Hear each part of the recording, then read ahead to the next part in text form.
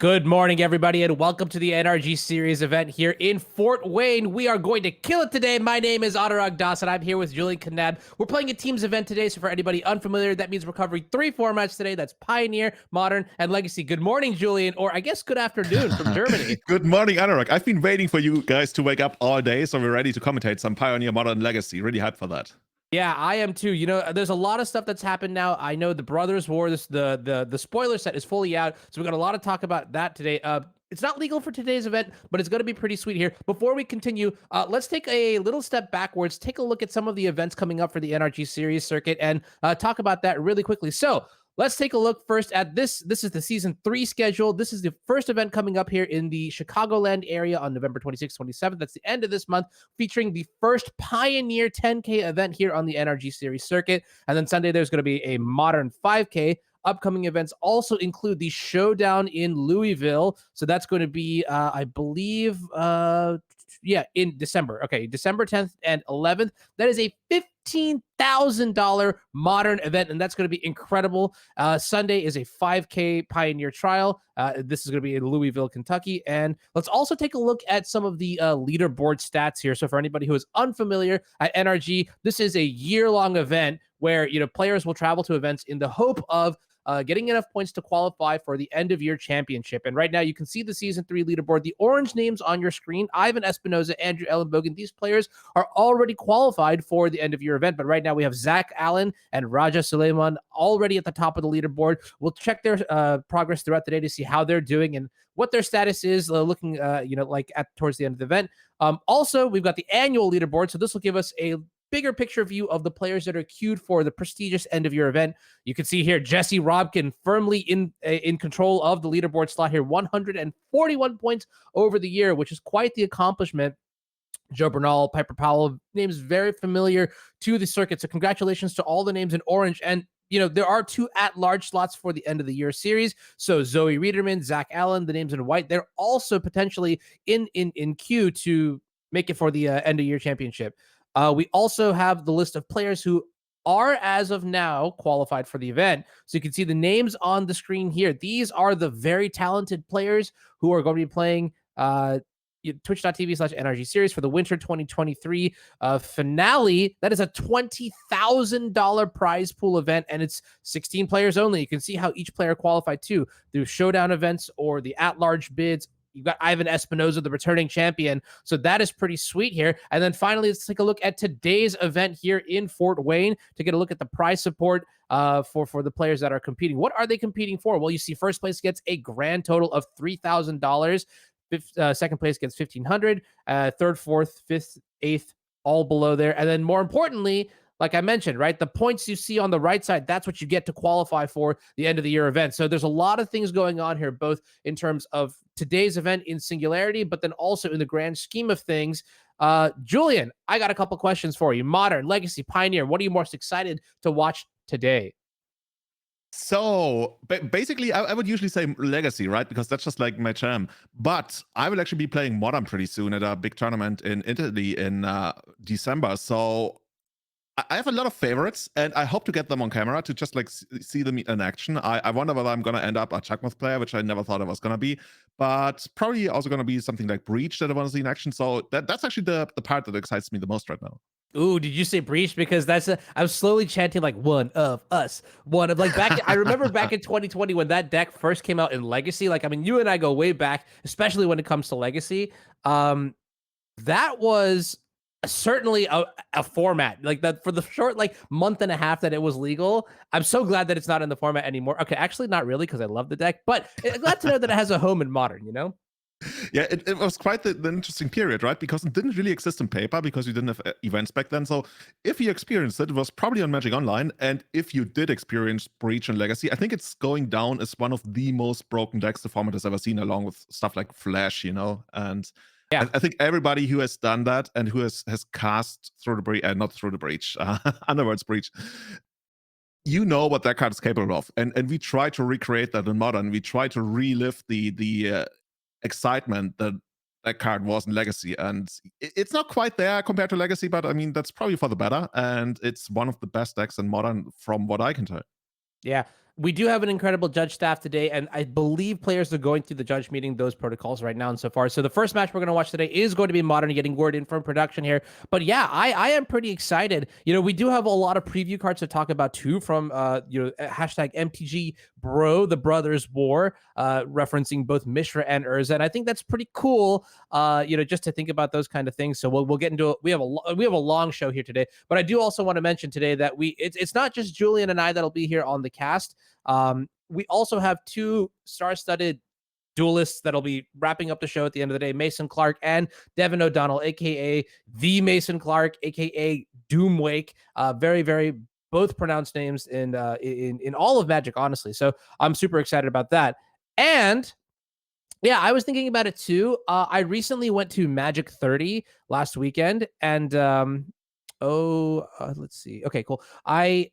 I'm going to be really honest with you. Yeah, Magic 30 was an incredible event here. They had so many cool things there. If you were there and you got to experience it, that's super awesome. And super happy to meet all the people that I did. Special shout out to at the Will Hall EXP, who does great content, like 24/7 streaming events and things like that.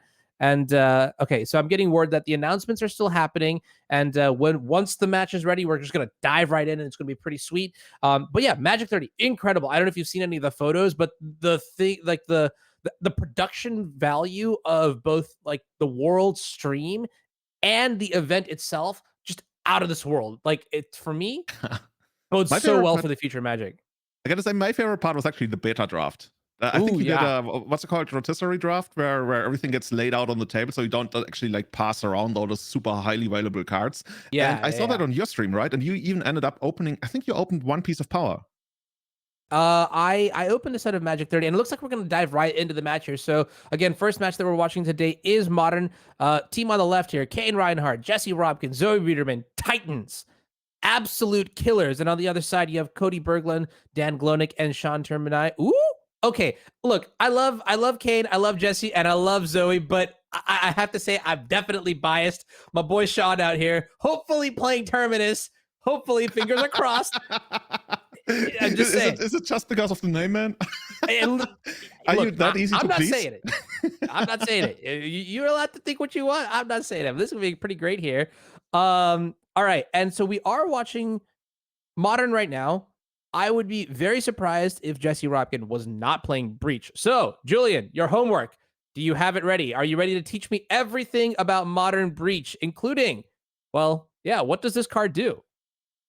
This card is probably one of the most broken cards ever printed, right? And I remember when it was spoiled, everybody was like, how is this even legal? Because this is basically giving you a card like Yakma's Will, but for an entire turn.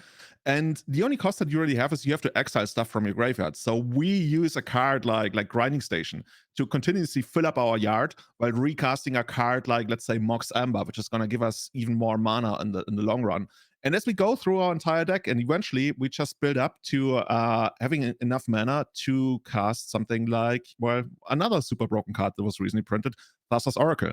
And with an empty library and everything in the graveyard, we just win the game at the low cost of 2 blue mana. Always been a very good mana cost, one of the most powerful spells in Magic. And this is what we do in Modern. Yeah. It's really cool that you do bring that up here. I do remember back in the day where there was always that mantra like Modern is a turn 4 format. And to give you an idea of how good this deck is, I mean, this deck could kill you on turn 3. Have you done it before? Are you actually playing this in Modern, or are you more like an observer? Learning very, very, very slowly. I saw like a rug build here, which was kind of interesting to me. And that was pretty cool here.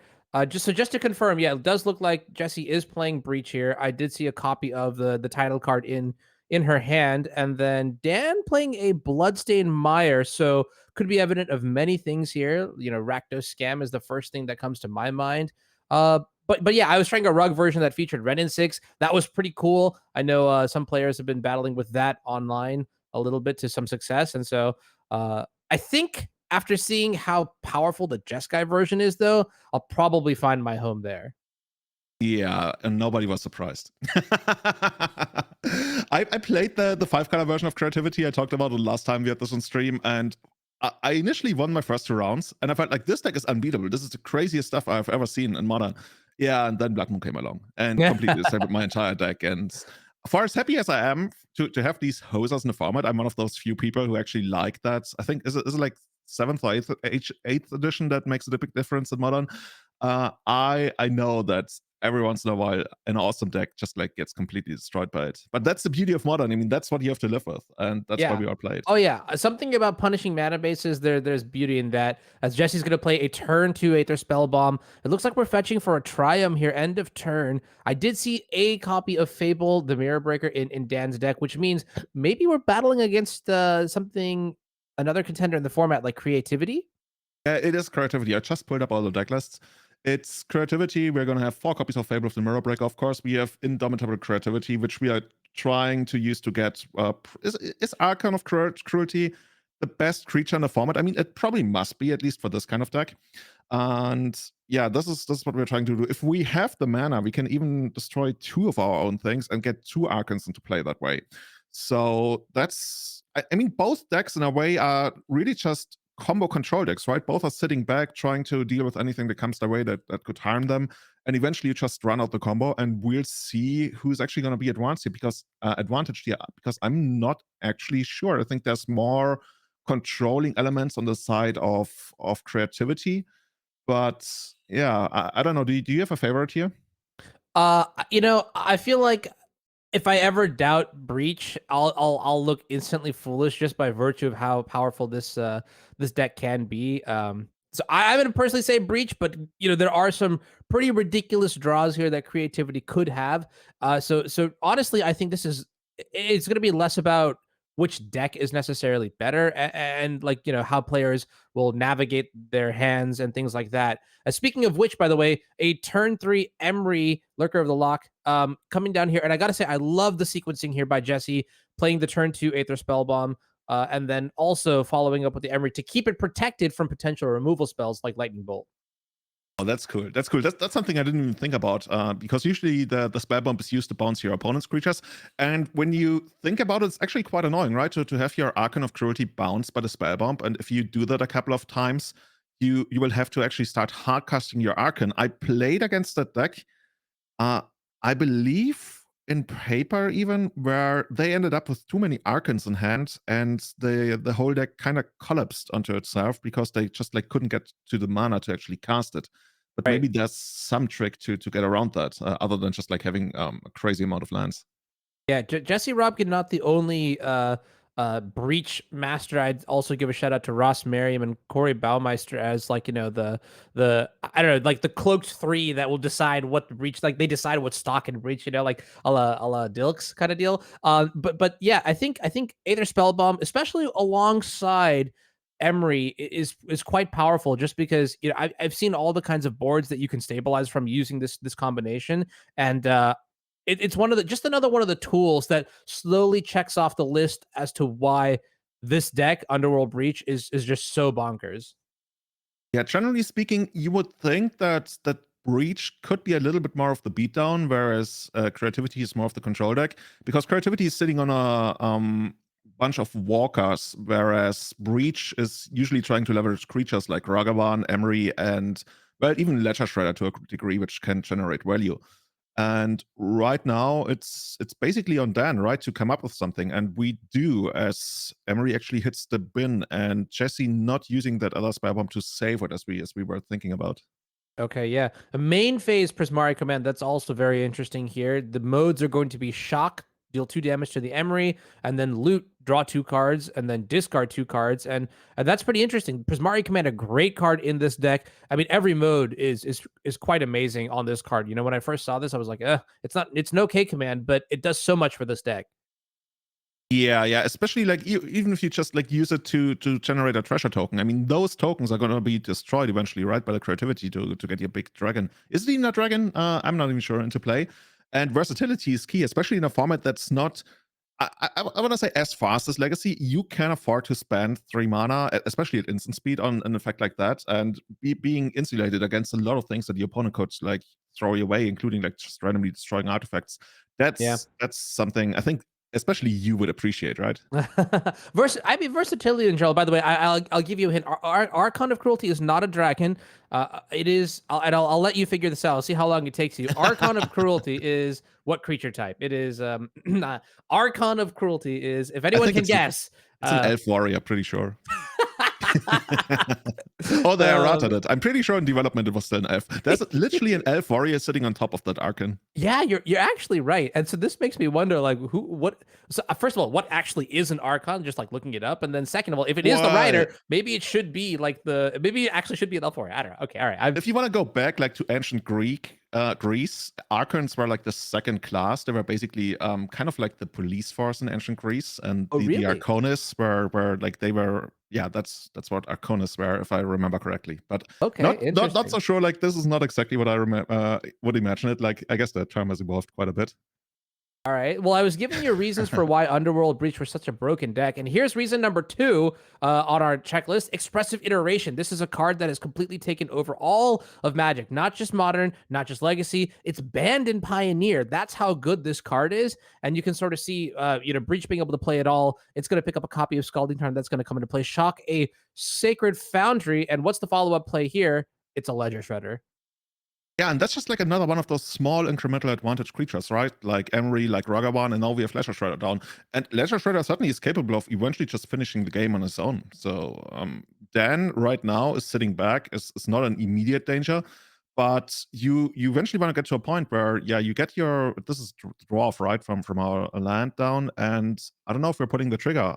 Jesse's tapped out, but I mean, just getting the Archon down and then having it bounced by the Spellbomb, it gets the Ledger Shredder off the board. It makes Jesse discard a card, and in a way it kind of deals with the Spellbomb because it will have to be blown. But yeah, I mean, it's one of those things where you can't go over it, can't go under it, got to go right through it. And so I almost wonder if, rewinding a turn or two ago, if that Prismari command could have maybe tried to shatter the Aether Spellbomb. Now, at that time, there was open mana, so it wouldn't be like the best play. But when you're thinking long term in terms of how you want to get your Archon into play and keep it in play, right? That's something to consider.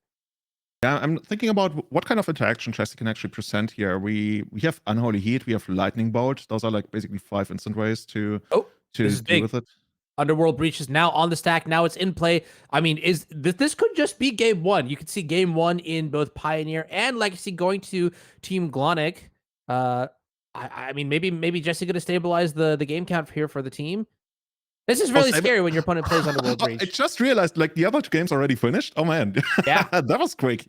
I don't know what the matchups are going to be. We'll find out in a moment. Yeah. If I had to guess, Sean Termini probably not playing Terminus because that game finished way too fast. So, maybe.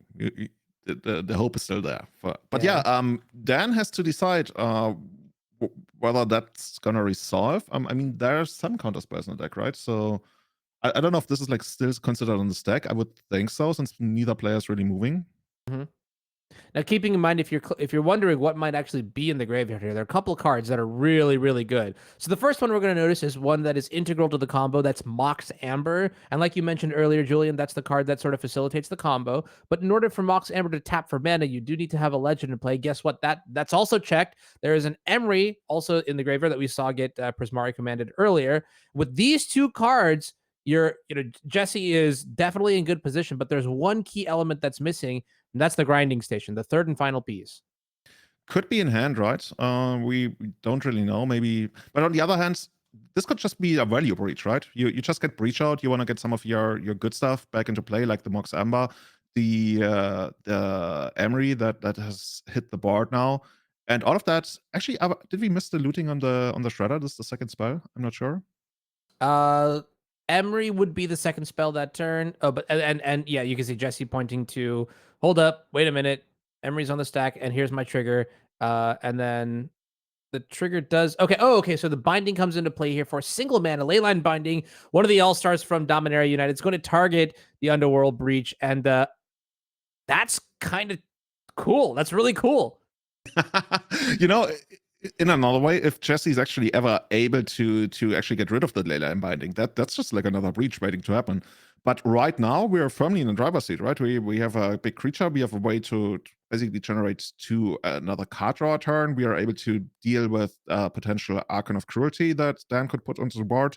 But yeah, Dan, it almost rather clearly showed that he might actually be holding creativity. We can't really see right now. The cards are a little bit dark, but it's upon him to do something now, because the longer you wait, the more the Emery is just like gonna grind you out of the game. And we might even get to a point where just like getting an Archon or two into play could be too slow, especially if your opponent is still threatening a breach kill at some point. Yeah.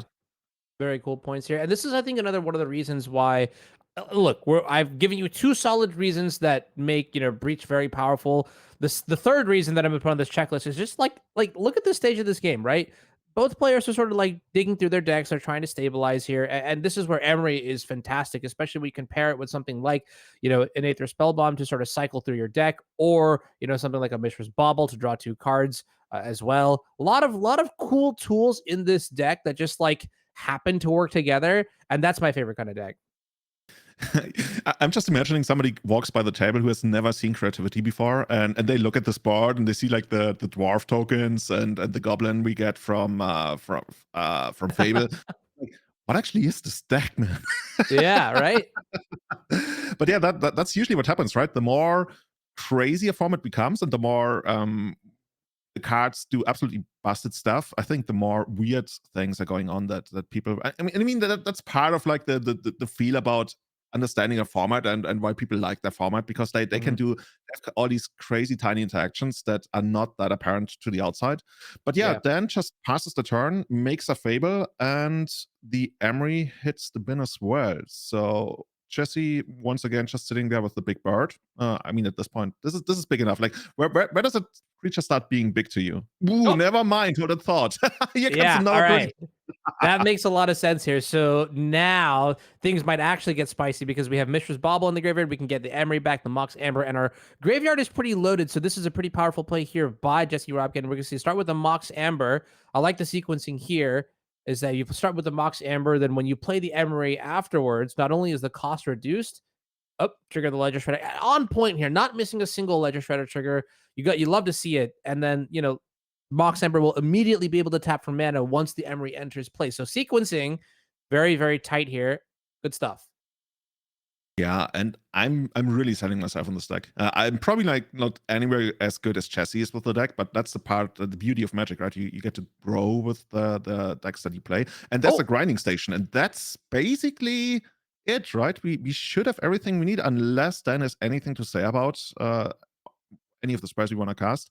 I think Jesse should be able to run away with the game. Okay. All right. Here comes the grinding station. 2 mana, and then exile 3 cards as the additional cost tacked on by the Underworld Breach. Just assume this is Spell Pierce. I don't even know the artwork, but just like from the manners of it, this must be Spell Pierce. How dirty is this? And I feel like Spell Pierce not even good enough. Is it not? We still have like the Steam ones to go off, but yeah, we can go Steam Vents, and then oh wait, maybe never mind. The Mox Amber is in play right there with the other lands. I for some reason thought that it was back in the graveyard. Okay, so maybe this will halt the combo turn, but we'll see if there's anything else that can be done by Jesse Robkin here playing Underworld Breach. Looks like we are considering maybe buying back a couple of Mishra's Baubles. We do have a pretty loaded graveyard, which means that would represent like, two or three cards that you get to draw in excess. I mean, that's often worth it because it also makes it easier to draw into additional breaches. On the other hand, of course, 2 breaches already basically cast. There's 2 more in the deck. And for all we know, creativity would probably win if it ever comes to an actual beatdown here. Especially since Jesse doesn't really have ways to deal with the Archon other than a single Spell Bomb that can be recast with Emery.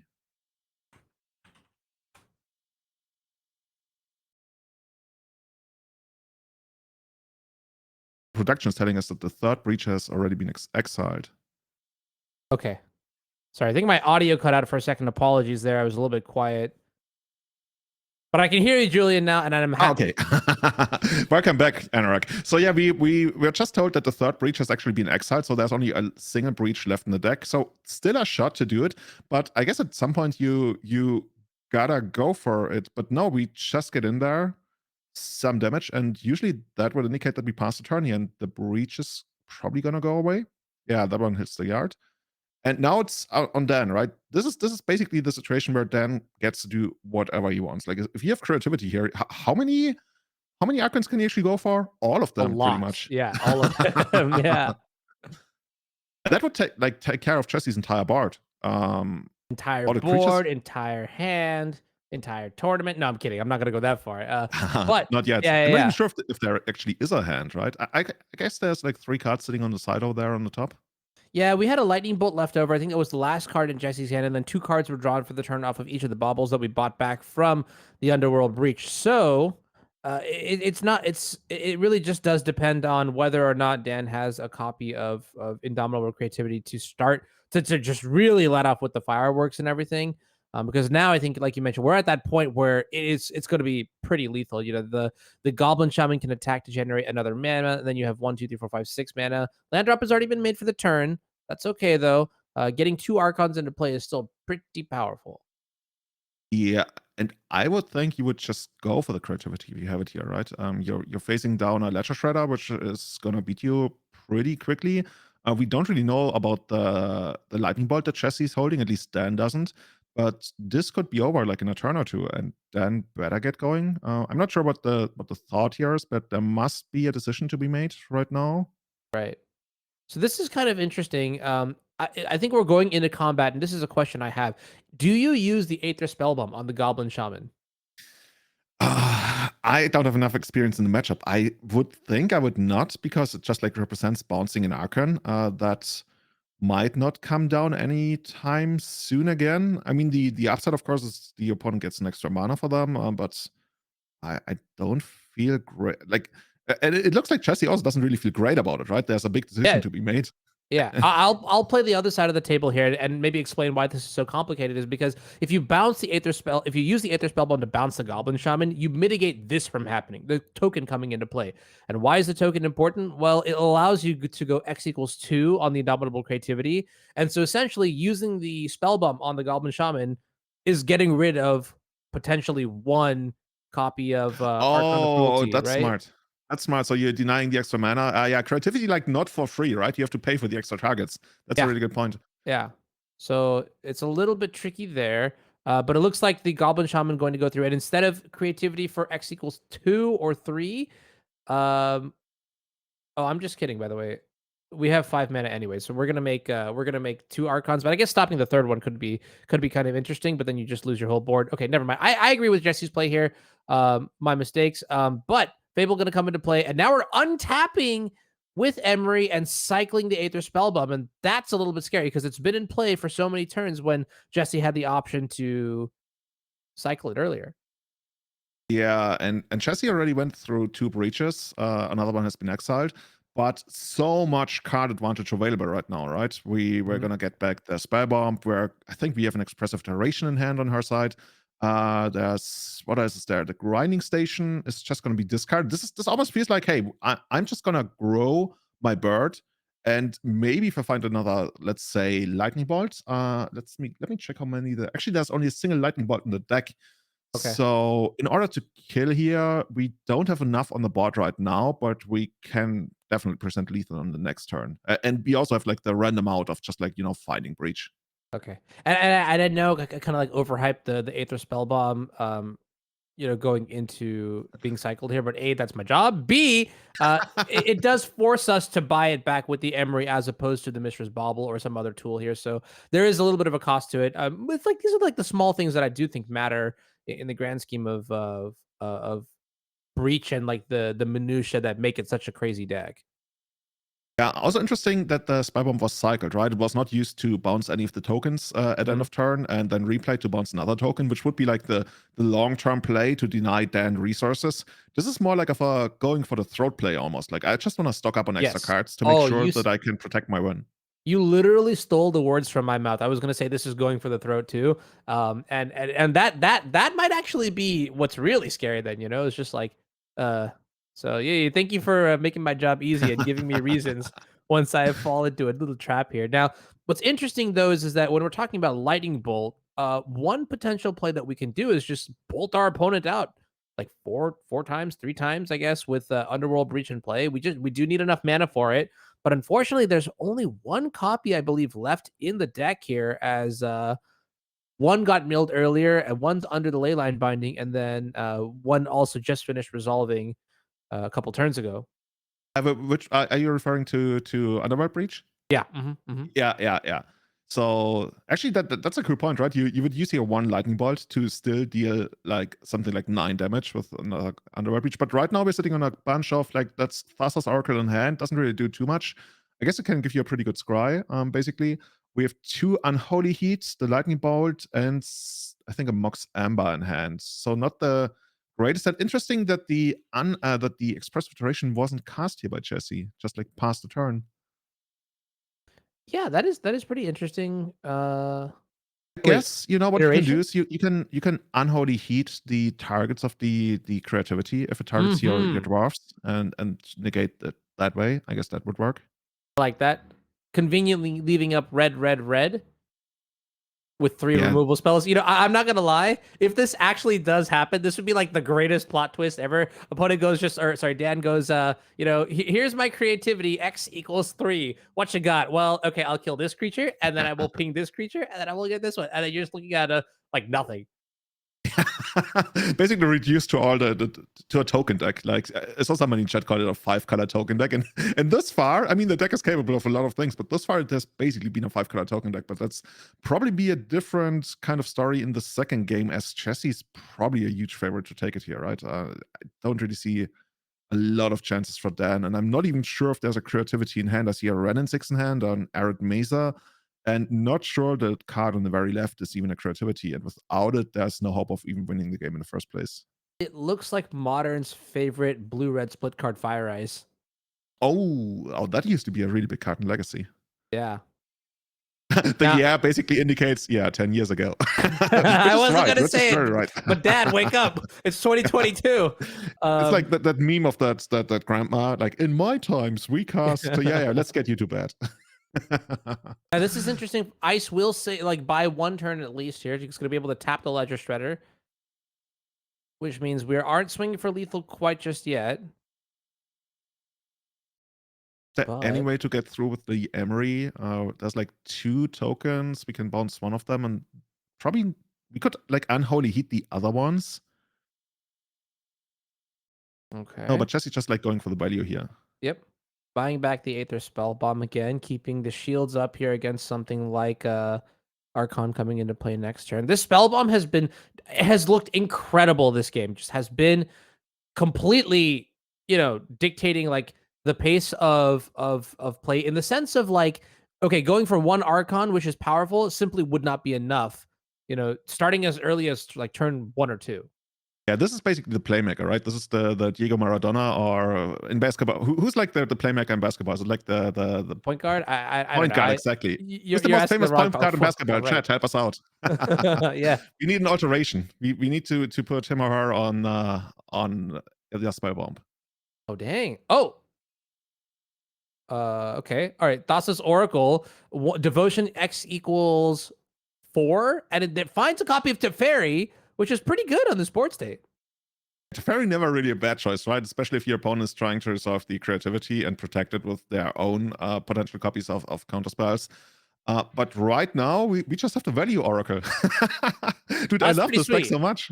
That's pretty sweet. I love it. You rarely see this happen ever in other formats. But this is I like this a lot. I don't know. It's something about an honest, like, this is how the card was designed to be played. Like, well, okay, that's actually not true at all, because it has the words "you win the game" on it. So only nefarious things were happening in R&D when this card was being concocted from, like, the Witch's Cauldron or whatever. But we'll see how the play goes out here, as Fable is going to come in as the reflection of Kiki Jiki, one already in play, which means if we do somehow get an Archon into play, we could give... That's a really sweet play that you can make, but you would need to get another turn. Once you have like 2 copies of them, and one of them is not summoning sick, you can use all your mana to basically twin them out. You can basically turn every single colorless or colored mana that you have to turn into copies that will live to the next turn if you do it at the opponent's end step. And then you untap with, like, I don't know, in this case, like 5 or 6 additional copies, which probably not enough to kill Tracey. but a lot of people wouldn't see it coming. But right now we have Teferi coming down at Dan's own Teferi, and that's one of the ways that would actually stop Jesse from removing targets of the creativity in response. So Jesse has to make a choice, right? Do I like proactively remove the targets, or do I just like get some value by taking out your reflections of Kiki Chiki? And right now I think we're just going after reflections. Okay. Yeah. That makes sense. Control the board a little bit. Make sure that we aren't going to get overwhelmed by something like a creativity. Now, I think Dan only has one card left in the hand, maybe two. Hard to say, but if that card is exactly Indomitable Creativity, then we're in a good spot. I'm trying to see also maybe if there are any copies of something like Transmogrify in this deck as well. That's something that to be cognizant of as well. I thought I had seen a run in 6 in Dan's hand, which would be the last card in hand. No, it's actually okay. All of a sudden we have Fire Ice in hand. That can buy another turn. Oh no, we're even bouncing the Ledger Shredder. We don't even need to tap it. And we have Okay. enough blockers to not die to a Lightning Bolt. Like Dan probably like very aware of the threat of Lightning Bolt. Like none has been milled, none has been exiled. So there's a really good chance that Jesse might just have it in hand. And I'd be shocked if he just like even cracked that Arid Mesa, because he already played around that Lightning Bolt as good as he can. Okay, Aether Spellbomb still in play here, still insulated from something like an Archon. 2 mana getting tapped, 3 mana getting tapped now. Prismari Command here, targeting the Emery and maybe also looting as a secondary mode. We'll see if Dan goes to draw a couple cards here. Yeah, okay, looks like loot is the second mode here. So it's kind of interesting because like this whole game, you and I have done a very good job of talking about the threat of Indomitable Creativity. But where the heck is that card, you know? Yeah, if you never played against it, you're like, dude, this token deck is actually surprisingly good. And I almost buried Dan. I was already talking about the second game, but right now, I mean, there's a big threat from Jesse's side. You spotted a Teferi in her hand, and if that is the case, then Teferi can come down and get back the Underworld Breach, which would allow us to cast Lightning Bolt twice, for all I can see. And not sure what Dan could actually do about that, but let's see if that's actually going to be the line. Oh, that's a pretty sweet one, actually. No, you're right. Yeah, because Teferi, yeah, wow. Okay, this is actually big.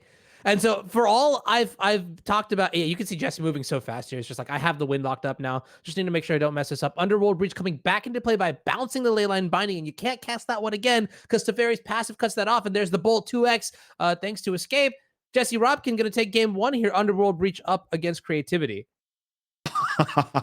Dude, that's amazing. That's amazing. That's the kind of magic that I absolutely love. Like I love creature magic, but I also love like these tiny little interactions all over the place. And with saying that, we move to our favorite format, right? Legacy. What do we have here? This is the Turn third game Timbers? even. Oh, I Oh, think is this Oops Our Spells? I think so. I think this is your good old Izzet Delver against Oops All Spells, which we've seen actually in many formats. But walk me through what both of these decks are trying to do here. I guess one deck very obvious: Delver of Secrets in play, Dragon's Rage Channeler, and we're attacking. But what about the other deck? Well, the other deck tries not to go to the at least 4th turn that we probably are in, or 5th turn even. But ideally, what Sean wants to do is not have any lands in his deck. Then use that to generate 4 mana to get something like a Balustrade Spy down, which is going to reveal cards from the top of his deck until a land has been revealed. Since none have been revealed, basically it puts the entire deck into the graveyard. And from there, Legacy has many ways to win from there. The most common way is to put Necromoebas in play, which will dread return. Guess what? Thassa's Oracle. The card is just everywhere. Ideally, you do that very fast, because the deck is definitely capable of doing it on the first turn even. You have some protection, sometimes in the form of Pact of Negation. But once it goes to later turns, right, a lot of more cards are going to be active from the Delver side. And I don't know if Sean... I don't... The matchup is really hard to call when you can't really see Sean cards. Like, Sean could be sitting on like all Pact of Negations and Enabler. But if I had to guess, like, so we should be in a pretty sweet spot here. Yeah. Okay. So just as a heads up, by the way, we are in game 3 now. Zoe Riederman at 1 win. Sean Termini at 1 win. Cain Rianhard back in Pioneer. Cody Berglund also tying the games up here. So we're in a lot of game 3 situations, and this means that it's getting a little bit tense now, because if one team gets 2 wins in any of the matches, their whole team wins, and there's a chance that Jesse Robkin and Dan Glonek may not even have to finish their match here. As you can see, creatures coming in, Delver of Secrets flipping to a Force of Will that was put on top of the deck thanks to Mystic Sanctuary. Probably one of the most powerful lands, printed in recent, if not just ever. And let's see, Sean's simply going to pass the turn here. Is this just a turn card sideways? We have a win? I can't tell if the Dragon Switch Channeler is delirious yet. It probably should be, right? Considering how deep we have already gone to the game. We already, yeah. Okay, that's going to be, that's 6 damage. That's going to be enough. And that's the first win for the team of Zoe. All right, yeah. Team Riederman is up. And let's go ahead and see what the next match is going to be here. I do believe this is Cain Rianhard playing Izzet Phoenix. Yeah, it should be Izzet Phoenix against Abzan aggro. That's what our tiny production thingy here tells me. Yeah, I see. I mean, I definitely see Izzet Phoenix, and I definitely see Mausoleum Wanderer. So casting doubt on. Hey, this is just a PSA for TOs. All right, if you're ever submitting your deck on Melee, and you get the chance to put in the actual name of the deck, shout out. Judges will love you. TOs will love you forever. All right, casters will also love you too. That's all I'll say. Well, cut them some slack. Maybe there's some Abzan aggro actually coming out of the Spirit deck at some point. But yeah, I'm with you here. This very much looks like a Spirit deck. Doesn't have a lot of spirits in play. So NRG, help me. Who's actually favored on an empty board with both players just like sitting there making land drops? Well, that's a really good point here. I think definitely it's going to be in the Phoenix's side of things, because if you look at both of these decks, right? So this Bant Spirits deck is kind of like a tribal list that focuses on, very, very aggressive draws in the form of like Mausoleum Wanderer. You've got like Rattle Chain Spell Queller. Supreme Phantom is a nice 2-mana lord. And the idea is that you want to build up your synergies to present overwhelming threats very, very early on. And so that by the time you get to turn 4, turn 5, you've got these like four power, creatures swinging in and things like that. But you'll notice there's not a single creature here on Cody's side. And why is that? Well, Izzet Phoenix? I like to call it Izzet Phoenix, but secretly it's just like, Izzet control? Like you just dirtle a bunch, you draw a lot of cards with, Treasure Cruise, and you used to have Expressive Iteration, now you don't, but still Treasure Cruise pretty good. You could see in the hand there for Cain a copy of, I believe, Opt. Pieces of the Puzzle, another card that's very powerful in the strategy. And then the rest of your deck is just floating through the entire game. You have either removal spells or you have counter spells, depending on the matchup. And you just want to keep the board. You want to stay alive until you get to your quote unquote combo finish, which involves bringing back multiple copies of Arclight Phoenix. This is a card that we've seen in Modern, we've seen it in Legacy, and now in Pioneer. And then, maybe if you can also get a Temporal Trespass, that's a pretty sweet card to take a couple extra turns alongside Galvanic Iteration to swing for lethal in just like one big shot. So I'm actually wondering, since we see Cain with 2 copies of the Phoenix in hand, usually that's not a big problem, right? You can just cast them, and if the opponent is able to deal with them, you eventually bring them back from the yard. A card like Spell Queller could actually permanently remove them from the game, at least for as long as it stays in play, so you don't get the second shot on a Phoenix that has been dealt with. I wonder if that interaction is actually going to come up later on. Yeah, I think there's also this like delicate balance of like tapping out on your turn, because at the end of the day, this Bant deck also plays one of the most powerful green creature cards printed, and that is Collected Company. I had you there, right? You thought I was going to name a creature? No. Collected Company also in this deck. And so in any capacity that you want to keep your shields up, because if you tap down low and then your opponent plays a Collected Company, well, suddenly, they're getting into play and they're developing those synergies that we mentioned earlier. So, really good on Cain here for playing the game slowly, taking their time to realize, all right, what's important here? What do I need to play around? Even if Cody doesn't necessarily have the cards, it's on Cain's radar. I'm wondering, since these have been sideboarded games, I thought you could maybe read something into Cody not doing here, like not running out of any of the 1-drops or something, but I guess a lot of those have probably been taken out, and Cody is considering himself in the control role, which I guess Cain is kind of happy with. But we'll see. Oh, dude. Anurag, by the way, help me out. What do you call it when you hit the best 2 cards of Collected Company? Value. You hit it. No, come on. Sorry, I couldn't help it. If you cast Collected Company and you hit the 2 best cards you could find, you hit the coconuts. I love that. Take it back. Oh, that's good. That's a good one. All right, I gotta write that one down for later. Oh, it's the first time I've ever heard that. Did you come up with that? So good. You should come to Europe. I've heard it like 10 years ago here. Oh, that's good. Or like 6, All I guess. right. Yeah. So let's see if we can get that card on the screen here, because I'm also going to be reading this for the first time here. We do get a copy of Supreme Phantom in play. And then what is this other card? Is it a Cemetery Illuminator, I think? I think it's Cemetery Illuminator. That's a 2/3, 1 blue, Spirit Flyer. When it ETBs or attacks, exile a card from a graveyard. You can look at top card of your library anytime. Once each turn, you may cast a spell from the top of your library if it shares a card type with the card exiled with Cemetery Illuminator. So this is in that cycle from the set that had what was it? There was another one. It was like Intrepid Adversary, I think. It's just pretty powerful. I mean, it is on type. It's a spirit. Good to be able to get 2 creatures, honestly. Like I've seen people smash walls over missing with Collected Company, so kind of interesting here. Treasure Cruise being exiled. It also, locking down the graveyard a little bit does matter in this matchup, as small as one card might be, it's the kind of thing that can add up over time. So 2 creatures in play here. A 3/4 and a 1/3 facing off against 2 Ledger Shredders. I'm wondering, even if Cain ever actually gets like the Phoenixes down, is that even gonna be that big of a problem for Cody? Like the whole Phoenix deck has so many ways to just like ignore that. Like I guess you could even like Skycliff Apparition them away eventually, or just like jump block them for a while, or even just like build bigger creatures than that. So I'm curious how exactly the game plan is gonna work out here. I would guess it might even change up quite a bit after sideboarding. But right now, Cody's just like developing the board, right? If this was chess, nobody's like yet in a mating position here. But I like Cody's position here, I would guess. Yeah, I'm gonna see. What is the engine saying?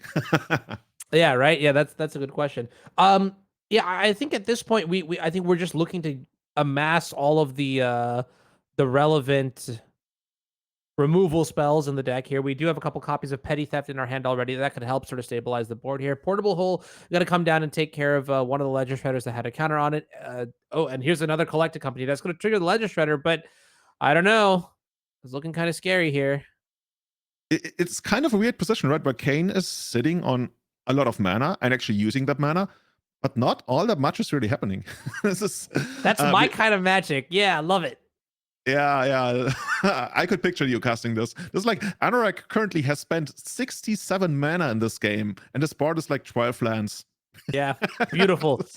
Well, no, this is interesting. So, Collected Company is still on the stack here. I got a lot of things to say, but first of all, that Cody's board stayed just a couple turns, but when we walked in on this match, there was literally nothing in play. So now it's kind of a little bit crazy to see that Cody might actually be in the driver's seat here. And I love this. It's a team tournament, which means your friends get to help you decide what to get rid of here. And Brazen Bar are going to get sent to the graveyard off the Ledger Shredder loot here. Collected Company going to resolve. What are you looking for here from Cody's side?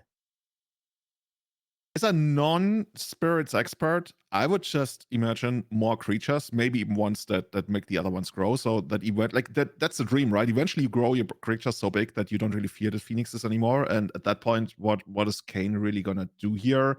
I'm looking at the deck list right now. How does Phoenix actually deal with the problem if there's actually gonna be something like 4/4 showing up at some point? Yeah, honestly, now that I think about it, there's so many good cards you could hit, like Skyclave Apparition. The Supreme Phantom, I actually think is really good here, just by virtue of the removal in Pioneer is not as powerful as in Modern or Legacy, and so there are hard limits to what your removal is going to be able to do here. Specifically, the red-based burn removal, right? I think if we look at the Phoenix list here, like we're looking at, I mean, you've got a couple with Spike Field Hazards. Lightning Axe is going to be a pretty good one here, but eventually you want to get to the point where you do outsize it if that's possible. They'll take a little bit of time, but it's building blocks. Like one step at a time here. Then I think there's also Fiery Impulse, which now we are pretty insulated against thanks to having that second Supreme Phantom. So that's the big one right there that we're happy to have the Phantom in play for, which means with Cain now at 6th life. Oh man, it's actually pretty scary. I mean, could imagine something like, I don't know, an Anger of the Gods should be able to deal with a lot of stuff that we're seeing on Cody's side here. I don't know if that one's in hand. There's two copies in sideboard, and I would imagine Cain would certainly bring those in this matchup. But what is this going to be? It's the Fury Impulse you talked about, right? Oh, but first of all, let's go to town on these shredders. Triggers, counters. This is pretty cool. Yeah. We're going to put up probably like a couple of Phoenixes into play at the beginning of combat, just to like present some more. I almost want to call it like beef. Just like put anything into play and present something to have it on a board. Might not be a winning position, just because the life total, as you mentioned, is so low, right? So we're definitely going to lose that race. But this is the turn where Cain really needs to catch up with what's happening on the board, unless we hit something like we mentioned earlier, like Anger of the Gods, to do it that way. Right now we're matching. When we're removing, we're trying to match. Yeah. As a heads up, looks like Dan Glonek going to take game 2 against Jesse Robkin. So we're in game 3 situations across the board. Team Robkin, Team Rianhard, Team Riederman only needs 1 win to take the match here. But I guess now, oh yeah, both Creativity and Bant Spirits are going to have to win in order to win the match here for Berglund, Glonek, and Termini here. We're going to see removals. Petty Theft is going to bounce the Cemetery Illuminator back to the hand here. 2 Arclight Phoenixes coming into play now. And that looks good, right? No, now Cain is the one with the bigger creatures. Momentarily, yeah. So Ledger Shredder, a 3/5 and a 2/4, couple 3/2s. No good attacks here, so I think happy with this board state. And the most important point is that we're not dead yet, which I think to me at least is where we want to be when we're trying to stabilize in this matchup. Yeah, and I would guess if Cody's not actually able to match or contribute to the board even more here, that the next turn is where Cain is really excited, right? The next turn would be where Cain might even be able to go on the offense. And Cody has to weigh his options here. I'm not sure what there is in hand. Technically, we're insulated against Anger of the Gods, I guess. But as soon as like one of those lords dies, things. Okay. And I know what I said sounds. I was just thinking about what I said, which was like if we're stabilized, we're happy. And that sounds a little bit silly because we're playing the control deck, we're trying to stay alive. But I want to dial down on that too. It's just that like, given the context of the matchup, we are not the beatdown. We being Izzet Phoenix. The Bant Spirits deck definitely is. And so okay, so we're gonna see another portable hole come into play, and then also Cemetery Illusionist. But the idea is that if we are not dead, we're happy because generally speaking, we have the better late game. So that's one thing that I do want to reference here, that in terms of like stabilizing or just like gumming up the board and making sure that creatures can't attack us, we're pretty happy with complicating the board state, because the more time goes, well, in theory, the better off we might be. Though looking at the board state, maybe this is one deck specifically, like Bant Spirits, that is much more complicated by virtue of their blockers also just having flying. No, I like that. If you ever write a book about your life, you got to title it, "If we are not dead, we are happy." It's just like the NRG way of life. Blue mages, Tundra mages everywhere. They can they feel that one. I have 19 points of extra life, and I'm gonna live out all of them. But yeah, so what's happening here? We have an Aberrate, we have an Opt. I mean, Cain can play the game where we just like trade off our removal spells against like random creatures on Cody's side, even though the spirits right now are too big to be uprated. So we're just gonna go ahead and Opt.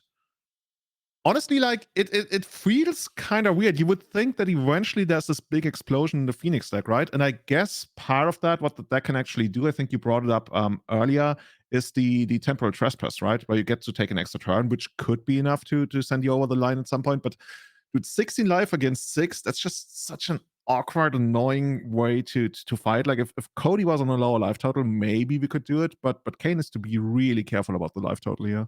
Okay, but this is a really good draw here, and you can sort of see here now Cain coming back in with A Braid, okay, that's going to get copied thanks to the Galvanic iteration that was cast just prior. Ledger Shredder going up to 3, discarding another Arclight Phoenix, and this is how the deck is supposed to operate. You can see casting multiple spells in a turn here, very cheaply costed cards as well, and there's the Spike Field Hazard. Okay, and that must mean that perhaps. Okay, so that's what happened, right? A Braid is going to target both of the Supreme Phantoms, one on each, and then the Spike Field Hazard is going to get rid of one of the Lords. So then when that 2/4 dies, the other 2/4 becomes a 1/3 with 3 damage on it. Bang, board cleared. Very good.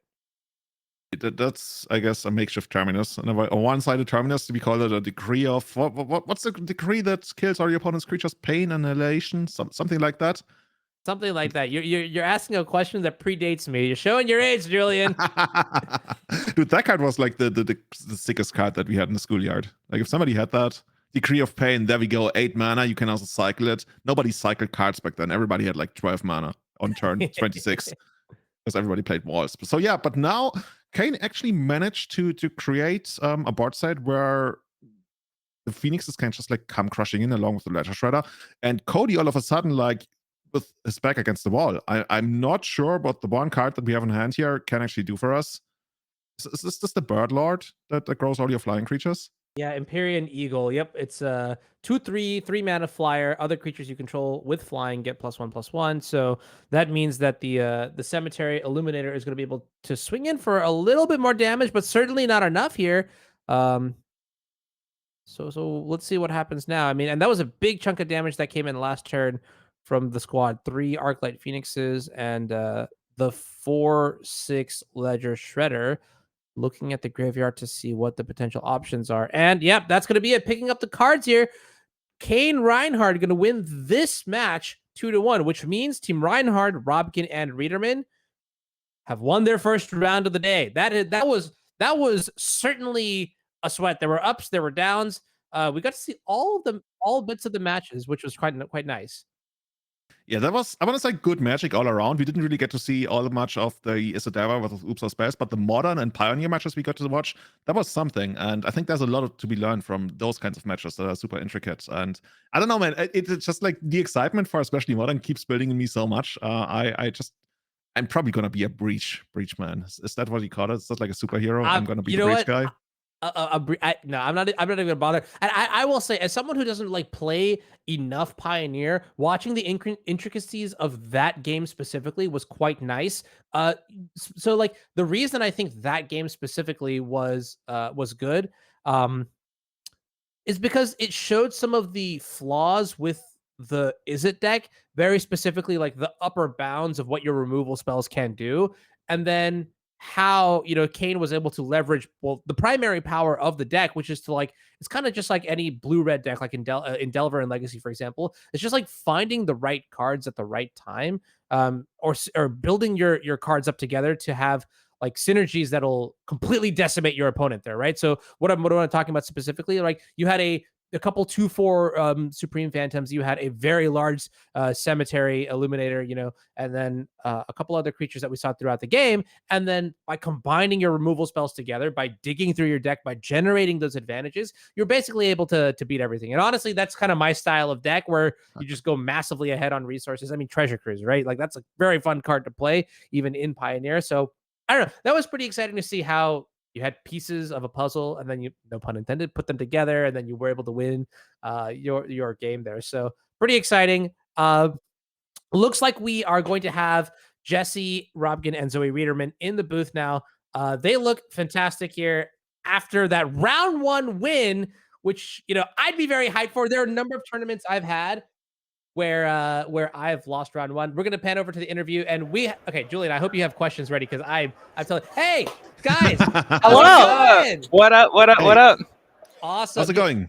I gotta say that round 1 was pretty exciting. Zoe, we didn't get to watch a lot of your match, but that game 1 Modern Breach against Creativity was kind of incredible. I don't know, like Julie and I were watching, and there was like I feel like there was like a dance being danced there, like between, you know, is the creativity there? The spell bomb has been in play forever, and then eventually, like 3 breaches gone, and then you're like, Teferi, you bounce the Leyline Binding. We're going ham. You know, talk to me about that.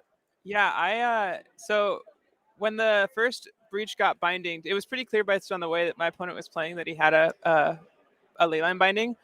And honestly, all I wanted that Breach to do was get back the Emery, and then the binding or the Breach would just be sitting there whenever I drew Teferi, which would eventually happen, to bounce and get the Breach back, which made me feel a lot more comfortable firing off more risky breaches later in the game, because I knew I had that one in the back pocket underneath the leyline binding. That's really dirty. I like that you set that up from the very beginning. Those are the kind of intricacies that like so Julian is actually a breach master in the making. He's got a lot to learn from you. Wow. I'm slowly picking up. I'm picking up through watching the Masters at play, and I'm just like incredibly impressed by the deck, and it has like this huge draw to me, and seeing people who like you, right, who obviously know the deck in and out, navigate it, and just like the use we talked about it of the bobble, the spell bomb, that was just like the most amazing thing to me, because we felt like this spell bomb made the entire game left and right. Oh yeah. And yeah, we were talking about you should put like, I don't know, some famous point guard or I don't know, football playmaker or something on it, because that card made the entire game left and right. Yeah, definitely. I mean, definitely. Julian, one thing I will say is that Jesse has actually written the primer on Breach. You could definitely check it out. Jesse, give a shout out. Where could, if people want to learn more about Breach, where could they find like anything that you've written? Because there's so much literature out there by you specifically. That's great. Hit me up. Where can they find your work? So my two primary Breach articles are on TCG Player. There's the original one I wrote in March about the like base Izzet version. That was like sort of the introduction to Breach. And then in, I believe it was September or October, I wrote an updated guide with the new cards that have, and the way the decks have changed and the metagame have changed. So yeah, that's the it's TCG Player. You can search my name on TCG Player or Breach TCG Player and you'll find it. You can also follow me on Twitter too. I tweet about Breach fairly regularly. Okay. I will learn. I have a big tournament coming up. I need to learn everything about that deck. Oh yeah, I think the deck might be the best deck in Modern. I don't know. Yeah, I'm convinced at this point. Yeah, yeah. You watched it happen next to you so many times. Yeah. Well, let's switch gears over a little bit to Legacy now. So Zoe, we got to walk into your match closer towards the end. You had like a lethal Delver of Secrets and a Delirious Dragon's Race Channeler coming in. Yeah, and I had Force of Will, I had Surgical Extraction, I had Wasteland for any other lands. Like I was full of it. Okay. That's awesome. Yeah, that's a good position to be in. But talk to me about how that match played out, because I'm sure when you sat down in game one, were you expecting Oops All Spells? I was not expecting Oops All Spells. I was like, okay, I'm keeping a 7 that's like pretty good in like fair matchups, but like if I get comboed on turn 1, I'm dead. And I did get comboed on turn 1. Like I pondered into a Force of Will, and I'm like, I can't keep this because I need to find another land. So, yeah. It's funny. Yeah. It's funny because Zoe wanted to play Oops All Spells in this tournament, and we nixed it. What? You could have it. had the mirror? Yeah, Oops All Spells is like my pet deck, but like both of my teammates were like, no, you're not playing this deck. It's inconsistent. You have to play Delver. And I was like, okay, I'll play Delver. It's so funny you mentioned that, because in a lot of team tournaments, I've read about people saying maybe there's going to be a lesser share of these quote-unquote all-in combo decks because the teammates will not let the player play that kind of deck. Yeah, you could play Oops All Spells on your own time. Okay, I will. I've played the Oops Mirror before, but you trust me, you do not want to be in that position. But Zoe shot me this look. Zoe shot me this look after she got comboed on turn 1, and I was like, "Look, I have changed my opinion 0. Like, I am so glad that you were not me." Yeah.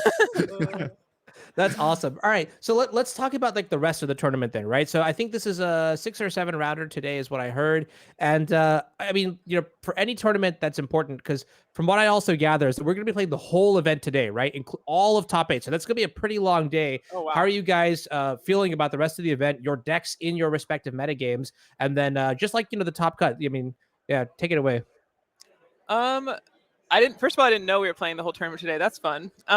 Second of all, I feel like good. I feel like we are all playing one of the best decks in each of our formats. We are all great players. We all know what we're doing. So I'm feeling good. I'm feeling refreshed. I got this cold coffee because it got cold during the match. so I should be all set. I don't know. How you feeling, Zoe? Yeah, we're all playing Steam vents. Oh, And yeah. I think We're team blue and vents. red, blue and red cards are pretty good just in Magic in general right Yeah. now. So I feel pretty positive. Our team is registered, what is it, 7 copies? Seven Steam vents between the three of us. Yes. So we're Yeah. officially team vents this tournament. Yeah. I like that. That's flavorful. That's pretty awesome. Well, yeah, all right. I mean, 3 masters on the team. I expect you all to do very well. I'll see you in the finals again. Yeah. I hope so. Sounds good. Yeah. Yeah. Best of but luck. thank you. Yeah. Thank you. Thanks. Thank you. All right, so we're going to come back to the booth here. That was pretty insightful. I mean, getting to see a little bit about what the rest of the other matches were. So keep in mind, we're playing a team event today, which means 3 matches are being played simultaneously. And the formats are Pioneer, Modern, and Legacy. So if you're just joining us and you're curious as to why players are playing together, well, this is an interesting structure. And the best part is you get to play with your friends and they get to watch you royally mess up. And then when you do mess up, they laugh at you for the rest of your life. And I think I'm going a bit too deep off the edge here. No, not a personal experience, not for me. No, but I think that is awesome, Julian, that, strategically speaking, like who you play with, it does matter because, your teammates get to help you along the way in each of your matches. Yeah, especially if you play Oops or Spells, right? And your matches, like that's another strategic part of it where you're like, if I play a deck that has very quick matches, then I can go over and maybe help my friends. In my experience, the best teams that I see playing, they usually have very little interference of like the outside players into the actual match, except for like, I mean, if you're about to commit some big blunder, then they might actually stop you. But I love the part about like Zoe actually wanting to play Oops or Spells and her teammates being like, no, this is not going down in this house. And then the first match comes around, you sit down, your opponent literally kills you with Oops or Spells. And like that look, we should have had that look on camera. Maybe we can talk to Norm that we get actually like play our face cams just like have like some sort of like that's funny. But that's also an interesting thing that you're mentioning too, which is like in a team's event, there are certain settings, right? So I personally found that when I was playing in team events, I generally played decks that were complicated enough where like if somebody just came in to a match like in the middle of it and started looking at it, like I don't think they'd be able to like really understand all the nuances and like everything like that would factor into my personal calculations. So like prior to my event starting, I'd be like, look, unless you played 1,000 matches with this deck and you're like basically better than me, which is actually a pretty low bar. So maybe I should do this more often. Don't talk to me during my match. That kind of deal. It. I wasn't gonna say it. But the best teams I find are the ones that have that synergy down. So there are certain people, they work better, playing solo. Certain people work better, playing together. Like I think I've seen before, it was Andrew Ellenbogen in an event that, his teammate top 8 and they were all working together and they were all talking. Well, at least Modern and Legacy were playing together. Pioneer was sort of often a thing, but that sort of thing that you can't get in regular Magic is one of the reasons why I really like team events. Yeah, and when you think about it in the greater sphere of, I guess, esports, team events are probably like the most popular ones, right? And part of it is that you get to share the blame, of course, if something gets wrong, but also if you win, you get to share the glory, and you won with your team, right? You're not only like, you and I have won tournaments, and it's great, but I've actually never won a team tournament now that I think about it. And I would imagine it to be all that much greater, even when you high five each other, you go out afterwards. And I mean, in a way, a lot of people, I guess in the US also, right, do that. You celebrate with your fans after the tournament. But if it's like the 3 of you who actually like they are on the picture and they won and they carry the trophy, and it's you who won, that's just that. I would imagine, I can only like not speak from experience, but I think that's just like all the greater feeling. Yeah, absolutely. All right, friends, we have a couple minutes left until the next round. So we're going to kick to a short break. And when we're back, there's going to be Magic. And when I say a couple minutes, I mean like 2 minutes. So if you need to get like popcorn at, I guess, like really early 11 in the morning, go for it. Grab your drinks. Come back in a bit. We're going to cut to a real quick break. We'll see you soon.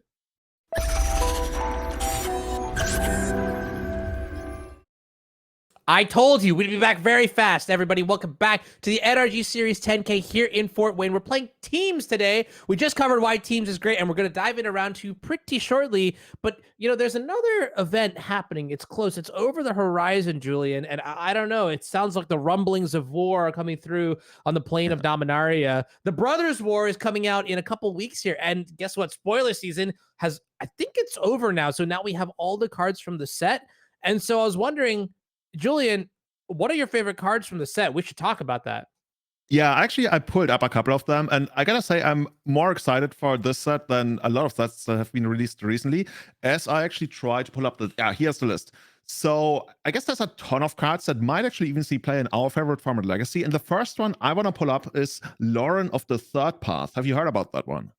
Vaguely. I think I've seen Legacy players talk about it in my least favorite Legacy deck, Death and Taxes. So, yeah, Lauren of the Third Path. This is 2 and a white for a 2/1 human artificer. It's a legendary creature, okay, with vigilance. When Lauren of the Third Path enters the battlefield, let's see, destroy up to 1 target artifact or enchantment, and it has the ability to tap.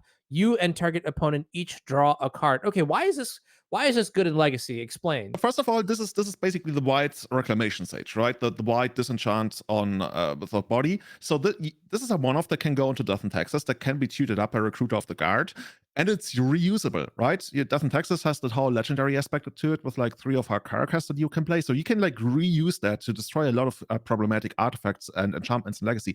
And that alone, I was told, like friends of mine literally tested this 2 nights ago, and they are all about the card. And another bonus that doesn't actually come up all that often, it combos with Spirit of the Labyrinth, right? The second ability, if you activate it on your opponent's turn, only you get to draw the card because they're already due for the turn. So it's something nice on top, but even just like having the ability for a reusable disenchant, that's apparently like pretty good from what my friends who actually went into testing this card 2 nights ago told me. Interesting. Yeah. So that means like you can reuse it with like Flicker Wisp or like even bounce it with Caracas. That's actually pretty powerful. And I think it does fit a hole here because I've seen cards like Hammer Mage in Legacy deck lists before.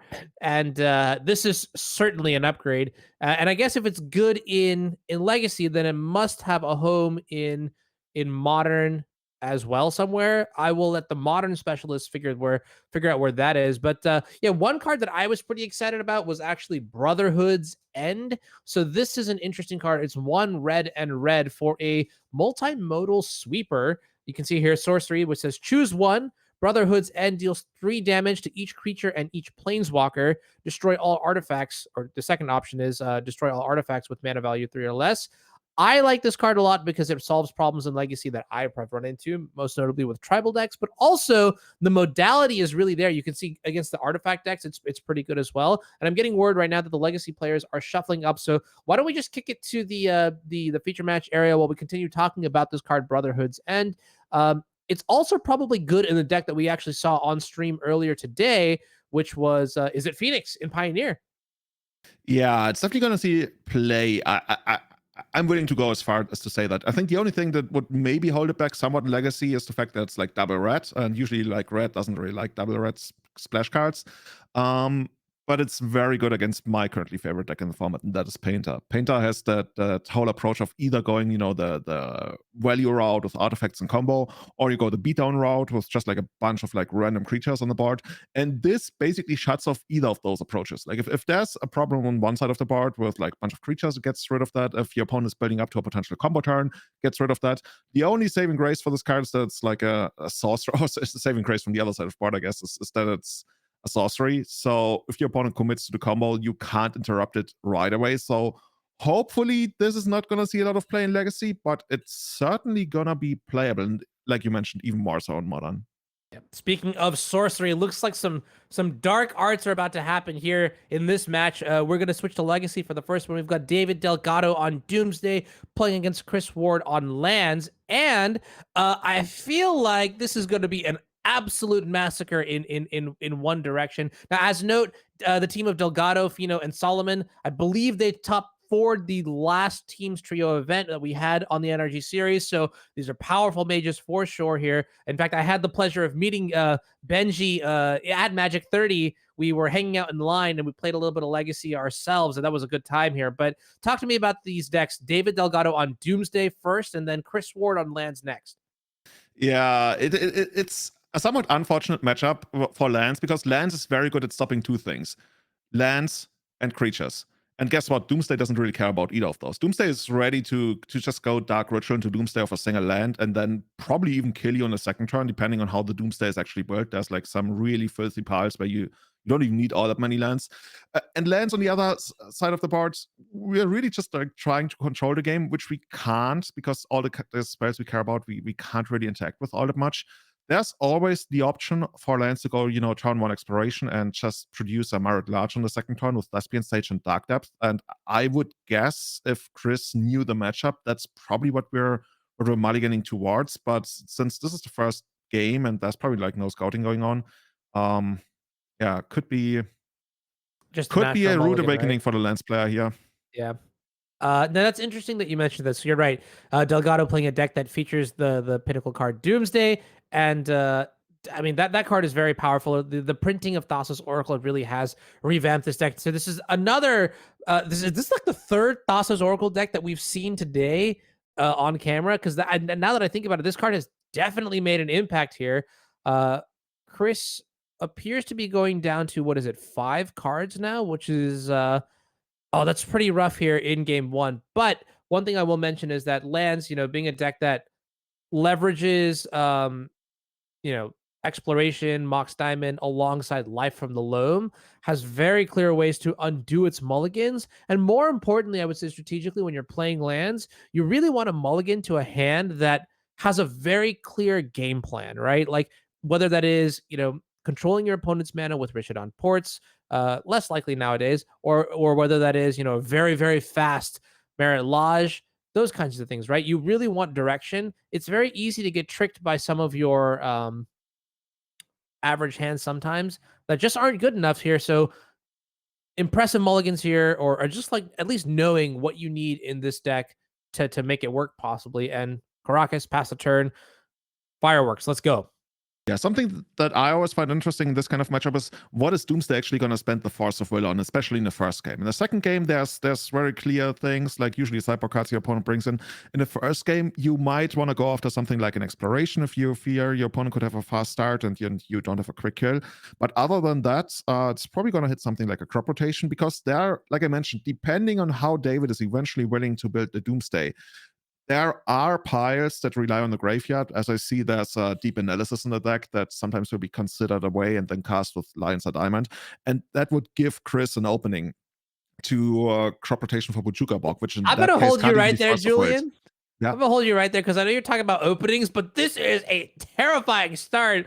Turn 1 Marsh Flats, go down to 19, fetch a swamp, Dark Ritual, white bordered, Doomsday on the stack. That resolves here, and I think our poor lands opponent isn't even going to get like a second turn potentially.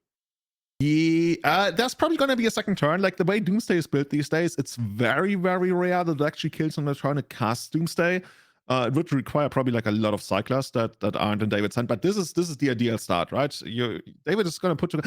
Interestingly, though, David doesn't really know what Kris is on. Like you see Mulligan to 5, Caracas go. Lands is not exactly the first deck that comes to mind, even though there's very little that David really has to worry about. There could even be value in Kris just like not taking his next turn, unless it would represent like something like Death in Texas, right?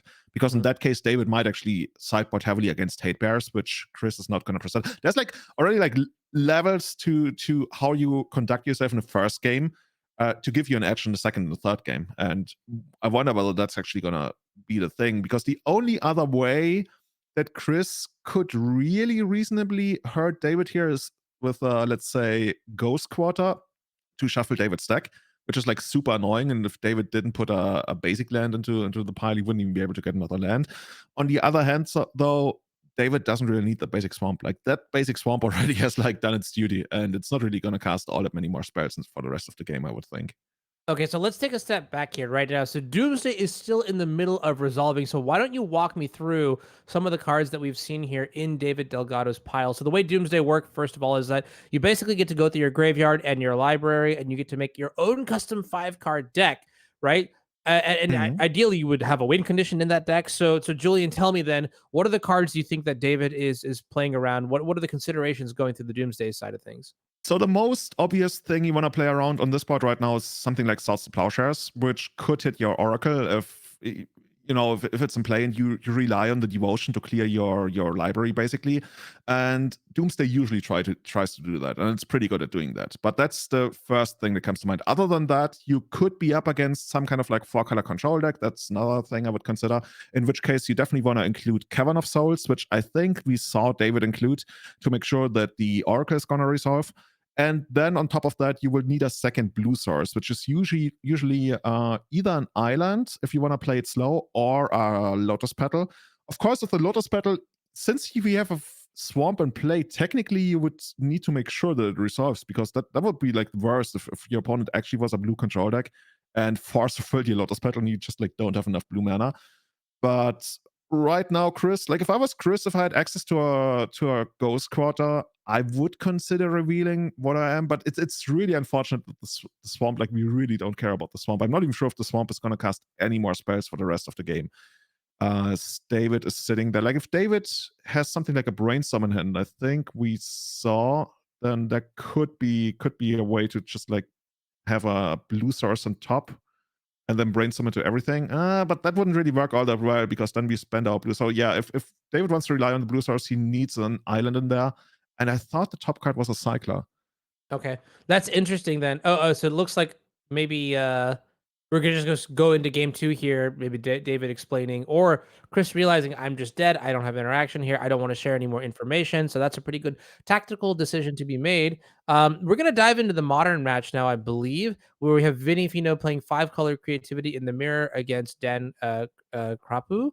And wow, we're walking into a board state for sure here, where I see 2 Fable of the Mirror Breakers, one on each side. One player does, Vinnie does, okay, is just losing the Goblin Shaman. And that's what's going on here. Okay, Persist, bringing back Archon of Cruelty, and that is going to do a lot of good stuff here. Yeah, you know, I actually wonder whether this is the kind of matchup where it almost feels like if you go for too small a creativity first, and then your opponent follows it up with their own, I mean, they're going to be the one with the Archon in play. Sometimes you just want a Goldfish, but I don't think this is the kind of matchup where you can actually afford to. Yeah, this is really interesting because, yeah, like you mentioned, right? Whoever is able to bounce back is in a better position. Now, what's really terrifying to me, though, is that you see this Indomitable Creativity is what was discarded to the Archon of Cruelty trigger. And if that's happening, that must mean that there's another one. And oh, wow, this is a blowout here. Leyline Binding targeting the treasure token, perhaps? I would think so, right? That would counter the Indomitable Creativity. And you take out the token? I guess no, we're just like going straight for it. Okay. Yeah. So this makes a lot of sense, right? If you're binding the binding, then the card, does it actually get exiled? I'm guessing it doesn't. Okay, yeah. Okay, because staff coming in, yeah. Yeah. So it has some phrasing, I guess, as long as it's in play, and since it isn't in play as the thing resolves, the token actually never leaves the board. Otherwise, you know, it would just like go away and come back, or in the case of a token, cease to exist.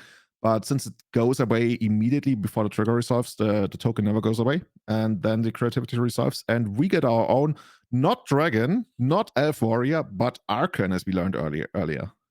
Now, this is a little bit tricky because if you look at the board states, now you were mentioning earlier that maybe whoever gets Archon into play second is ahead, but you're right. There's a big token element in this deck. There was actually a dwarf from Dwarven Mine in play, and that got sacrificed, which means this Archon of Cruelty gets to survive. It gets to swing back, and now Vinnie Fino in a dangerous spot here, only with a Fable going up to the 3rd chapter in play. So things are going to get a little bit tricky here. Julian, how does Vinnie get out of this situation? By scooping them up and going to the next game, I would think. That's just like you get your reflection of Kiki, but as soon as Dan untaps, Dan can just like make another copy of Archon of Cruelty, and that just like seals the game. There's so much damage coming Winnie's way. I don't think there's a single card other than maybe Wrath of God, which we're surely not playing here. Yeah, and we're moving on to the second game. Okay, yeah, that makes sense too. Yeah, it makes me almost wonder if that Leyline Binding should have gone after the Leyline Binding, the opposing Leyline Binding, or maybe the Archon that was already in place, saying like, hey, look, nobody gets an Archon, right? If I can't have fun, nobody does. All right, so it looks like we're going to switch back to Legacy here, going into game 2 of Doomsday versus Lands. I believe the players are still sideboarding here, but as we change back to this original match here, any cards strike your fancy in terms of like sideboarding? In fact, let me ask you this: we saw how rough it was for Lands in that first game, facing off against that turn 1 Dark Ritual into Doomsday. So, what is Lands going to do in the post board games to put up more of a fight? Well, the thing is, Lance is not really going to have all that much to bring in here. I see a couple of cards that could be interesting. We have a Sphere of Resistance, which is certainly going to make it harder to combo, and that at least that feeds into the mana denial aspect of the deck. That's certainly something that could happen.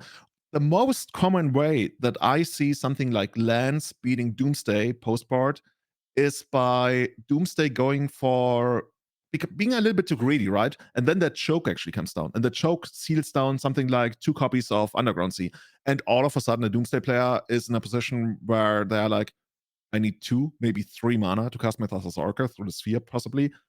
I literally don't have that left in my deck. And that's one of the most common ways that Doomsday players lose afterwards. Other than that, there's Endurance. Endurance shuffles back the graveyard and makes it so that the Thassa's Orca is not lethal. Doomsday also has some counterplay against that. There's so many tactics available that technically you can play around anything with Doomsday, which is the beauty of it. The problem is you can't always afford to do it. And that's the tightrope that Doomsday, especially postboard, sometimes has to walk.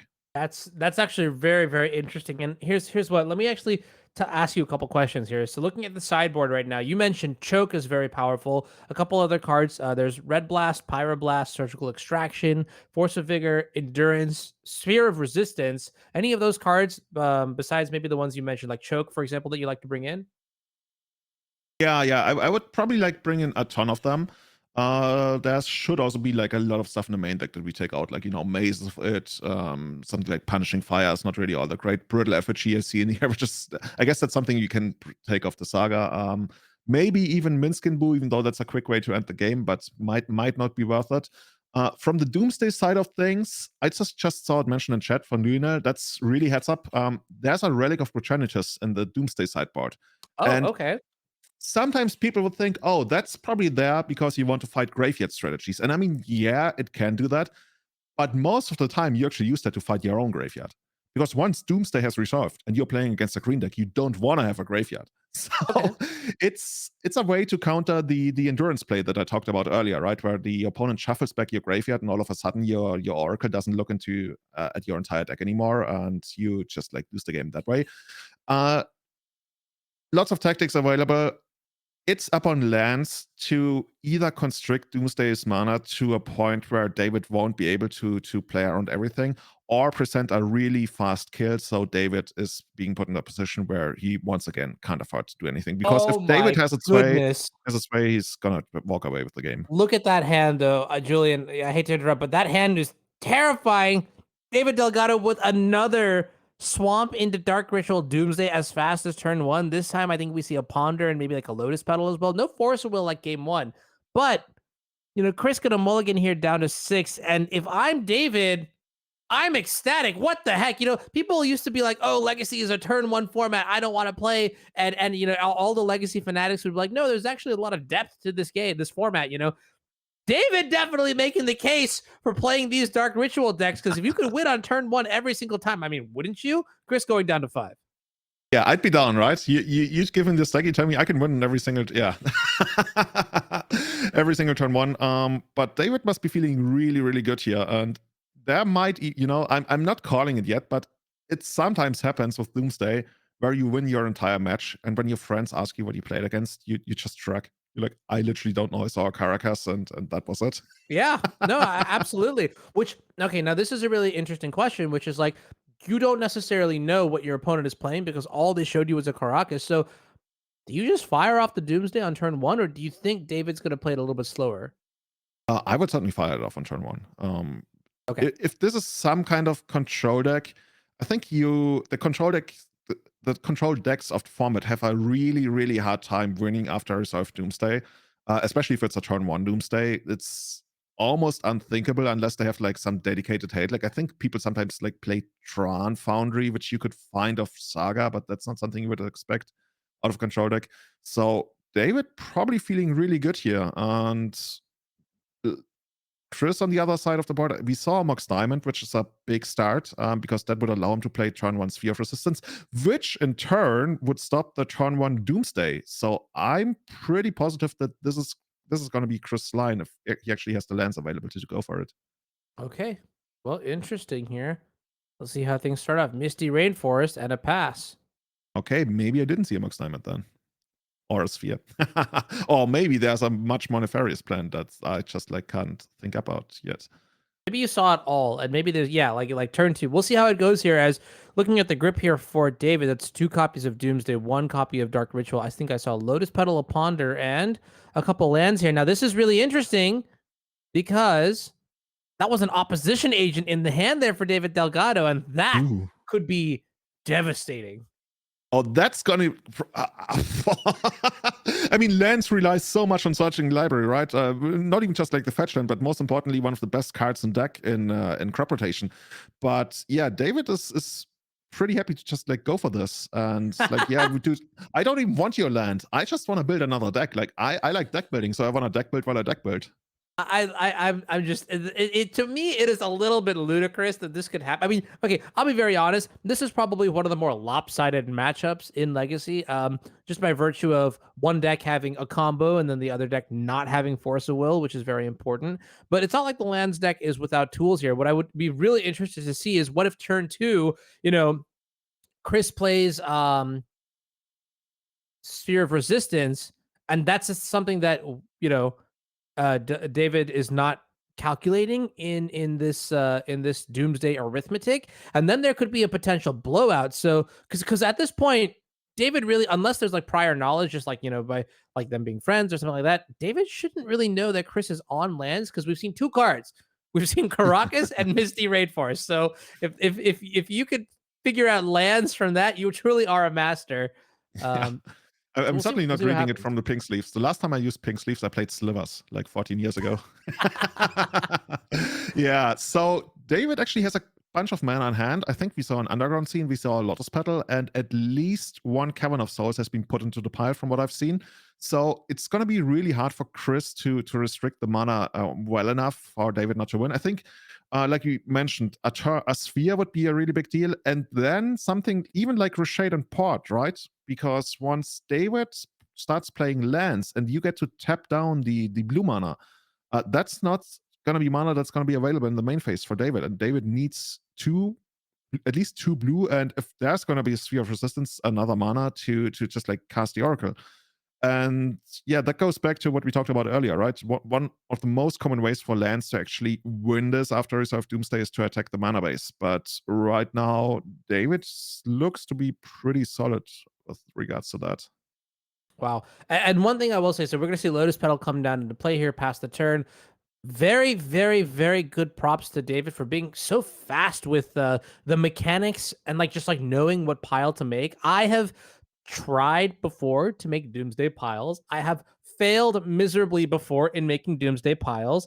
And, to see David do this so fluidly is quite a pleasure to watch. Yeah. I think he also had pulled up the Relic of Defenders, right? Ooh, okay. Speak of the devil. Yeah. Unfortunately, once again, we only get to tap down the black mana, and the black mana post Doomsday really doesn't do all that much anymore, except for cast a Relic if it's actually part of the pile, which would be a way to play around the endurance. And I mean, okay, that's great. That's step number 1. I was hoping we could see this in the first turn to just give lands a little bit more chances. But here's the Relic. Relic is probably gonna come down, and what we want from Kris's side on the board right now is a Wasteland, right? We want to Wasteland, and we want to take out the Swamp. So let's actually keep track of the mana that's gonna be available for David for the rest of the game. I think there's only a Cavern of Souls left in the deck as a mana source. So if we perpetually tap down the Underground Sea, then David has just enough to still cast Oracle at some point. But as soon as Kris finds, let's say, a Ghost Quarter, or maybe even a crop rotation if you have enough lands to still keep the port active and stuff, there's a lot of ways to make life hell for David. But right now, Kris needs just something more, like a Wasteland or a Ghost Quarter. Okay, yeah, it's pretty close here. 3 cards left in the deck, which means Thassa's Oracle not exactly lethal, but not even in the hand. Still in the deck here as we top deck a Street Wraith for the turn. Now David is going to have to contemplate or figure out how to proceed with the next few turns, because this is where it gets tricky, where every like minute action will make a difference. And let's see, there's a Blast Zone. Ooh, Okay. Okay, well, that's still not good enough. I thought we could actually blow up the pedal, but of course it comes into play with a single counter unless you copy Thespian stage. But it's just like there's so many ways we could do something. David is not really giving Kris enough time, as Kris is not really presenting a clock. Kris is all about the mana right now. And is David actually going to win on the next turn? We see 2 cards in the library. I mean, there's a world where David next turn, if he could cycle Relic here, right? Which draws him 1 card deeper, and I think that might actually happen. And then he's going to present lethal on the next turn. And unless Kris has endurance, actually that wouldn't even do it, because there wouldn't be enough cards in the graveyard for David for endurance to really have any kind of effect. Yeah, I think David got this one locked up, but we'll see how he wants to go about it. I think there's also a basic island that's just spotted in his hand. Yeah, that's going to make it all that much easier then. All right. Well, here it is. Serve Resistance, paying 3 mana for the Thassa's Oracle. Do we have an answer? Lotus Petal in the graveyard. We tried so hard to keep the graveyard. Is graveyard empty? Is there an endurance, perhaps? I see a crop rotation. We're bottlenecked on mana. Oh, the Sphere of Resistance. Kind of tricky. Pyroblast also in the hand, but we can't cast it because we don't have enough lands. That's disaster, as Thassa's Oracle going to win the game. David Delgado taking the first match win here for his team. Yeah, especially in the second game, right? Kris did all he could, and he was really fighting. But it's, I would guess, one of the worst matchups that lands could actually like wish for in Legacy, and that's not that you don't sit down with lands to beat Doomsday, and I think that's okay. All right, well, we're diving right into a spicy one. The action does not stop here. Benji Soloman on 5-color Incarnation against Tom Tracey on Mono Green. Mono Green being one of the pillars of the format, one of the best decks. Is that a Karuga and an Omnath in play? This is just like walk into. This is just like the best of all the best cards that we can cast for a bunch of mana and generate card advantage left and right, while our opponent is just beating us down with big green monsters. I'm not even gonna try to pretend that I fully understand the interactions of this matchup, at least, but it feels like it's a little bit of the classic of, dude, I have really big creatures and potentially a combo kill at some point, but from what I can see, Tom is pretty far away from this with like no cards in hand, while Benji is just like trying to stabilize and leverage the value engines of his deck, which there are quite a lot of. Yeah. Okay. So as we are calibrating into this game right here, I actually don't think there is enigmatic incarnation in this list. I'm looking at the deck list right now, and I believe this is just a Fires of Invention multicolored value deck featuring Omnath, Kenrith, Bone Crusher Giant, Cavalier of Flame. That's a cool one you don't get to see all the time. As far as enchantments go, I see 4 Leyline Bindings, a couple Mirror Breakers, Fables, Fire of Invention, and then Temporary Lockdown. This is a pretty cool card from Dominaria United, which is a 3-mana sweeper. And you can see underneath the Temporary Lockdown, there is at least 1, maybe 2 cards in Elvish Mystic. I had a conversation with Benji about this card specifically at Vegas. So this is kind of a cool story here. As you can see, Karn coming into play, Kiora also in play. In fact, put a pause on what I'm saying. This is a pretty big deal here. Nykthos also. Do we have an infinite loop?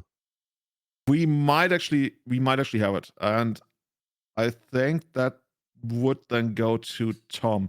The infinite loop is so complex, it's probably not even worth like trying to fully go into detail. But basically, Tom gets to use his planeswalkers as much as he really wants, and then gets the Cauldron, right? I think that's the one that eventually kills the opponent. Yeah, so Pestilent Cauldron on the one side is an artifact, but on the back side is a Restorative Burst. And so if you have 2 copies of Karn the Great Creator and then a couple copies of Kiora as well, what you can do is use the Restorative Burst to buy back your planeswalkers in the graveyard. And then, okay, looks like we're not doing this exactly, but You can use Kiora to untap Nykthos. Nykthos will tap to generate a lot of mana. So there's a prerequisite of having enough devotion in play, but then you recast Karn, you recast Kiora, and then you recast Restorative Burst, and then you just keep going on like that. So it is pretty powerful. Instead, we have a Meteor Golem coming into play and doing dastardly things here. So it looks like that gets rid of a Leyline Binding, which was on a Cavalier of Thorns. Cavalier comes back into play, picks up a Forest, and maybe the game is not as over as we originally thought. I mean, technically, I guess there's always the option for Fires to cast something like a Supreme Verdict, and yeah, but then you still have to deal with the Planeswalkers. I mean, you only get to deal really with like half of the problem, but there's, I don't know, man. I feel like just because Fires is such an insane card, even though it limits you to spells a turn, there's certainly comeback potential. And if I'm passing the turn here as Tom, I don't feel great about it. But this is, every time we go to Pioneer, I want to say we see the most busted, crazy, powerful cards in action. And that's not something I expected from Pioneer when the format was announced, right? I thought this is going to be a lot more like down to earth, creature attacks, creature blocks magic, but this is really go in and try to cast all the best spells in the world. And I wonder whether that's actually like what Wizards wanted the format to be in the first place. Yeah, I think I that is a really interesting question where like players are able to do very, very powerful things. But I think they're like the one thing that I'm terrified of is like that there was an era of Modern where, you know, a lot of the decks were just like ships sailing in the night passing by each other. And I don't think Pioneer has exactly become that. We see a lot of interaction here with cards like Leyline Binding, with cards like Temporary Lockdown on one side. I mean, on the other side, you have Mono Green, which is a very, very proactive deck. And it is honestly like the fun police of the format where it's just like, all right, look, you can do all these cool things. You can try to like, you know, play your Fires of Invention, and you can try to play like your, what is it called? You know, cards like Enigmatic Incarnation, if you choose to go like the fun route, if you will. But there's just so much, the bar is set really high, very much so like in Legacy, where like if you don't have a good Delver matchup, you really need to consider your reasons to play. So I think there's still enough interaction to keep it healthy in this format, which is a good sign. Yeah, very much. I think something like Leyline Binding, especially in this format, that's just like such a huge thing that you're able to have like one mana interaction and be like super flexible with it. And that's what's keeping formats together, right? You mentioned it like Mono Green in a way is like the fun police. I guess I can see that. Usually like what I associate with fun police is more a reactive deck, even though I guess in cube drafts we call Mono Red fun police. So yeah, I'm gonna give you that. Okay, I can put that label on Mono Green. I'm down with that, but I'm wondering, what are we gonna try to do here, right? We're limited to 2 spells a turn. I guess we could get rid of our Fires of Invention temporarily and then cast a lot more spells. Okay, well here comes Kenrith, and here comes oh, is this Cavalier of Flames? Okay, it is Cavalier of Flame now in play. And this is 2 red for a 6/5. With 1 in red, creatures you control get +1/+0 and gain haste until end of turn. So what you'll notice is that all the cards that we're playing in this deck, in some way or other, are able to abuse the clauses on Fires of Invention, i.e. you cast your spells for free, and then you can use your leftover mana to activate abilities and things like that. So this is a very powerful inclusion in the deck. Kenrith also being able to have many activatable effects. And then when it ETBs, when the Cavalier of Flame ETBs, you can discard any number of cards and then draw that many cards. So we're rummaging. That's the soft keyword that I like to use. And then when Cavalier of Flames dies, it deals X damage to each opponent and each planeswalker, sorry, where X is the number of lands in your graveyard. So yeah, that would be a way to get rid of the planeswalkers. We talked about it like in the previous round, right? We basically want to get rid of the planeswalkers and the creatures. And when she's explaining something to Tom right now, this is literally the best of. Like, if you told me this was an EDH deck, do you see any duplicates here? Like, this is just a bunch of like one-off really, really good cards. And Benji is just gonna get in with all of them here. Okay, well, I like this. Attacking, asking the questions. How will you block? And if I understand correctly, Kenrith may have also activated that turn. Or not. We have a lot of mana tap. I'm not sure what we did with the Kenrith there. We'll find out from production if we can get that information. But if not, we'll figure it out. You and I are smart. Well, you're pretty smart, Julian. I'm gonna make you do all the hard work here.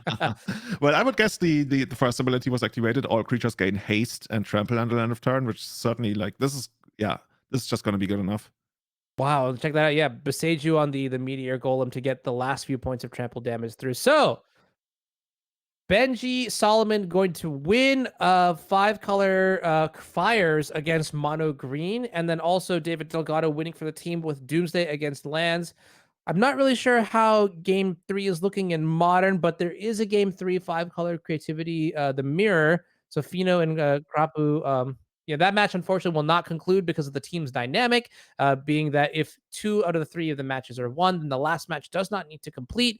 We'll see if we can get the players in for an interview here. But wow, I mean, this Pioneer deck was pretty exciting. I'm not gonna lie, some pretty cool things going on there. Yeah, I can definitely see the draw to it. If you want like big, awesome stuff, Pioneer is your place. I feel like it's in a way, it's when I say it's the opposite of Legacy, I don't mean that in a negative way, but Legacy is like all about the tiny little efficiencies, right? 1 mana, 2, or you're paying 2 mana for that spell. Oh, is it really good? No. Whereas in Pioneer, it's like fireworks all over the place. It's like you're not paying at least 4 mana for your spell. Like, what's going on with you, man? I got like these 5 and 6 drops here. Yeah, and I think to me that just highlights like the diversity of Magic, where you get formats that cater to different audiences, but then also that cater to different types of gameplay, right? There's so much depth. Looks like we're going to have players coming in for interviews as a heads up. They're going to be here in just a few minutes. But yeah, it's really cool to see just like the different types of Magic you can play. And in a sense, it also showcases like the level of mastery that you must have across multiple formats, across multiple types of gameplay. You got to be good with the 1-drops. You got to be good with the 4-drops. You got to be good with the reactive decks. You got to be good with the proactive decks. That to me is pretty cool. So I would love to hear some insight into Benji in Pioneer, and then just like how we got to this spot, like why we chose this sweet deck, this 5-color fires deck. Because I'm not gonna lie, it's like if you go to MTG Goldfish, I'm sure it's not like there at like the first deck list. That's probably like mono green, or Izzet Phoenix, or like whatever decks there might be. So I'm curious to see what the reasoning is there. Benji also very talented player and has typically played these sort of like control piles in any format over the years. And then also David Delgado playing Doomsday. I got the perfect interview question for David. We're gonna find out just like exactly how that game played out. Have you ever played Doomsday, by the way? Pardon me? Have you ever played Doomsday? I have, and I've only ever had the audacity to play the deck when I had like some of the best Doomsday players like playing with me in my ear, saying, "Hey, this is how you make your piles. You just put these cards into play," and like they did the hard work, and I was like, "Oh, okay, I'll pretend like I know what's going on." All right, and it looks like the players are ready. The players are in the booth here. We have David Delgado and Benji Soloman here. Hi, how's it going, everybody? Hey guys. Doing well. Yeah, how are you guys doing? Doing good. We just got to watch some pretty exciting Magic. Benji, I was just mentioning how we hung out with each other at Magic 30 over the weekend, talking about some of your Pioneer experiences. So why don't we start there? Last week, you were not playing this Fires deck, right? Nope. I was playing mono green. Before that, I was playing red black, sort of the mainstays of the format. But this Fires deck has really come out of the woodwork and just like been a real powerhouse. Just put so much power onto the board, has these insane 1-turn kills where you just pump a bunch of mana into your team. It's really wonderful to play. Yeah, that's actually kind of terrifying. We talked about one specific card while we were waiting in line to get into the Las Vegas Expo Center, and that was I'm gonna test my memory here. It was Temporary Lockdown. Temporary Lockdown was a card that you mentioned looked really good against mono green, and I noticed you're playing 4 copies today. Yeah, 4 copies in the 75. It just really slows their development is really what it does. And that's in the developing stages of the game. That's where you get your advantage for the most part. The green deck really wants to play Elf, Wolfwallow Haven, Kiora to start setting up their mana. And the Elves and Wolfwallow Havens and the cat tokens, they just all get cleaned up so cleanly by Lockdown. And we saw that kind of showcased in that last match. So really, really excited to be playing 4 copies of Lockdown in my 75 today. That's interesting. Yeah, it's cool to see that you're like jumping around from one deck to another to another. In fact, in our last player interview, we actually heard from Zoe Riederman that she wanted to play Oops All Spells in the Legacy seat, and their teammate Cain and Jesse were just like, "No, you're not doing this. Here's a Delver deck, right?" So like, this question goes to you, David. When Benji was like, "Yeah, I'm playing this Fires deck," what was your reaction? I told him that was straight fire. No pun intended. Support. I'm Let's loving it. go. No, me and Benji and Vinnie have all been teaming together for a number of team tournaments now, and I think we all trust each other that we're putting in the work and that our deck selection is going to be sort of the best of what we think not necessarily what we think is the best in the format, but what is the best that we can play, and therefore we can do the best with in the tournament. So he sent me the list. I copy pasted it into the MTG Melee and shipped it, so to speak. That's awesome. That's actually really wholesome. I like that a lot here. We're gonna pivot. Let's talk about Legacy a little bit right now, because I gotta say, I have not seen like just a landslide of okay, again, no pun. I'm really not trying with this, but a landslide of a matchup or a match rather in a long time like that. You made Doomsday look absurd in that game 1 and game 2. To interrupt you there, the deck literally is absurd, right? Yeah, I talking to Elias for the Doomsday Discord, and also Max out in California. He's been a really huge help with the deck and helping me sort of grow the deck. I think if Delver wasn't existed in the format, or some sort of tempo deck didn't exist, Doomsday, like Thassa's Oracle or Doomsday, probably would be banned. It's a pretty insanely powerful deck. It's interesting. I talked to a lot of Doomsday players, and that's literally for, I want to say, almost 2 years what they tell me. If Delver didn't exist, we would completely crush everybody left and right, because that's just like the only matchup really keeping you in check. And I was wondering, I have 2 questions for you. In the first game, when you won against your opponent just going Caracas Scoop, did you know what you were up against, or was that just like a guess? Yeah, I was telling Kris, so I really appreciate really nice sort of blinged out decks, and he has a very nice sort of lands deck. So I've seen him around at these circuits, and so I kind of knew from that he was on there. I thought maybe he switched to 4-color because he didn't go green source go, and so I kind of split my sideboard. But I think in either matchup, I'm pretty favored. Yeah. And my second question, when you build your Doomsday, when you build your new deck, we talked about how technically you can play around almost anything, but you eventually have to pick and choose. So what went through your head when you built your 5-card deck? What were the cards that you were actually trying to beat, and how were you going to accomplish that? So game 1, since he had mulled to 5, which made the matchup a little bit easier, my priority was that he wasn't going to kill me very fast. So eventually I'm going to draw through my pile. So I put a pretty land-heavy sort of pile because I didn't want him to waste land or port me. Also, drawing through your deck allows you to play Thassa's Oracle without worrying about endurance. And I had one in hand as well, so I could have doubled endurance on the last 2 turns. Game 2, fortunately, I had Relic Regenis, which has been a really great tech in these endurance games. And so I wanted to play around Pyroblast, endurance, and the Thorn of Resistance, Seer of Resistance. So that's why I played my Petal initially out, just to have enough mana there, and ended up working out. So that's sort of what I was thinking about as I was making those piles.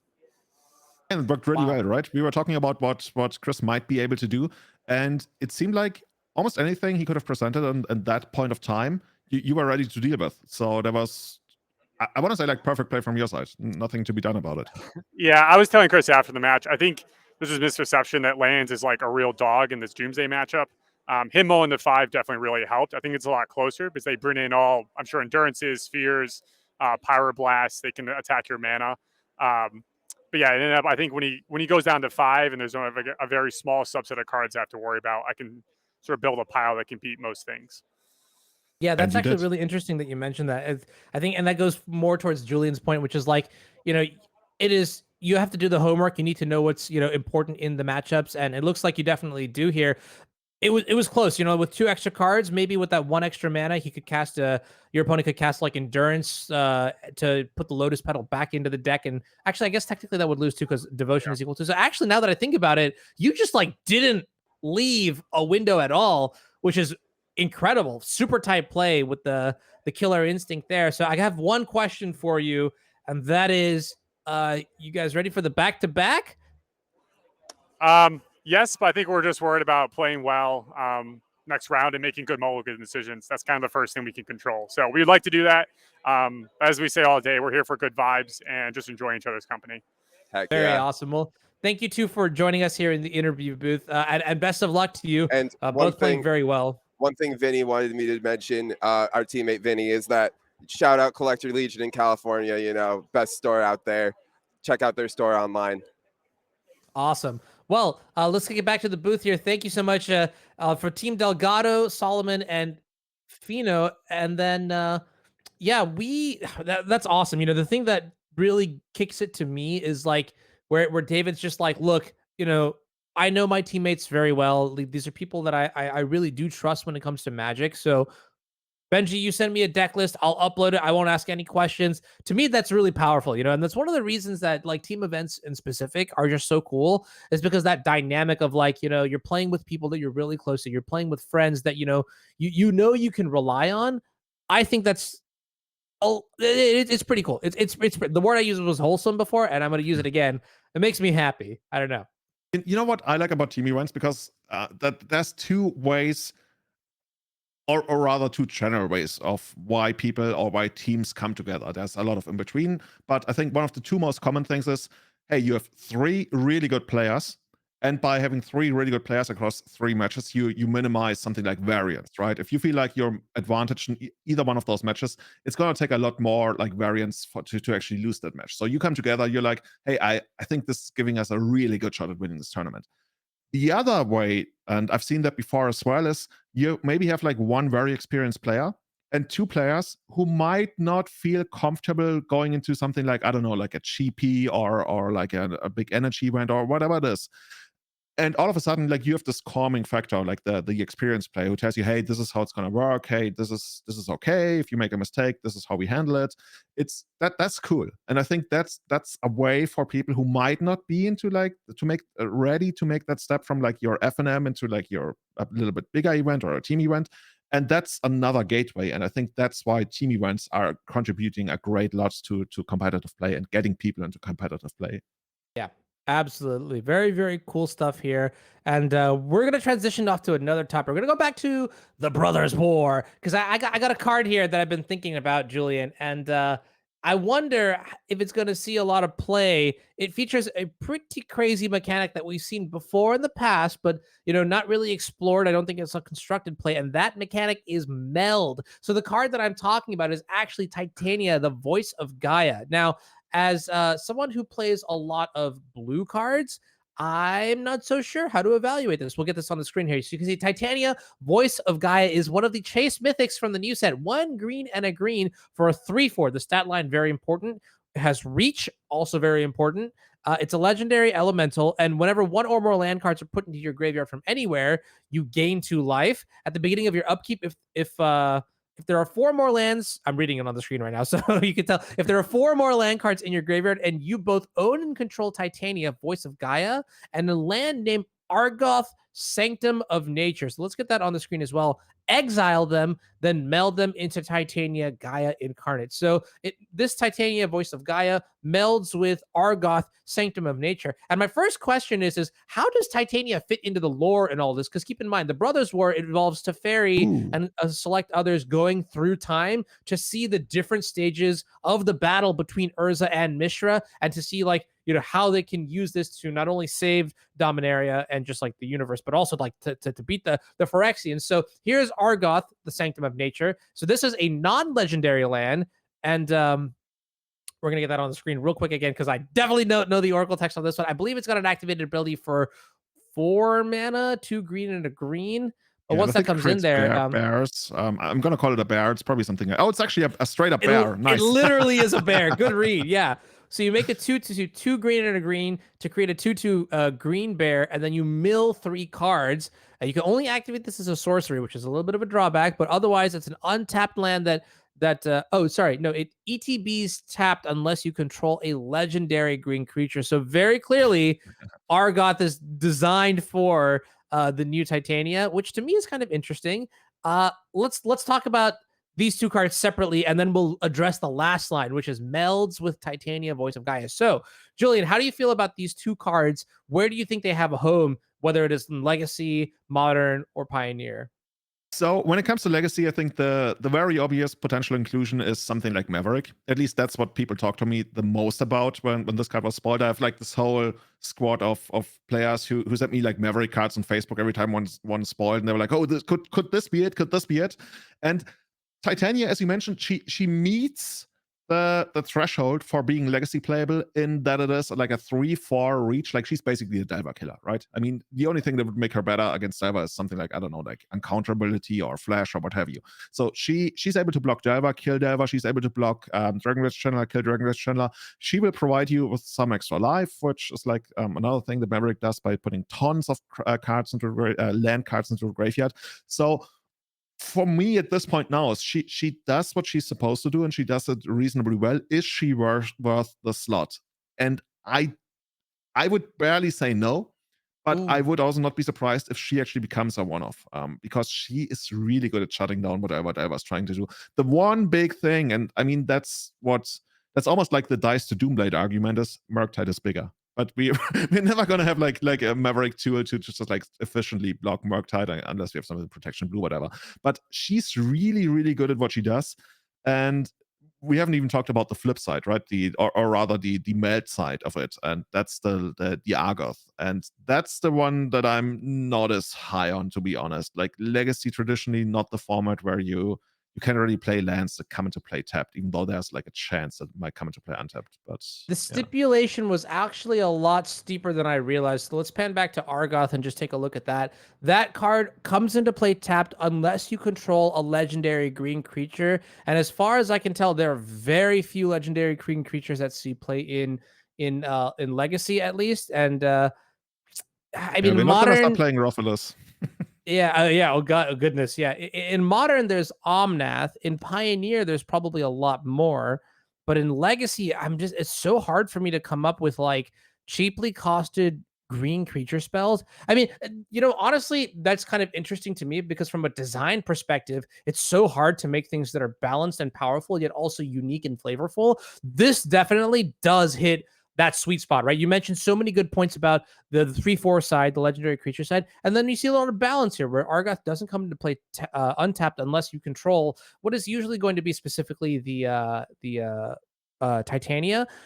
Interestingly enough, I suppose it works with all stages of Titania, including the 5-mana one, which is kind of cute. But then also, like if you look at the ability on this card too, I think this specifically is a little bit underwhelming, just in the sense of 4-mana sorcery to make the 2/2 green bear. Not exactly where I want to be, when I'm playing with the most powerful cards in the format, like we saw, like Dark Ritual Doomsday, or like Swords to Plowshares, Pyroblast, Forcible, Brainstorm, Ponder. I could go on, right? So I think I'm in the same sentiment as you. Like this card specifically, I'm not about. Titania, maybe. Gaining life is really good. Blocking flyers is really good. And the stat line plays around Lightning Bolt, which is also really good. So there's a chance that it could be playable.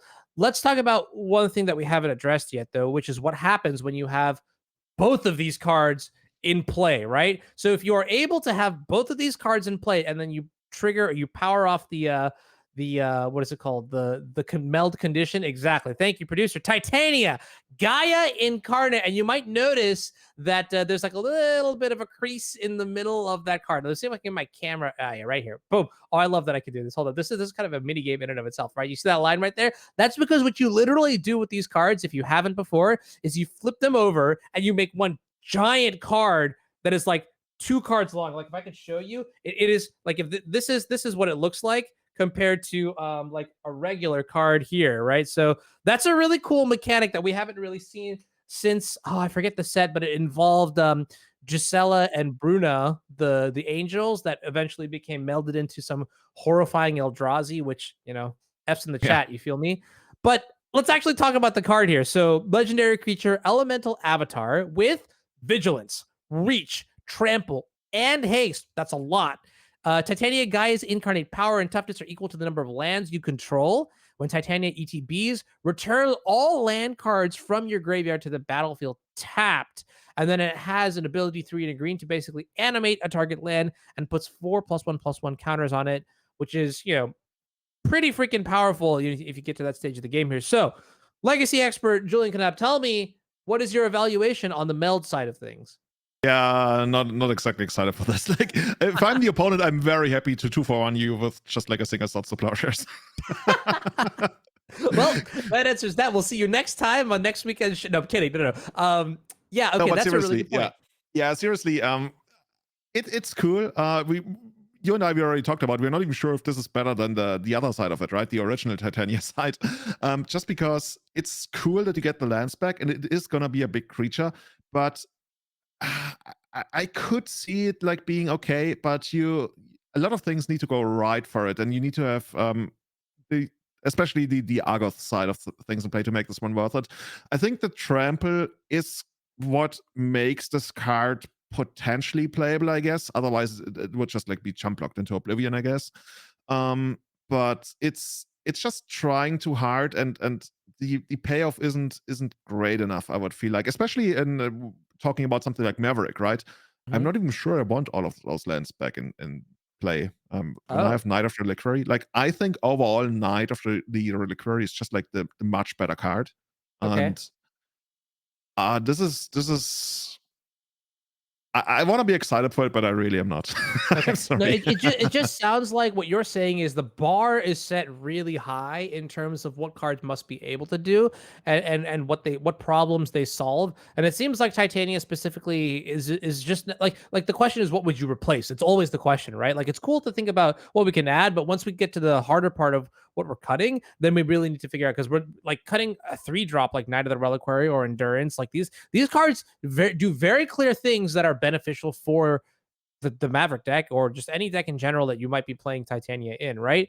And to me, I think I echo that sentiment, which is, does this solve a problem? Now, here's what where I would get like a little creative, and where I might call it a little bit of a stretch. But you mentioned earlier that, the 3/4 side doesn't really compete too well against Murktide Regent, and this card definitely does have the potential to do it all, right? Like to become some sort of devastating 9 toughness creature that can block a Murktide Regent and do really cool things.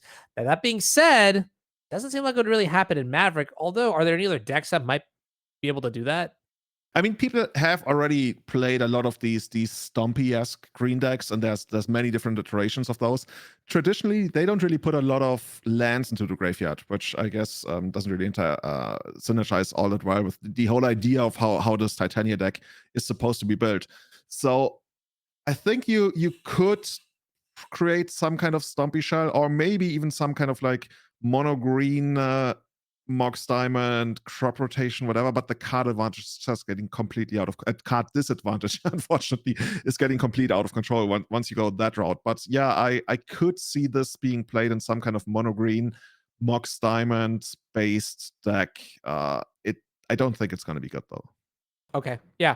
No, I think it's healthy skepticism. You gave a lot of really good reasons, and I think I share a lot of your sentiment. The card is very cool in design, but ultimately the loops and hoops and whatnot that you need to go through to get this card to work might just not be worth the cost here. I mean, if we go back to the 3-mana version, just the Titania, the Voice of Gaia, and take a look at that one more time, this card could potentially be playable as like a one of. Things that I've really learned in my time playing any sort of Magic is that playable life gain is very, very, very powerful. And so if we look at like the most crystal clear example that would support that theory is like Uro, Titan of Nature's Wrath. We saw how that card kind of like ravaged multiple formats, while in its legality. And Titania, while probably not going to do exactly the same, has a little bit of upside. So if the stat line is good, if the key types are good, and the mana cost is right, potentially. Yeah, I also we talked about Murktide early on. I just realized she's legendary, so technically in Maverick you could like block Murktide, then bounce it with Caracas and replay it. It might come up every now and then. I'm a much bigger fan of the front side than I am of the back side. The front side, it competes against Knight. It very much competes against Endurance as well, and Endurance of course has like the whole application against combo decks, which is giving it the nod. But Titania is just cool, man. I can't help it. Yeah. I love it. I love the design. I've loved the direction that this card is going in. I love that it has ups and downs for multiple formats. But we're gonna wrap up the conversation there. We're gonna take a quick break. We're gonna be right back. And when we do, we're gonna go into round 3 of the team event here in Fort Wayne. Thank you very much. We'll see you all in just a sec.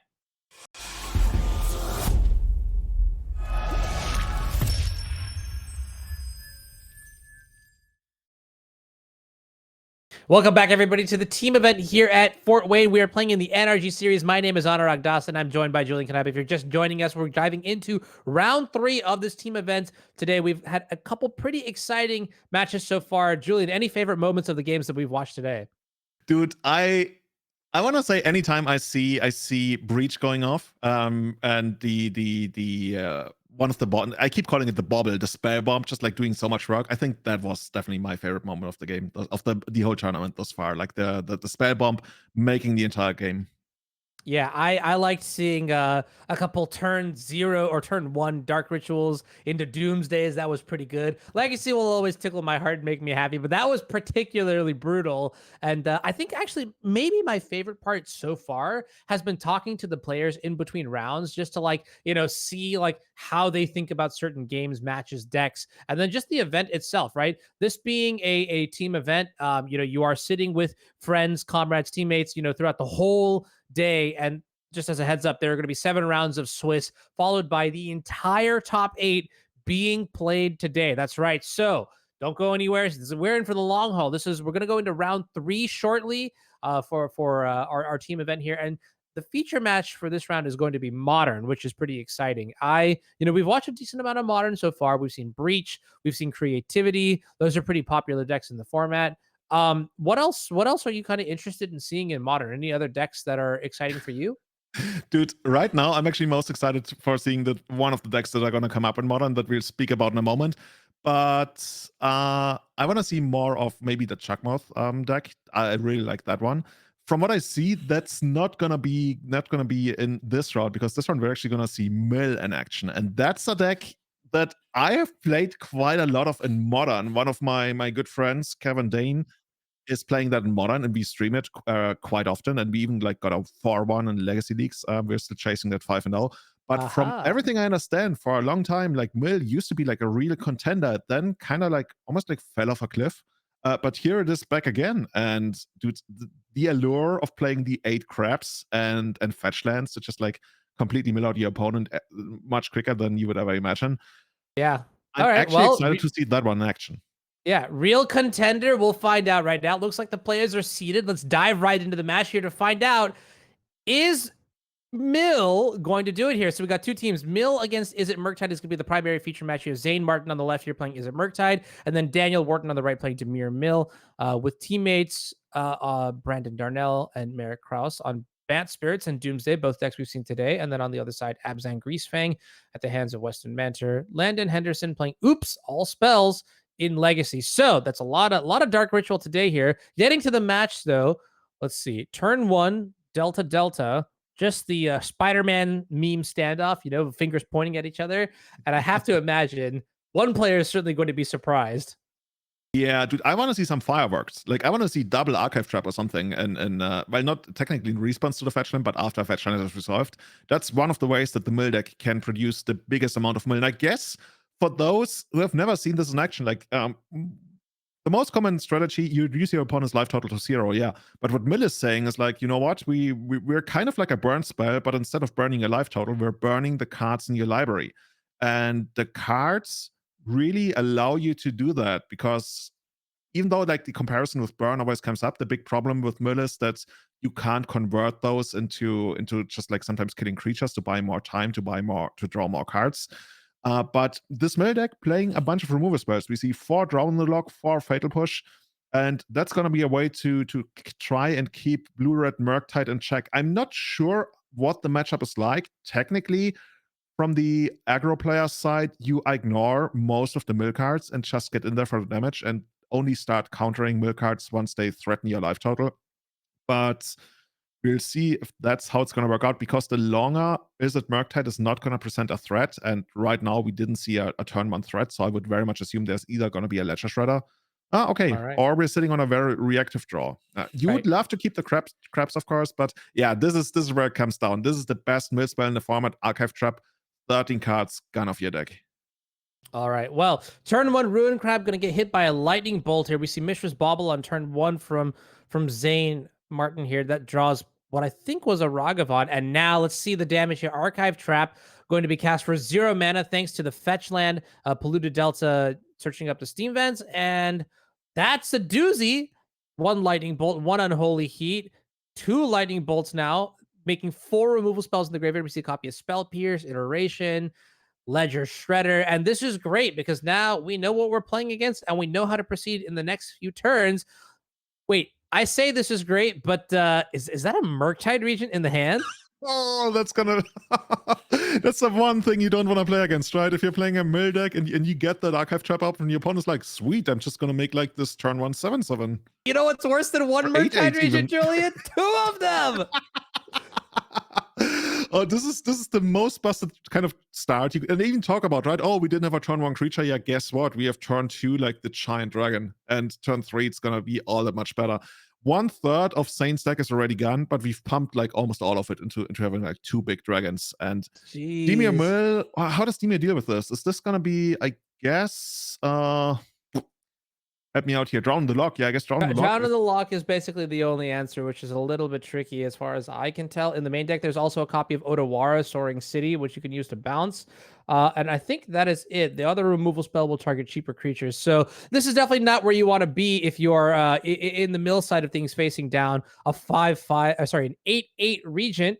And I could just imagine, just like Zane going back home, opening the door and parent going like, "Hey, honey, how was your tournament today?" "Oh, just casually had 20 points of power in the air, on turn 4." And like, "Oh, well, good for you," like kind of crazy. And so now the But I game is had going to this get crap, maybe.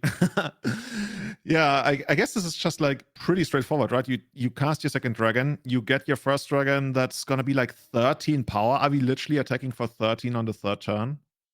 Like this would completely wreck a ton of legacy decks even.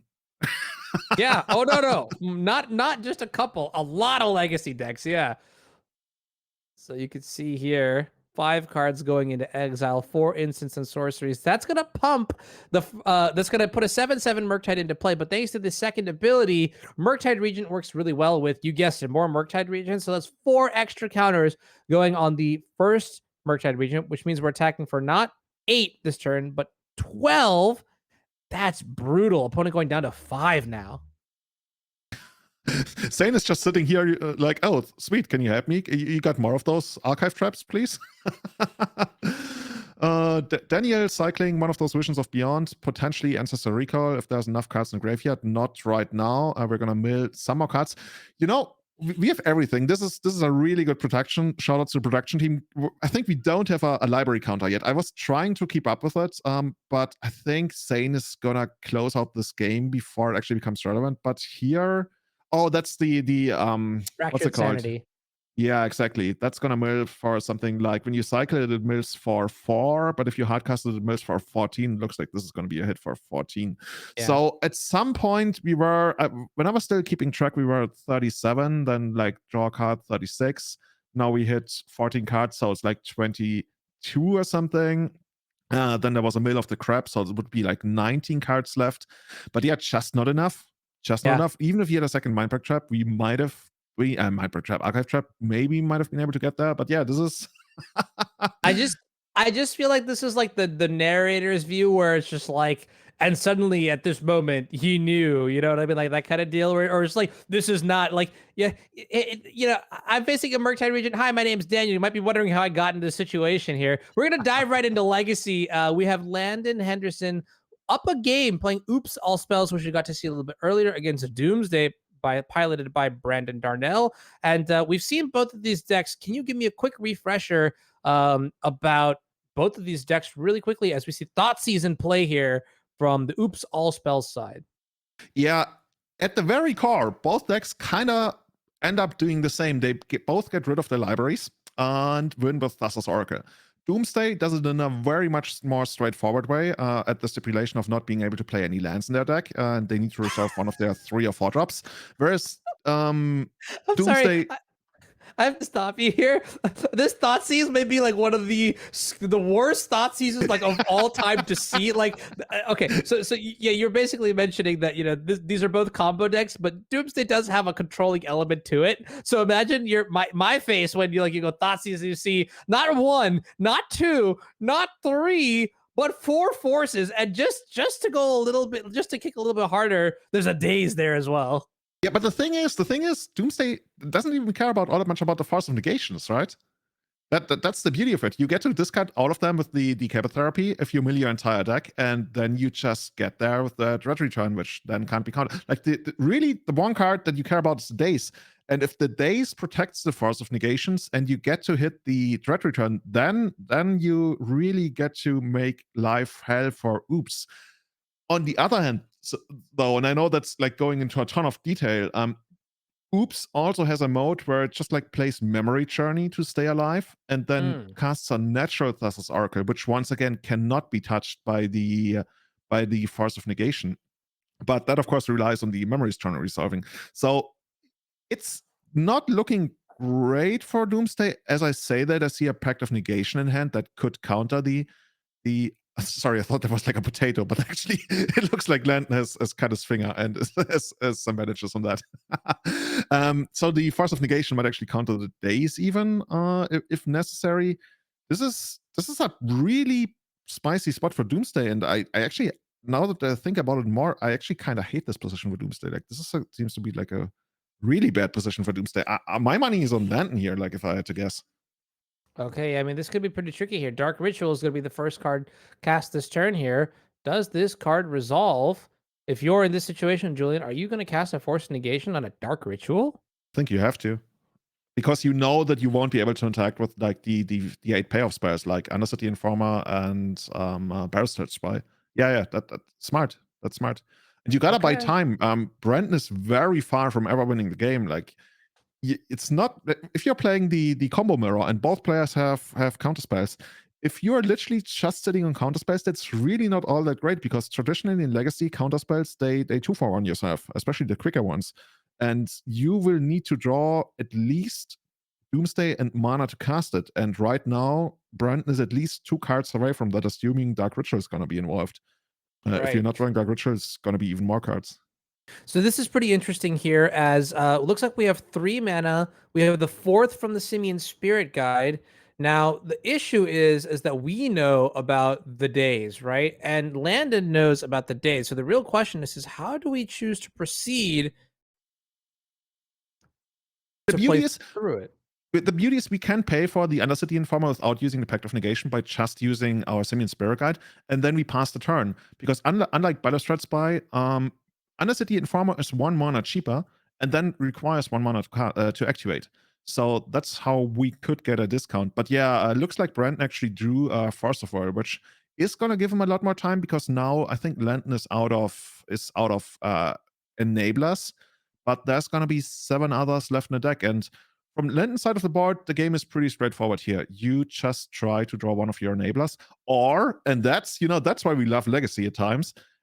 There's even a world where you try to get like one of your Simian Spirit Guides into play if you can ever obtain some more red mana, because Doomsday, they need their life total to work with, and very often they need to pass after casting Doomsday. So if Landon was actually able to cast one of his creatures here, I think he would actually do it.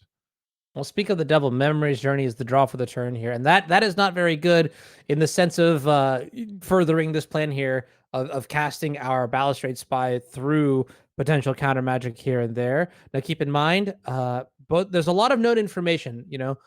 Brandon knows about the Balustrade Spy. Landon knows about the Force of Negation on the other side. The question is when do we pull the trigger on actionable items, right? Do we play this Balustrade Spy this turn? We don't have a 5th mana. We have 3 mana in play, and then the Simian Spirit Guide in the hand to cast the Balustrade Spy. But if there's another Daze, if there's another Force of Will, this is our last threat. And you can see Landon is struggling here. This is tough, because maybe this is one of the tensions of playing Oops All Spells, is that it is very all or nothing. If you get this spell countered, you're in a lot of trouble. You can't really rely on the consistency of your deck to draw into further things. You can see now, all right, pulling the trigger, here it is, Balustrade Spy, it's go time.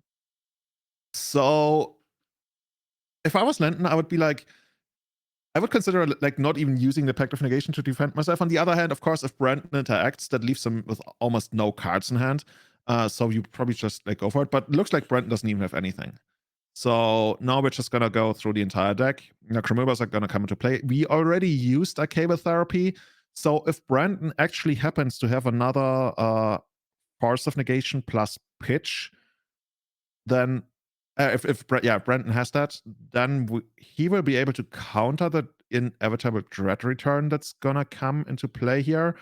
But funny enough, like Landon has the Memory's Journey in hand, so Brandon doesn't even know about. By the way, the names are way too similar. I hope the audience can still follow me. So Landon on the left side can buy some extra turns by using Memory's Journey. And Brandon is not aware of that. But it looks like Brandon didn't have anything. Dude, I would have loved to see how this game played out if Landon was actually forced to go down the Memory's Journey road. But we might see more of that. Actually, no, we don't, because Landon takes the entire game. All right, well, let's dive back into Modern here as we're getting ready for game number 2 here. As a refresher, Zane Martin up a game. Izzet Murktide against Demir Mill at the hands of Daniel Wharton. And that was a pretty exciting game 1. As a recap, it was a turn 1 archive trap for the Mill side, which turned on, you guessed it, a turn 2 Murktide region into a turn 3 Murktide region. And that game was over in a blink of an eye, much faster than most modern games go. And we're going to see here Polluted Delta in play. That's going to be responded to, I guess, in air quotes. You get what I'm saying, with a Ragavan from the side of Izzet Murktide. Yeah, interestingly, after sideboarding, I would very much assume that Demir Mill is going to bring in 2 copies of Ensnaring Bridge. That's just like one of the ways that you can have some counterplay against early dragons. Technically, if you get like a big mill off and you hit a Murktide Regent, you could even proactively Surgical Extract or Extirpate it if Extirpate actually came in. I don't feel like this might necessarily be the matchup where you want a card like Surgical Extraction in the first place, but I could be wrong. Like if the matchup actually works out that way, that you're pretty well equipped against anything except for a Murktide, then you might keep in the Surgical Extraction. But we will see as the game develops, because right now we're just like trading off a kind of removal spell here. Fatal Push on Ragavan. And back to Zane here. All right, yeah. So we'll see a couple draws here. Odawara, Brazen Borrower, the pickups, and this is really interesting. I'm going to ask you a very complicated question as we see Dragon's Rage Channel come into play here. You ready for my question? Yeah, always. It's a question as old as, okay, not as old as time, but who's the beatdown, baby? Oh, yeah. That's why I asked it, because I knew it'd make you think. I think it's maybe slightly beats Zane, because if the game goes really long, then the crabs are just going to be so good. The crabs are eventually just like the backbone of any kind of game, usually against control. But if the game goes really long and Zane thinks that he is the control deck, and in turn ascribes the control, the aggro roll, the beatdown roll to Daniel, then Daniel will eventually like get him with the crabs. But Zane might be aware of that and just like play a slightly more aggressive game and try to win that way. Like the entire matchup, but like it feels like it's pretty good for Blue Red Delver or Blue Red Murktide, not only because of Murktide, but also because your removal spells and like Lightning Bolt also are able to take out your opponent's engines and the crabs or close out the game quicker. So a lot of good cards on the Murktide side, and Demir Mill, I would imagine them to struggle a little bit in this matchup. Also, as we see Dragon Rage Chandler coming in, I'm not sure if it's already on Ultimate, is it? Where we're going to see as the life totals change. I like that reference. Delirium, Dragon's Rage Channeler, has basically ulted. So we see an end of turn Fractured Sanity here. That's going to cycle to draw a card, but then also mill 4, as looks like both players are patiently playing Drago. You can see it on the screen there. The primary mode, blue, blue, blue to mill 14. But the more common mode, I think, is just cycling 1 in a blue, dig through your deck while also making a little bit of progress through your primary game plan. And land's just going to come into play. Both players comfortable playing Drago with the pacing of damage. I think there may have been, or do we have any removal spells in the hand here for the Izzet Murktide side? Sorry, removal spells for the Demir Mill side. I apologize. We might. I was gonna more think about whether Daniel could find a bridge, but Zane had the answer for bridge in Brazen Burrow, but decides to play it out. And that also kind of answers your question, right? And who's the beatdown? At least in the way this game plays out and the way these hands have been drawn, I think Zane considers himself the beatdown, because the end of turn Brazen Burrow definitely says, hey, I want to beat you down as quickly as I can, as opposed to like holding it back for a potential ensnaring bridge. Okay. We're going to see Drown in the Lock here counter the Brazen Bar that was flashed on the end step. And I like this a lot. It shows like resource allocation, aligning your answers to the appropriate threats. Fatal Push being a big element in this matchup. Speaking of big elements in this matchup, here's a really big one. Murktide Regent going to come down here. Oh, but we're only making it into a... But usually when you make your first one really small, that means you have a second one in hand. So you Okay. get both to reap the benefits of it. All right. Well, that's a good heads up here. Okay, never mind. I think we might be maxing out. So that's 3 instants and sorceries, 2 lands. Thank you for the clarity, Zane. Much appreciated. And that's going to put a 6/6 into play here. And now that the Drown in the Lock is gone. Okay, wait a minute. We've got a stack here. Mystical Dispute targeting the Murktide Regent, and then Flusterstorm with the Dragon's Rage Channeler Surveil trigger on the stack is going to clear the way for the dragon to enter play. And I believe Daniel's down to 1 card now. Surveil is another interesting one, because technically if you surveil and you put it into a graveyard, that's just like a free mill one for the opponent. Oh yeah, right? I'm trying to keep track of how many cards are left in Zane's library. Very roughly, there should be something like 44 cards still left in the library. And yeah, Daniel just gets to draw 1 more card and just like scoops it up. No relevant cards in hand. And that's the match for Team Manter, Martin and Henderson. All right, yeah. In pretty convincing fashion here, the Izzet Murktide deck going to take care of Demir Mill 2-0. Similarly, Landon, Henderson 2-0. Oops, all spells taking the win against Doomsday, which we got to watch as well. Pretty cool stuff here. It looks like we're going to try to get an interview going on fairly shortly to talk about the players and their experiences there. Keep in mind, if you are all here for the first time ever, or if you've been here before, if you enjoy the content, listen, you want to show your support. You want to say thank you to Norm and the brilliant crew here at the NRG Series. You want to support paper coverage. If this is what you are all about, hit that follow button. Let Norm know that you appreciate this content so that he knows, that you like what he's watching. He'll put more of it out there for you. If you like the player interviews, if you like my beautiful face, okay, hold up. Wait a minute. This is not a selling point. Okay. If you like Julian's beautiful face, hit that follow button again. And if you're really feeling it, consider subscribing as well with maybe Amazon Prime. That's free. That's pretty cool here. Looks like players are getting seated. So we're going to hop into the interview booth in just a second to find out a little bit more about the experience that these players had. I'm pretty excited. Julian, what's your first question? Actually, you know what? Don't even tell me. You're going to ask the players. I'm ready for it. But we got a lot of cool stuff coming on. A lot of events in the horizon. So, NRG being one of the, company stores, entities with coverage at the forefront. This is what we want in 2022. So thank you so much to the crew. If the players are ready, we are too. All right, looks like I'm getting a note that'll take just a second here, so no worries there. But yeah, I'm pretty excited. So as a quick refresher, we had Izzet Murktide in the modern seat, and then we had Oops All Spells in the legacy seat. And I actually have already forgotten what was in the Pioneer seat, but that's okay because we can find that out really fast. Let's cut it to the interview desk. And hello, Landon, Weston, how's it going? It's going well. Going well today. All right, yeah, you two are sitting at a comfy, cozy 3-0, and that's a good place to be in at every event. Yes. Awesome. So let's start by addressing the dragon in the room here, playing against Mill. That Archive Trap on turn 2. I wasn't really sure how that game was good because Archive Trap is a great start for Mill. Whenever you can, cinch that value for 0 mana, you're always happy. But plot twist, there was an 8/8 dragon on turn 2. Tell me about that. Well, I looked over and my teammate was like, I'm going to slam. So we slammed the Murktide in, and the second one was good enough to cross the finish line.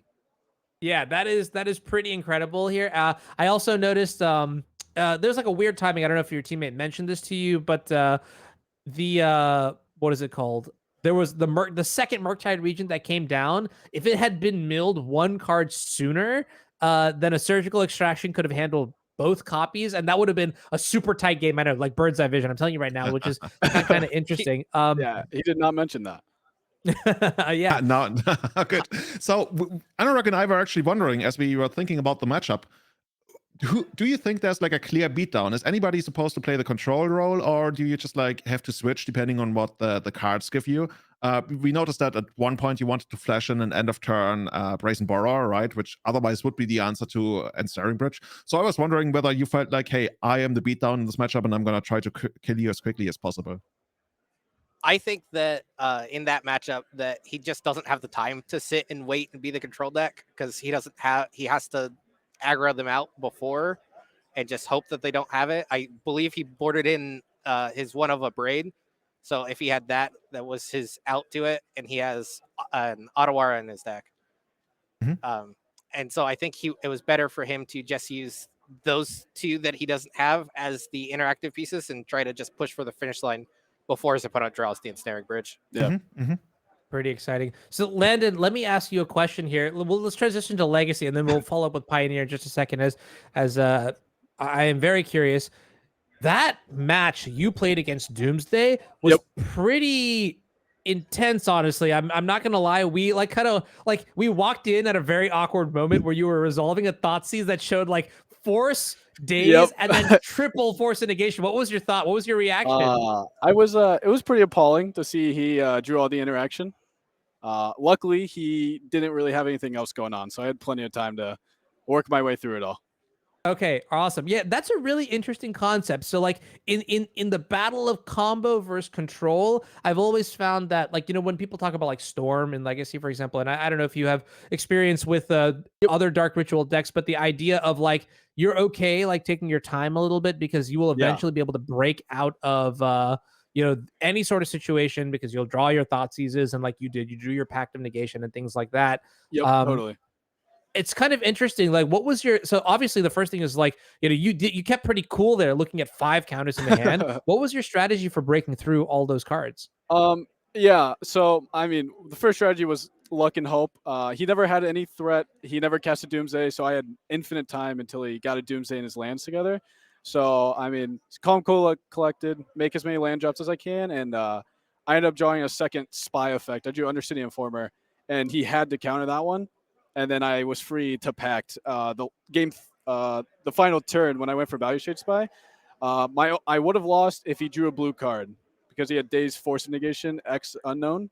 But wow. I figured it was a good time to go before anything else. Okay. Yeah. No, because it's not gonna get too much better. I mean, like you found the sweet spot, and I could tell too, like in the moment, like your hand was in your head. You were thinking like, all right, well, what do I do in this situation? And I think that's pretty wise, right? Just like saying like, all right, this is the best window to go off of after this percentage point start dropping. So correct. Very wise for that. In that sense too. So let's pivot really over to Pioneer now. So Weston, let me ask you. We didn't actually get to watch too much of your match. Your teammates were too busy winning. They won too fast. Good spot to be in. How'd your match go? So I missed lethal game 1 because I was playing Greasefang and I put a Parhelion into play, and in response, he tapped my Greasefang with the Shacklegeist, but I had 3 other creatures in play that could crew the Parhelion, and I just did my math wrong, and he was at 14, and I could have attacked for 14, but I left 1 creature back to block. So my opponent misplayed, I misplayed, he won the game, and then game 2, he just kind of ran me over. He drew 2 Spell Quellers and a Collected Company, but I had won the first 2 rounds of the day, so it was time for my teammates to pick up the slack. Awesome. There you go. Yeah, I always do that. I always do that where like I keep track of like whose records are there, because like, well, here's the thing, right? Like for team events, I always feel like you play with your friends, you play with Magic players you trust, but also the players you can have a good time with. Of course, definitely part of that is just like at the end of the day comparing records and be like, well, I really did just carry you here, so you get to hold that. You get a couple rounds off. I totally understand that. Of course. Oh yeah, currently Landon's carrying the team. He's currently 3-0. I am 2-1, and Zane, our modern seat, is 1-0 because he didn't finish his other 2 rounds. That's a hard one to evaluate. Okay, Yeah. all right, yeah. Oops All Spells doing really well. We were talking to another team, I think 2 rounds ago, and one of the players actually wanted to play Oops All Spells, but the other Sure. 2 players prevented her from doing it. They were like, you cannot do that in this event. And we were wondering whether that's like something that came up with your teammates, or is it just... We all, sorry to interrupt. We all locked in very last minute. I was very happy to lock in Oops All Spells. I was either going to play Doomsday or Elves today. But I ended up, I had a knife accident and I cut my finger. So Oops All Spells required the least amount of shuffling. So I'm glad we went with that one. Sorry about the accident, but that's a great story. If you win the entire thing, make sure to put the thing on camera. I will. Right there. Yeah, it's This is funny what carried 'cause me. people talk about like variance and like what variance actually means in Magic, and I'm gonna chalk this one up to variance, where like totally couldn't control this knife, and then like now I'm playing Oops All Spells, so you know if we win, scoreboard, but also what? Yeah. Anyways, all right, you two, thank you so much. One last question is, how are you guys feeling about the next few rounds? What is your strategy for closing out? Because there are 4 more rounds of Swiss left. Attitudes going forward. Where are you at? Feeling good. Hoping to keep drawing hot. I've been drawing pretty well all day against the Force Will decks, so that's what I'm here to do. Yeah, Awesome. we just need to take our time, slow down a little bit, count all the math out before we attack. Learn from our mistakes. Yeah. Wonderful. All right. Well, we're going to thank you so much for the interview. The team Henderson, Manter, and Martin advance on to 3-0 in the NRG series here, the team event at Fort Wayne. Much appreciated. And yeah, I think that's pretty cool. That is something that that we haven't really addressed. Like every time we come back to the booth, I always find myself talking about like why team events are so great. And the reality is that there's just so much to say. I mean, it's not the most common form of Magic, but like when you do get to play with your teams, it's pretty great. And I think that's one of the things that I really do like too, which is like sometimes you lose, but you just get carried, right? Like you can see here, like, okay, I made a mistake here with combat, but this is what I got you for, Julian. You got Crater Hoof Behemoth, and you're carrying me to the finals, baby. You want me to tell you something about team events? Yes. So I was actually invited to go to Kenya for a month, and I don't want to go too deep into it, but my work actually told me, Julian, you need to go to Kenya, to our hotel, go on safari. I mean, yes, for work, but after work, you're going to be in Kenya on the beach. It's going to be amazing. And I literally come back a little bit earlier to play a team event, but in the beginning of December. Oh, that's awesome. That is super awesome. Who are your teammates? I'm teaming with Callum Smith and Kai Savatari, both of my co-hosts on the Everyday Eternal podcast. We're going to be playing at the Four Seasons in Bologna. There's going to be a big European Legacy Championship. And as part of that, well, it's actually technically the main event of another event. Anyway, it goes way too deep, but we decided to team up as Team Everyday Eternal, or we're going to pick a good name. And yeah, I'm going to be in the modern slot. Kai is going to play the vintage slot, and Callum is probably going to play Painter. Callum, are you in chat? Let me know. I'm probably going to play Painter on the legacy slot. And I really wanted to play that. So I picked actually my flights to arrive back in time to play that event. Very, very awesome. Well, I'm going to get an update from production on how much time we have left in between rounds. If not, I have some special content for you all in the booth here. Let's see. Hold up. It's on the screen and I can't see it. I'm sorry, Norm. Don't fire me. All right. We have a couple pieces of important information to go over, right? I mentioned already the NRG series is not just a one and done sort of shop here in Fort Wayne. Let's take a look at some of the upcoming events here. And yeah, welcome back to the booth. If you're just joining us, my name is Anurag Das. I'm joined by Julian Knab. We are here at the NRG series event in Fort Worth. And wow, I feel like I just need to take a you've been deep running breath. like a 100-meter dash or Oh, like yeah. 5,000 It's meter great. dash. Yeah, it's cool. We're going to slow down now, and we're going to talk a little bit. So we have a couple more minutes before the round begins, and we did talk about some cards in our upcoming set for Magic the Gathering, the Brothers War. So we've talked about a few cards. We talked about Lorn of the Third Path. We talked about Brotherhood's End, and we talked about Titania, the voice of Gaia. Anything else that strikes you as interesting, Julian? But I guess one of the most talked about cards, and might become a fan favorite, is the Stone Brain. I want to say this has generated a lot of talk. The kind of effect, I guess we can like put it on screen in a moment. This kind of effect used to exist in Magic for a while, and for those who don't know, oh yeah, there we have it. So it's a 2-mana artifact. You can tap 2, exile it, and you get, I guess it's basically a cranial extraction effect where you search the entire opponent's deck for any card. I think this one can also remove basic lands, right? So yeah, you name any card. And if they happen to have any of those cards in hand, they get replaced by an extra draw. So this is not creating card advantage for you. This is a strategic tool that you can usually use to attack combo decks. Technically, like I mentioned, one of the few effects that can actually hit basic lands as well. Legacy, I think the most talked about type of deck is a Karn Stompy deck, right? Because this also has like the nice effect of you can grab it from the sideboard with Karn, and then since this exiles itself, you can grab it again with Karn and then use it again. I'm not sure whether you would put this card into your deck to use it twice, because when you want an effect like that, you better win the game with it, because it's you're basically paying 4 mana to go down on card advantage -1 at least. I don't know, man. Is this something that scares you? You've been known to play control decks with like, I don't know, like 2 or 3 win conditions at best. I feel personally outed here, but yeah, no, you bring up really good points here. I think in the format of Legacy specifically, evaluating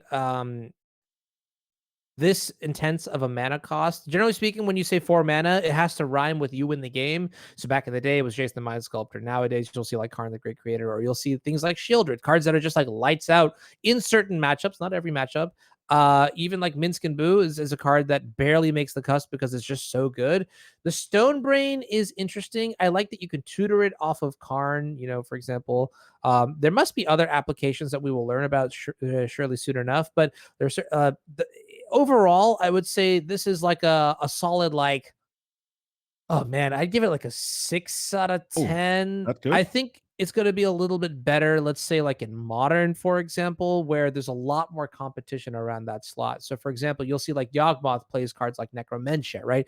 You have Lost Legacy as another playable option. Or Unmoored Ego, that's another good one as well, right? So this is where this card comes into play, because being able to go turn 2 Stone Brain, untap, activate, have 1 mana over is kind of a big deal. But also, like, if your curve doesn't like really suit it, then maybe you just want that 3 mana Unmoored Ego kind of deal. I think the biggest thing about it is like the artifact typing, and that you can tutor it with Karn the Great Creator. Yeah, something I would have loved to see is being able to activate this at instant speed, which would have also technically made it graveyard hate, as you can, your opponent's going for Grizzlebrand, you remove it from the graveyard or something. I mean, you can still do that proactively, but you don't always have that option if your opponent's going to do the entire combo. So that would have made me put it as like a 6 or 6.5 out of 10 in Legacy. Interestingly, and I could be wrong on this, I've seen people mention this as a win condition for mono green in Pioneer. Okay. Because you can also, like, if once you get to the point where you activate your planeswalkers left and right, I guess you could eventually remove all the win conditions from your opponent's deck and then just like pass the turn, or even like take out the lands if you have the mana. And wow, yeah. that is kind of terrifying to think about. I mean, like, yes, you do have the ability to draw a card in case you lose something from your hand. So that's just been the general pattern for these sort of like slaughter games effects. Or cranial extraction. I don't know, whatever extraction effects. We'll just call it that. Sure.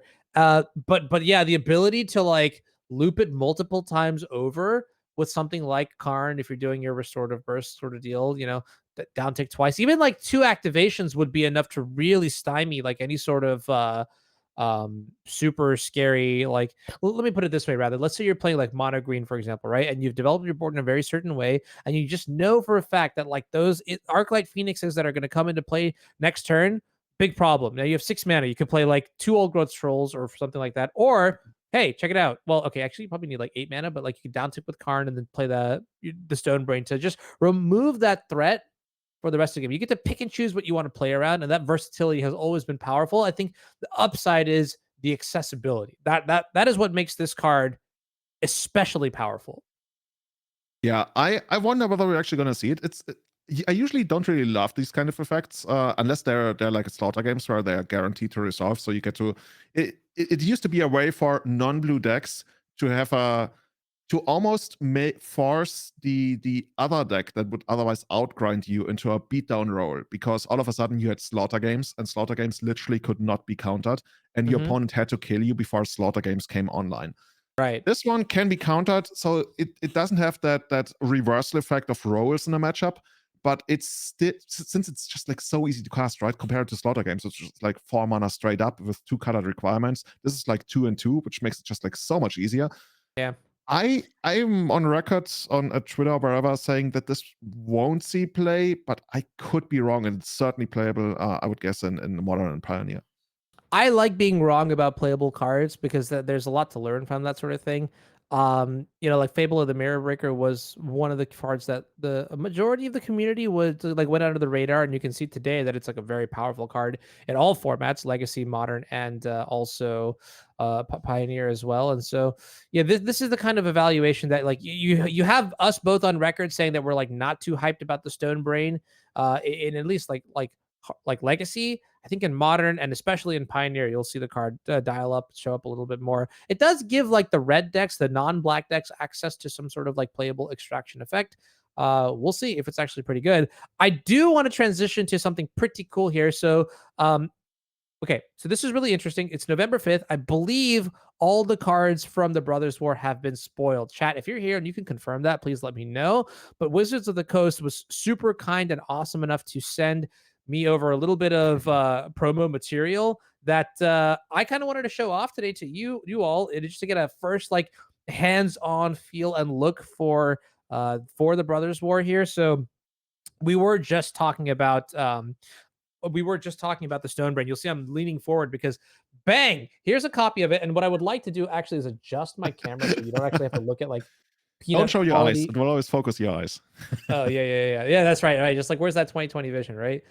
So this is pretty cool here. This is the Stone Brain, and you can see. I mean, it's just another card, but there are a lot of other cool cards to talk about that I wanted to go through that have all been.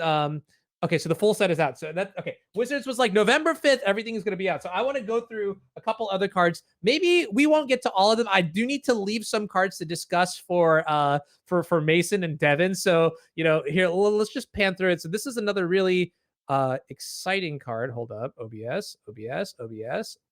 Okay, perfect. All right. Yeah, so I'll just do this instead. A different type of content, but here's Haywire Might. This is a pretty powerful card that we'll talk about at some point. Here is another shiny foil Mishra's Research Desk, which is also another powerful card. You'll notice that both of these have something in common. And then here's another card that I think, Julian, you and I can talk about right now, which is Third Path Iconoclast. Let's get into it. Julian, how do you feel about this card? Well, it's basically Young Pyromancer that pitches to Farcical, right? Which makes it really good. I think it also triggers on artifacts, which the original, if I remember correctly, doesn't trigger on. So it could be an upgrade. Of course, it's a little bit harder to cast. Yeah. We're not really living in Young Pyromancer's world right now, right? We've had years where Young Pyromancer was just like the big deal. Usually, I'm sorry, Young Pyromancer, but you're usually good when something is really broken in the format. That's just the code first. Whoa, wait a minute. Do you remember? Oh, I was gonna say, do you remember the Grand Prix that BBD won?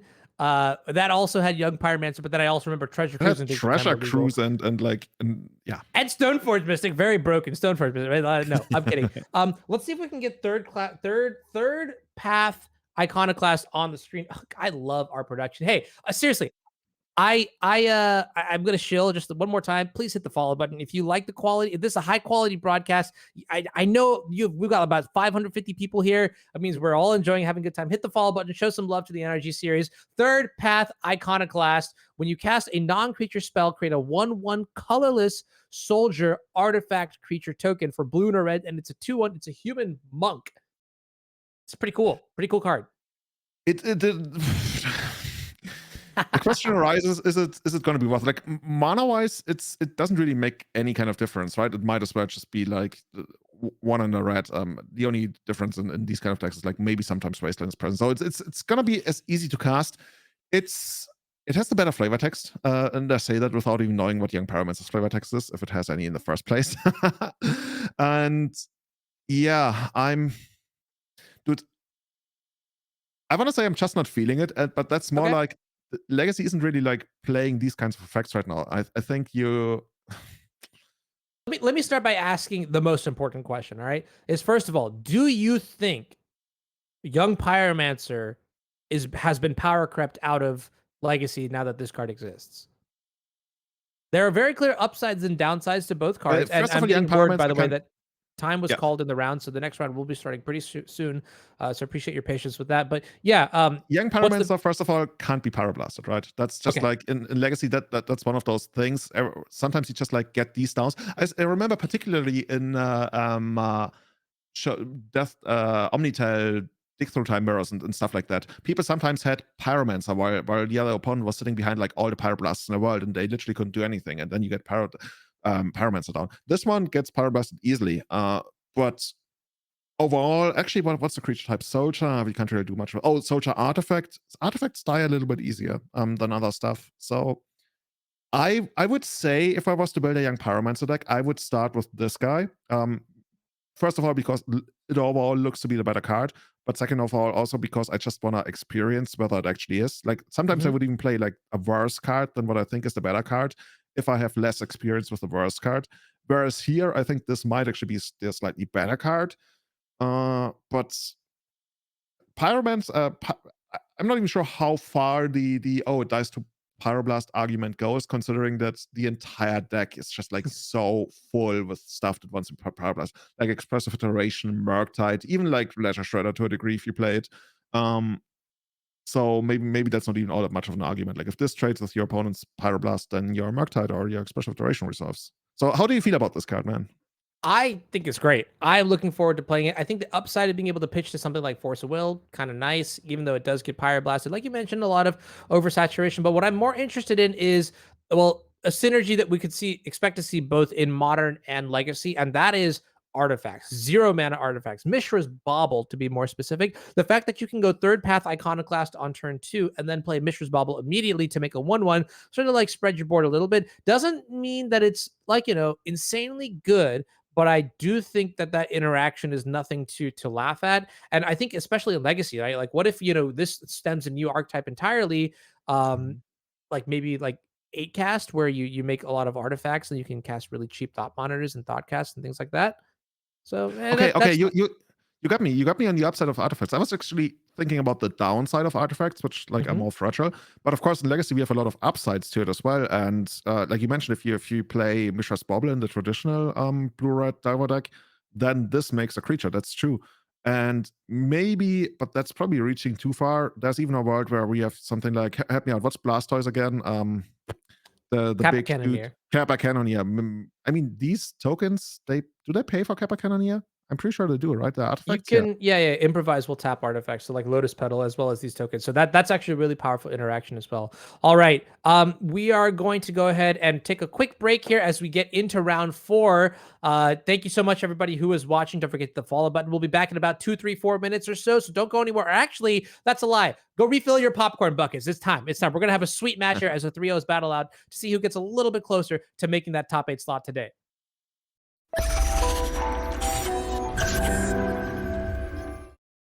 Welcome back to the booth here. My name is Honor Agdas. I'm here with Julian Knapp. We're going into round 4 out of 7 here today at the NRG Series trial in Fort Wayne.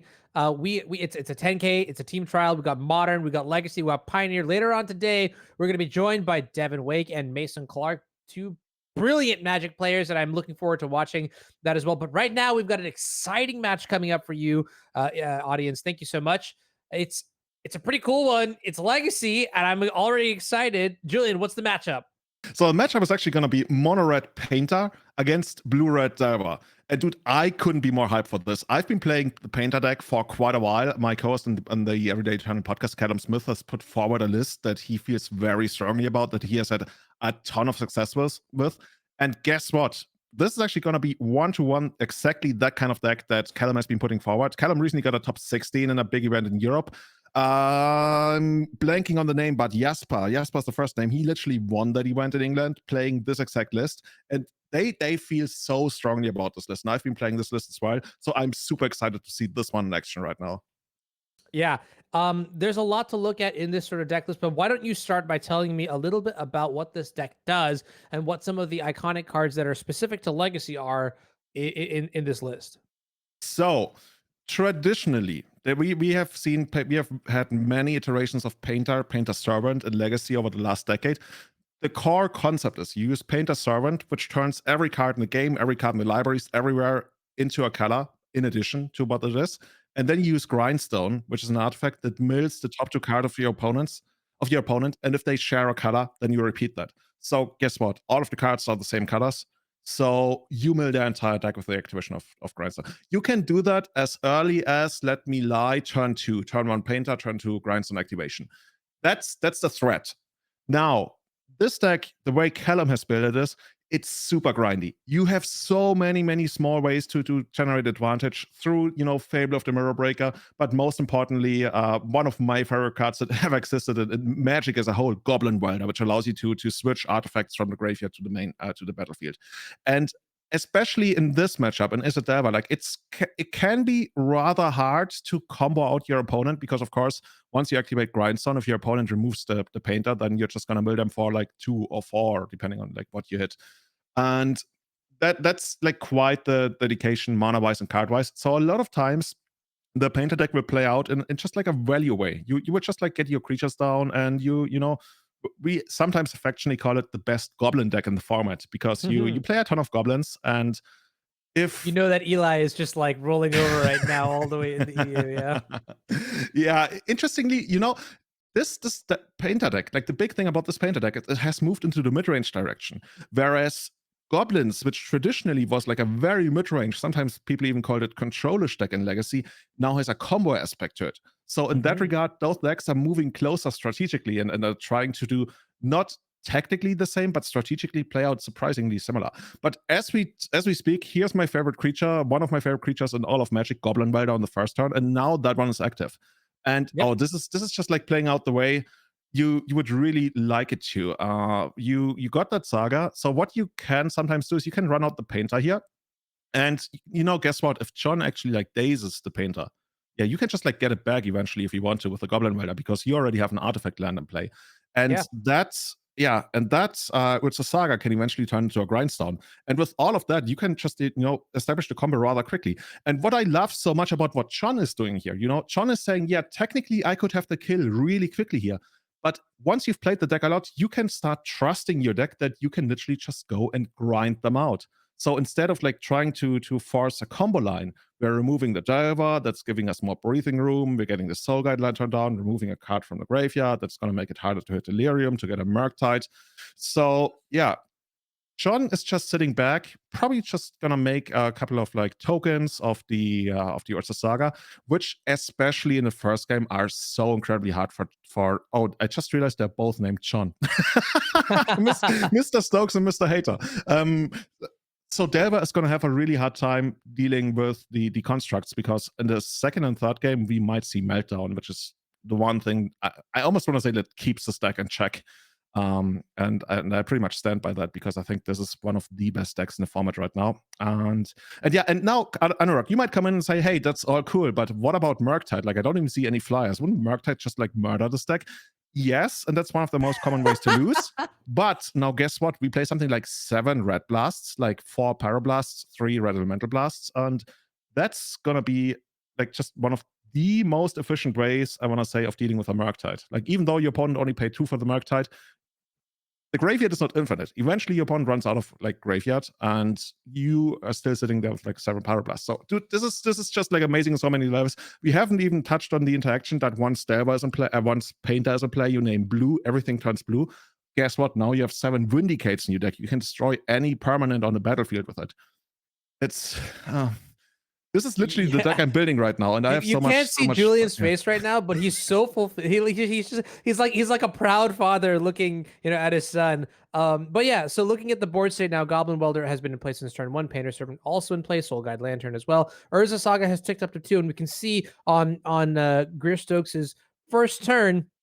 Third turn rather, they are casting a Brainstorm. There's a Surveil trigger on the stack, and the hand looks pretty nice here. Daze, Forcible, Pyroblast, Murktide, Expressive Iteration, all key elements to this tempo deck.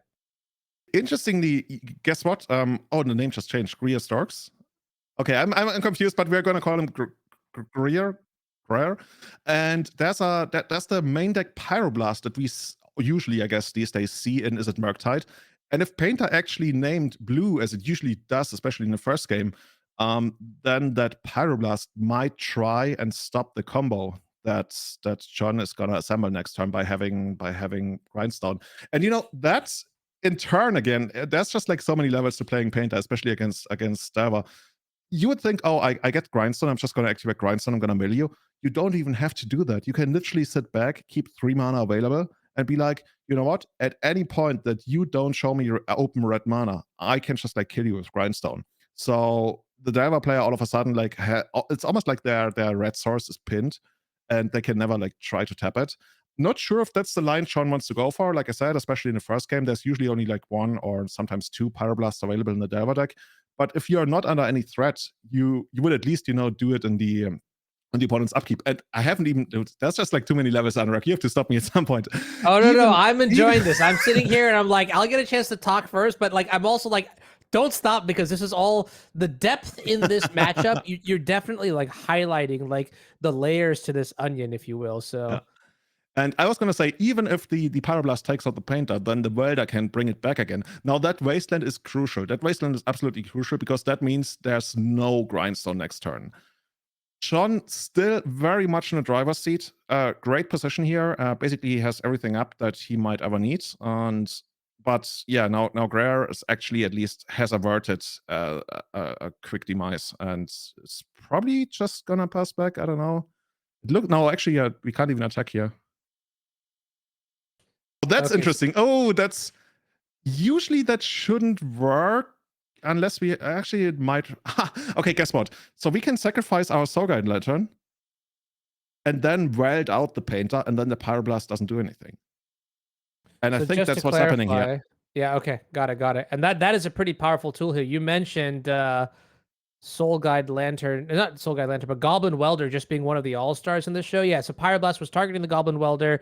Painter gets put into the graveyard or welded into the graveyard in exchange for the Soul Guide, and now it is no longer blue, so the Pyroblast is going to fizzle, and this just goes to show you the power, the flexibility, all the shenanigans that make this deck so interesting, right? And wow, this is a great one too. Fable of the Mirror Breaker coming down on turn 4. Yeah, Fable is another card. That deck really, you know, traditionally these red decks, I mean, at the core, it's somewhat Stompy-esque. Oh, and that's going to be met with a Pyroblast. Yeah, that's amazing. They didn't have the greatest selection, right? Okay, and I guess, oh man, we cannot make mana. There's no Lotus Petal in the graveyard. So I was talking about how there's a lack of selection, and sometimes you just like variance gets you.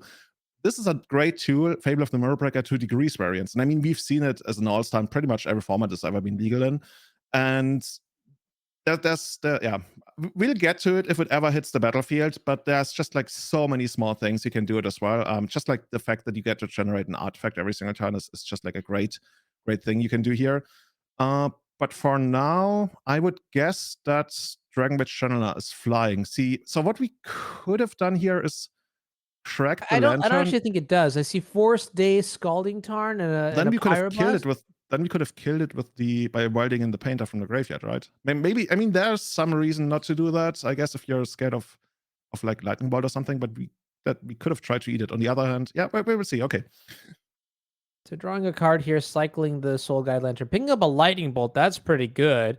Things on my radar right now from the Painter side of things is well, I'm worried about top decked what is it called, Murktide regions. That's gonna be pretty scary, but otherwise it feels like if this board state is at parity, we have the tools to, or Painter has the tools to pull ahead here. Lightning Bolt's gonna go ahead and take care of the Dragon's Rage Channeler right now, prevent any future surveils here, and yeah, that's a good place to be.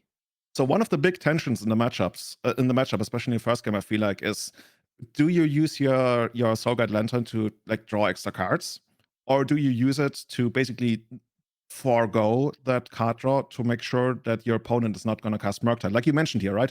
Murktide could be a really big problem here, because right now we can't deal with it, and we would probably die to it in 2 swings. We have a lot of outs to it, but I mean, you don't always draw them, especially without the Fable of the Mirror Breaker. On the other hand, if you draw more cards with your Soul Guide Lantern, and eventually your Ancient Den is, and not Ancient Den, what's it called? Great Furnace can be converted into card advantage through Welder and Soul Guide Lantern. It's a trade-off you have to consider, especially now that Greer has has cast a Brainstorm. It makes it somewhat more likely that there could be a Murktide in hand. And yeah, it's... I can't tell you what the best play is. Like, I play this deck almost every single day on Magic Online. And it's one of those tough calls. And it looks like John is going to be like, you know what? We're just going to get rid of your graveyard. There's not going to be any Murktides anytime soon.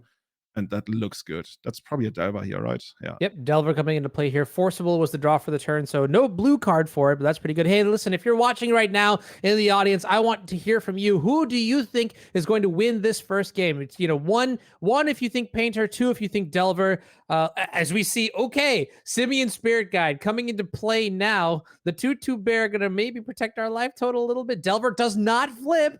Can we get the job done here? One for Painter, two for Delver, or even if you tell me what's your favorite deck here? Which one do you like more? I mean, I know my answer, and I'm pretty sure I know the answer for most people. But the sweet deck, and it's the Simian beatdown. Okay, here we go. What's scarier than one Simian Spirit Guide?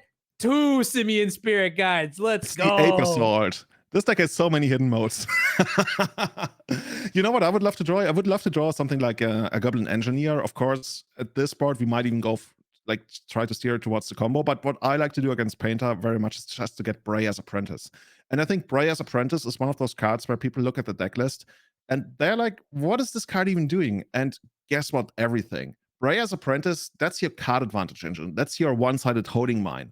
That's your way to generate tons of flying tokens to jump block Murktide every single day of the week.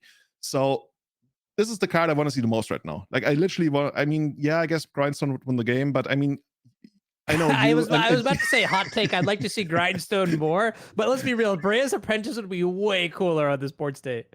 Yeah. And once that gets into, like, I've had game sets where at some point, like, the Izzet player would just like scoop because you were just like welding in and out Breya's Apprentices left and right, and especially in the first game when they don't have Meltdown. Feel good? Yeah, very much so. Petty theft bouncing a Simian Spirit Guide. Okay, Delver's gonna flip to. What the heck is that card? Is it like a lightning bolt? I don't know. No, it's something we can. Yeah, it's like. Oh, dude, I totally guessed that.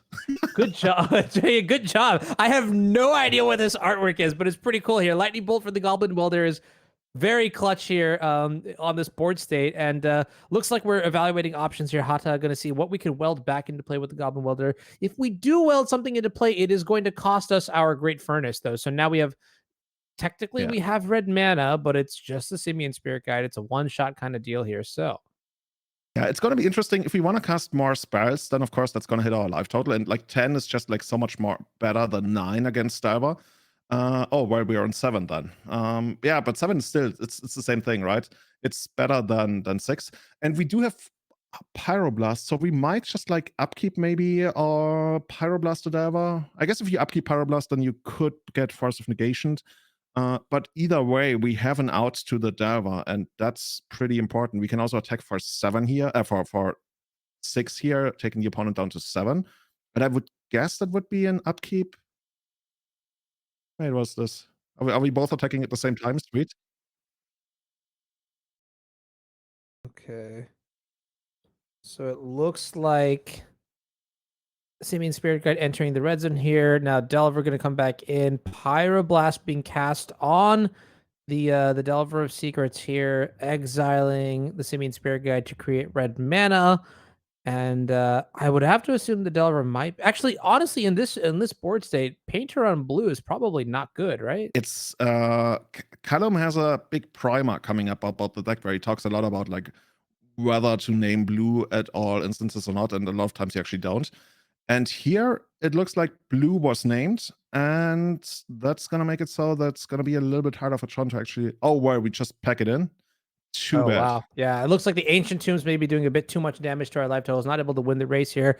But yeah, the downside of naming blue in this matchup is you turn on your opponent's main deck Pyroblast, and then I guess the other is that you turn on their Force of Wills too, because all cards in the hand become blue as well, or the chosen color. And, you know, that means your Scalding Tarn is now no longer just colorless. It is a blue fetch land. And Force of Will says, hey, I don't care if you're a fetch land. I don't care if you're a cantrip. If you're blue, I will put you in the exile zone to cast this card for free. So there are real downsides we can see in this sort of situation here.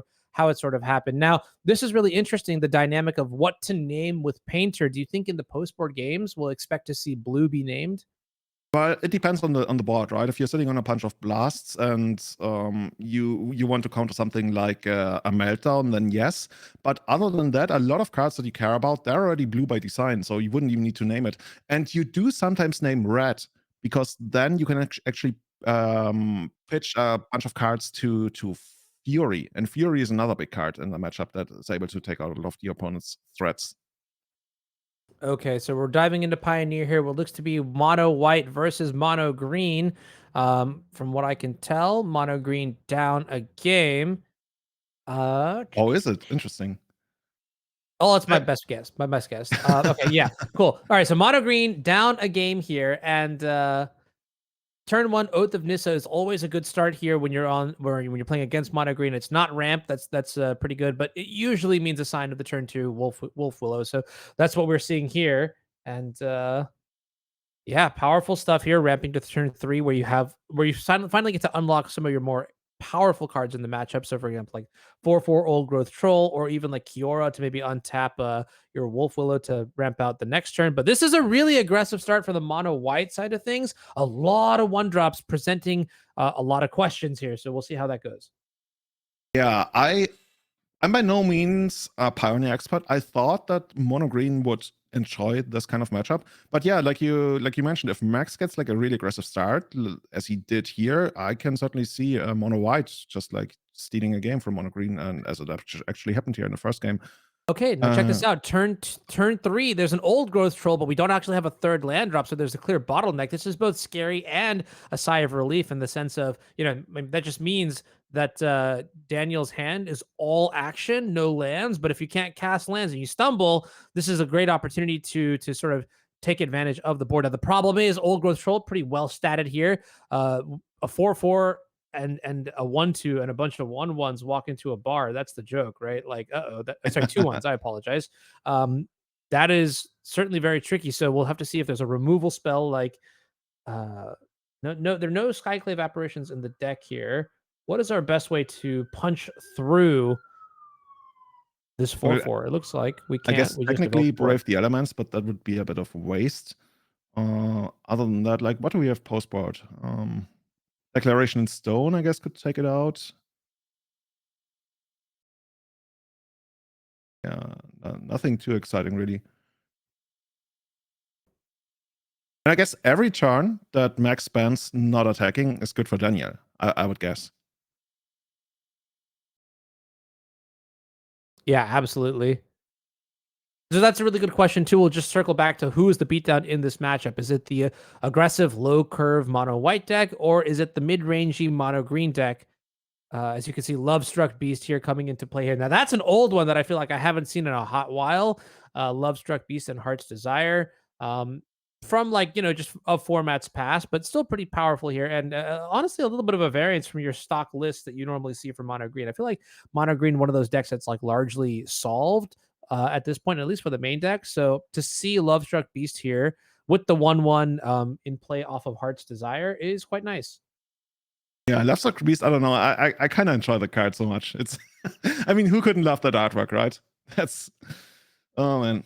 But yeah, right now, both players really just like setting up for what they really want to do. Of course, in Mono White's case, that's just like attacking. And we talked about this a little bit in the past, that sometimes the Mono White deck, the Mono White Humans deck, kind of works like the Rebels deck worked in Standard like 22 years ago, where you just like build up a bunch of creatures, and then all of a sudden you get, in this case, Brave the Elements, back then Reverend Mantra, and give protection from your opponent's color, and just like Alpha Strike for the win. And in the absence of any kind of good removal spell on Max's side, I mean, I guess that's gotta be your game plan. It's okay, not well, a very this is a big turn here coming down for the mono green side of things. We're Stormed the Festival off of a Nykthos that's generating what, 1, 2, 3, 4. Oh, just so much mana, 5 at least. Yeah, this is going to be pretty brutal here as another copy of Old Growth Troll comes into play, and I believe we have what? Oh no, maybe not. Let's see. Oh, okay, Cavalier and maybe Elvish Mystic are the pickups. Either way, it does not feel good from the mono white side of things, where now the board is just getting so gummed up with all these high power and toughness creatures that you can't really easily attack through. That I think Daniel might have this game close to wrapped up here. We'll see if there's anything else or extra that comes down that might be a saving grace here from the human side, but it's looking grim. Yeah, and that's why I was a little bit surprised when you told me that mono white humans actually was up a game, because this is how I usually expect the matchup to play out, right? Where there's just like a bunch of like smaller creatures not being able to attack past the bigger creature, and that buying so much time for mono green to do all the busted big mana stuff that mono white just like can't keep up with at that point. I guess if Max had been able to get in a couple of early beats, like get Daniel down like to half of what we see right now here, then there might be a way to do it. But like once the well, what we consider, I guess, the control deck in format starts attacking even into you know you're behind, and with just one card in hand, Max position doesn't really seem all that great here. Yeah, but I mean, props not even for props for the Final Fantasy planes. yeah, not even the control deck in the matchup, just in this matchup, right? Like, definitely, like, the idea is to stabilize before your opponent puts you in that tight bind, as mono white generally tends to do, right?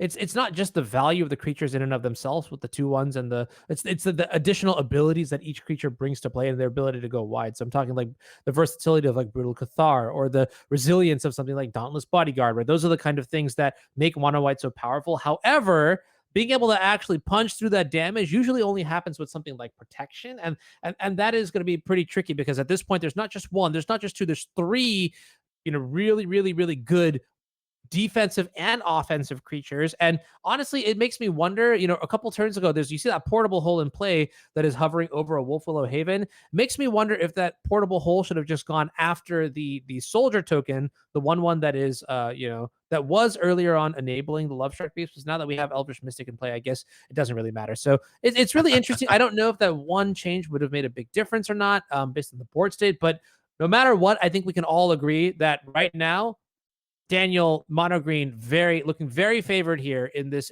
game too.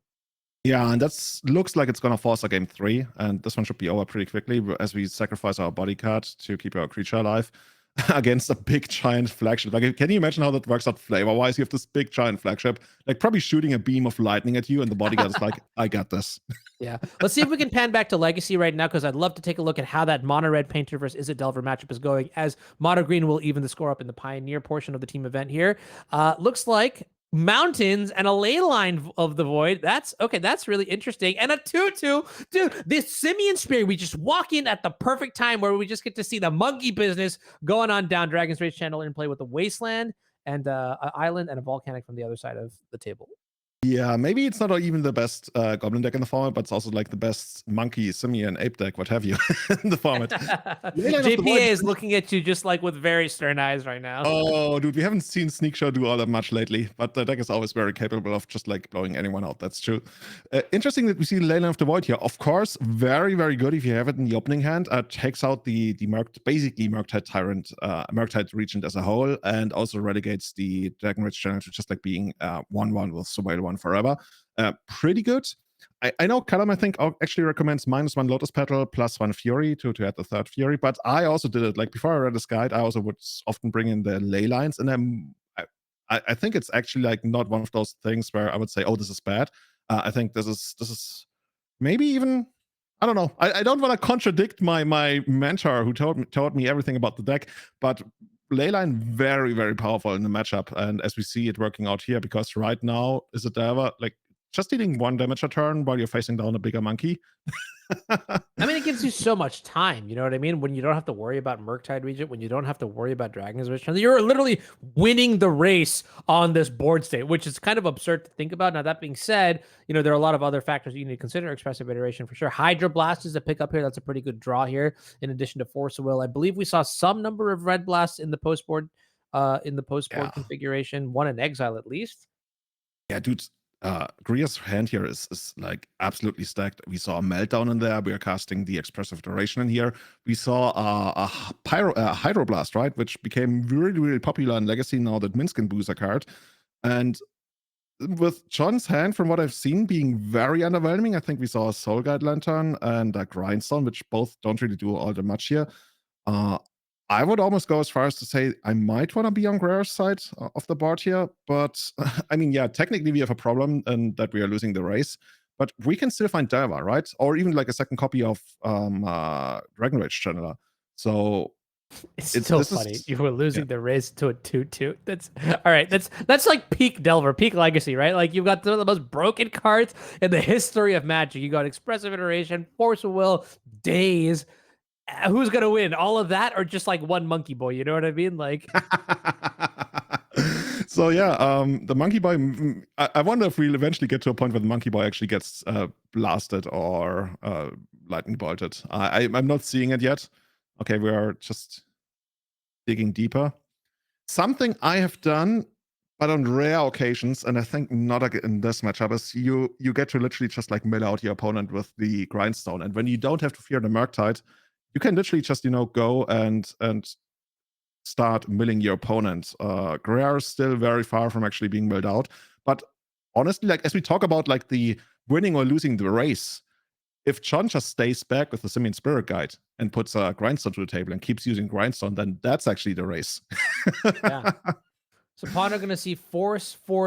That's a quick shuffle here from Greer Stokes. And now we find Delver found off of the shuffle here. So Misty Rainforest going to be cracked, going down to, what, 16 potentially? And Delver of Secrets finally going to enter play. And now the game is going to get a little bit faster pace here, dialing up the heat in this cooking channel that is brought to you by the NRG. I'm kidding. Okay, no. By the NRG series. If you haven't already, hit that follow button, show some love here. Delver of Secrets and Dragon's Rage channel. Honestly, name a more iconic duo. So this is actually kind of cool. We are running out the City of Traitors. And if Greer is actually willing to wasteland that, I think John is gonna be pretty happy, because one of the ways to really like pull ahead in the game for John would be to draw on Ursa Saga. And of course, that really doesn't do anything as long as Greer is sitting on the wasteland over there. So right now, we have the Grindstone, and as long as the Grindstone stays in play, it also creates a scenario where John could literally just, rip Painter's Servant from the top and threaten a kill. Of course, we know that wouldn't really work all that easily because Greer actually has quite a lot of counterplay. But if John, for example, let's say ripped a painter named, I don't know, Black, turns everything black, then the Hydroblast on Greer's side wouldn't even stop that. Interesting. Okay, we got a reader. I'm trying to imagine like in what that would telegraph reading it, but I guess it's just like making sure that's just like how it works. Yep, you can see Grindstone here on the screen here. 1 mana artifact that you can tutor off of Urza Saga, but do 3 tap, target player puts the top 2 cards of his or her library into his or her graveyard. If both cards share a color, repeat the process. Yeah. The one thing that makes me concerned for John here is that right now, Greer is eventually winning on board with the Delver. That's just like literally your best card when the opponent has Leyline of the Void. And Greer also has protection. We know at least about the Hydroblast, which is huge because John doesn't have anything relevant in hand at all. And there's also a Forceful that I saw that might have a pitch card. So John basically needs at least 2, maybe 3 business cards to really pull back into the game.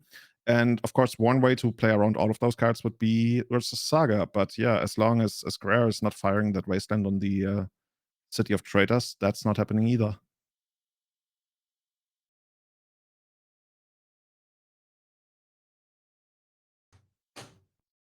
Yeah, so from this position, I'm actually just wondering, like, with the layers of insulation that are here from the Delver side of things, what are the perfect set of draws potentially that... Well, honestly, right now, if I'm John, I would like to draw something that's easy to resolve.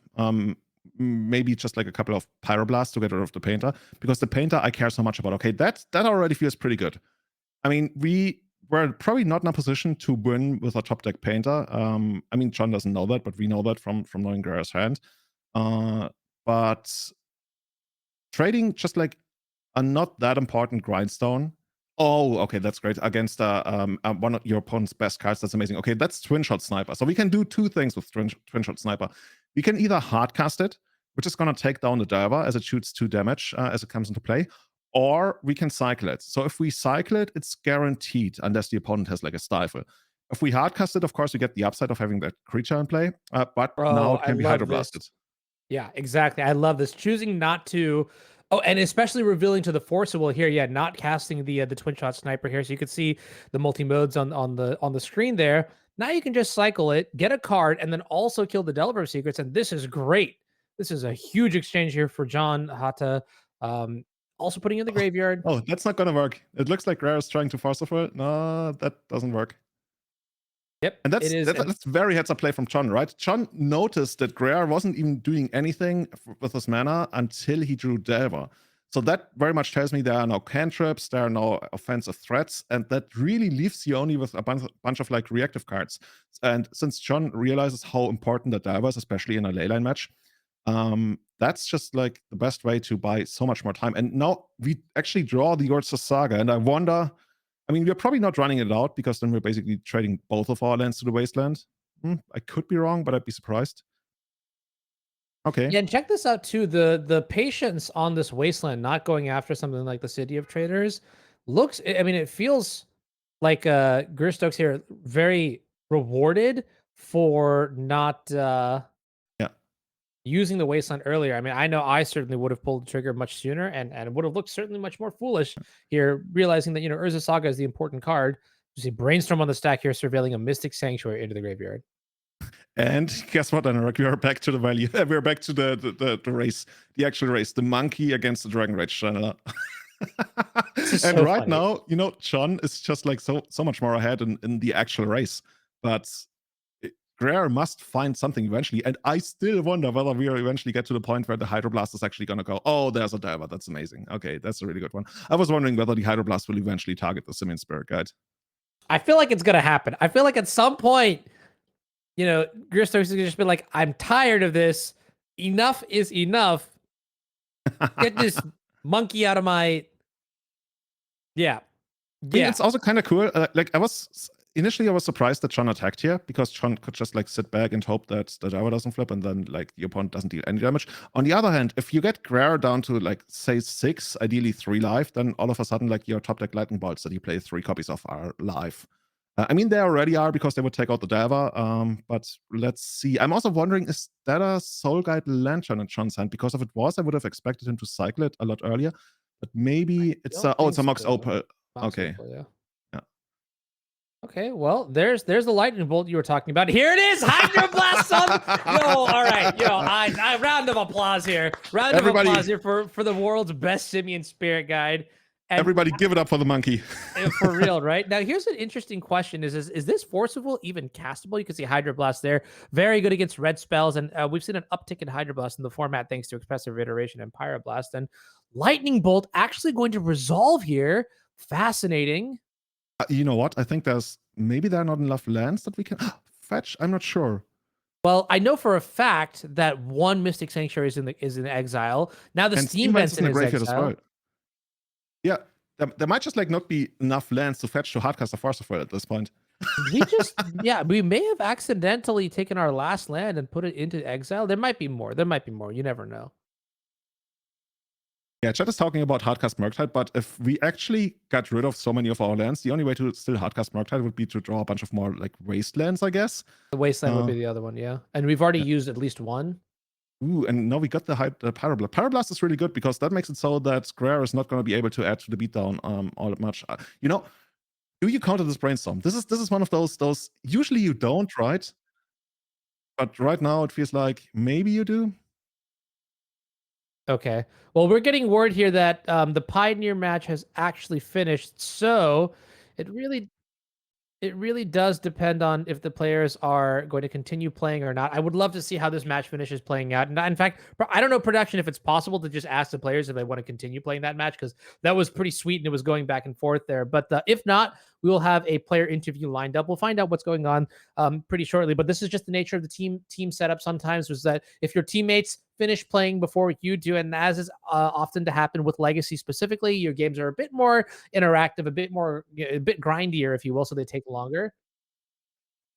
Okay, so it looks like production is going to ask and find out what the status is on on that game, if the players want to play it. I really hope they do, because it's such a sweet game that was going on when literal Simian Spirit Guide was just like going to town and got Hydro Blasted. It actually was worth the card. So it's interesting because okay, no, it looks like we do have a player interview coming in as the players are seated, and yeah. So that is fascinating. Well, we'll actually find out who won because even at this point yet, we haven't been updated on whether mono white or mono green won. So we're gonna walk into this a little bit blind, but like, all right, yeah, hello, which team is this? You know, that kind of deal. Like, so which deck did you play? Oh, okay, sure, sounds good.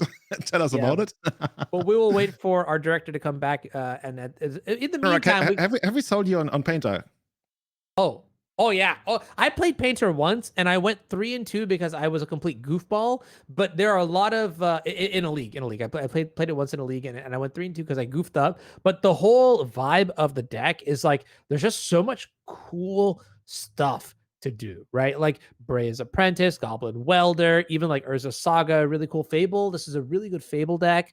That's another thing that I really like. And then just like I've seen a lot of really good Painter players play, like Jack Kitchen, even like Matt Soleil at some point went to the thing. Okay, and it looks like players are actually ready. So let's go ahead and cut to that first, and we'll talk about this stuff a little bit. And congratulations, Anthony and Max, on winning. Okay, so catching me up here. So Max, you were playing Pioneer. Anthony, you were playing Modern, correct? I'm Dominic, and I'm playing Modern. Yes.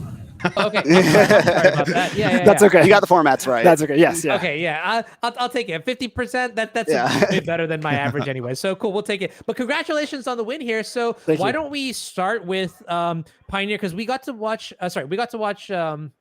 A little bit of the mono white versus mono green matchup. We dialed in on game number 2, I believe, which was looking a little bit grim for the mono white side of things. Talk to me about that matchup a little bit. In that game 2 board state, what were your thoughts? What were some of the cards you were looking for? Because you had a very aggressive start, but then there was a turn 3, old growth troll off of a Wolf Willow Haven. No third land, but just like the Wolf Willow. So what was your thought process there? So yeah, in game 2, they were on the play. My opponent was on the play, and they were able to get off to a pretty quick start. I had mulliganed. I didn't have the best hand, so I was able to get some guys on the board, but I kept a hand without removal, didn't draw into any. So it was the kind of situation where the troll is just going to stonewall my entire board. So wasn't really able to get anything. I kind of just had to sit for several turns, and my opponent just kind of did the mono green thing, got a really high devotion, got a Nykthos, and just played a million things, and there was just no way I was going to even build up enough of a board to do anything. I see it. But game 3 looked a lot better. I mean, you're here in the winner's seat now at 4-0. So talk to me about what happened in game 3 there. Catch us up, because we were a little bit lost in the sauce, if you will, watching the Delver versus Painter matchup, which was pretty sweet. But yeah, talk to me about game 3. Were things a little bit different there?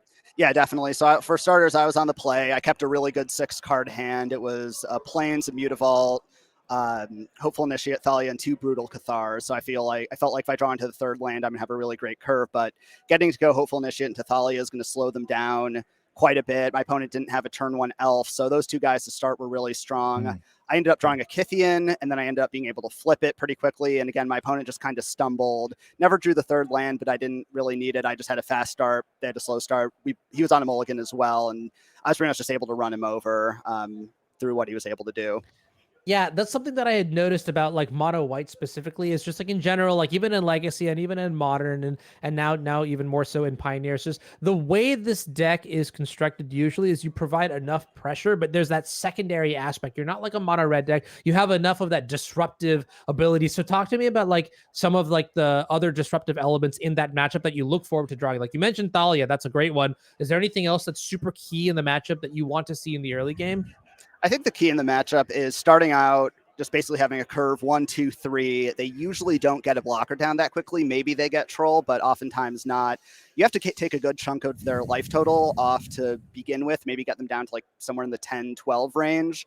And then they'll try to stabilize, and hopefully the disruption basically will either be removal if it's just 1 or 2 guys and you can kind of just push through enough damage, or you just brave the elements. You might be, there are definitely play patterns where you take a good chunk of their life total, then you're staring at each other, but you're also playing guys that whole time, and you just have like 20 power on board as the mono white player. You just go brave and you just attack and can win. So not necessarily disruption per se, but you kind of have to take that first chunk, and then you have to find a way to sort of finish them off. That's what I was wondering in the second game, right? In the second game, you weren't really able to get that first chunk because there was the troll, and the opponent was sitting at, I think, like 19 or 18 the entire time. And NRG and I, we are both not Pioneer experts, and we were wondering, is there still a way for you to get back into the game once you have not dealt that initial chunk of damage, and you also don't have like this super critical mass where you get there with Brave the Elements? Is there still a way to climb back into the game, or is the deck just like straight up not constructed to even win those games, and you're like aiming to win the other, I don't know, 80% of games where that doesn't happen? Yeah, I mean, I think the answer is pretty much no. I think what would have to happen is like they don't put any pressure on me, and I get nearly 20 power worth of creatures and Brave, but like that's really a stretch at that point. And also my opponent had a 1/1 white human from Lovestruck Beast, so even if I Brave for green, they have a chumper for my Adeline, and when it just gets to that point, it's near impossible unless just something very bizarre happens. Yeah, makes sense. Yeah. Let's pan over to Modern. So Dominic, thank you so much for joining us. So we didn't actually get to watch your match, but from what I recall, it was the 5-color creativity mirror match. Is that correct? I was actually I'm on Golgari Yawgmoth, and my opponent's on 5-color creativity. Let me double check my. Yeah, it's Golgari Yawgmoth over there. And that deck is exciting to me, dude. I can't help it. When I first got into like, when I caught up with Modern like half a year ago, and I was like, okay, let's find out how this format works. I used to be really into it. I saw this deck, and this deck plays 4 copies of Young Wolf, and I was like, there's no way I'm ever gonna play this deck. Like, what is going on here? But this deck is really good. Every time you have it on camera, it does some really busted stuff, and sell me on it. I have a really big Modern tournament coming up, and I still haven't picked a deck for it yet. This is very much in the contention for it. I'll resell myself on it. Or the thing that resold myself on it was I put another copy of Endurance in the main, so I have 2 copies of Endurance in the main, so I can go from a board of exactly Yawgmoth, 2 Undying dudes, as long as one doesn't have a +1/+1 counter on it, and Essence Warden, and I'll have enough mana to cord out for a Blood Artist, because I can just pick up my deck. Even if I draw the Blood Artist or the Geralf's Messenger, I can go to the end step, I can discard them into the graveyard, and I can Endurance on my opponent's turn to shuffle them back into my graveyard or back into my library, and then cord something back out to like finish the kill. It's like it always has like these like weird sort of slippery angles that a lot of people, I think, it like wins in ways that I think people aren't necessarily always expecting. I think my friend and I were talking, or like Max and I were talking like the other week at the last event. We were like, you just win at like weird steps of the game. Yeah. Like I think we were playing each other in the he beat me during my combat. Yeah, step. Right. Like it was like his. It was like the declare blockers step of his attack or his combat step. So it's just like it's one of those really funny decks, and it works a lot like the core decks of old in a way, where you've got some toolbox elements, but you also have a lot of redundancy to find your combo pieces. Okay, honestly, I gotta say that's a little bit intimidating. Like the lines that you just described, I'm all about that stuff once I understand it. But when you described it, I was like, dude, I'm not sure I would have even seen that kind of like. This is.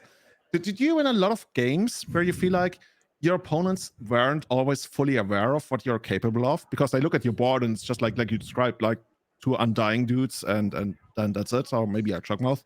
And then you're like, you know what? Actually, during your attack step, I'm just gonna kill you straight away. Yeah. So like, nothing personal. I think so, and I think what ends up happening is that people aren't totally sure what they need to be playing around, and like what my cord targets could be at any one given time. And also Endurance, because you can pitch cast Endurance, and that can act as an extra mana to cord. It's kind of hidden when you can cord for more, like you're sort of representing less than you would normally be able to cord for, because you can pitch cast Endurance and gain like a mana that way. So I think that's something. And then the beatdown element of the deck is like something that I downplay a lot. Like I probably don't focus on it as much as I should, but I think that's like a lesser known way the deck. I mean, sometimes you can just beat them down with Stranglerootgeist, and like that does work sometimes. Let me ask you a little bit more about the matchup in general. So you were playing Yawgmoth. Your opponent was on creativity, though, right? How do you feel about that matchup? And what are some of the key elements? Because I know, we've seen a lot of curves, or like the play draw like matter a lot, where, you might go Ignoble Hierarch, but if you're on the draw, a Ren and 6 can come down and just ping that, take care of that. How do you handle that? What's your approach there? Were you on the play? I was on the play, so I was on the play games 1 and I was on the draw game 2 actually. So what tends to happen is that they kind of have two different sort of types of draws. They tend to either have an early creativity, or they kind of have these sort of like, I wouldn't call them dirtle cards, but like cards that like have accrue some kind of value that don't necessarily play to their exact plan. Like you mentioned, Ren and 6, like that's a huge card because obviously it can just kill pretty much all of my dorks, and I kind of need a critical mass of those guys on the board in order to be able to do a lot of the things that the deck does. So if they go Ren down tick, hopefully I have a Strangleroost Geist set up to kill the Ren. That's usually the line that I would most like to be set up. Otherwise, though, the matchup is generally like me trying to get enough dudes on the board and have a Yawgmoth so that I can kill their token in response to their creativity. Generally, they're not going to run out creativity in that type of a situation, but like just the posturing of having Yawgmoth plus some creatures is enough to prevent them from having to cast creativity. But they have a very good removal suite against me, like things like Fire, Ice. I don't know if some of them might play like Boom Bust or like even Fury and things like that. And you mentioned Ren and 6, like all of those are like very good cards against a deck full of like X1s predominantly. So it's a lot of back and forth. It's pretty dynamic. I would say the matchup is pretty even to maybe even a little favored for Yogg. I think post board I pick up things like Force of Vigor, which can kind of put them off of Leyline Binding and can kill like Fable. But I mean, if they put a Archon onto the battlefield, it's very hard for me to deal with. I literally basically need Grist in those moments in order to be able to down tick Grist and kill the Archon, or the Archon's just going to run away with the game. Yeah, wow, that's very, very powerful. Okay, I got one last question for the two of you, and this is just more of like a flavor thing, but what are the best cards in each of your decks? What has overperformed for you this weekend so far? I'll either answer first is cool. Hit me. Man, Kythian's been awesome for me. I mean, I think a lot of the stock lists for that of humans that people have been playing have been going 3 Soldier of the Pantheon, 1 Kythian. I've loved a 2-2 split. Kythian flips a lot more than you would expect. The indestructible activated ability will catch people off guard. I feel like I flipped it at least 2 times already today, and just getting that 4/4 that they have to deal with that they can't really block effectively with anything has just been great. So I don't know if it's the best on average. That might just be Brave the Elements, but Kythian has been really overperforming for me. Very awesome. How about you, Dom? Probably the most individually powerful card is Cord. That's not too exciting by itself. I would say the thing that has overperformed for me for the past couple months actually has been Turok Dread Cantor. It wasn't previously in the sideboard of the deck until about, I think, July of this year, and then it started to appear in sideboards, and it's just felt like gas pretty much every time I've drawn it. I've been able to maneuver the game in a way where I can cast it with the kicker, and the opponent will discard most of their hand actually by the late to mid game stage. So it's been very good in every situation in which I've brought it in and I've drawn it. Well, awesome. That is excellent. So thank you. Congratulations to your team for advancing to 4-0 here at the NRG trial in Fort Wayne. And good luck in the next few rounds upcoming. I guess you guys technically have a win in it if you can get IDs figured out. But either way, just win everything. Looking forward to see you all in the top 8. Now, back to the booth we go. We are time has been called in the round. We do have a couple things to talk about before we cut to break here. All right. So first off, if you are familiar with the NRG series, you know that this is not a one and done event. We have a lot of events coming out through the year here. So welcome back. This is season 3, the overview look here. There are 4 primary events. We've finished the team event in New York. We're here today in Fort Wayne, but we have 2 more events upcoming. The first is going to be in the Chicagoland area. You can see in the bottom left here, we've got a slide forward to at the end of this month. In the Chicagoland area, we have a 10K, our first Pioneer $10,000 event. Yes, let's go. And then also we have a Sunday Modern 5K trial. Now keep in mind, the winner of the, sorry, not this event. This is the 15K event that is happening.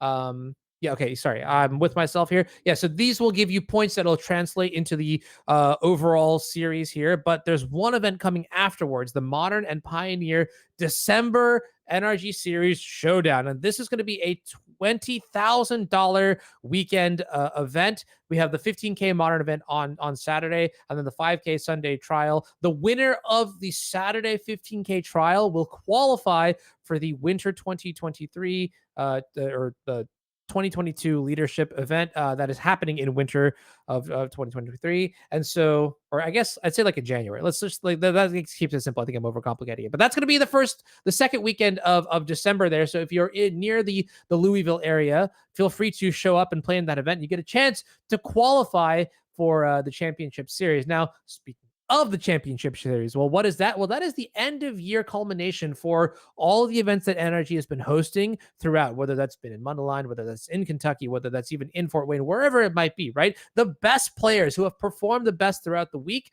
that's where they show up to play, and it's going to be incredible. Let's take a look at some of the players who are going to be in this event, just so you understand, or even the leaderboard, which is the qualification route to that. So you'll see some names in orange here: Ivan Espinoza, Andrew Ellenbogen. These two players are already qualified, and I can tell you, these two players are really good Magic players.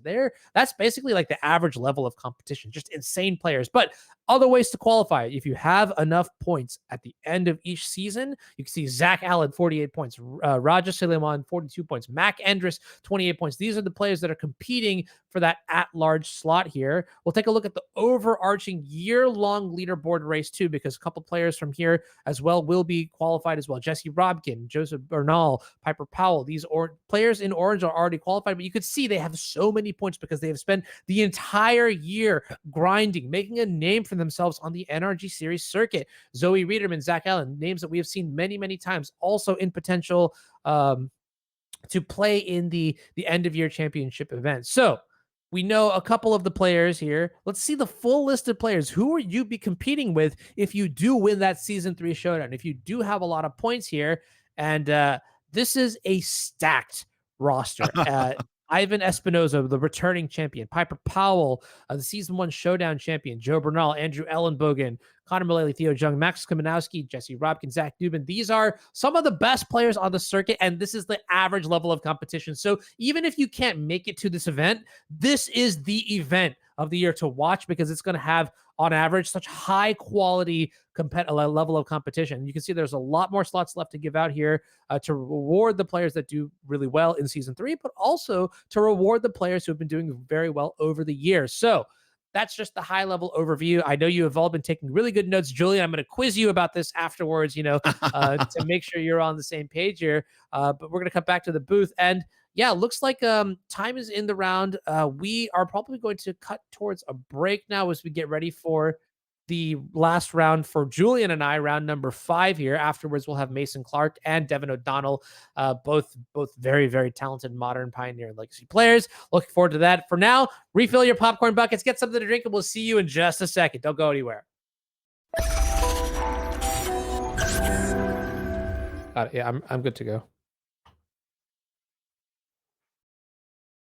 Sorry about that. Hey, welcome back, everybody, to the NRG Series trial here in Fort Wayne. My name is Anurag Das, and I'm joined by Julian Knab. We are going into round 5 of our event here today, the team trial event here, and we're playing 3 formats: Modern, Pioneer, and Legacy. The winner of this round, this is a big round because it'll determine maybe our first team that is able to double draw into the top 8 here, and I'm pretty excited. We have 2 very powerful teams headed by some equally powerful mages. On one side, we have, I believe, Shea Strassman playing our modern feature match, which is going to be Hammer. And then on the other side, we have Dominic Palercio, who is aka Karate Dom, playing an interesting take on 4-color control, featuring Modern's next Hippo Menace, if you will, Karuga. That's going to be pretty interesting here. Julian, have you seen either of these 2 decks in action before? Well, it's been quite a while since I've seen Karuga in action, even though, like, how can you not love a dinosaur hippo, right? Kama, very much a classic, but this one, it's labeled 4-color control in here. I know that it's been a thing in Modern every once in a while, but I haven't really seen it pull off the whole thing that it's trying to do. So I'm actually excited to see how it's actually going to perform against Hammer. Okay, my audio may have cut out for just a second here. Maybe my headset is actually dying, but what I'm seeing right now is that both players are mulliganing to 6, shuffling up right now. Let's cut to the feature match area, and maybe we can get a little idea of what the players are drawing into right now. As we see on the left-hand side here, we have, Piper Powell. Oh, wow. Okay, powerful mages indeed. Piper Powell, Skylar Warfield, Shea Strassman all on the left, and then Hayden Otterhoff, Thomas Loris, and Dominic Palercio on the right here. So Azorius Hammer against 4-color control. Julian, walk me through this. Who do you think is ahead right now? Well, I know better than to doubt Hammer. Like, Hammer just, when you look at it, you feel like, oh, beat down, whatever, we're up against control. Yeah, probably control's going to take it. But I've seen Hammer come back from like not ideal positions in the mid game to really just take it before control can ever unload the end game. And especially with this version of control that I'm not as familiar with, I would give it to Hammer just because, yeah, oh my god, that's another great card, right? Even though I guess a lot of the cards that the control deck is trying to use to control the game and like Solitude and Fury are not creatures, so we won't really be able to draw the extra cards from there. But yeah, dude, I'm just like, I have so much respect for Hammer that I would put it ahead in most matchups that I see it in, especially, and I would guess Piper Paul is very, very confident with this deck in the hands of somebody who knows what they are doing.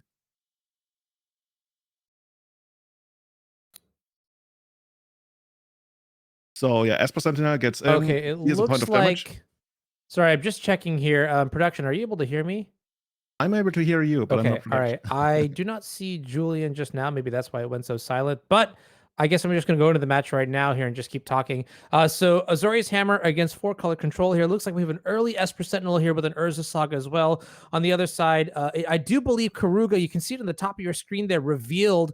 And this is like the new companion. We've seen an interesting adaptation to the modern version of this deck after the banning in Yorion. Karuga, the Macro Sage, and the kicker here is that this card requires you to have permanence. I believe. No, sorry. The companion restriction is that you have to have CMC 3 or higher spells and lands, and so this is a little bit of an interesting deck building restriction here. But then the deck adapts to having a variety of very expensive spells we've already seen before, like Omnath, Solitude, Fury, but now we're also playing Teferi, Risen Reef, and then I think the interesting cards are Fable, Leyline Binding, and then Touch the Spirit Realm. We don't have access to Prismatic Ending, so that does make deck building construction a little bit tricky. Yeah, there's a lot of things that we can't really play here, and of course, we're trying to work around that, or Thomas is, that is, with split cards like Fire Ice or Phyrexian mana cards and Dismember. Touch the Spirit Realm can also be cycled for kind of like a flicker effect. That's a lot of work to make Karuga work. I'm not sure if this is the matchup where you're like super happy about Karuga. It's probably like more of somewhat more drawn out games, but I could be wrong on this. And Hammer is, right now just sitting back, generating side advantage with the construct tokens, and waiting for Thomas to ever have any kind of reaction to that. You already mentioned the Elementalist, right, and Fury and Solitude, which will be able to eventually be hardcast and clear most of the board, but especially in Fury's case, those constructs, they might grow out of Fury's size in the first place. So let's see what happens here. I guess this could be a removal spell from Thomas. Okay, I am back. Sorry, in full force. I can hear Julian's beautiful voice now, and apologies for that. Welcome back. Yeah. Foil Misty Rainforest going to the graveyard now to fetch a Triumph. Julian, 20 points if you can tell me the names of each of those cards in the mana base on the right side of the screen. I will have to settle for 19 points then. Okay. I've resigned myself to whenever I see a land on a deck list and I literally don't know what it means, I already know it's a Tri-Home. It's just like the way it works. Yeah. I mean, the Triumph artwork kind of cool. On the other side of the board here, looks like there's Urza Saga tutoring up something like a Shadow Spear, and in addition to the constructs and the Esper Sentinel, now we've got a reasonable board state here with very low investment of resources, right? Like the Urza Saga. I mean, it's just that absurd of a card here, and also waiting in the wings, you have that copy of Inkmoth Nexus. So a lot of potential angles for attack here from the Hammer side of things. And what's following up here? Is that a Memnite? Yeah. Basically growing the constructs. And we're just getting in for a bunch of damage here. So one thing about from a more macro strategic level, Thomas has a lot of cards that will require you to pitch something like in Solitude or Fury. And Hammer, I would even say, is okay with that, right? If you Solitude or constructs at some point in the game, that's such a big win for Piper, just like card economy wise. Oh, and is that a basic beta planes? Nice. I want to believe, dude. I want to believe. But yeah, we got C-Shape as gift. Gonna grab, I would guess, a hammer. Shadow Spear already in play. Are there actually any other ones that we might want to get here? Nettle Cyst, I guess, could be it. Ultra Complete in there as well. Okay. Did you see what was grabbed? I did not. Sorry, I was just focusing on Touch the Spirit Realm because this is kind of a cool card. We saw how I got rid of the Urza Saga Construct. But I think it was through the channel ability because we had the tap land in play. And also I noticed, I mean, it's an enchantment, doesn't have flash, so I have to assume that it's the last ability there. If anyone's wondering, the channel ability, discard Touch of the Spirit Realm to exile target artifact or creature, return to the battlefield on the next end step. But constructs are tokens, they don't come back here. Some pretty powerful stuff here as we're going to untap here for the 4-color side of things. And 4 mana, that can only mean one thing. Is it time for a big locust of multicolor variety? Oh man, that card's just like so good. I remember. I would imagine like when they came up with the card, they were like, and if you get another land drop, and they were like one-upping each other. And if you get another land drop, then we're gonna put this ability in. I wonder what they would have done if they had added like yet another one. Like I think it triggers for like 3 lands coming into play. What if the 4th land comes into play? Just like draw your deck or something. Yeah. No. The game just explodes. GG, you win. You broke Magic. It's over. No more. If it's the 4th time this ability is triggered, like GG, just straight up GG. Okay, we see Fury coming in here now, pitching Fire Ice, and looks like it's gonna take out the entire board. Dude, triple kill. I like that, yeah. Oh, wow. Ooh, okay. I like that a lot. Yeah. And you can see Omnath also come down into play now, too. So this is an incredible position here for the 4-color side of things. The board is now stable. And honestly, it's going to be so hard for Piper to come back from this, I think. But, you know, Piper, one of the players that we saw showed off in our qualified players for the end of your championship. And if there's any player who can come back from this, it's definitely Piper Powell. So I am looking forward to see how this game plays out here. Nettle Cyst coming into play here. There's a Germ token as well. How many enchantments and artifacts are in play? Let's see if I can count properly. That's 1, 2. I did it. Nice. Very, very good, Anorak. Awesome. So we got 2 hammers in play, and I think the last card, I'm not sure. Oh, okay. So that's a card complete. Is that actually? Chat told me there was an analysis, but that's in play. Okay, perfect. So this is equipment galore. I guess a way to come back would be to get, let's say, a Cigarras 8, and then we put our Inkmoth Nexus out there and immediately equip the hammer next to it. I mean, that's already wishing for a lot, but that could be a path to victory, assuming that Thomas isn't able to interact. But you know, if you're as far behind as Piper is right now, you basically have to play towards the scenarios, right, where your opponent just like can't stop you, and you gotta draw what you can. Memnite, not the most exciting thing to draw. We're gonna put it on Nettle Cyst. It has quite the size. So how big is it? No, it's my turn, right? We got 3. Oh, never mind.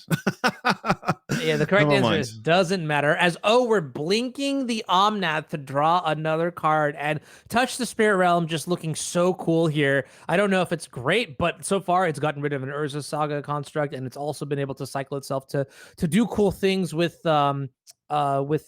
you know, Omnath. You know, what's really interesting to me too is that it has good synergy with like elementals as well. So if you have like Fury, for example, if you're evoking and you want to flicker that, much like Ephemerate, you know, here's where Touch the Spirit Realm will do a lot of work. The downside, obviously, is just like Ephemerate. If the creature gets removed from play, like you're down a couple cards here. But the upside is that at least the floor on a card like Touch the Spirit Realm is really good because the Oblivion Ring effect is still quite powerful. That's actually, you had my, which way does it work? You first had my attention, now you have my interest. Yeah. Being able to flicker your Solitudes, your Furies, that's just amazing. You can do that as early as, I guess, turn 2. Like, yeah, forget about Karuga's restrictions. We're getting like a Fury or a Solitude to play on turn 2. Oh, man. Okay, so yeah, there goes the Memnite. Now, once again, just equipment and technically Inkmoth Nexus. I would guess the Cigarras 8 still. I guess we're 1 mana short of it being live, but that's the best out I can really present, assuming that Thomas doesn't have any kind of interaction here. Yeah, it's gonna be a little bit tricky here. Cigarras 8 would definitely be good. I think even like a Stoneforge Mystic wouldn't be bad either to just like unlock the hand here. Esper Sentinel going to come down instead. Not not quite what we're looking for. As Yeah. Yeah, if Thomas like knew that this was the card drawn for the turn, he would be very happy about that, right? You would feel like, oh yeah, you can draw these all you want. Right now, Thomas is even winning the beatdown. So, let's see. It's always like these somewhat weird scenarios where control is ahead, but not enough ahead to close the game. Never mind then. I guess now we're getting close to that point. oh my goodness, did we just cast Karuga? Dinosaur in the house. Is it a dinosaur? I thought it was a hippo. I gotta check the rules text on this because I remember Spike posted like a meme video of like a clip from Madagascar featuring Karuga, and it's a dinosaur hippo. What? That is. Oh, we're both correct. Okay, what? High five. What are other? All right, this Are there hippos on Madagascar? Yeah, for sure. Really? No. I've watched like 2 of the movies, and there's definitely. I watched 2 Twitter clips that clearly there are hippos in Madagascar. I mean, there might be. I'm not sure. I once worked with a girl who worked in Madagascar, and I guess she never mentioned. Yeah, but you wouldn't randomly bring it up. Okay, never mind. Yeah. Oh yeah, here's like a hippo. No. Anyways, the Karuga. Okay, there's a Fury that takes care of any other threat in play. Omnath going to attack. Piper draws 1 more card, and there's nothing left to be said about this. Game, as Thomas Loras is going to win game 1, 4-color control here. We're in okay. What did I just walk into? We see Hayden Otterhoff on Izzet Phoenix, and looks like Skylar Warfield playing mono green here. This is one of the matchups in Pioneer right now, and the board state does not look very good here for the Izzet Phoenix side of things, but that was this is my initial attempt here, but there's 6 counters on this Ledger Shredder, which makes it a 7-9, and I feel like that's a pretty good thing to have. This is one of the biggest Ledger Shredders I've ever seen. Like even Cavalier of Thorns, right? It has reach. I guess you could double block it or something if you wanted to, but it looks like it's just gonna oh wow, we found the line. Double block. Yeah. Sweet. Call me a Pioneer expert now. Cavalier of Thorns has one of many really good things about it, and that is that it's got a big booty. 5-6. It's a double blocking the Ledger Shredder. There also has reach, which helps get through all that evasion and things like that. And is this a temporal trespass now on the stack with an Arclight Phoenix? Okay, this is signs of flags going off here. Do we have some crazy sort of play that we can make here to pull ahead? It seems like the defenses are really good for the mono green side, though. Yeah, Cavalier of Thorns is such a hard card to push through with Phoenix, especially when you're down on life. Like, we are getting to the point where even if like Hayden hit a bunch more Phoenixes, Skylar could maybe just track back for lethal, right? And that's never the kind of position you want to be in if your creatures are smaller but faster. That's one of those situations where it's really hard to recover from, even if you draw additional cards. And I know you're one of the prophets of card advantage, but when all your cards don't really solve the problem, it doesn't matter how many of them you draw. But no, don't say that to me. No, I refuse to believe what you have to say right here, Julian. Treasure Crew is going to come into play now. It's delving 7 cards here, most likely to draw 3. That's 1. That's 2. That's 3. What a beautiful thing to witness there. And we'll see if that helps at all. But the graveyard is quite light now. And do we have anything else after this? Is there a follow-up? We have a turn in the bank, maybe, but it's not looking so great here. And I'm trying to see the intricacies of Skylar's list here. Is there anything crazy going on here? No, I think I see. Okay, we see the return of Lovestruck Beast. That's the adventure card in play right now. And I don't know if I see a 1/1 to pair alongside it. So it's not really on attacking duty, but the fact that I can just sit back and also block is not necessarily the worst thing. Or maybe this is maybe that wolf was a token for something else. Oh, maybe it was like from the Wolf Willow Haven. Yeah, that could be it, I guess. I'm looking through Hayden's deck list right now, and I'm trying to like come up with something to completely turn the match around. And the only thing, I guess you could like chain another Temporal Trespass and get a bunch of Phoenix into play and attack twice. Maybe that would work. Other than that, burning out the opponent, not really an option. But okay. You have a one-off thing in the ice. If you manage to remove all of the counters, maybe that's gonna create like, okay, let's say here's my plan, Eric. We get Thing in the Ice down, we remove all the counters, and we cast another temporary trespass to take an extra turn. I think that would do it, but I know that's a tall order. That's a very tall order. I know. I must overemphasize how tall of an order that is. Speaking of tall orders, here it is. Nykthos tapping for basically infinity bajillion mana. I know that if Mason and Devin were in the booth, they'd actually count it up because they're really good at that kind of thing. I am not. But that looks like another Cavalier of Thorns coming into play here, gumming up the board even more. And we've seen this stage of the game here. Oh, are we just announcing? Karn, right? That looks like a Karn the Great Creator to me. And we're probably explaining the infinite combo here with Nykthos in play right now. What we can do with the Kiora, untap the Nykthos, generate more bajillion D mana, then use Karn, tick down, get the Pestilent Cauldron from the sideboard, flip the backside, Restorative Burst, and we have an infinite combo featuring all of our cards and Planeswalkers and things like that. Or just like some sort of lethal threat in some capacity or the other. So Skylar Warfield going to take the first game down here. We're going back to Modern to see what the developments are in this Hammer versus Karuga Control, this chunky deck. Let's see what the developments are like here as players are finally done shuffling up and they're ready to go. Yeah, I'm looking at the sideboard cards right now. What's some of the interesting stuff that could come in? Anyway, other than that doesn't work. I guess Sanctify and Reckless Protection from Red. That's not exactly exciting to me. That wouldn't really do that much. Yeah, not that many cards that I would see coming in for a Hammer. But as we see, like, this is a really good start, right? This is probably going to put Kaldra Complete in okay, now, assuming that Stoneforge gets to live, we actually have to make a call next turn, right? Do we put Kaldra into play or do we just create a construct token? And I'm always very much on the side of, oh, dude, I just want to get maximum value out of the Saga. Like, if you that's the legacy player in you speaking, isn't it? I can sniff it from a mile away. Why? Because I'm the exact same. What I've learned from watching Modern is that, like, my gut reaction is always go like make construct, but there's so much pressure that you need to apply with certain decks and the right type of pressure too, such that I think there's a real world where you just put the Cauldron into play and you just hope. And it obviously depends on the rest of your hand and how your game plan is going into this first post-board game here. But I think either is justifiable. The real argument for taking it a little bit slower is that you expect the game to go a little bit longer by virtue of your opponent having lots of removal or just ways to clean the board up. And so then you want to go wide and really strain their removal. Because if you look at the first game that we watched earlier, there was a point where there was a wide board. There was a 2 copies of, the Urza Saga constructs, and then there was also an Inkmoth Nexus and an Esper Sentinel too. And the plan was to make you have to answer every single threat. Now, that requires a lot of cards, and, it's certainly tricky. We'll see how the game plays out. Yeah, I can say I hate being on Thomas' side of the board in a situation like this, because in a way you want to get rid of the Stoneforge, but it always feels so bad to get rid of the Stoneforge, even though you know that you prevent the opponent from getting Kaldra down anytime soon. But I don't know, it just feels bad to make that kind of draft, considering that we would be using something like a Solitude plus Pitch.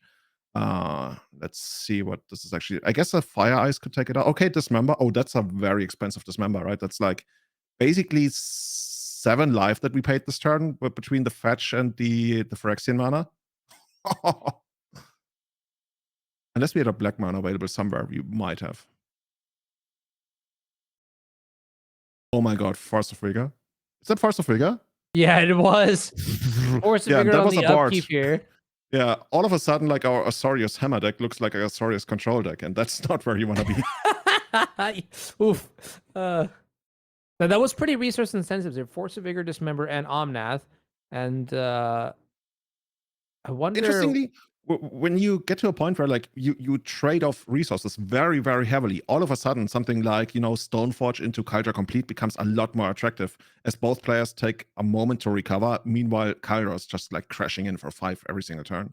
Yes, absolutely. I think now this backup Stoneforge Mystic is a very good draw here for Piper Powell, as it's going to give you a way to sort of turn on your entire hand, but then also the Cauldron Complete being the most important thing. Leyline Binding shows no mercy. So now that I have a better understanding of things, I think we actually paid black mana for that Dismember, so we didn't pay that much life for it. The Triomes, again, Julian, it's okay. I understand. Once you get to my level, you'll know every single land, every single time, and I'm really hoping they don't play another Triome to make me, like, put my money where my mouth is. But Leyline Binding, most importantly, is going to get rid of the Stoneforge. And then there's a third Stoneforge Mystic, so it's just like Piper Powell asking all the right types of questions. How does your deck work? Well, I cast this card. It's called Stoneforge Mystic. They deal with it. I cast another one. That's not like all the primer says, right? I would guess so. Okay, so yeah, once again, we are back to the position that Thomas has found himself in like 3 times in a row now. Just facing down a Stoneforge Mystic that's about to activate, with Thomas fighting to keep it summoning sick. That's just like his entire goal in this matchup thus far. The only other card he would care about is Inkmoth Nexus. That's very far from ever doing something. I think we see a bunch of hammers in Piper's hand again. But those alone don't really do all that much. And yeah, Thomas is probably happy as long as he makes land drops. And yeah, okay, Omnath, sure. Omnath is cool, but have you met my friend Hasty 5/5 trampling Cauldron Complete Germ token? There it is, Stoneforge Mystic activating. Cauldron now into play. Bang, living weapon trigger, indestructible. And this card from Modern Horizons 2 has been great. I honestly feel like this card actually made Stoneforge Mystic like playable, much more playable again, especially in Legacy, but more so like here you can see in Modern, it's doing a lot of things after the banning of Luris here, providing another angle of attack. Pretty good stuff here. I wonder if we're going to see a Touch the Spirit Realm on the Charm token. That's just such a clean way to deal with the Cauldron Complete. Yeah. There's also a world where you could have used the Leyline binding on the Cauldron artifact itself as opposed to the Stoneforge Mystics. But that's such a hard thing to sort of register or realize and even make the connection with, when there's who knows what other like artifacts might be in the hand that you don't want to come into play, right? Because like if you save it for the Cauldron, like there's still the hammers. I guess that doesn't even make sense though, because the hammers are cheaper than the Stoneforge activation costs. So I guess the upside is you make the opponent tap 2 mana for the Stoneforge to put the Cauldron into play, which would eat up maybe their entire turn, and as opposed to like proactively dealing with the Stoneforge, so their mana is free to do something else. As it played out here, the something else was just like another Stoneforge. And dude, here comes the dinosaur again. This our favorite. We learned. You know what? Maybe this one actually is from Madagascar. I'm gonna trust you very much on this. I'm gonna try to see whether I see any of those. Well, I'm gonna go to Kenya. We don't have dinosaur hippos. We just have straight up hippos. But I'm gonna take a picture for you. Thank you, because I need to know. Wait, this is really interesting though. I never realized Karuga is a 5-mana spell and it's also a 5/4. Okay, that's kind of cool. And you also see the ability there when ETBs draw a card for each other permanent you control with CMC 3 or mana value 3 or greater. So that includes Omnath, that includes Karuga. Out here paying 5 mana for a divination. Respect the hustle. I like it.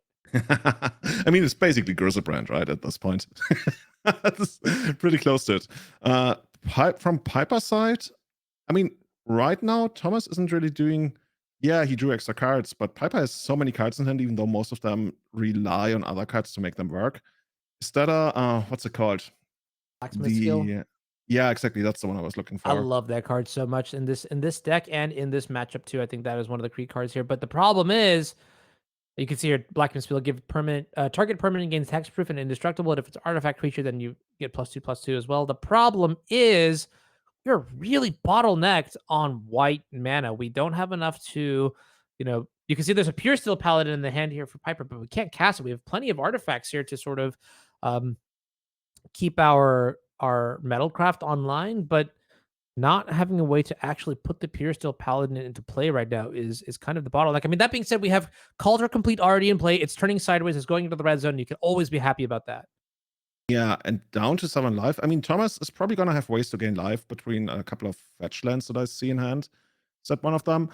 But basically 5 a turn guaranteed. That's just like such a real clock that you have to respect.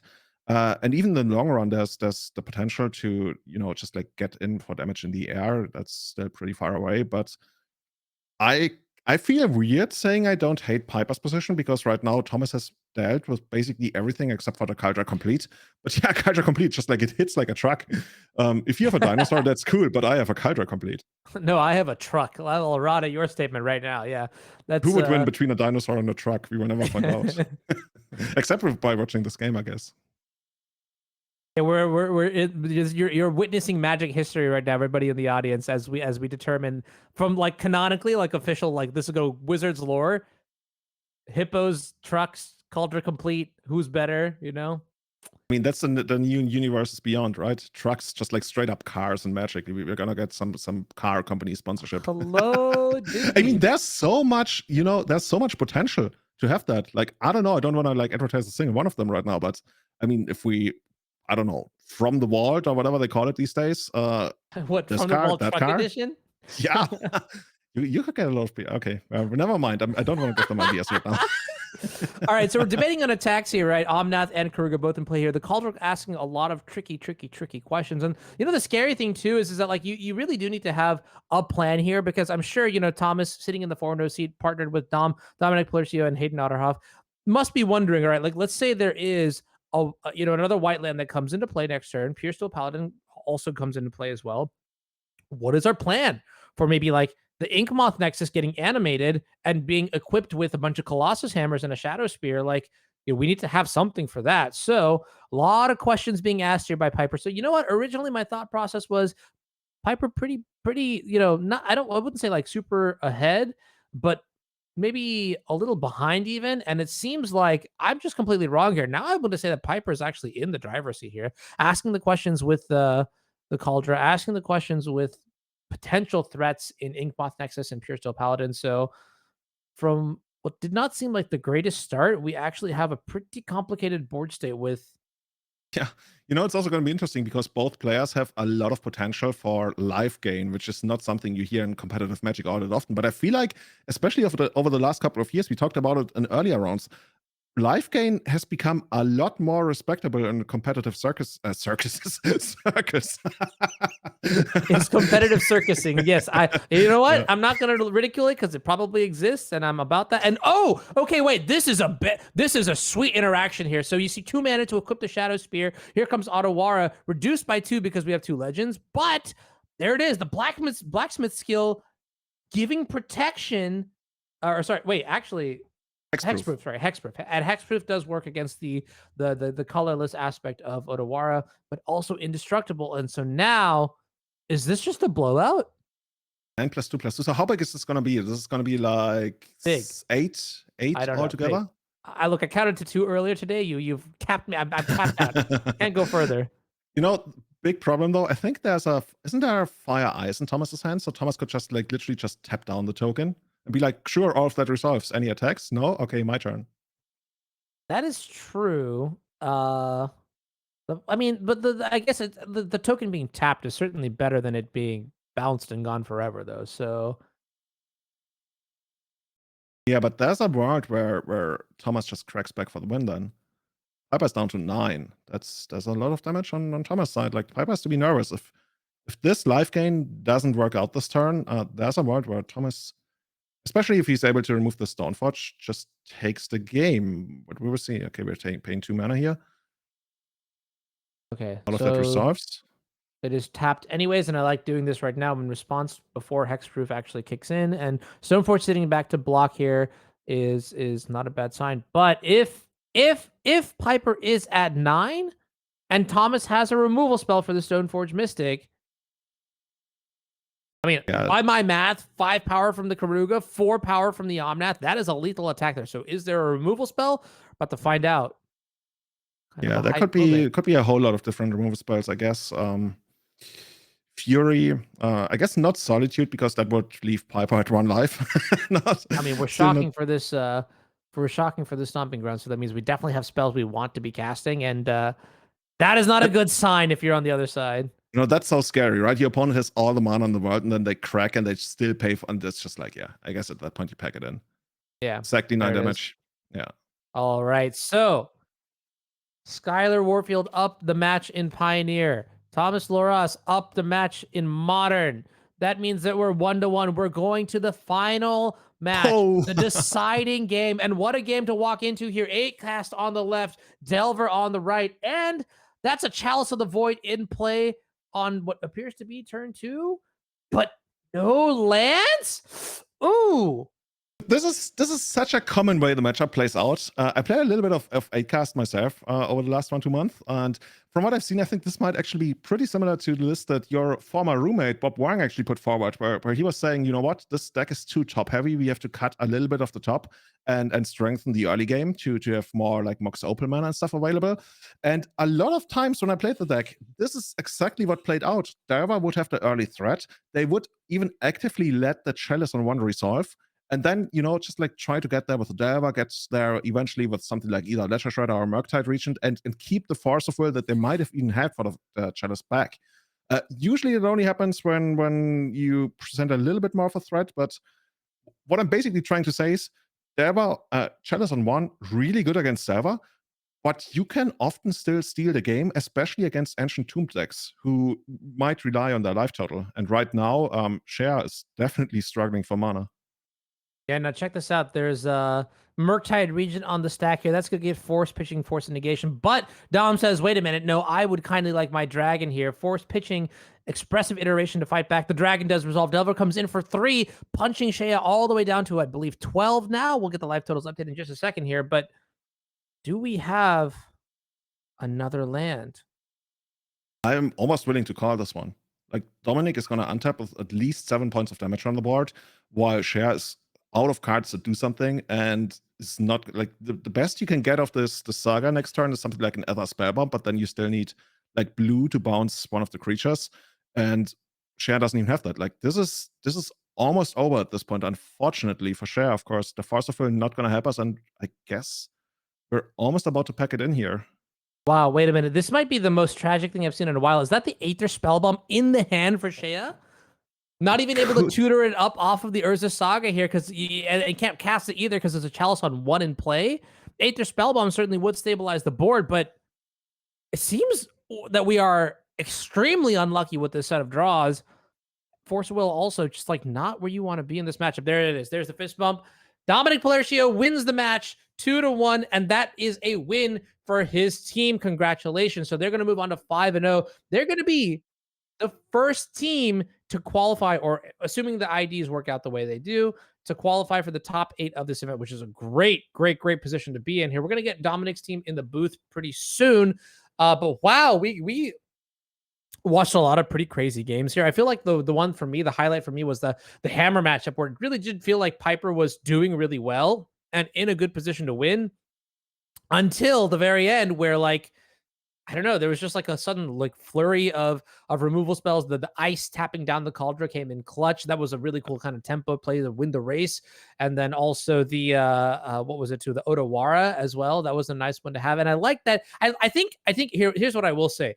I'm sold on Karuga. I'm sold that it's good. I didn't think about this earlier, but it draws a card, I believe, for itself. It draws a card for the Omnath. And even like if you have like Leyline Binding in play, like it'll also draw a card for that on the ETB. So welcome to the future. Meet your new overlords. We're in the world of hippos now. Dinosaur hippos also. Dinosaur. I was gonna say, Anorak, there's actually a dinosaur deck in Legacy waiting for you to play. You've seen that mono black rotting Registrar deck? That's exactly the kind of deck I associate with you, right? That's like mono black beatdown, helm combo, what have you, big dinosaurs. But yeah, that deck was impressive. I was gonna say like I wasn't super impressed with it when I saw the deck list, but yeah, this it worked. I mean, that's the best you can say about that deck, I guess. So yeah, still a lot of respect for Hammer, but this deck worked out much better than I expected it to be. All right. Well, it looks like the players are ready. Let's cut to the player interview here, because I want to ask questions. Hey, Dom, how's it going? Ash, how's it going as well? Oh, living the dream. Oh, very good. 5-0. That means you two most likely can double draw into the top 8 here, which is always a great position to be in. Very nice. I like that. All right, so let's start. We watched a lot of the Modern match, so Ash, maybe we can start with you. Of course. Talk to me about this deck that you're playing. I mean, is the Dinosaur Hippo Karuga, is it the truth? Is it the future of Modern? I believe it to be the truth. When Yorion got banned, I had nothing to play in my local meta, but I still loved casting Risen Reef, and I was familiar with those play patterns. And Respect the Cat on Twitter brewed this deck, and he's been working on it for a while. I found a list that I liked and rolled with it, and here we are. Yeah, that's pretty powerful stuff too. I mean, like the core of the deck is fundamentally all the same, right? You still have your elementals, you still have your Omnath and Teferi and things like that. You just have to diversify your removal spell. What's it like not playing with Prismatic Ending anymore? Do you feel like you're at a lack of removal spells? Not really. I'll be honest, this is like my first time playing with like Fire and Ice, and that card has impressed me a lot in this deck. Just being able to, like, as you saw, interact with the board a lot more in my game 1. Leyline Binding is still really easily triggerable, so I don't really feel as though I'm missing Prismatic Ending. Ren sometimes, because Omnath triggers go burr, but You live. It's okay. I'm drawing like a bunch off Karuga, and it just feels better than Yorion because I do get the cards in hand every time. Gotcha. Yeah. Has anything in particular with this list, has anything overperformed, or do you think it's mostly the same and like you should expect yeah, I mean, like let me put it this way rather. Okay, Yorion probably more powerful because no one was playing Karuga before. But how does this compare like power level wise? Like how much do you feel like you've actually lost out on now? I mean, you lose a lot more on the consistency because obviously Ren and Prismatic Ending are powerful and they were played alongside it. But however, I've noticed a lot more consistency with Risen Reef in the deck and a lot more of the broken elemental draws that I did love from the 4-color elementals list. And I just, I don't know, I just really enjoy the deck and I feel as though it's like I feel like it's one of the top tier decks in the meta that just doesn't get a lot of respect because of the Dinosaur Hippo. People just see that as like a B tier, C tier companion for a while. But I think the most I've drawn a 6 today off of it. I've drawn 4 pretty consistently. As you saw with like Leyline Binding, it's really easy to put big permanents into play very quickly and still ramp out and curve into Karuga. Yeah, that is pretty cool. There's one card that we saw a couple times, which was Touch the Spirit Realm. Has that one been pretty good for you? Oh my god, I love that card. That card, you saw that. You saw that. You saw that token just get out of there. It touched the Spirit Realm and it touched it a little too close. Flew a little bit too close to the Spirit Realm. That card was exciting. That was absolute gas. Like I love how the deck is entirely constructed right around to making Karuga work. And I was quite critical, but when I saw it in action, like this deck is amazing, and not only because of Dinosaur Hippos, which by the way, Anorak, I looked it up. There are no more hippos on Madagascar. They went extinct 500 years ago. Pray to the hippos. Pray to the hippos. Yes. Oh goodness! All right, well, that's news to me. Dom, let's switch gears a little bit. Legacy, you won 2-1. You're playing Izzet Delver against Mono Blue 8 cast. Talk to me about that matchup. How confident did you feel going into it? That matchup feels very play draw dependent. Most important card is always going to be Chalice of the Void. Game 1, I got Chalice of the Voided, and it was a little, and I ended up winning anyway. Like a lot of times, sometimes if you get your Delver underneath of it, and like a Murktide region can end up cleaning house, which is what happened in my game 3.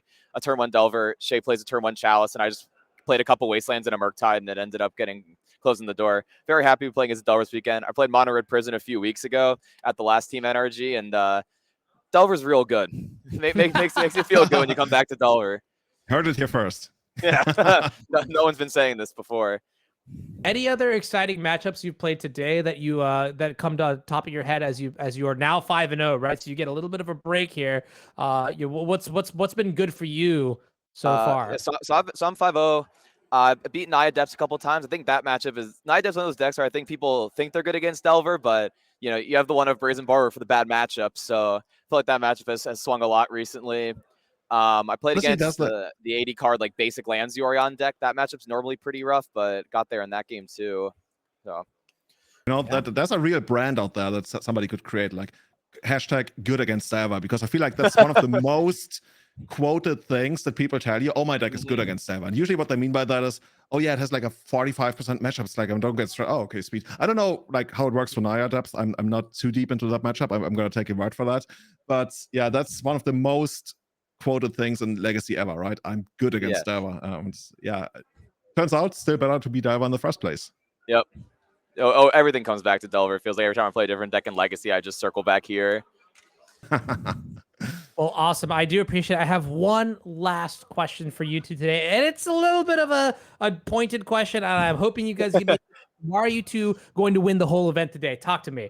Of course. I mean, no splits, kill them all. We're winning the event. Yep. I came here from Edmonton, Alberta, Canada to deny Americans their RC invite. Yeah. And our third teammate Otter is right behind the camera. Also came from Canada. A lot of traveling this week. We gotta take it home.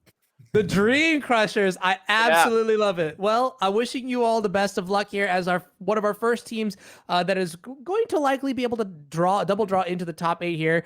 Thank you too much for joining us, and best of luck in the event here. We'll cut back to the booth pretty shortly as we are wrapping up our time in the booth here. Myself and Julian are going to be heading out.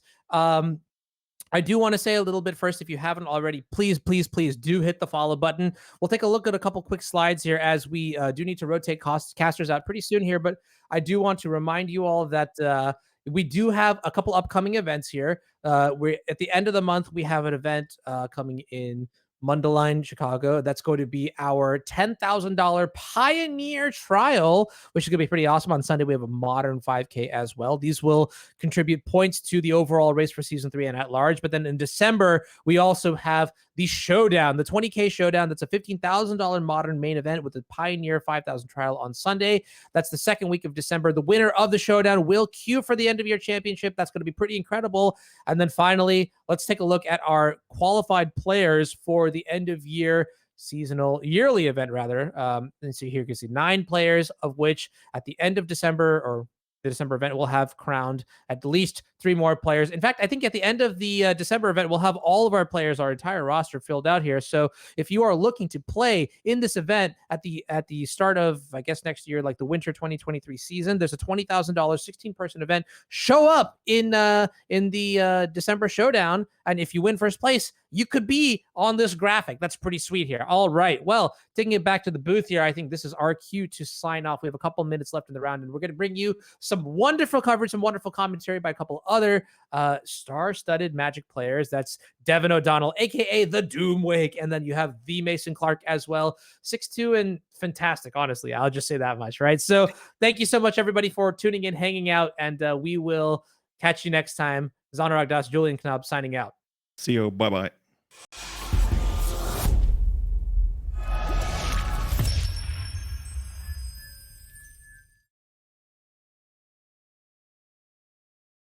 Of the Nerd Rage Gaming Championship Series. We've got a Team 10K trial this weekend.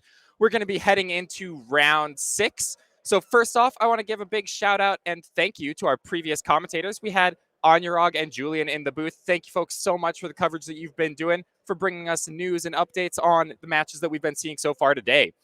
As a quick shout out for what we're playing for today, we've got all our players here playing for that 10K, playing for that trophy, and also playing for invites to the regional championship at DreamHack Season 2, which is going to be held in California in early 2023. So there's a lot on the line for these players. In addition to all of those, we've got players in the points race for the Nerd Rage Gaming Player Championship, which will also be happening in early 2023. Now, we've got some players on the board who are already qualified, and we've also got some players who are still in contention. We've got Zach at the top of the board, who's got a huge lead, a 28-point lead over the next closest, which is Zoe Riederman.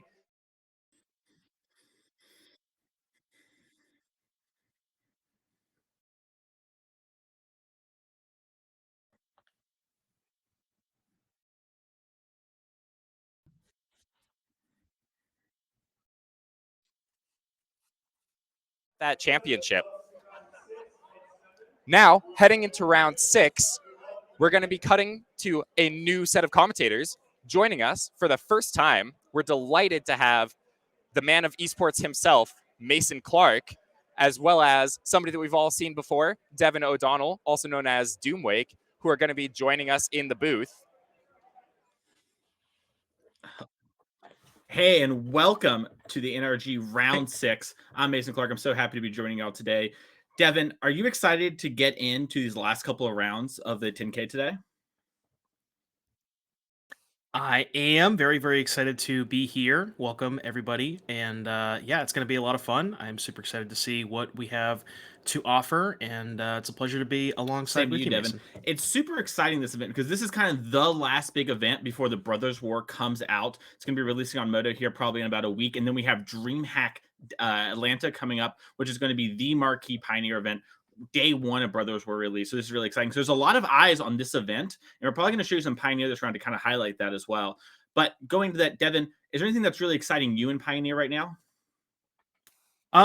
Going into Brothers War, I've been kind of really working on a couple of different decks. The Gruul, I guess we'll call it Gruul boats or Gruul vehicles, and that deck's been picking up steam recently over the past couple of weeks, as well as the kind of more recent Karuga Fires deck, which we actually saw a couple rounds ago. I think both those decks are pretty interesting, and there is a slew of cards that the Brothers War is entering into the format, and I'm really excited to see what DreamHack brings, because Brothers War is going to be legal in that form and that tournament. So very, very excited to see what people bring to the tournament for sure. Yeah, and then we know we have our NRG trial the following weekend in Chicago as well. So after that event, you're gonna be able to get all the nice techs from there, come and play our event in Chicago, and try and lock up some more points like we see so many players doing here today. When it comes to Brothers War, by the way, there is a lot of cards in that set. I was surprised by how many there were that are actually making an impact. I'm qualified for DreamHack Atlanta. I've been doing some testing, and going into it, a lot of it was kind of like, oh, I'll play red, black, or mono green, whatever it is, right? And then now after seeing these cards, it's a lot of really cool, powerful things. Like you mentioned, this Gruul's vehicle deck. It's like a huge new player on the scene. We're seeing upgrades for decks like Greasefang, this new Krug of Fires deck we saw earlier in the tournament. So many sweet and awesome decks just popping up. Yeah, and especially like we were talking about with Brothers War. I know people don't like to hear it. It is probably the best deck in the format. Mono Green Devotion also picked up a couple new tools, given that this is an artifact set, and the deck features 4 copies of Karn the Great Creator. So you might see a little bit more Green Devotion than you, I guess, maybe would have otherwise, even though you're probably going to see a lot already. But yeah, there's some really other cool, interesting tools. The soldiers as a tribe actually got quite a few new tools in the new set, and I might mess around with those a little bit. There's Diabolic Intent, which I've been super high on. I think that card's amazing in Rakdos Sacrifice, and there's some other stuff, some really cool build arounds. And yeah, I'm really excited to see, specifically with Diabolic Intent, Rakdos Sacrifice, and I think also Abzan Greasefang could potentially use this card as well, just being able to search for combo pieces and whatnot. Yeah, with a deck like Abzan Greasefang, so much you're just trying to put Greasefang into play, right? Like it's the namesake card more so than a lot of decks in Magic. So just having more copies of that card is really exciting, interesting. And this does open up so many new doors, right, when it comes to deck building. We've seen things like Rally the Ancestors try to be seed play and Pioneer. And hey, with this card, maybe now you can do something with that, right? You have more access to those cards. Same with things like Citadel, etc. So we've seen a lot of really cool decks be popped up and post around online when it comes to this card, and it is one of the cards I think players have their eyes on the most, because 2 mana search your deck for anything is really exciting, even if there's a little bit more to it than what I just said.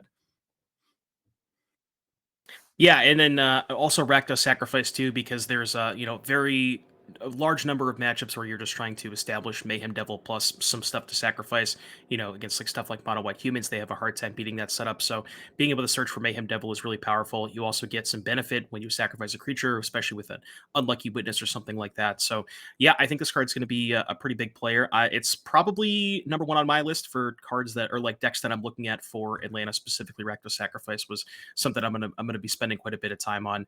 And then yeah, we talked about the Gruul Vehicles deck. I don't think that there's too much in Brothers War for the Vehicles deck specifically, but just a very, very powerful aggressive strategy that is featuring sometimes up to 4 copies of Sky Sovereign, which I think people have kind of realized by now might just be one of the better cards in the format.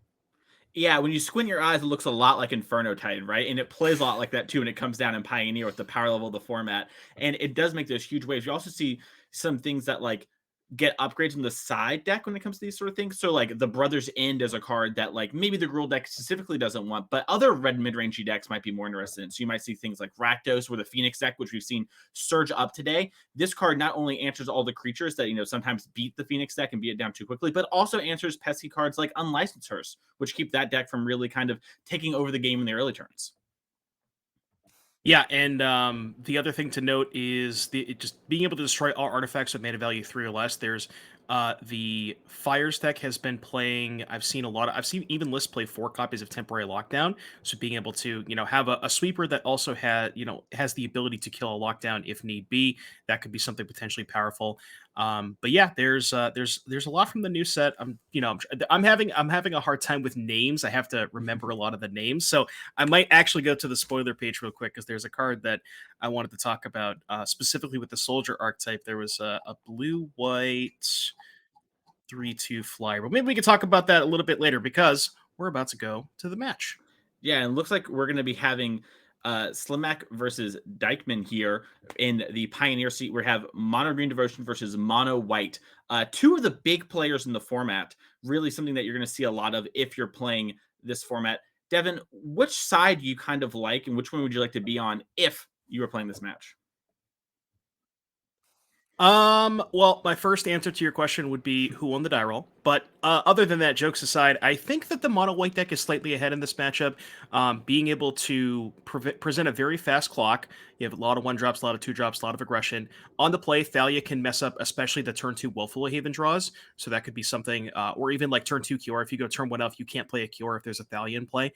Brutal Cathar is also, aptly named very brutal because the mono green deck is, very absent of removal spells. And then on top of all that, Brave the Elements is essentially just you can't block my creatures and GG's. Yeah, so it's very exciting. Also from Dykeman, someone we see a lot here on the NRG series, someone who's willing to experiment with decks. I saw a Rafine's Informant and a Jeskai Triumph in hand, so we might be having a little bit of a spicy version of Mono White here. I'm kind of excited to see what's going on exactly there, but it looks like the players are just waiting a second here to start up, and we do see the Jeskai Triumph on turn 1 for Dykeman. So if I had to guess, this is labeled as mono white, but I'm going to assume, and I don't know if you've seen this deck before, the mono white devotion deck. I guess you kind of call it a devotion deck, but it's this one actually does have Nykthos. So this is, I believe, something that I think it was Kellen Pastor was the first person that I saw started working on it, and then some other people posted some lists. But basically, I believe it's also a Yorion. This one is this one is a Yorion deck. So it's hiding out. Yeah, it's basically yes. Yep, so it's mono white devotion. There's some Nykthoses, maybe not the Nykthos deck you're used to seeing, but yeah, a lot of cheap creatures. We have Sarah Paragon. Looks like a small red splash for Fable of the Mirror Breaker, and then Yorion to kind of tie the room together. You can imagine like this deck just has basically every card in the deck is just permanents that have an enter the battlefield ability. So Yorion being able to just generate a massive advantage in this deck. Yep. And we've seen here in the first couple turns, John tried to develop an elf, got answered immediately by Dykeman, and now we have that Rafine's Informant just conniving away, looking for a land drop. And I think we don't have a land here, so that's going to be a land drop miss for Dykeman as we go into turn 3 here for a Silmac. And it looks like slamming the Old Growth Troll. Easy one when that one's your only play. So you had asked me about the matchup before. Now, this matchup, I think, is a little bit tougher for the White Devotion deck because they can't really generate a fast clock like the Humans deck does. And a lot of what it's doing is similar to green in terms of like trying to establish a lot of devotion and generate some mana with Nykthos. But the payoffs aren't nearly as powerful as Storm the Festival and, Karn the Great Creator because the green deck could generate a lot more mana. Yep. And speaking of Nykthos, we see the mono green player here play Nykthos, activate it, and slam a Cavalier of Thorns. Looking at the top 5, and we hit another Nykthos. Not the best hit in the world, but you won't see anyone complain about hitting a Nykthos, that's for sure. Yeah, notably milling over 2 additional copies of Nykthos. Now that's important because on the quote-unquote combo turn, you frequently see people storm the festival and flashback storm the festival and try to hit Nykthos to keep going. Well, now there's only 1 Nykthos left, so now you're very, reliant on hitting Kiora as your way to untap Nykthos so you can keep going on that combo turn. 100%. And we see Dykeman here deploy a Skyflame Apparition, just going to get rid of that Old Growth Troll, clean up the battlefield a little bit, and importantly, take 3 mana away from Slickman when it comes to this Nykthos turn. Yeah, very, very massive. So it looks like we have access to 4 devotion off of the Nykthos. Maybe see something like a Troll or a Kiora here first for Slimak. And see, can't get a quite good look to see if there's a Storm in there. But if there's a land, we do have enough mana for Storm the Festival, so... Yeah, I think we have a land, a Kiora, an Old Growth Troll, and the Storm. It's a little hard to see. And it looks like maybe Slimak here's trying to min-max and make sure that, we're doing the most we can with our mana every turn. With a deck like Modern Green Devotion, that's such a huge part of it, right? Is, hey, I only can get to do so many things a turn, but I got to make sure I can do the most of those things. Oh, and it looks like it's a Teferi Time Reveler actually maybe in hand there. As the Planeswalker, which is something we've seen these mono green decks splash all the different Planeswalkers they want to, thanks to Othanissa. And we do see the Kiora developed here on the board. And it looks like we did float 4 mana from the Nykthos, and we have 1 floating here. So we're going to get to untap the Nykthos with Kiora, and now we're up a mana on the exchange. And this is what we're talking about with mono green, where doing these little things seems small and easy, but messing these up can be game losing for you. Yeah, so I think we're going to be floating 2. Correction real quick, that was, I think, the Master, or who slows the sunset. That's the theory. Slow, yes. Thankfully, Teferi Time Reveler is not legal in this format, because that card is quite a headache. It just haunts my dreams. Every time I see Teferi, I just think Time Reveler, and I can't play anymore. So, slows the sunset, going to get to untap our Nykthos, and get to generate even more mana here, and we're just going to end it with Old Growth Troll there. And we're going to draw a card from the Kiora. Yeah, and... And you see what I was saying here about just the green deck being able to kind of go over the top. This is kind of a spot where the mono white aggro deck would be able to maybe have a little bit more presence of the battlefield in play, maybe be able to set up a Brave the Elements. But what is the mono white mid range deck supposed to do in these spots? Like if you look at Dykeman's deck list, it's just a bunch of creatures that have enters the battlefield abilities that mostly just draw a card for the sake of argument. Some Elspeth Conquers Death that only answers one permanent card, the Great Creator, not nearly enough devotion to be able to utilize that. So this is a really, really rough spot for and for we see this from the mono white deck too, where like you mentioned, it can only kind of answer one thing, but it does have like a lot of weird tools to do that. And we see Elspeth Conquers Death here deployed thanks to Nykthos and our devotion to answer the Cavalier. And it looks like Dykeman's going to try to just band down and survive the mono green turn and kind of hope that, hey, you played a bunch of cards last turn, maybe you have nothing left. But we do see Teferi, who slows Sunset here, does let you look at your top 3 cards and put one in hand.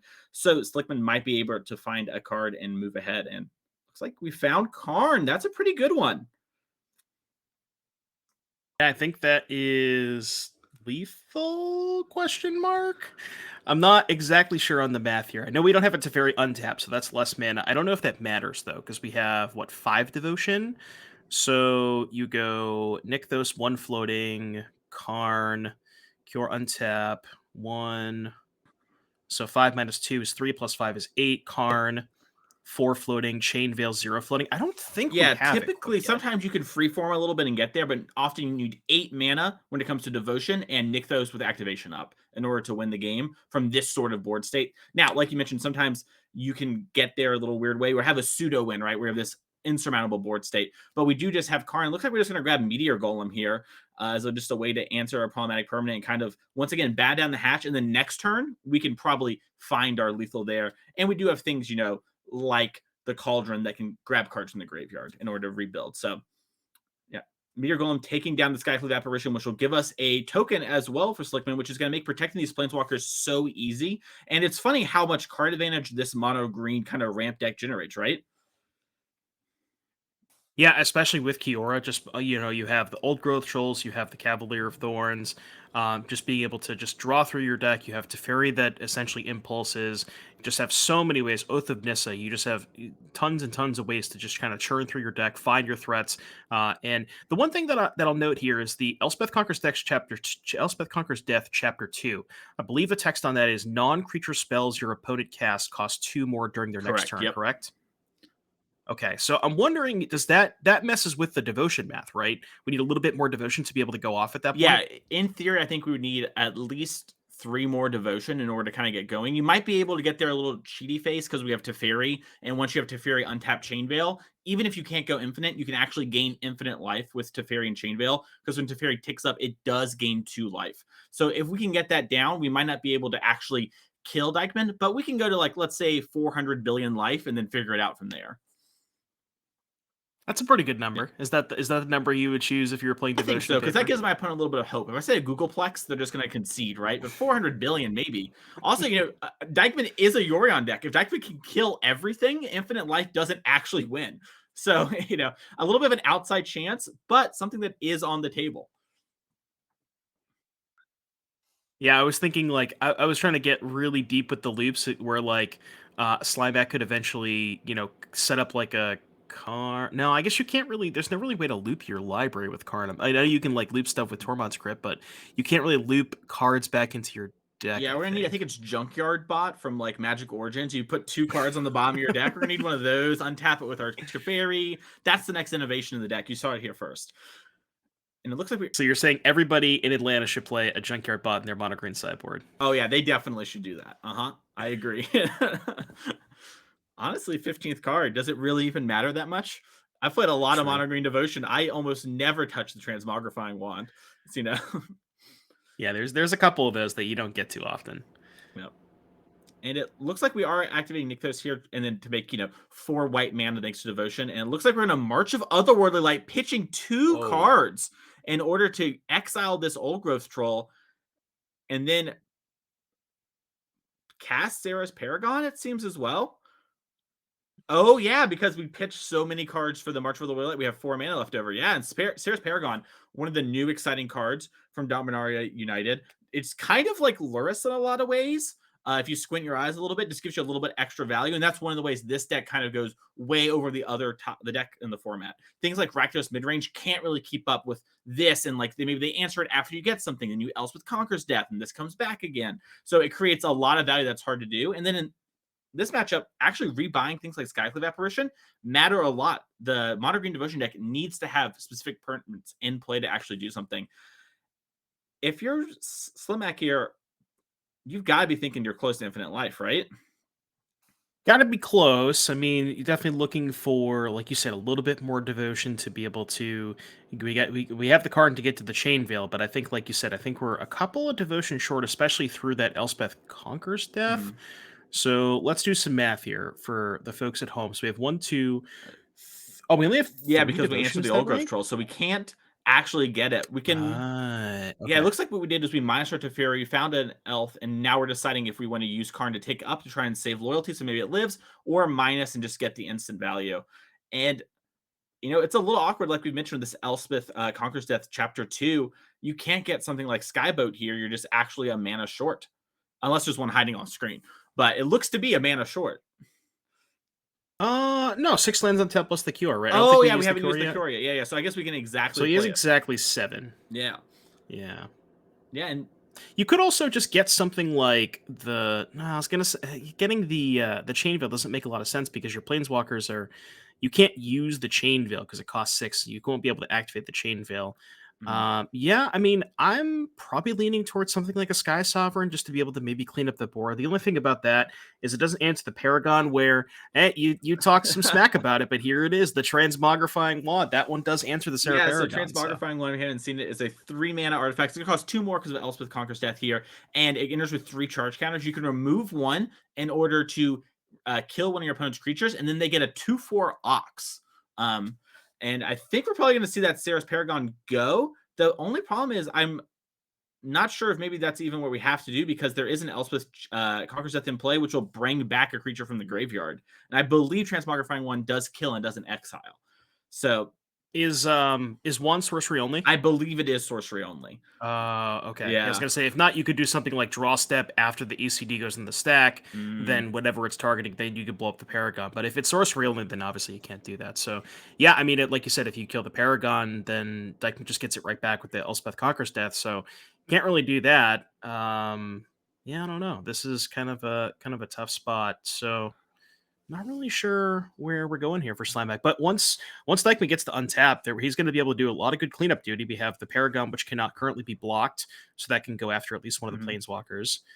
We are going to main phase it. I kind of like this. Like, you maybe want the Transmogrifying Wand as the game goes on anyways, and this way, Dykeman doesn't get to bring back Skyclave Apparition with the chapter and then cast Rafine off the Sarah Paragon. So you're kind of trying to, like, Dykeman's sort of choke points on mana right now, right? Not cards.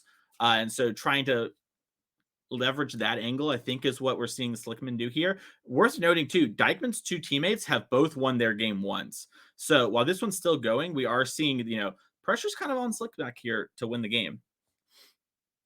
Yeah, the other 2 matches might be over before we get time to finish game 1. Honestly, there's a lot of value to these mono white devotion decks.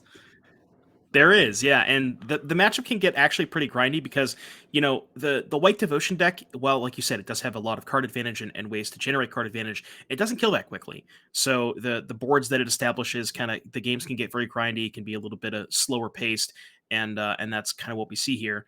So you saw, I don't know, maybe, not really sure what was going on there. Okay, so we sacked the Elspeth Conquers Death, picked up the Paragon, and now we are in the main phase. Yep. This is going to be a Nykthos for, I believe it's 5. I think there's a portable hole that I can't quite see on camera. Yeah, the portable hole killed the elf on turn 1, so we're back to 5 again. And looks like we're in a portable hole. The token we made off the Skyclave Apparition, it is a 0 mana value card. Kind of a weird one, Skyclave Apparition, when it comes to its tokens. And then we also see Chained to the Rocks here to answer the Meteor Golem. That's going to remove all of the creatures minus this Llanowar Elf into play. And then we're going to see Dykeman cast the Skyclave Apparition from the graveyard, exiling that Kiora. And things are starting to swing pretty quickly here. I don't know if it's going to matter too much, but one thing that I will note, I believe I might have rather have seen the Chain of the Rocks in the basic planes, because if John finds something like a Beseju, you can now blow up the Rogran Triumph and get the Meteor Golem back. So might have rather seen that on the basic planes, but maybe it's not going to come up. Yeah, I think Chain of the Rocks has to enchant a mountain. Oh, enchant mountain. My Yeah, apologies. My it's all apologies. Never good, mind. It's all good. You're right. You're right. Flavor. It's been a while. Yeah, no worries. It's been a while. Yeah, and it looks like we're just going to get some attacks in, and both our Planeswalkers are going to die. We're going to choose to keep the Elf in play here in case we draw something maybe like Storm the Festivals. And what about a second Forest? Was that what we're looking for? No, I definitely don't think we're looking for a Forest. Yeah. Well, we are going to get to transmogrifying the Saris Paragon again, get another Ox on the side of Dykeman. And just a pass of the turn. We do have a lot of mana. This is something that sometimes happens with these mono green decks, right? You just generate a lot of mana, generate a lot of cards, and then sort of your deck has just a lot of mana sources in it. Right. Now, there was that layer of the Hydra that John could have fired up for some amount. I don't know if there was maybe too many blockers, that maybe that's not where John wanted to go towards, but maybe that's probably his best course of action at this point. There's not enough devotion to really do anything. It doesn't have a payoff left over. So, and now that Dykeman's kind of has a lot of devotion in play, going to be able to generate a ton of mana. Yeah, you see, he has enough to go pick up Yorion and hardcast it. So. Yeah, and that is big game. So we're going to see the Skyflame apparition for sure get flickered out. Probably going to get the Transmogrifying Wand, and then we're deciding if we want to hit things like the Rafine's Informant and Thraben Inspector. Rafine's Informant threw me for a loop there. I don't know why that card's in my head today. It just is. But yeah, this is one of the crazy parts of this deck, right? Like, we don't get Yorion in other formats because that generates too much value. We saw it dominate Modern for a long period of time, and now it's here in Pioneer. And it just makes sense, right? Like, these cards are just so powerful in other formats. We should try exploring and checking them out in these formats. And look, all this value generation. We're going to get to re-kill the thing that we took from the Skyclave apparition. We're going to get rid of the Transmogrifying Wand, probably. We're going to get rid of the Elf. Now there's just so little left over, and we have this overwhelming battlefield. And, our deck is just full of gas. Yep. Everything on John's side of the battlefield is dead. And yeah, this might, I don't know about you, but this might be the best Yorion deck that I've seen in Pioneer so far. I've seen, some other I think like variants of the Transmogrify deck that had like the Agent of Treachery stuff that played Yorion. I've seen some Incarnation builds, but this deck, the reason I think it's the best Yorion deck that I've seen in this format so far is just because a lot of the stuff that it's pairing with Yorion is so cheap, right? You're just playing that stuff up the curve, and they're all replacing themselves, like Rafine's Informant, Thraben Inspector, all this stuff. So you're able to just play up the curve and then also generate devotion while doing so, which just lets you cast the Yorion. It just all works in kind of perfect harmony. Yeah, and we see a Cavalier Thorns here played, getting a Storm of the Festival notably in the graveyard. So that's going to be something we can do on the next turn if we can live. But yeah, I agree. This deck just has so many powerful cards. And it's kind of telling too, where last turn we connived away Fable of the Mirror Breaker, which is, in some people's words, the strongest card in Pioneer and does have a lot of incredible value with our deck. And we just didn't need that. We were just, whatever, 3-2, this is better than having this all-powerful card. As we see Dykeman here try to figure out, okay, what am I going to do? Because, we mentioned it before, there is a layer of the Hydra and this Cavalier Thorns. They're both really big, and it's kind of hard to actually push through them. Yeah, it's that is very true, because all of our creatures are extremely small. I mean, we can attack with I guess we can't attack with the Yorion because the Cavalier's back there to block. So yeah, we don't really have a lot of attackers. That really can we just not be a single Cavalier? It's funny how that happens in Pioneer. Tough. I do like the Dykeman's like, okay, but who's the devotion deck now? Gets to count all of his pips, Slick Mac has to sit over there and wait around, and we're going to pop a clue here and try and find some way to answer this Cavalier. It looks like we found Extraction Specialist. More value, get back a Rafine's Informant. We're going to connive again, probably trying to find something like, Elspeth Conquers Death. Yeah, like you said, looking at Dykeman's deck list, we have 3 copies of Elspeth Conquers, 1 copy of March of Otherworldly Light, and then Karn the Great Creator, which can, I'm assuming, go find an answer to it. I'm looking through the sideboard here real quick. What is this card? Divine Smite. No, that doesn't do it. Yeah, I'm not sure if it's actually something, because there's no Meteor Golem here, so I'm not seeing anything that Karn can get. But yeah, like you said, just trying to find that Elspeth Conquers Death is probably the cleanest answer to it. Yeah, and we're seeing, Dykeman here, like we mentioned, has so much value, but it does kind of show keyword big is really good at Magic, despite how much we, often disrespect it. Just, big creature doesn't really matter. As we see Karn the Great Creator come down here, Dykeman's going to get something. Who knows exactly what it's going to be. He probably has a good idea of some, maybe even just card that messes up the mono green players a little more time. We're going to grab Treasure Vault and make our land drop for turn to deploy more cards from our hand. totally reasonable as we see Charming Prince to flicker the Yorion, which is going to give us so much value. Oh my goodness. Okay. That was a good one. You know, I was thinking grabbing a land, you got to use all your mana. That makes sense. But then when you play Charming Prince as the last card, it just totally checks out. As at the end of turn, everything is going to flicker with the Yorion, which means it won't be on the board for Slickmack's turn. But when it comes back at the end of turn, all those things will re-enter, which makes it really hard to actually develop your board as the mono green player. You know, Skyclave Apparition and things like that are on suspend, and if you don't kill, you're just going to lose them all. So we might actually see a sort of time walk here with this Yorion flicker back in. Well, this is also basically infinite too, right? Because the Yorion blinks the Inspector or the Charming Prince, then comes back. Prince blinks the Yorion blinks the Inspector. This is what the kids call infinite, I think. Yeah, it does look like we're going to be going off forever here. As you know, I like Slickmack's like, okay, maybe he won't flick the purple hole this time. Maybe I'll get to keep it. You know, I guess like I got to protect my Uthanissa. And so, you know, we do see that, which is important. You know, these things do matter. But like you mentioned there, Devin, this is basically infinite value. And, you know, Slickmack's going to have a really good Storm the Festival if he's going to win this game. The board state also very and I'm wondering at this point, like we talked about the Cavalier kind of just being this brick wall. I mean, at some point, Dykeman could just eventually just say, you know, whatever, I'm just going to turn everything sideways. Yeah, maybe I lose a Yorion, but you also take 10 or some amount of damage that you're probably just going to be dead in 2 turns. If not, maybe just dead in 1 turn. So. Yep. And we're just going to see the passing of the turn here. Big draw step. Looks like, close to the chest, can't see it. We do know that for sure we have Storm the Festival.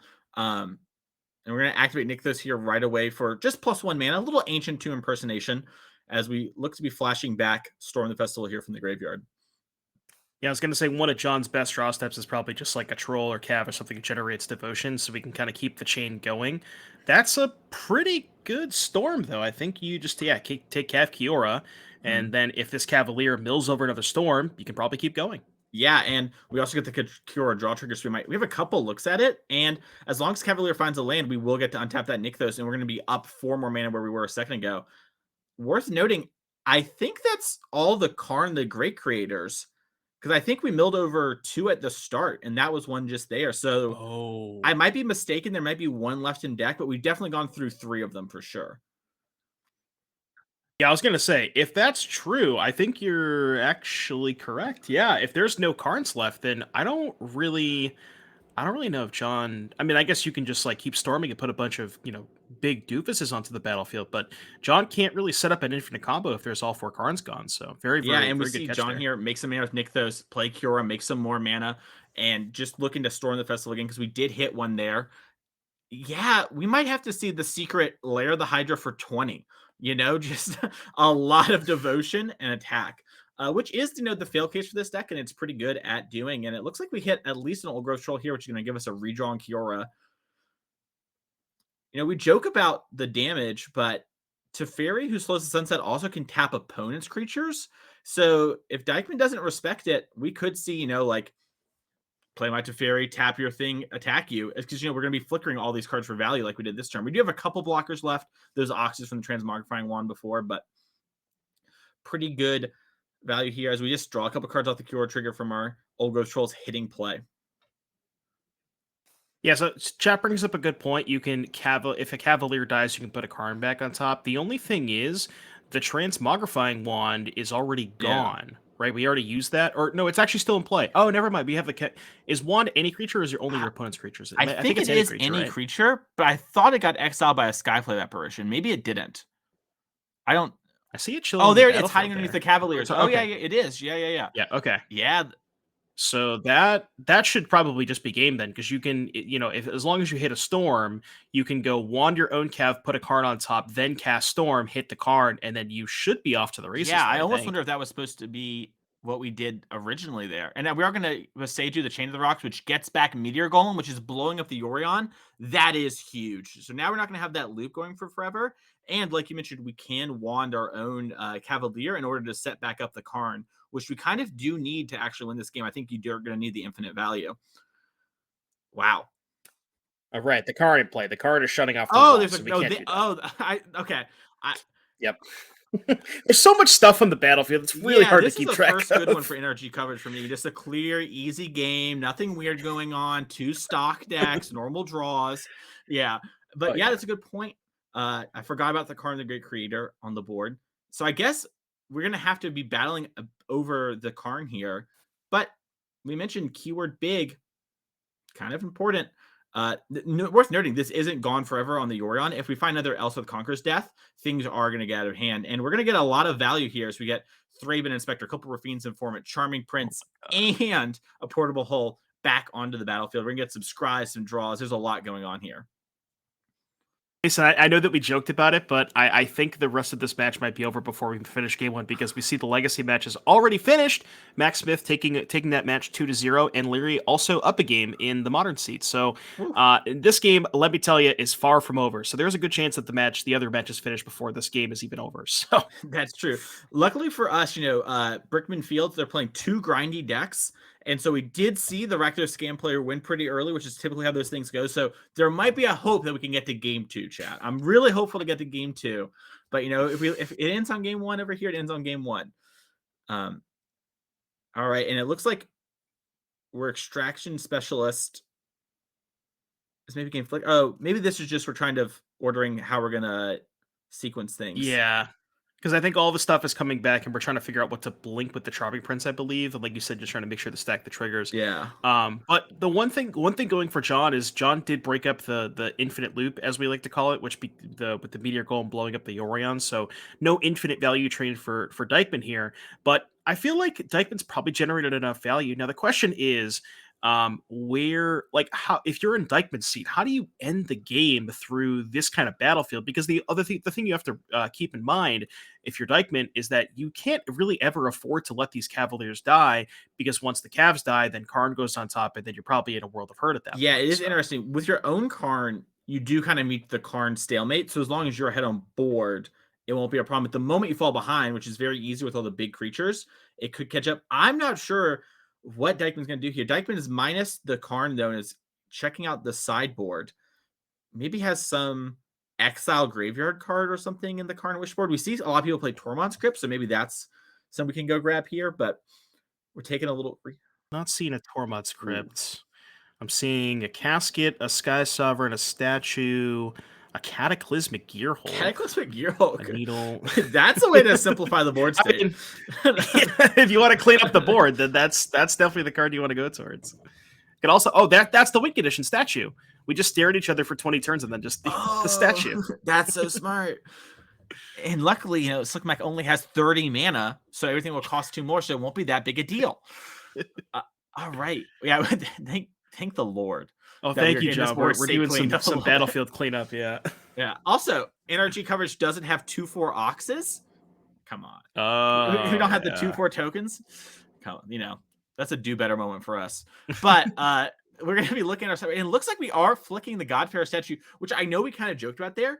But if you are going to lose, it's going to involve some amount of infiniting, and you're going to need to kind of set up for a couple turns. So this is a good way to be like, hey, you probably have to storm the festival a couple times to actually beat me anyway. So let me just choke you on mana a little bit and hope that I can sort of use all this value to catch back up again. And that's the other thing too. If Dykeman realizes that all 4 Karns are in the graveyard, and he knows the only way that John can get those Karns back is blowing up Cavalier, then you could just play the statue and just basically never attack and just kind of play set up shop the entire game, right? 100%. And Dykeman's a player who's definitely aware of that and has drawn Field of Ruin, a big get from this deck. And it's going to blow up the Nykthos. It looks like double checking maybe when to hit a lair, but now we're going to hit Nykthos. Just make sure you know that, hey, I got this statue. Now you're really kind of locked down on mana. And yeah, kind of big there. I wonder if this deck plays the new Field of Ruin as well from Brothers War when we get that, because you can now play 8 Field of Ruins. Oh, yeah. The fixed Field of Ruin for Commander. Yep. I love it. And yeah, we are just going to play the Godfair statue. And yeah, someone like Dykeman, you mentioned it, very aware, is going to notice the Karns in the graveyard.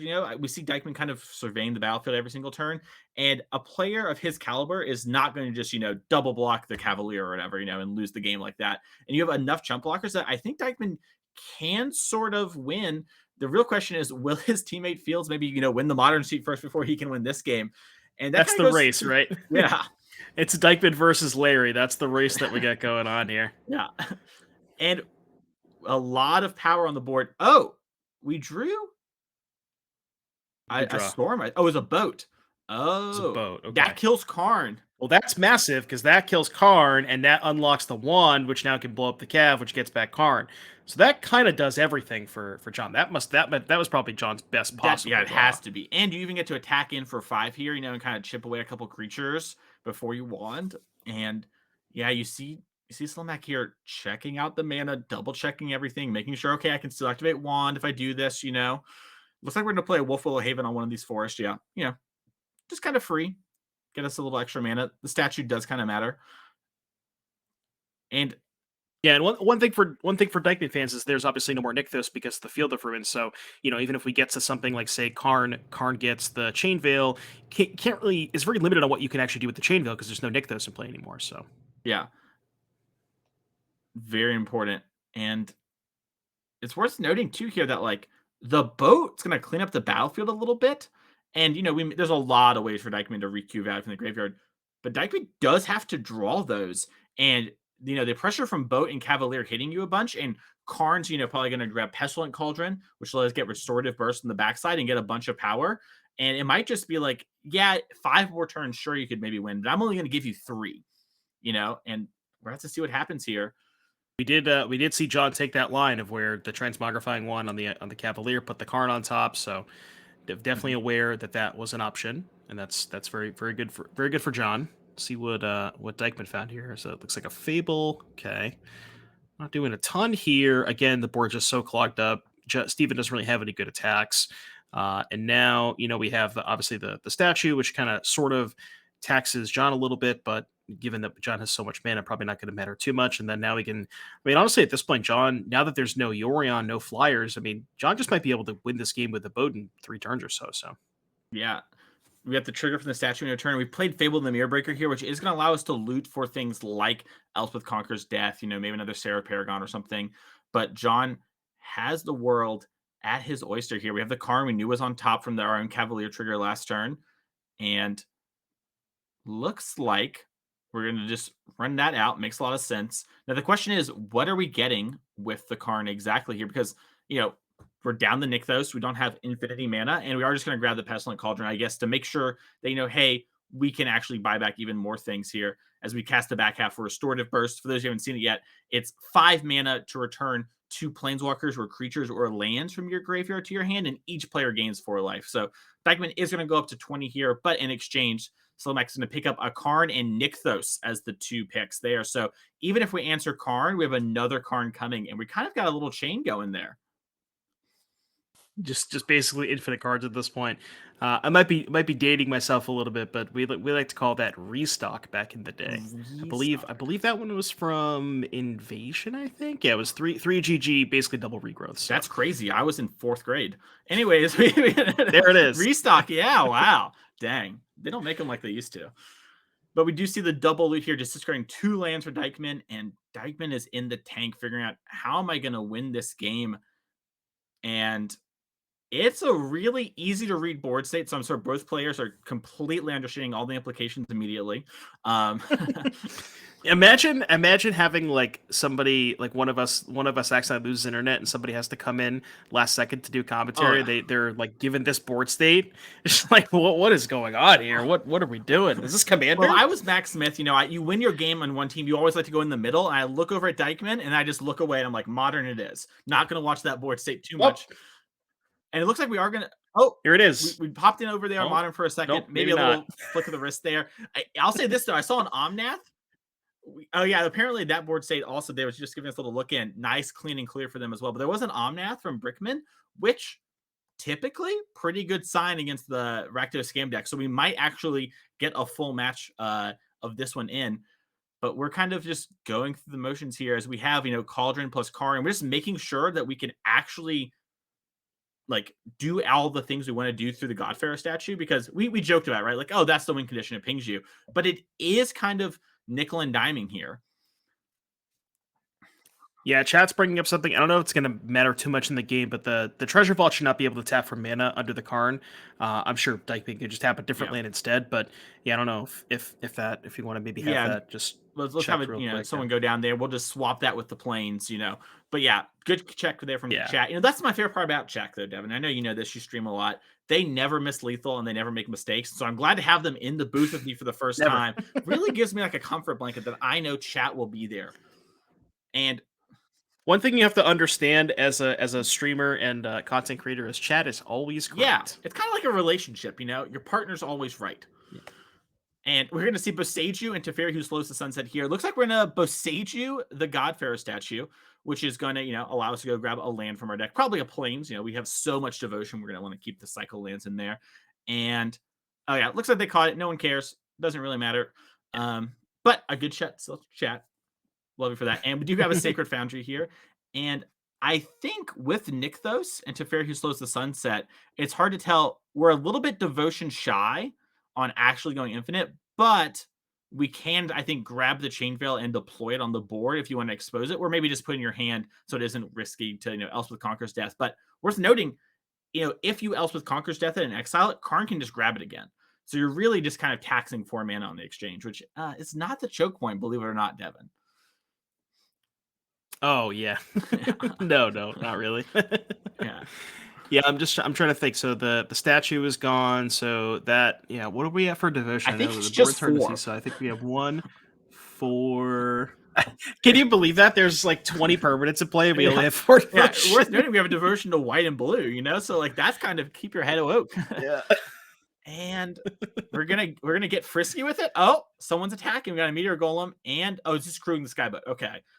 That makes a lot more sense than the golem getting frisky. Yep. Crewing the boat. This game has been so weird because there was like a point where I thought Dykeman was really ahead, and then it was very, very swingy, right? There was like that turn where Dykeman played the Orion. We thought Dykeman was very ahead, and then the turn where John kind of went off, did a couple of things, but couldn't combo off, and then thought Dykeman was back in the driver's seat, but then John drew the boat to kill the Karn, which got the Cav, and then it's just like this game has been fairly back and forth, and you know, I think at various points in this game, I think, you know, we could have said we were picking, you know, either player could have been a favorite to win this game. So. Yeah, it's a big selling point and a big statement for both decks to me. From the mono white deck, like, hey, you know, if Slimek had faded that one draw step, right, and had not been able to blow up the Orion, probably would have been Dykeman's game. And inversely, when you look at the mono green deck, it's like, yeah, you kill everything. It doesn't really matter. I always have that ability to rebuild and represent a board state that is insurmountable. And that is a real draw to the green deck that we see players coming to over and over again. As we are going to deploy another Karn, and it looks like we're going to pick up Cauldron again. A pretty common line here. Just, you know, kind of up our devotion. And yeah, looks like we're going to pass the turn. Not much happened that turn, Dykeman, I'm sure. You're going to have just... Oh, Elspeth Conqueror's Death. That's a big one. Okay, that will... See, the thing is, it answers the Karn, I guess, but then you just have the Cauldron to get back more Karn. So I don't know how far it actually gets you, right? I guess you maybe can kill the boat? You can kill the boat, or you can kill the Teferi, because it will... Exiling the Teferi kind of matters. Yeah, but it's true. It is just, it's funny. We've joked a lot about Godfarer statue. If that was in place still and heading up Boseiju, this Elspeth Conqueror's Death might have been enough. But it looks like Dykeman's just going to pick up the cards. Yeah, just not worth the time. Larry's match not finished. We didn't win that race. And honestly, that makes, you know, just from the commentary standpoint, Larry's probably in a losing position, and Dykeman's like, okay, I actually need to win game 2 and 3. I can't waste time. And it looks like we are going to hop over to Modern and kind of check out what's been going on there. All right, so easy to parse. Omnath on one side, a pile of Leyline Bindings. Looks like they're all on Blood Moons. A Renin 6, a Torok Dread Cantor, a Dothi Voidwalker, I believe, and a bunch of Young Pyromancer tokens on the side of fields here. And we are going to see expressive iteration from Brickman here. Brickman top 8 at our last event, actually playing, it looks like this same exact deck here. So no slouch when it comes to this deck. Yeah, this is quite the board state. As we, you know, the Leyline Bindings on the Blood Moons. I think maybe one's on a Ragavan. Tough to say, but yeah, there's looks like Omnath versus a Renin 6 that was hit off of Ragavan, a Turok, and some elemental tokens. I think that's a Voidwalker up there too. I can't tell if that's in play. I'm guessing. Yeah, it looks like it has a counter. Yeah, this Definitely seems like a very oh yeah, probably from a feign death or Yeah. something like that. So looks like a fairly interesting game, at least. Yeah. I'm assuming that we have life totals correct. So Yeah, and even if we don't, they're gonna be pretty close here. So Brickman is fetching with Omnath, which is gonna gain you a bunch of life. But we're also gonna get the deal 4 damage trigger from Omnath here, and we did exile Supreme Verdict off the expressive iteration. So if Brickman is about to kind of clear up the whole board, these cards, these special lands, do get exiled from Dothy Voidwalker, which is important. Oh, it looks like that wasn't our Renin 6. Looks like we had got that maybe off a Dothy or a Ragavan. So it's going back to Brickman's yard, which I think will then put it back in exile again because of Dothy. Just intuitive stuff, really. And yeah. And then probably gonna maybe cast the Verdict to clean up the Voidwalker and the Elemental Toke. Yeah, so pretty good turn for Brickman here. Just kill the Renin 6, just clean up everything with the Verdict. Yeah, left with Solitude and another big one in hand. Yeah, looks like can't get quite a good look at what Larry's got left over, but it looks like a couple of lands. Is that maybe a Feign Death potentially? I don't know. Is it in the Turok? Oh yeah, it could be a Feign Death protecting the. What do you protect here? I guess we're going after the Turok. Yeah, makes sense. Okay, interesting. Because that one doesn't get solitude. Yeah, that one will live through most things. Kind of the most annoying card for the 4-color players. Everything else is going to go. We're going to get to keep the treasure token. Supreme Verdict actually does go to the graveyard. Fun interactions, I believe, with Dothy Voidwalker. And it looks like we have our own Renin 6 here. And yep, Renin 6 hold up Solitude. Yep. And important that we had, Feign Death. Some of the plus effects don't actually give a counter, where they like work in weird ways, like Malakir's Rebirth. So having this one actually important. Otherwise, Renin 6 would clear it up, and we're going to pick up a Misty Rainforest and pass the turn back to Fields here. Yeah, Fields really looking for I don't really know what I guess Season Pyromancer is probably one of Fields' best draws, something like that, or maybe a Ragavan. But I guess you would, maybe Ragavan to just send both at the Renin 6 or something like that. Okay, starting with the Grief, so this will go ahead and prompt the Solitude. Yep. And then see what Brickman's got left over. I think it was just a couple. Yeah, a little MH2 Battle House here. The pitch elemental is going at it. I think Brickman was just land. So Besaju and Misty, so a good land could come up. But yeah, and so now Fields has to decide. Okay, am I going to start swinging with this Torok, or am I going to hold back the Solitude? And it's kind of important, and for Brickman, holding back doesn't feel great, but doesn't feel awful either. Your Renin 6 is still going to get to go, and if you can find something like a Triome, you can take over these games. After playing a bunch of the old Yorion deck, I can tell you from these spots, you are really favored as we've ripped the Omnath here off the top. And we have fetch lands galore in our graveyard with Renin 6. So now we're just going to gain 4 and Infinite. And it looks like really Brickman needs to kind of win so that he can win game 3. Because he has kind of got the driver's seat here, unless Fields can draw something maybe like the Season Pyromancer you mentioned. Yeah, I mean, it seems like for the most part, this game is probably over. But yeah, I mean, like you said, time is definitely a factor. I don't know exactly how much time we have left, but I can't imagine it's probably a lot, given how long that game won. And it looks like there's only 1 minute left. So yeah, definitely not a lot. Very, very high likelihood this match could end in a draw, given, very, very high likelihood. So. Yeah, and so really, from this point, once you hit the 1 minute, obviously you'd love to win. But if you're Fields here, you're kind of like, well, I win. Oh, it looks like Fields is going to just concede that game. So we're going to try and play a game 3 here before time. The players will have a little bit extra time because we did make them wait for the feature matches to start. So they probably have, let's guess, 5 minutes for the sake of the narrative. And, that is enough time for someone like Fields to actually win, and winning the round way better than drawing here. Obviously, you draw, you're maybe still alive for top 8, but you have to win again. Fields is just going in for the win here with the team. And yeah, and remember how quickly Fields won that game 1. That we that was I can't imagine more than 5 or 6 minutes. So Fields definitely recognizing the time is an issue and wants to go ahead and make sure that he has time to play game 3. So definitely understand. And Rakdos Scam is a deck that can actually, we saw it happen in game 1, but it happens a lot. You evoke something like a Grief and just rip your opponent of 2 cards, and you Malakir's Rebirth or something. But also in these high pressure time situations, you can do things like evoke a Fury, and it's a 4/4 double strike. And the 4-color decks can answer that if given enough time, but sometimes taking 8 a turn is just not enough, and the shocks and everything add up when combined with things like Ragavan and Bolt. So looks like we are going to see him shuffling. I think Brickman here is stepping away, probably to the bathroom to stays the phone. Maybe we can hop over to Pioneer for a second while these 2 players shuffle up, and we can come back when the time comes. Unsure.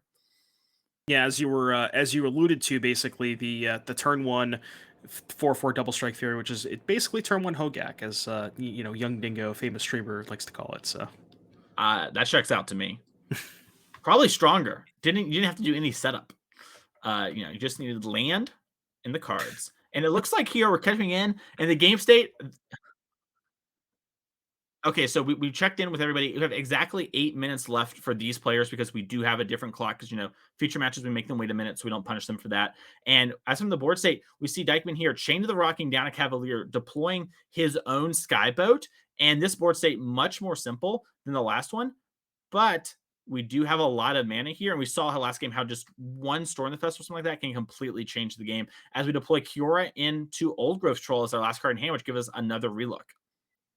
Yeah, and you could tell these players are playing at what appears to be a lightning speed. I for a second I thought we were on times 1.5 with the way that they were playing, but we're not. This is real time. So yeah, these players definitely trying to get the match finished. We only have 8 minutes left, and given the nature of the games, especially we saw game one took basically forever. So, but as we come into the game, it does look like John is pretty far ahead here. Dykeman appears to not have done a ton. Looks like he picked up a Yorion last turn, which is going to get blinked, but he's not really doing a ton here. I mean, I guess you can fire up the boat, which maybe gets to the Kiora, so we'll have to see. Yeah, it looks like we're just playing Yorion as a 4/5 and then just attacking the boat down. And we might maybe miss the... Oh, no, we didn't minus the Kiora, so we used the 3 damage on the Kiora. Yeah. So it's going to take care of that there. And let's look back here. Got a lot of mana, so the world's his oyster, and we're going to activate Lair of the Hydra. I believe that Lair of the Hydra is for 7. Thanks to Elf there. And well, now it's dead. All right, March for the like easily killing it, but taking 12 here for Dykeman still, and the race is on. Yeah, this is an interesting race, and it's funny that the Sky Sovereigns cannot take out the Old Growth Trolls. I got Sarah Paragon. That one's pretty good. I wonder if there's any 1 or 2 draw. I think I see a 3-bit Inspector in the graveyard hanging out there, but maybe something else. I agree. I think there's got to be at least something, There's no way the game went this long without a little bit of something going down there. And, oh yeah, you can also play Fable Passage. So worst comes to worst, you can always just play that land. We are going to play Rafine's Informant here. Yeah. Fable Passage type interactions do matter with the Field of Ruin too. Like, if there was a Nykthos or another layer, we had that Field of Ruin hiding at the bottom of the screen. That stuff can come up. Another just weird grindy element of this deck. And it looks like we're going to play a Skyclave Apparition to take that down and then crew up the boat and slam for 11. Pretty big swing. Yeah, this is just pure race at this point. And I think that was half of John's life total. So this Yorion might, especially with Sarah Paragon now as well, to be able to get into the air. This is, I would have to believe this has got to just be lethal at this point for Steven. So yeah, outside of, then that is big get there. So we're going into game 3 here. Probably about 5 minutes-ish left on this round. We'll see if we can get the modern players. They're probably back at it by now. And we're going to see some turbo magic happening here, as looks like we had Ragavan get answered by a bolt on turn 1. Then we're just deploying a Dothi Voidwalker and maybe a prismatic ending here from Brickman. Looks like Ren 6. Okay. And yep. Picking up the land and passing it back. All these players playing turbo magic, making sure, they want to win. They want to top 8 this 10K today. And they get this one here. They can probably shake hands in the next round. Yeah, definitely don't want to draw. Well, yeah, definitely don't want to draw here. Because then it kind of puts you in the pressure situation to be, basically have the force to play at the last round and win. But we see a turn 3 Blood Moon here for Larry, and Brickman looks like only a forest, and I don't see, unless I'm mistaken, I don't think there's any other basics in hand, just a bunch of fetch lands. So we'll have to see if Brickman has an answer here, maybe something like a Force of Vigor, if that's in his sideboard or anything along those lines. And we're going to see, Brickman's kind of locked out, like you mentioned, from the Blood Moon, but we're going to see a pitch cast of the Solitude, discarding Supreme Verdict in order to hit the Dothi Voidwalker. It will get exiled before the Solitude dies, so it still goes to the graveyard. And now Brickman really needs to draw some of those basics. Most of these decks play one of each of the basics outside of Mountain, so you're going to need a couple draw steps here. And we talked about a fast win. This is definitely a recipe for fast win for Larry, right? Just kind of make it so that Brickman can't play spells, and you just kind of start casting Ragavans and Croxas and Pyromancers. Like, you have a lot of threats that can actually generate a decent amount of pressure on Larry's side. So looks like Brickman does have Veil of Summer, so we're gonna. We drew Boseiju. Oh my goodness. Yeah, That's pretty we cycled good. the Veil, first, and now we Yeah. hit the perfect card. And now, Larry has like cards like Terminate in hand, some answers. They're kind of good. Oh, we also have a Dread Cantor, but we are no longer under the Blood Moon if we don't want to be. And that is big game. Oh, and I love this. We're just going to pick up the Hollowed Fountain. No reason. We're going to play it. Nothing to see here. We're just hanging out. Nothing to worry about. And pass back to Larry here, who doesn't have the fourth land to slam a kick Torok Dread Cantor, but did pick up Kolagon's command for the turn. Looks like maybe a passing of the turn. And it looks like Brickman's going to Besage you the Blood Moon here. Yeah, and the Besage also, locks out future Blood Moons as well because we have the Red and 6. So, very tough spot here for Larry, especially with the Red and 6 just kind of doing its job. It doesn't look like, Larry can't really get towards that Red and 6. No pressure, no, like we talked about, no Season Power Bands or no Ragavans, nothing like that. So, yeah, this one's going to be pretty tough for Larry here for sure. Yeah, but I don't know if Brickman can actually win the game in the allotted time frame. So we'll have to see how this goes. Yeah, Brickman's gonna need something like a Omnath or something like that pretty soon to just kind of slam the game. We did see Fields here at end of turn. Kolagon's command knock down the Ren and 6. Make sure we don't have to worry about that ulting next turn. Pick up a Ragavan and just start dashing on the next turn. And Brickman doesn't know this, but we have Torok Dread Cantor now going to be online as we deploy to Fairy Time Raveler for real this time over here in Modern. Coming into play and just minusing right away. Looks like we're just going to get some value. And then we're going to pick up the Seiji with our Ren and 6. So if we get... Okay, it looks like there has to be time. Yep. And as turn 1 starts here, we have Torok getting kicked. And... So if this is turn 1, I cannot imagine this game is going to finish, right? Yeah. If anyone can win the game, and actually win, it's Fields here. Actually is going to have enough pressure. Brickman, if given enough time, totally could win, but it's already turn 2 here and is a little bit under the gun. I do think, Brickman has Teferi, Hero of Dominaria, which, can't answer the Torok despite its minus because Torok does have protection from white, but is going to start drawing Brickman some cards and maybe keep Brickman from losing this game in the allotted time. But Fields has Dash Ragavan. That's I was going to say, Brickman's at 12, and there's 4 power in play, so this game this one might be actually kind of close. Yeah, I wonder if Brickman had to pick up Kahira on that last turn and just set up to block. But, Brickman has played this deck a lot, and, we see Fields here conversing with the teammate. It looks like we're going to start with the Thoughtseize, which will grow the Torok, which is big game, and, 2 Besages in a land. Yeah. Here's all my lands. Well, I mean, that's the thing, right? If Brickman draws a land, this might just be lethal. Wait, we're not dashing? Okay, now I'm confused. I wonder why we're going after Maybe the I was Ren and mistaken 6. on what happened with the Kolagon command. Maybe they didn't pick up Ragavan. They were playing really quick. Oh, no, okay, I saw the Ragavan in hand. For sure. Interesting. It seems like, especially if you're in time and this is turn 2, I don't really see the point in attacking Ren and 6. You actually have a path to victory, Brickman's on no lands, and you have the Ren and 6 or the Ragavan in hand to be able to get in 6 points of damage. Also, maybe even hit something off of Brickman's deck as another creature to play. So, I think I might have liked going after Brickman directly there, but I wonder what Larry's plan is. Yeah, I'm curious to see what Fields' sort of tactical decision going on here is. But Brickman, big draw step here. It's going to need to find and Expressive Iteration. One of the biggest draw steps here. We're going to see Brickman fired off immediately. And it looks like we found Leyline Binding to Fairy, and I think a land. Yeah, Misty Rainforest. Funny enough, Binding would have been good enough to stop this Ragavan that we were talking about, but not good enough to stop the Torok. And we tick up our Teferi and found Omnath. We already played our land for turn, but we can still fetch and be totally fine and just gain a bunch of life here. There is a Terminate from Larry. Yeah, you can't terminate right now because of the Teferi, but yeah, you could just say Omnath right now, crack the fetch lane, gain a little bit of life, just to try and make sure that you don't die next turn if you're Brickman here. And then untap 2 lands from the Teferi, and yeah, Brickman still has some action available. That Leyline Binding you talked about. We'll have to see what he decides to go for here. Yeah, and it looks like. Yeah, we probably verbally said we're taking up these planeswalkers, whatever. We just didn't do it on play here. So that's why we saw the lands get untapped and everything. Both players still playing a little quickly. Sometimes you get in that rushing mood when you're getting close to time, and it's hard to kind of slow it back down. And it looks like the players are kind of figuring out what's happening here.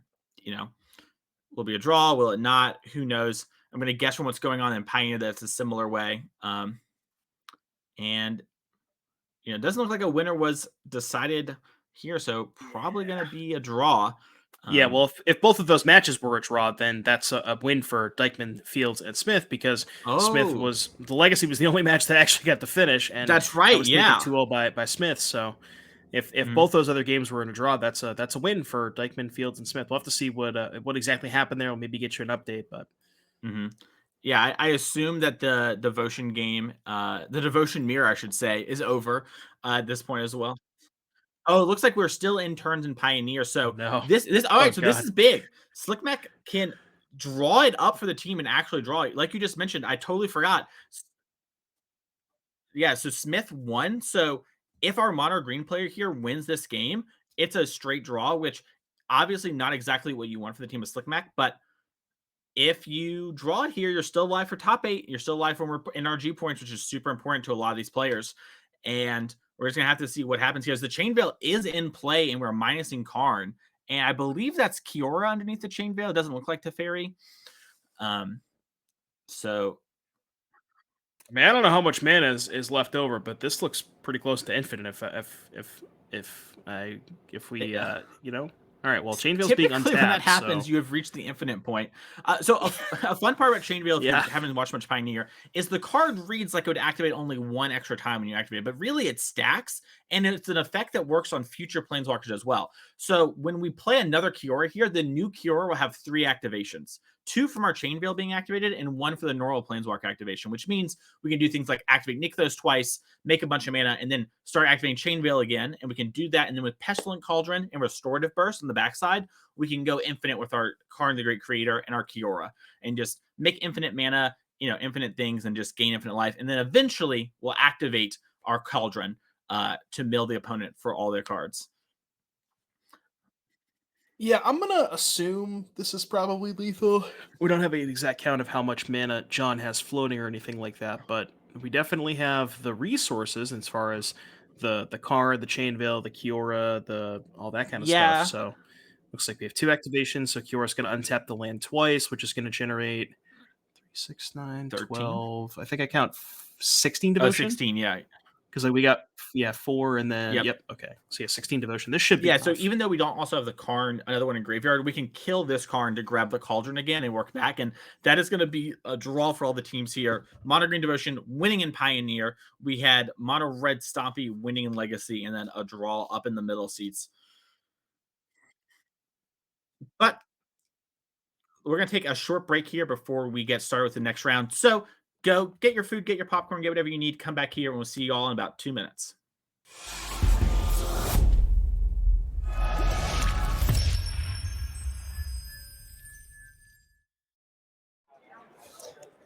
Hello, everyone, and welcome back for the 7th and final round of Swiss here at the 10K trial at NRG Series Fort Wayne, Indiana.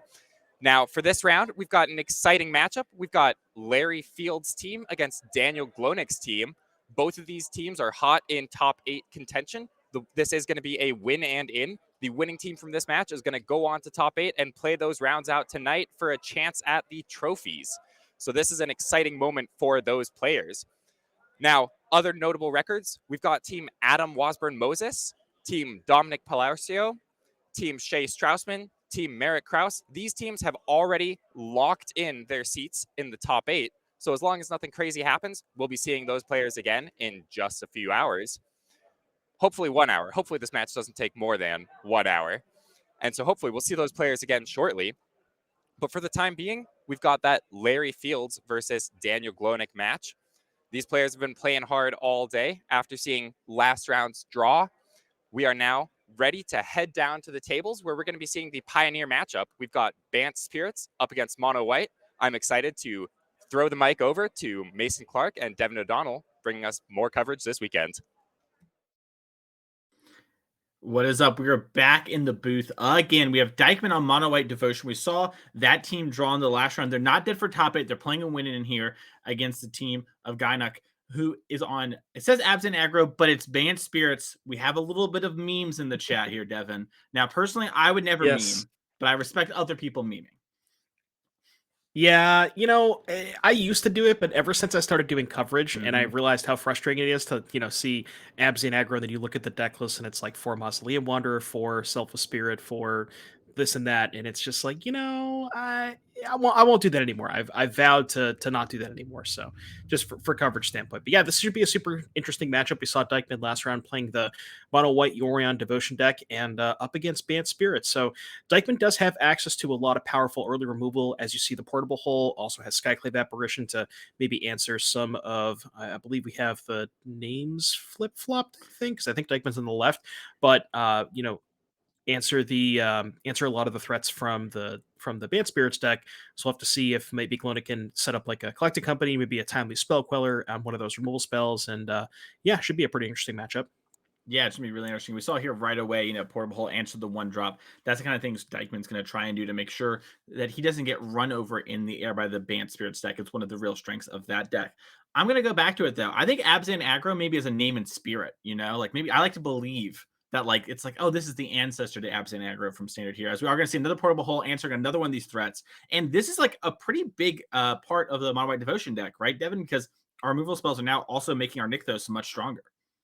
Right, yeah, and that's the thing about these portable holes too. And you could even imagine, say, turn 1 portable hole, turn 2 portable hole. Maybe Dykeman follows it up with a Skyclave Apparition. That's 4 Devotion, which lets you cast a 5-drop on turn 4 because you have the 4 Devotion plus your extra land drop. So already getting off to the races here with these portable holes. Now, the one thing that's unfortunate about portable hole compared to something, say, like a Path to Exile or Prismatic Ending, is because that permanent is on the battlefield. You see the Skyclave Apparition actually taking out the portable hole, which gives the creature back to Daniel. And that's kind of a pretty big tempo swing for Daniel here.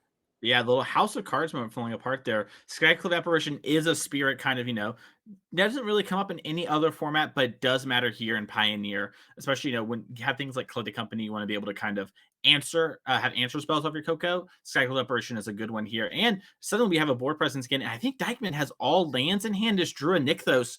So we do have 1 Triumph, so we can get a redraw, or maybe we can put Yorion in hand, but I think we're just on mono lands. That is, you are correct. That is a lot of lands. Now, even though Dykeman has all lands, still has a couple of options here. Could pick up Yorion, could cycle a land.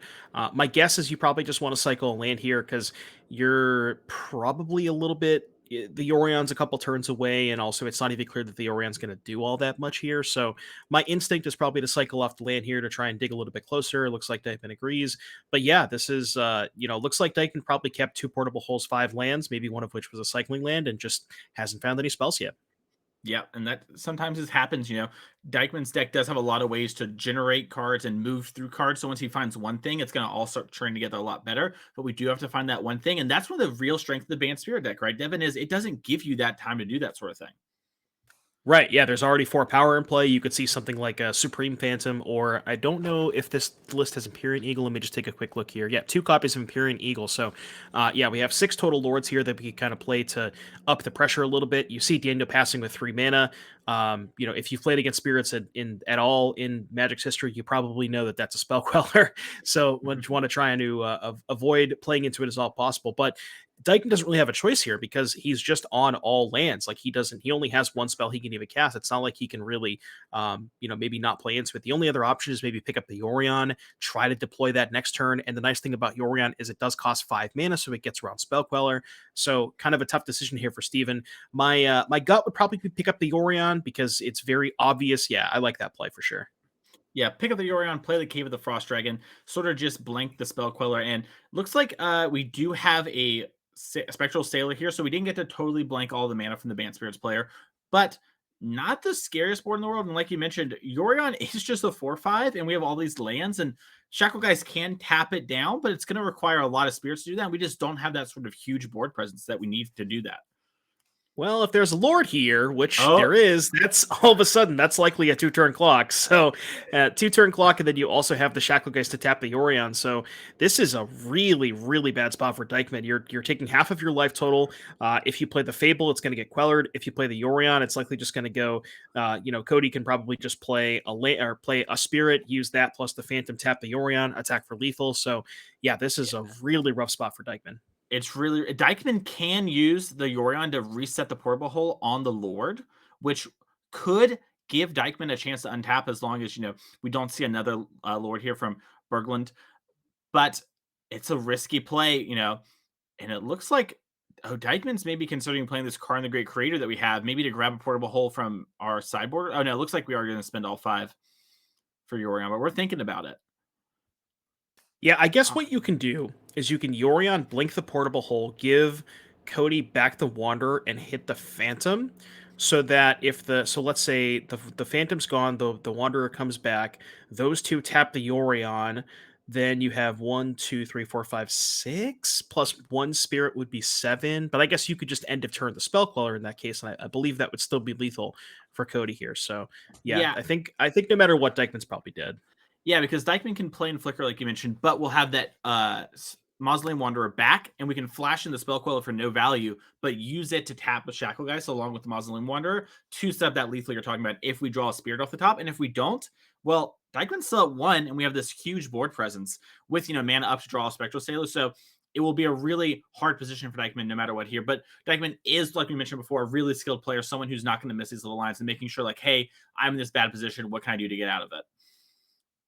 And yeah, it basically has to just kind of hope that there was a bluff last turn. So, like, obviously Dykeman, you know, recognized last turn that there was the possibility of Spell Queller, so he decided to pick up the Yorion. But now he just kind of has to hope that it was a bluff, and maybe that Cody just didn't have the Spell Queller all along, because, you know, he's going to be in a bad spot no matter what. And unsurprisingly, there it is. Yeah, Cody's showing him, like, hey, I've got the Spell Queller. Probably going to see a Shackle Geist activation here to tap down the Yorion. You know, you can let the portable hole resolve. It shouldn't matter as long as you do it before. Okay, so we are going to untap first. So that's step 1 for Dykeman. Yeah, you know, and sometimes this is what it's all about, right? Like, you just have to make them go through it. Still a really good spot for Berglund here.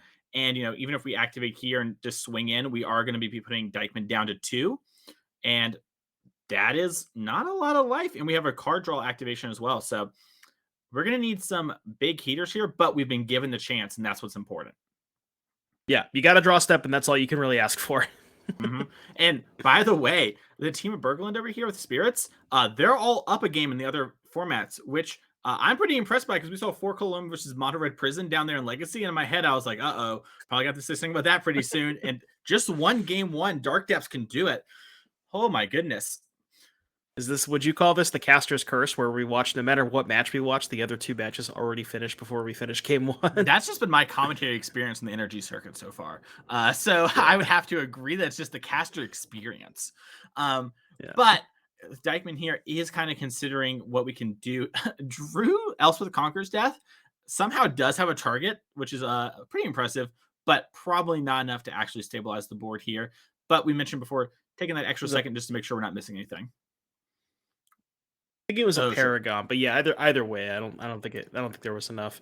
Yeah, got the draw step, but couldn't do anything with it because there was just not, you know, too far behind. Come back to the booth here for a minute while some of the games there is sideboarding. We're going to jump back down to one of them. This is a great moment, by the way. If you're loving the paper broadcast today, click that follow button and make sure to support the stream. That way we can get more streams like this to you. That way, you know, the people at NRG are like, oh yeah, people like this. We should keep doing this because we all like it. Why wouldn't you just help support it there? And if you have a Twitch Prime, of course, it's free. You might as well spend it on somebody. You know, it could be us, could be anybody. Just support somebody in the community.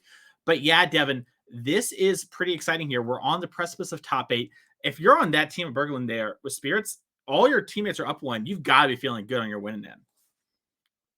Oh yeah, you know, the entire team's up a game, and you know, the Pioneer match at least didn't really look too super close, but you know, Dykeman kind of fluttered out a little bit, drew a bunch of lands, so we'll go ahead and have to see. Yep, and we're gonna hop back down here into Modern. Looks like we're playing. We're watching Rakdos Scam versus 5-color Creativity, and this is an interesting matchup. You know, the Creativity player won game 1. Oh, and 4-color Loam has defeated Mono Red Prison in the time we jumped from the booth and back. So the team of Gynhawk is up a match, and what has to be a tilting a moment for Max Smith. Unless I'm not the legacy expert like Anurag and Julian are, but I have to assume that matchup is not that easy. Either way, the pressure is on here as Fields is playing for their team's life. And looks like we are going to start underway here after deciding to keep. And this matchup's a little weird. Yeah, we have Creativity versus Rakdos Scam. this, as you said, the matchup is kind of weird. Rakdos Scam is, for those of you who maybe haven't seen this before, the scam part of this is you're trying to establish a Grief or a Fury combined with an Undying Malice, a Feign Death, or a Malakir Rebirth to kind of give you a double trigger, let you keep a body and play off of the evoked creature. And specifically, Grief is pretty, very impactful in this matchup because the creativity deck, it kind of needs a lot of resources to be able to set up a turn 4 or turn 5 creativity. You kind of need a Fable, maybe a Ren and 6 to help hit your land drops, and then also the creativity. So if you can Grief a couple of those cards away, very, very powerful. Looks like we're going for a Ragavan here instead.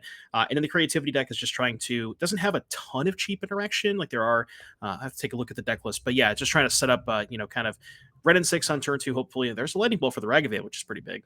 Yeah, I was going to say the 5-color creativity decks typically, since they got Leyline Binding, that was the huge difference because they're able to play more cheap interaction. They had a couple bolts like that, and they would really lean on the power of Spell Pierce, which when this deck first came out in the midst of 4-color Yorgon was a huge boon for this deck and really sort of helped it dominate. But now, with Leyline Binding, we're actually able to have a good amount of answers to early things, and it's going to be interesting to see here because Larry Fields has 2 Terminates in hand. So it's going to be good at stopping the creativity, but not good at pressuring the creativity player to actually go for it, which is kind of the bind, right? We always see from this matchup. Right, and I actually stand corrected. I went ahead and took a look at the deck list. There's 4 Lightning Bolts, 4 Leyline Bindings, and 3 Spell Pierces. So plenty of one-mana interaction. So I have been proven wrong here. But yeah, this is Terminate, and Terminate's also an interesting one because that one goes after the Archon. So you always kind of have to think about we see a Spell Pierce on Fable. Oh boy, oh boy, yeah, that's kind of a beating. But with regards to Terminate, it's like, do you go after the if they target the dwarves? Do you go after the dwarves? Do you go after the Archons? But it all kind of depends on the texture of the game and how that plays out. But yeah, Spell Pierce on Fable is kind of that's disgusting. a huge one. You have to be so excited too because you have it all rolled up, right? It's like, oh, if they play Blood Moon, I've got to answer it, and then you see them slam Fable, and you're like, oh yeah, they would have slammed Blood Moon if they could have. Okay, answer this. Let's move on with our day. And pretty big moment there. We do have a Fury in the hand of Fields, but I think that's our last threat for right now. So we're gonna need some pretty good cards at the top. But either way, Glonek here, just developing a bunch of mana and playing their own Fable the Mirror Breaker. And it's funny how much this card is disseminated throughout all of Magic, but in this deck, it is one of the best decks it's in probably any format. Yeah, just want to take a quick second to shout out. We got a couple of Twitch Primes, Rasputin, T3H, and Zelmas. We actually got a level 1 hype train. So thanks again for the support. Really appreciate you being here and hanging out with us in the live commentary. But yeah, this is the last round of Swiss. We're going to see which one of these teams make it to the elimination rounds. And yeah, it's pretty disgusting when you get to trade 1 mana for their Fable and then resolve your own Fable. That's got to feel pretty good, huh? Yeah, it is super good. And we are going to see a Fury here and then Feign Death the Fury. So we do have a real clock. It's a 2-turn clock positioned here, but we are kind of having to hold up our mana just in case we do see Indomitable Creativity on the Dwarven Mind. But doesn't look like there was a creativity in hand before unless we just picked up for the turn. But we're going to get to rummage here with the Fable the Mirror Breaker and really sculpt our hand and kind of play the game we want to play, which is why we're seeing so many of our the strongest players and strongest decks in all the formats play Fable the Mirror Breaker, right? It really lets you kind of sculpt the games you want to play. Well, I look away for 1 second and there's a Hogak on the battlefield. Yes. Fury with a counter is huge. Looks like we're going to discard Archon, which could be big game if we have Persist in our hand. Hit the see, Yeah, taking a look at the deck list, it looks like Daniel did go ahead and decide to eschew Persist, so unfortunately we won't be able to see that. But yeah, definitely especially if you don't have Persist, you don't ever want those Archons in your hand, so that's a good place to put them. And just another reason why Fable is so good in this deck. It's kind of crazy how much Fable does for this deck, but every single chapter is massive. Just being able to loot away extra Archons, loot away extra lands you get off Ren and 6. Both tokens, the treasure and the 2/2 itself, are very important for getting creativity online. The flipped copy of Fable, or the flipped side of Fable, gets to copy Archons. It's just, this card is just one of the more impactful printings of the past couple of sets, probably the most. Obviously you could look at a card like Ledger Shredder, but yeah, Fable is just a massive boon to this deck. Yeah, 100% agree. And we are going to see the Fury come in here. It looks like we're going to fetch up probably a Dwarven Mine maybe and get a little chump block action on trying to save some life here. Unsure where the Fury's going. I assume it's at the Ren 6 just so there is an infinity fetch lands, but we might just be seeing a go face here from Fields. And I totally respect going face too. You got to win the game. And with Bolt in hand, Glynok's not as safe as they think. Right. Yeah. This is with Bolton Layer's hand. I mean, this is effectively a 1-turn clock, but looks like we do have the answer with the leyline binding. So that's kind of tough. Yeah, binding, getting rid of the Fury, it's very big and very strong, but much like Hogat goes into the binding still. And now Fields is in a little bit of a predicament. Kind of, wants to be able to use mana, but only has 1 red and wants to leave up some way to stop cards like Dwarven Mine from being targeting, turning into an Archon. We do have a Terminate and a Bolt. So, if we try to flip the Fable here and target with a creativity, it will not work, but we could still get 1 off if we're able to get something like Dwarven Mine. So an interesting spot for sure. And also Castle Lochthwain just really looking like an all-star, like every time I see it. Just hanging out. Just chilling. Just big chilling. I had to write another card on my deck list. Don't get to write Swamp 3, Castle Lochthwain 1. And that is a shadowy Fable, the Mirror Maker flipped here.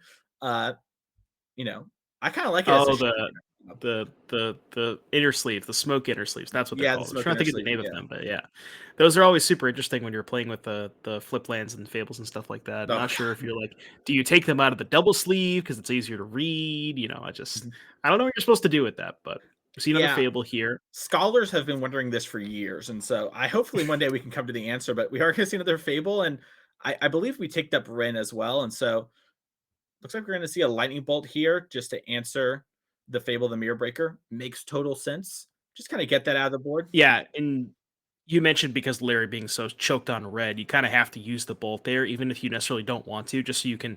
You can't just keep doing nothing every turn. You got to eventually, deploy something here. And we talked about this, in our last round Pioneer, but sometimes games have choke points, and sometimes it's mana, sometimes it's card. And for Larry here, it's cards. Oh, it's mana, but.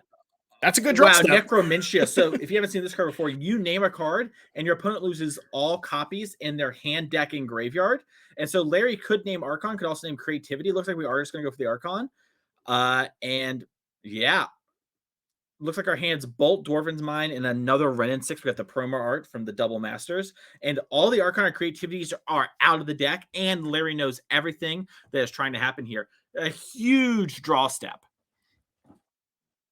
Yeah, that's massive. I mean, I'm taking a look at the deck list. So there are, obviously, you could get to a Renin 6 emblem with something like a Lightning Bolt. That's option number 1.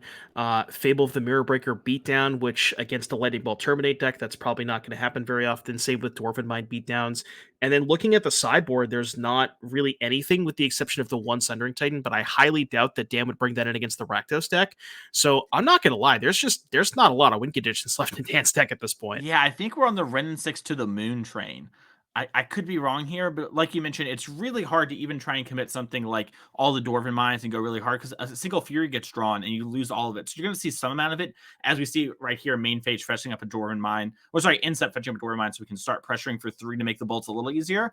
But really, if you're Glonek here, you're just trying to get enough damage across where your bolts can finish it off, because the good part about this deck is it has a lot of red lands. So casting Bolt over and over again will not be a problem mana-wise. Right, and then obviously the Ren is dangerously close to ultimating, so if the Ren does get to ultimate, you can combine that with the Lightning Bolt, and that should, once we get to a Ren ultimate, that's probably more than enough to win the game, especially with Larry not really having any kind of meaningful pressure here. You're not under the gun at all, so once we get to that ultimate, it should be pretty straightforward here for Dan, but we'll have to see. This is a big draw step for Larry. If he finds an answer, maybe not necessarily an answer to the Ren and 6, but something like a Lightning Bolt to keep it off of 7 loyalty, we definitely need something here for Larry's side. 100%. And it's worth noting too, we picked up another Fable, the Mirror Breaker, which means, the Fable copying a Fable is weirdly live, which puts this incredible squeeze, right? We talked about how mana is kind of the problem for Fields this game. And with that being the case, we have to kill the reflection of the Kiki Jiki so it doesn't make an infinite copy of itself with the other one. Because if you have 2 of them, you can start targeting. It's a little weird. But you also have to stop Renin 6 from ultimating. So this is a huge draw step for Fields here. Yeah, I mentioned, what was it, last turn where we talked about the as soon as the Necromancer resolved, I was like, well, I don't think there's a lot of win conditions left. There was a Ren and 6 in play, and then all of a sudden now there's, the second Fable, the extra Shaman token, the Dwarf token, the Ren upticked. Yeah, I maybe kind of misevaluated that. This is actually, obviously it would look a lot different if Larry had a creature, maybe draws a Fury or something like that. But yeah, this is going to be tough for Larry, even after resolving that Necromancer. Yeah, and Larry has a Croxa here, and looks like we're just going to discard the extra Ren and 6. Maybe we're going to discard land, take 3. Not quite sure. Look at the players are conversing. You'll see this happen a lot, right? You're winning in. Your team knows they're super far ahead. Let's take the extra 5 seconds and just double check. And honestly, that is the big difference in a lot of times when making a play of Magic. How often, Devin, have you gone over to your friend group and your friend says, oh, I lost because I made a stupid play because I didn't think. They just thought for 2 more seconds they would have won. And we see ultimately decide to discard Fire Ice here, which is totally different than their snap judgment of Ren and 6. And I think that makes a lot of sense, especially if you're going to ultimate Ren and 6 to win. Yeah, and without the Archons, you could hypothetically, you have to think about if you're Dan at this point, like how do you realistically lose this game because you are so far ahead. The way you lose this game is maybe Larry has a couple of removal spells to answer the Goblin token, somehow finds an answer to the Ren and 6. Also, the second Ren and 6 is actually not irrelevant because if you immediately snap ultimate the first one, the second one gives you all the land drops, so you don't have to worry wait a turn about do I want to ultimate, because you get into that spot a lot where it's like you get a Ren and 7, do I want to ultimate or do I want to wait to get it to 8? That is a question that comes up, so you don't have to worry about that at this point. Yeah, and we picked up a Leyline Binding here for the creativity player, and we're going to take up our Ren and 6 up to 7. So we're threatening an ultimate next turn, and we're threatening that reflection of Kiki Jiki, copying the other reflection and making as many as you have mana. With all those treasures, that's going to be a lethal attack for us. So we need something like a Fury here in order to just mow everything down. Yeah, on top of there's just being 5 damage in play, and Larry's at 12, so that's ignoring everything else. It's just there's Larry's effectively on a 3-turn clock even without anything else. And we see it here, Fields' team taken down. What's the top 8 for Berglund and company? Wow, what a crazy round! So sick to see. So sick to see all this action. Yeah, we're going to try and get these players to interview with us right now as well in a second here. They're going to pack up their cards and come talk to us. But wow, what an awesome. Got to see them make top 8 here today at the NRG. So exciting. And some really sweet games too. Oh yeah, that was pretty interesting. The match that we saw, the Pioneer match, the Spirits versus Devotion, or the Mono White Devotion deck, that was, really interesting the way that game played out with the double portable hole. We talked about how Skyclave, your removal spells normally being able to remove the creature from the battlefield, but because it was specifically portable hole, being able to the House of Cards falling down, you mentioned just being able to get those creatures back, and also the that match, the modern match was crazy. Larry resolved his sideboard card, Necromantia, took the win conditions out of Dan's deck, and Dan just kind of shrugged it off and just said, okay, whatever, that's fine. I'll just play with the Ren and 6. The problem with those Necromantia type cards, right? And we see that deck really, already ahead on board and makes it a little easier to overcome. But sometimes you just kind of get rid of all their win conditions and it's not enough. You still just lose, which is a wild thing to think about when you kind of take out the marquee card from a deck. Mm-hmm. Yeah, that's the power of Ren and 6, and looks like we're gearing the interview up with our winning team. Hopefully, we can get those, get that ready for you soon. But yeah, that was just a showcase of how powerful Ren and 6 is. Just being able to a card that allows you to hit all of your land drops up the curve, which is a very mana hungry deck trying to get to 5 mana to set up creativity for 2, and also it's just on win condition by itself. Given enough time and inevitability, the Ren and 6 is going to win the game. The ultimate combined with the lightning bolt, just a really, really powerful card, and showcases why this deck is so strong. That diversity in game plans is really nice. Looks like the players are about to be ready here in 1 second. But yeah, I'm really excited to see kind of what happened there. I'm curious with the legacy player. I wonder if they just are like a turbo depths deck, and that's why they were able to beat the Blood Moon Stompy deck. I mean, game 1, obviously, maybe the Stompy deck kept a hand that just didn't have Blood Moon. Ryan had Trinisphere, and then, oh, my lands don't really care. But for games 2 and 3, that matchup has to be challenging. So I'm really interested to see what kind of happened there. We can throw it on down to them here in just 1 second. Yeah, I've played a little bit of 4-color Loam in the past, and every time my opponent, has the turn, they just lead on Chrome Mox, and you just sit there and you just don't even know what to do at that point. So curious to see what happened at that legacy match. Sean, Cody, thank you for joining us here in the booth. Congratulations on making top 8 of the NRG today. Thank you. Appreciate it. Awesome. So first off, I just got to ask, Legacy, yes, 4-color depths versus Mono Red Prison. Me and Devin here. Maybe we're just ignorant. Is that a bad matchup? Is that a good matchup? Because you crushed it. I am not playing 4-color depths. Oh, okay. The coverage thing said 4-color depths for us. Did you register your deck list as 4-color depths? Are you a little bit of a memer? That's what it was. I think our archetypes got messed up when we registered. Oh, okay. All right. You can blame Dan, the one that's not on commentary here. He's the I one that love to registered blame us. Okay. We've been doing that a long time, so. Sounds good. If you're wondering, I was actually playing Oops All Spells, which may answer how I won in about 5 minutes. That explains a lot. Okay, that makes a lot more sense. That explains a whole lot. Well, hey, still awesome. So obviously that matchup's got to be super easy. So you just kind of crushed and they didn't have Chalice and just won the game. Yeah, How'd it they go? actually game 2 he actually did play a Chalice on 0, which funnily enough doesn't stop that much of my deck. It stops the Lotus Petals is the biggest one, and off the top of my head the Chromox as well. But I can generally work through a Chalice on 0. And that was really the only hate piece he had. Game 1, I just turned 1 to him before he got to play Magic. So Understandable. Have a nice day. Exactly. So see you next Modern, time. You won game 1. You got Necromancia'd, right? You lost all of your Archon of Cruelties. How are you feeling when that happened? Because you kind of had a good board presence and everything, but was there a little bit of anxiety about like, oh, can I actually go the distance with just this? I mean, as the Pioneer person, watching him get Necromancia, I was like, oh, my games are probably going to matter now. And but I saw that and got worried. But apparently he got there. I wasn't really watching after that. I was gonna say I've got a little insight into the head. Daniel, the one that's not here once again, is actually the modern seat. And I leaned over when he got Necromancia and I said, "Can you still win?" And he said, "We're about to find out." So I like that Cain do it too. It was actually kind of funny because it almost seemed like once the turn after the Necromancia after Dan had passed, it was just like how was Dan going to lose this game at this point? He had 2 Fables, 2 tokens, and the Renin 6 on 6. I think it was kind of wild. The only way he loses is to a Fury or 2, maybe like a Fury that comes back from the graveyard to wipe that board. Yeah, that makes total sense. Well, Pioneer, let's talk about it real quick because Bant Spirits is the deck that we hear a lot about. You obviously have kind of done really well today. You've top 8 the event. Is this a deck you play a lot of in Pioneers? Is something you're kind of looking at for like DreamHack Atlanta coming up? What are your kind of thoughts on this deck? Because I'm sure a lot of people are like, oh, Bant Spirits, that's not Mono Green, that's not Rakdos. You're kind of beating up on those people today. What do you think about that deck? Yeah, so I mean, coming into this weekend, just thinking of what I wanted to play. I used to be a Modern Spirits player back when it was actually viable in Modern. So I figured that that's going to be both the easiest and the cheapest thing to pick up for the weekend. And it turns out I remembered how to play it pretty well. So we do love to see it. Yeah, so Spirit player through and through. Did you have a lot of matchups against Mono Green and Rakdos 6? I think that's what the viewers at home, that's always the scary thing about picking up a deck. It's like, oh, this deck's cool. Maybe it's cheap, maybe it's good, but can I beat those 2 decks? What were what'd you face against today on your way to top 8? So I actually didn't go against any Mono Green. I guess the closest thing to that was the Red Green vehicles. And that one I was able to get through with Shacklegeist. That's done a lot of work for me today.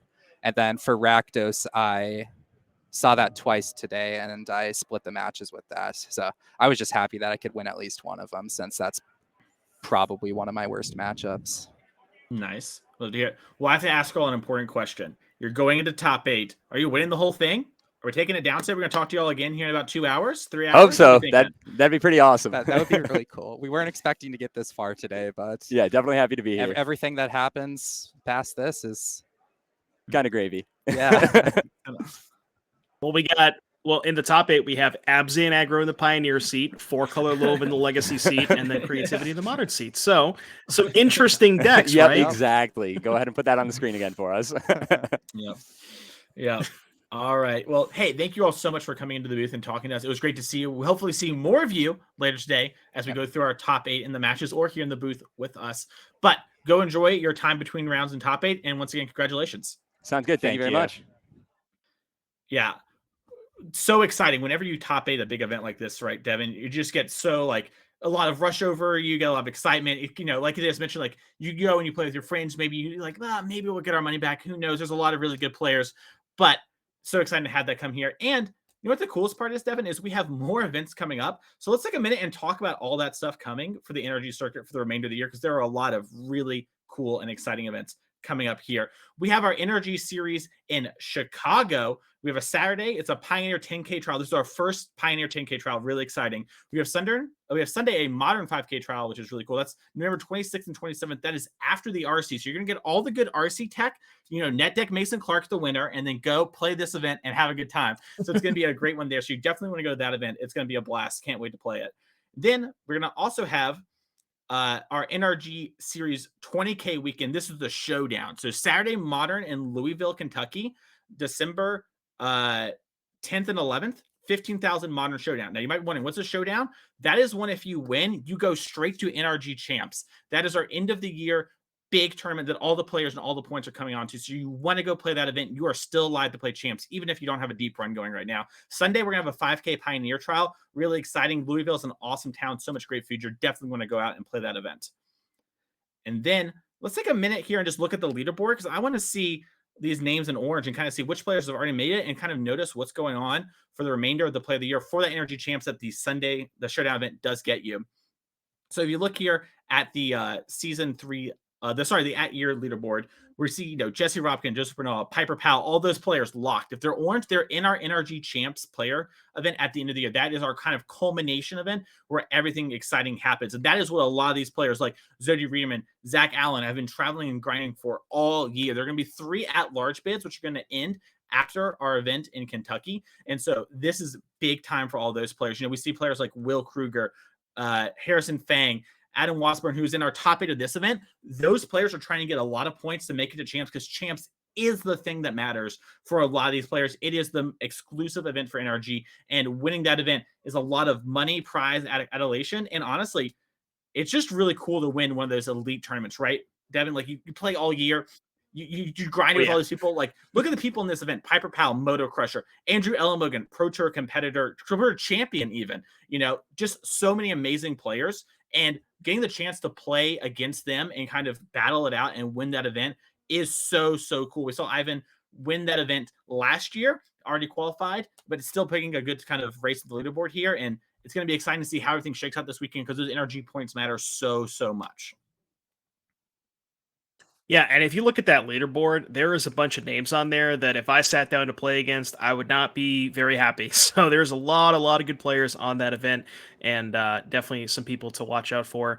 And the end of the year event's going to be amazing. I cannot wait to see what they have in store for us. It's going to be. You can't make the NRG champs without being a killer. You don't just like luck into it, right? You have to be consistently good for a whole season or win a showdown event, where the showdown events are our biggest events outside of champs, and no one comes slacking to showdown. No one comes in there and says, "Oh, I'm playing my Goblin tribal deck today in every format." No, this is the killer event. So these are super big there. I think that is going to do it for us for this round. We're going to take a quick break, and then we'll be back. Oh, sure. Yeah, it is going to be a little bit longer because of top 8. We need to do photos, deck checks, all that sort of thing. But you know what that means? It's plenty of time to get your DoorDash, your Uber, get your food, get here, get back, get excited. Devin and I are going to take you for the rest of the way to the top 8, all in through the finals. All today, we're doing all the finals today. I know if you watch NRG coverage in the past, we do the semifinals and the finals in the morning the next day. Not today. I came in, I was like, no, sir, we're doing it all today. I want to see it all tonight. So we're going to crown a champion tonight. It's going to be exciting. So don't miss it. We'll see y'all here soon for the rest of the top 8.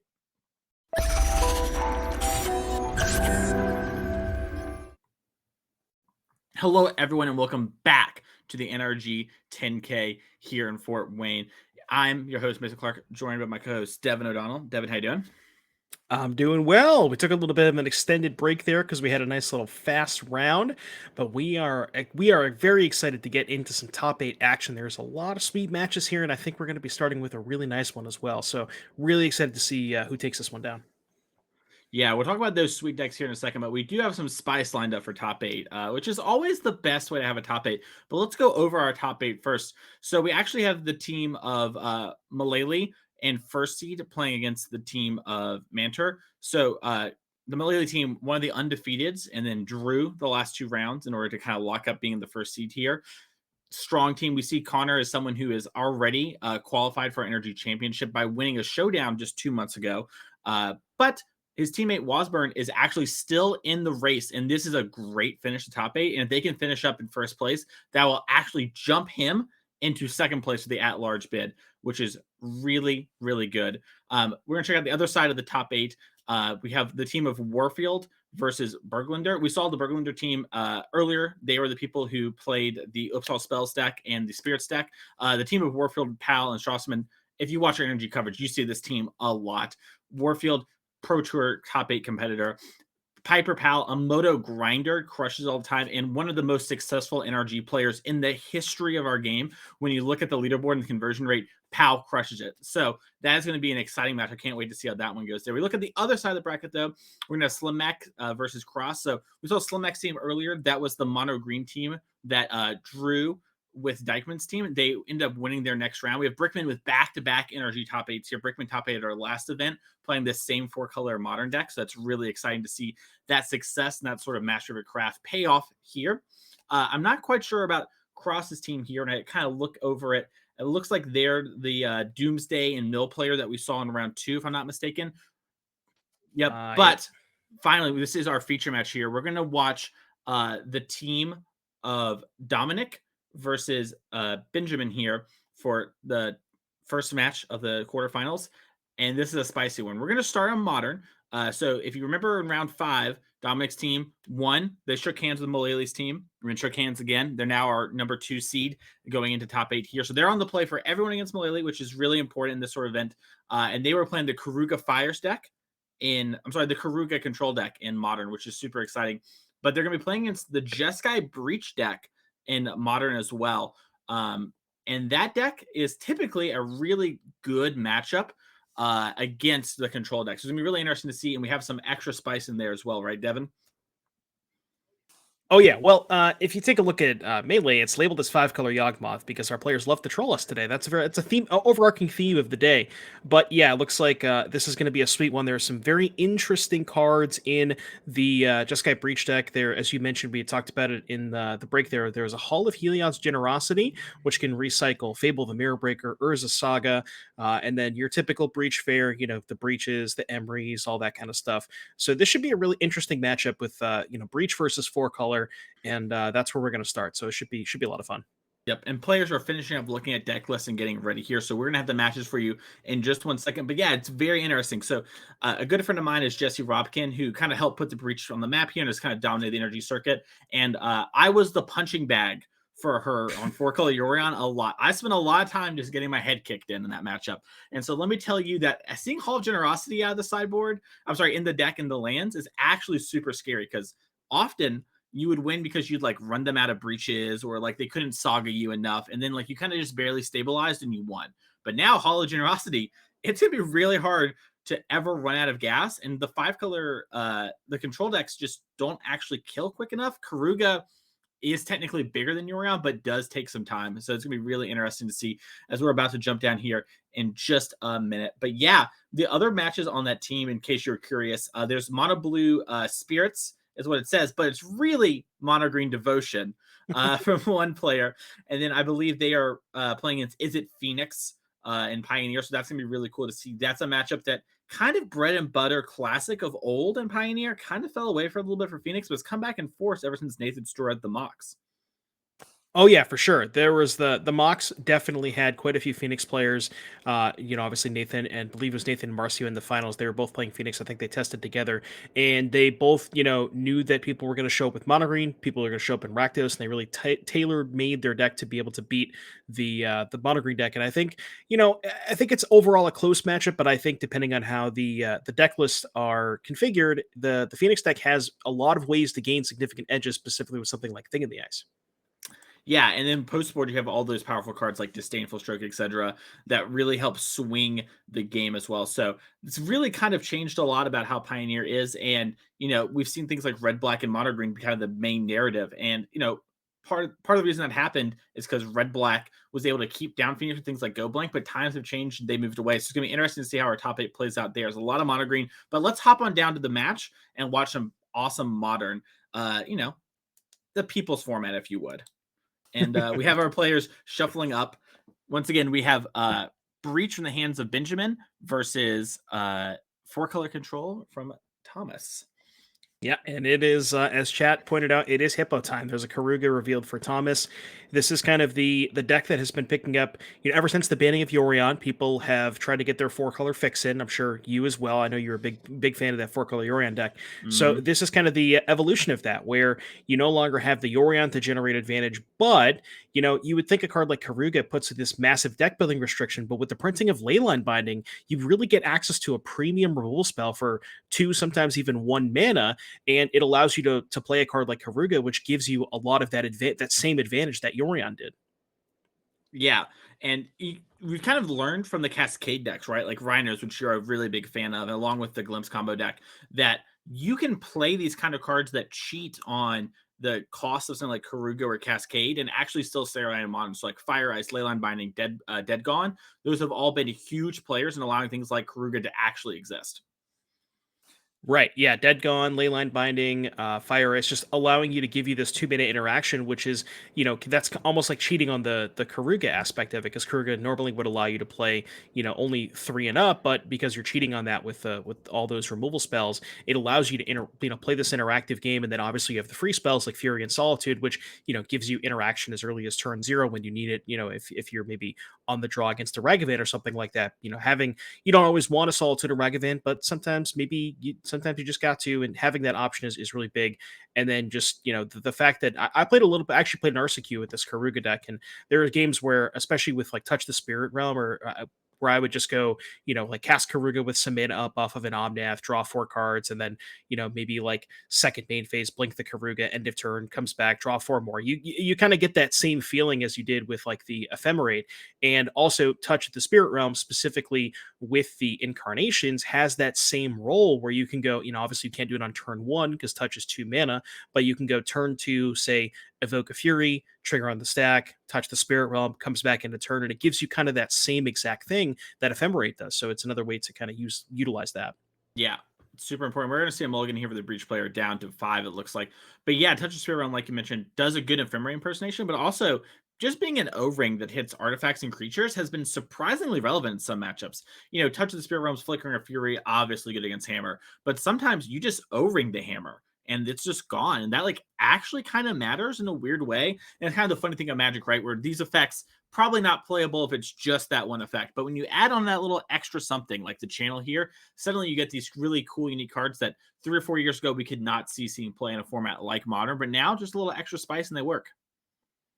Right. Yeah. That's just you're like you said, you're not paying for one half of the card, you're paying for the utility. And a lot of these newer cards, especially cards that have been designed over the past couple of years, really give you that utility. You think of a card like Fire Ice. That card is so ubiquitous in Modern, but if you were playing that card with just one half of it, it would be almost, completely unplayable. You would never pay 2 mana for either half of that. But the fact that you get the flexibility and the utility of having both options is just, it's so powerful.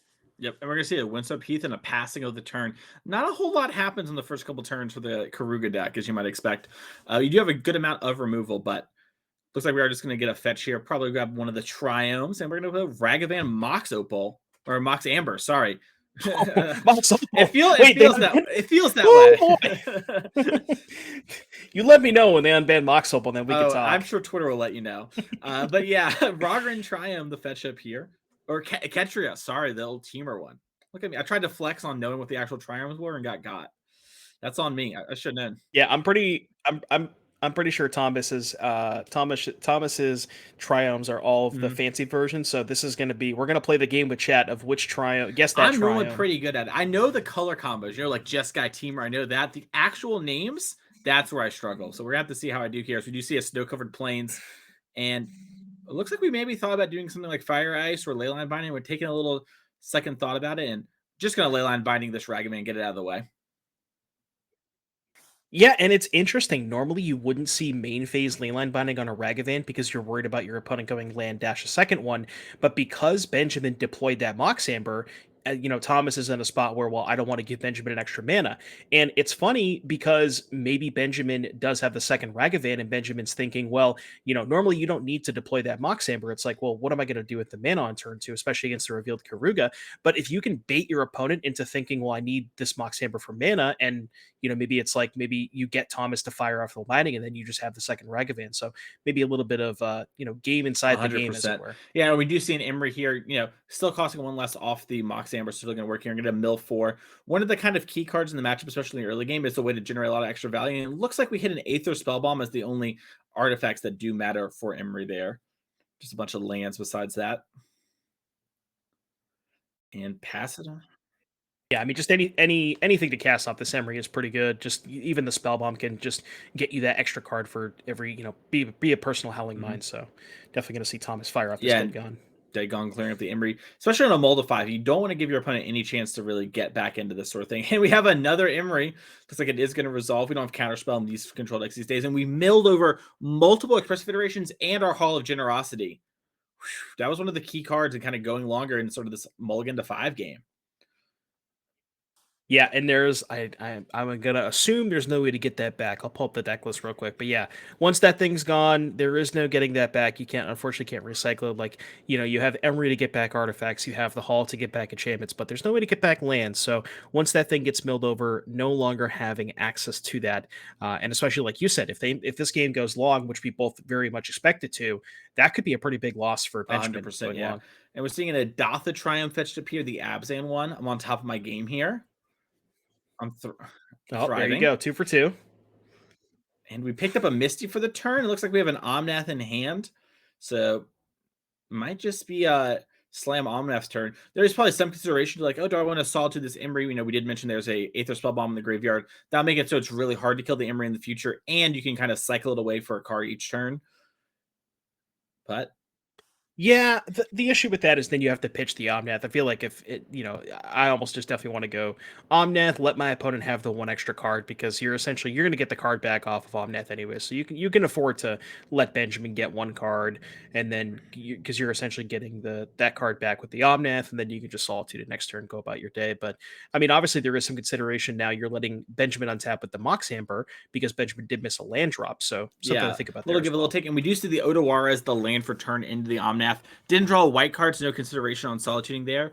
And we're going to see Ragavan here get cast, and then we're going to use Emery to play the Spellbomb. Looks like we're maybe shortcutting, just unsummoning it. Oh, no, maybe just a little assumption here from Thomas, but we're going to wait for right now. Yeah, you could even see maybe if Thomas goes to play a fetch land and then sacrifices the fetch land, you could respond to the breaking of the fetch land and then bounce the Omnath so that Thomas doesn't get that second trigger for the boost of mana. Yep, we do see Thomas here just attack in for 4, trying to probably get the Aether Spellbomb as a bait. Just so with Omnath, it's really easy with a fetch land, right, to actually play that card again and still do something with your turn. So looks like that's happening here, but Benjamin's not going to take it. It's just going to fall down to 16 here. And then Thomas is going to fetch and no response. We're going to hold the Spellbomb. We might just be working towards a combo win. Like, hey, I can't actually beat this Omnath nonsense. And all I can really do is kind of just draw some cards and hope it's good enough. Yeah, maybe wants to cycle the Spellbomb, try and dig a little bit closer to Breach. Obviously, if you bounce the Omnath, Thomas can just replay it. You're down another card, and maybe Benjamin doesn't feel like he has the resources to kind of grind through that type of thing. Also, if Thomas, say, plays the Solitude and targets either the Ragavan or the Emery, then you have the Spellbomb to kind of protect that, where you can just bounce your own creature and have it not die to the Solitude. So maybe that's what's going through Benjamin's mind as well. Yep, 100%. And it looks like Thomas just making sure to get the right fetch here. It's pretty easy to mess up your mana here, especially when you have so many like monocolored sources. We have an Odawara and a Plains, so you don't actually have perfect mana despite being on 5. And the Omnath trigger to make 4 mana. Which one's that, Mason? Oh no, that's Rogren, baby. That's Jessica. There you go. Easy 3 for peasy. 3. Let's go. 3 for 3. Easy peasy. I've got a lot of games with that one, and that one I know. It's these new fangled ones they play for Leyline Binding. Back in my day. Anyways, oh yeah, the Jund and all those ones. Those ones I'm still not sure on, so I'm with you on that. Yeah, we're going to try and Solitude the Emery, but we're going to pop our Spell Bomb and put the Emery back in our hand to try and save it. And we're just going to see a Fable the Mirror Breaker with the remaining amount of mana here from Thomas. Grabbing the Goblin token. And, that's a $10 Goblin token. So that's how you know this is the success for the money pile. Very, very expensive. I choose to use my Pokemon cards and, move out of my day. So I can't afford that thing. I just always go to the NRG booth, look at the great deals, and pick something up. That's what I personally, Anyways, we're attacking with a Ragavan here, tanking on, if we want to trade Goblin Shaman or Solitude. It might seem like a small thing, like, oh, like, do you actually need the treasure? But with a card like Karuga, it's like 3 mana to pick up, 5 to play, and then you draw a bunch of cards. So there is some consideration to, oh, do I really care about this lifelink versus like having that 1 more mana? And those small little decisions are the things that make or break tournaments. Right, and Thomas already has the fetch land rolled up for the Omnat this turn, so this is gonna be a tough turn for Benjamin. Thomas, I believe, is probably gonna go fetch land, crack it, pick up the Karuga, cast it, draw 4, and it's gonna be it's gonna be a very, very uphill battle for Benjamin from this turn forward. 100%. We crack in here for 7, putting Benjamin down to 4. Gain 4 life, and we might not even fetch, because if we get another fetch land, okay, we're already just going to fetch and use some mana here, but you do always have the potential, to get the Omnath deal 4, which does come up a surprising amount. But this might just be a pick up Karuga, play Karuga, draw 4 cards, call it a day. Yeah. Oh yeah, for sure. I think, Thomas is maybe a little bit out of gas, but that's the best part about playing companions is when you're out of gas, you just pick that bad boy up, and all of a sudden, with a card like Karuga, just being able to draw so many cards off of it. I've been playing a lot of that card in Pioneer with the Fires deck, and it's just the games where you get to do the Karuga thing. It's it's almost like a last resort, but just always having the ability to do that is so powerful in a deck that can trade 1 for 1 so effectively like this deck can. Yep. Yeah, and we are going to see the Karuga picked up, and then using that floating mana, and then with the last one floating, we're going to tap 4 here, and just make sure we have all of our triumphs up so we can play whatever fun cards we want. But by my count, we have 4 things on the battlefield that has CMC 3 or greater, so we get to draw 4 cards. Not bad. Oh, and he even picked up a Fire Ice to be able to kill the Emery. This is, oh boy. Yeah. Oh, and boy. we're gonna... As the Fury too. My goodness. Yeah, the Fury is so great here too, because like you mentioned, the Fire Ice got picked up, so this allows you to have another kill spell in case you somehow try to get a Breach with a Mox Amber mana going. You can just kill it. Oh, it looks like we're just going to ice the land actually and just cut Benjamin off the mana for the turn. Probably going to require a lot. Baby. Yeah, and yeah, Benjamin's like, nope, you got me. And while that was happening, Otteroff on the team of Thomas here won game 1 as Izzet Phoenix. So we're going to hop over to Pioneer. Game 1 has already gone to Phoenix, so we're going to have to see what's going on versus Mono Green. Looks like they're resolving mulligans right now. But yeah, and I know we had discussed the Phoenix versus Mono Green matchup in the intro, and I wanted to take a look at Hayden's deck list. So main deck, only 1 copy of Thing in the Ice, but 2 more in the sideboard. So getting to go up to 3 of those post board, very, very good in this matchup. There's another card in Hayden's sideboard that I have to look this one up because I haven't seen it before. We got Burn Down the House, and I have to imagine this one's probably coming in this matchup. What do you think about it?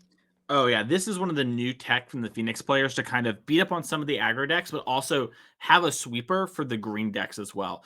Dealing 5 to all the creatures and planeswalkers means you can actually kill planeswalkers in this deck, which is something that's kind of a problem. Maybe his Brother's End will change that the new set. We're not sure. But this card actually just kills everything but Cavalier and allows you to reset. So super good card for matchups like this, and also surprising matchups like Mono White or maybe the Gruul Boat deck we've been seeing. We're hearing a good bit amount. We actually haven't gotten a chance to cover it yet, but we do have our Pioneer 5K tomorrow, so I'm hopeful to get some Gruul Boat action on the scene. By the way, on the other side of the table, the Mono Red Prison player, McKinnon, has won game 1. So up a game versus Delver, pretty impressive too, being on the draw there. The entire team of Otteroff here is on the play for being the 2nd seed in our tournament. So they all 3 got to go first, which is a big, big get. And Mono Red Prison stealing that one has got to be a good sign for them. Oh yeah, for sure. Like you said, being on the draw against Delver, anytime you get to win a game against Delver, just being on the draw against Ace and Wasteland has got to feel like you stole one there almost. Another card that I want to kind of highlight real quick in Hayden's deck, 2 copies in the sideboard, Invoke the Winds. So this is part of a cycle from Kamigawa Neon Dynasty. It's quad blue and a colorless to gain control of an artifact or creature and untap it. You think that one's coming in this matchup, or you think that's more for like Ledger Shredder and kind of the blue mirrors? I would guess probably the blue mirror type stuff. It is interesting. It's just a little bit, I think, too much mana, but you might have it as part of your board plan as like, hey, Cavalier's a card we have kind of a problem beating. There's some other weird sort of hate things that some green players might have, and I want to take this. But yeah, I imagine that's much more of a card for other matchups where it's more about one singular thing and less about having a critical mass of things. Yeah. Yeah, I was thinking that, like you said, against Cavalier, maybe it might be a little important to, or like just being able to take their devotion off the battlefield, because it's pretty hard for you to answer Cavalier otherwise. But the issue with that is that also means that Cavalier resolved, which is just the trigger itself, plus providing devotion on that turn is probably already bad enough for you that you just, yeah, I'm kind of with you. I don't know if it's necessarily for this matchup. Yeah. Yeah, I'd be curious to see. I imagine that's funny enough, probably another card for the Gruul Boat deck or something like that. You know, something like the Gruul Boat deck, kind of this mid-rangey Gruul deck that I'm sure we're going to get to see soon. It's one of the up-and-comers in Pioneer. But it looks like we do have a keep on 5 here for Izzet Phoenix from Hayden. And it looks like the game's going to get started. Mono Green is on the play. Do we have the dreaded elf on one? And we do. When don't they? That's so true.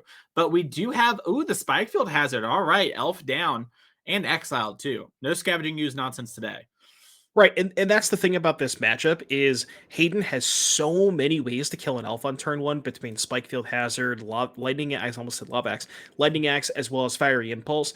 It's very, very few and far between of games where Hayden doesn't have an answer to an elf, and you obviously, have to realize that from Aaron's side, where it's, do I want to keep this hand that's kind of reliant on elf? And it looks like, having the Wolful Haven was, very massive here. See if we got a Spell Pierce here from Hayden. That would be I think Hayden bottomed the Spell Pierce from the mulligan. And we do resolve the Kiora here, letting us untap the Wolf Willow Haven. And it looks like, we have another land. We just like an Old Growth Troll this turn. Lovestruck Beast. Okay, so that's going to give us another card and a pretty big board presence if we can find a 1/1 to wake it up. Yeah. Now, honestly, if you're on Hayden's side, that's probably the 3-drop that you'd rather see than something like a Old Growth Troll, because, like you said, it's not able to attack quite yet. Maybe has to. Aaron has to maybe commit a little bit more mana into that before they can attack with it. So it also provides less devotion if there's a Nykthos as well. So maybe something that Hayden would rather see. Also, it trades 1-for-1 with something like a Lightning Axe, whereas the Old Growth Troll, you can get it back, put on a forest. Yep. So yeah, we are going to see Elf into Nykthos here. And I believe our devotion count is a sweet 3. So not doing too much. We're floating it here. 4 because the Wolfwillow Haven. Yeah, a little Ancient Tomb action. And we also have Cure to untap, so we can play a 5-drop if we want to. There's the Troll. 1 floating. That's pretty big. Yeah, 1 floating. Cure untap as well. Oh, yeah, because we still have the layer untapped. Okay. It looks like we're just going to use the Oath here and try to find something. We might not have any more gas, and looks like we have Elf and 2 lands as the options. Interesting to not use the Kiora to untap the Nykthos first, make mana, but I guess, I don't know. Because you figure if you hit something off the Oath, maybe you want to go towards that, but... Yeah, agreed. Maybe just being low on resources when to protect the Kiora's loyalty. Might be some, unironically, long-term thinking about cards like Burn Down the House. We see Hayden kind of flicking the fingers, like, hit me for 5. I'm going to take 5. I'm going to take 5. Don't worry about it. Yeah, both players have deck lists, so like you said, the Burn Down the House is something that Aaron is aware of. So definitely wants to, try to play around it as much as they can. Yeah, and we do see it just using the Kiora to play the Elf here, get some more in play. And, Galvanic killing the 2 at once. Interesting. Yeah, kind of, Aaron was like, it must be safe if I attack with Lovestruck Beast. I can deploy this. And Hayden was like, no, I was willing to take 5 to get you. And get you they did. Yeah, see, the awkward part about this is, and why layer is so good is, we no longer have a 1/1 for this beast, but we can just fire up the layer for 1 and then be able to get in with the beast to put a little bit more pressure, effectively a 2-turn clock on Hayden. So just another thing that layer of the Hydra. I mean, also you could obviously just fire up the layer for 1 million as well if you had nothing else to do. I was going to say that's where you and I differ, Devin. You have big dreams of playing around everything. Me, Layer of the Hydra, 30 mana, all in, attack. And we have about 30 mana, give or take, right here as we resolve Cavalier of Thorns. We're going to draw off our Kiora and get the trigger. And if we find something like the Nykthos, this could be a big swing. Well, looks like we found at least another lair, maybe a forest in the back there as well. I can kind of figure out what you want to do with that. Yeah, the second layer not quite as good because the first one requires a lot of mana to invest into it. But I mean, you might as well take it, right? If you have enough mana if you have enough devotion next turn with the Nykthos, you can maybe fire up 2 layers. Yeah, it might be. Looks like there's some consideration maybe taking the forest just because there's something else to play in hand, but it probably won't be that big a deal. Looks like it was just an elf anyway, so it doesn't super matter. And we have a lot of power in play, and the elf will actually turn on the Love Strike Beast again, which is super important. And I have to say, I really approve of these Llanowar elves. These are very, very nice looking Llanowar elves. Great elves. Yeah, we do have the 2 floating on the green. Oh, so it looks like we're just going to activate this layer of the Hydra for 1,000,000 billion. Looks like it's going to be 1, 2, 3, 4, 5, 8, 9, 10. How much do we have floating? I think we had 2 floating was what the dice thing said, but maybe I'm mistaken. Looks like maybe we're not playing on layer of the Hydra. 7, 6. Oh, okay. We're gonna. Oh, we're making mana with the layer. Yeah, okay. now we're playing Karn. And we're probably just gonna go. Gotcha. Oh, we just picked up our deck. We need to randomize that. That's awkward. Yeah, randomize that. Probably Yeah. not. Nothing because I don't think there was anything. There was no known information. There's nothing put on the bottom. No mulligans, so. anything like that. It's been a long day. And the game wins like pretty in sight, right? Like your opponent mulligan to 5, you resolve your super powerful Planeswalker and Karn. You're probably going to grab the Godfarer statue here in a second and make your Phoenix opponent have to pay 2 more mana for each card. A little oopsie poopsie, honest mistake. Happens to the best of us. Do you know what Hannah Montana says, Devin? No, but you're going to tell me. Everybody makes mistakes. Everybody has those days. So, it happens. Okay. Right. I thought it was going to be deeper than that, but no, Hannah Montana is not the deepest thing in the world, but it is applicable here. Looks like we signed out a Llanowar elf. Wait. Okay, hold on. Yeah, I just saw that too. You picked up the sideboard and you saw an elf. Now, I know that sounds kind of insane, but honestly, like on the draw against Phoenix, I don't like. No, I mean, I probably wouldn't do it, but I could see where you're coming from. I mean, there's if we talked about the spike fields, the lightning axes, and the impulses, but that's probably just too deep, I think. Yeah, I have liked this sort of strategy against Rakdos because against Rakdos, some ways you lose is you keep these all-in elf hands, and so you just kind of force yourself not to do it. But I've never done it when I'm on the play before, so it is interesting to see that here. But hey, it has kind of worked in spades here as we attack for 9, and yeah, we're gonna see a pick up the cards here. Only 4 mana. Godfarer statue does that, so that's gonna do it for Pioneer. It's all tied up there. We're going to hop over to Legacy. We have Mono Red Prison versus Izzet Delver. And it looks like, Mono Red Painter, my mistake. Delver here in the play has Leyline of the Void, so we're not going to see Mitch Murktides. And we have a Grinding Station as well, which means we're really close to assembling the combos. We just flipped a Delver, revealing a Ponder.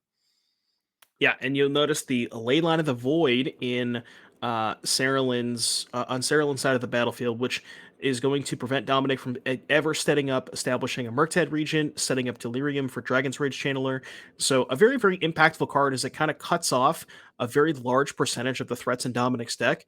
So, just obviously the Delver of Secrets is the one that does work through it. And, thankfully for Dominic, that he was able to flip it. So. Mm-hmm.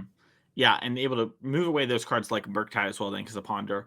And we're going to see a Bastion here for 3, and Delver do what Delver does. As Sarah-Lynn draws for her turn, looks like, we have a Fury Pitch Simian Spirit Guide. That's a pretty good one. Yeah, it is. We're going to respond with a Brainstorm here, but this might be bait because I think she has a Painter in hand. Well, she could also have a Pyroblast too, right? Because even if Dominic goes for the Forest, you just go Pyroblast the Forest and just pick it all up.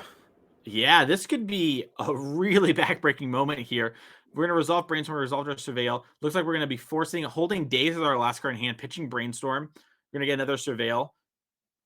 Yeah, bidding the land since we put it back there. Brainstorm, tight, technical play. We love to see it.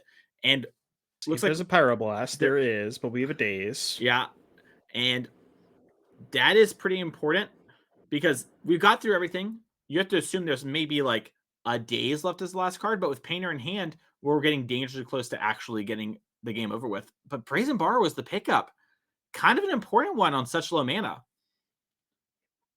Yeah, that's massive because, like you said, like you were saying last turn, if there's a painter in Sarah Lynn's hand, she could go for the combo. But with the Brazen Borrower, you have the option to both maybe deploy it to put a little bit of extra pressure, but you can also break up the combo as and well. here is Painter Servant, the fun card from a course that long ago. We get to pick a color, and all the cards are that color. So it looks like we're going to bounce that Painter Servant back to hand of Brazen Borrower. It fixes all bad matchups. We get a Surveil off the DRC there. And Dominic picks up a Wasteland, a huge draw. Oh, wow. Wow. Yeah, that's massive. Yeah, putting Sarah Lynn down to 7 here. And I believe that's 7 with the Brazen Borrower in the air. So, okay, we found a Pyroblast. So we're not dead yet. Borrower, then we get a 2-turn clock for Dominic, though. Oh, looks like, okay, maybe life total's a wrong? little behind. Yeah. Well, that's going to win that game there for Dominic. So I was going to tie it up here on Legacy. And we're going to hop back into Modern. So we're going to get Game 3 in Legacy, Game 3 in Pioneer. Let's see what's happening over here in Game 2 for Modern. As another clean, easy board state to hop into. We have a Grinding Station, Springleaf Drum, Emery, Ragavan for our Breach player, Benjamin here. Other side of the table, just 2 lands, Leyline of the Void, and it looks like a Leyline in Exile too. Maybe that one got countered, Spell Pierce, something like that. As this does seem to only be turn 3.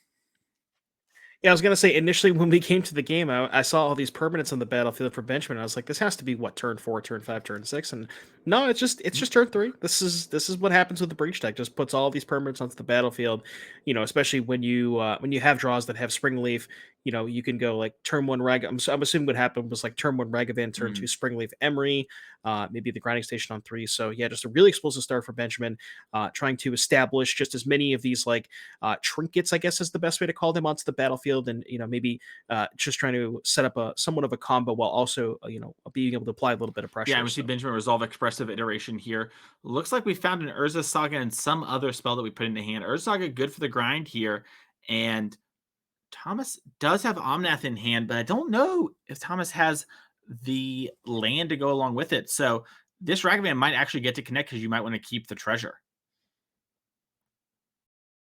Yeah, there's some cards in. So I see a Teferi, Fire Ice, and an Omnath. I can't quite tell what the other 2 are. A little bit darker, but yeah, if something with this, maybe you don't. Well, I mean, if you attack with the Ragavan, you probably have to block. I don't know if you can afford to. It's Force of Vigor's the dark card. That's why we're responding to the Urza Saga trigger before we get to do anything. I see. We are going to Grinding Station mill itself. Hit another Grinding Station and an Underworld Breach.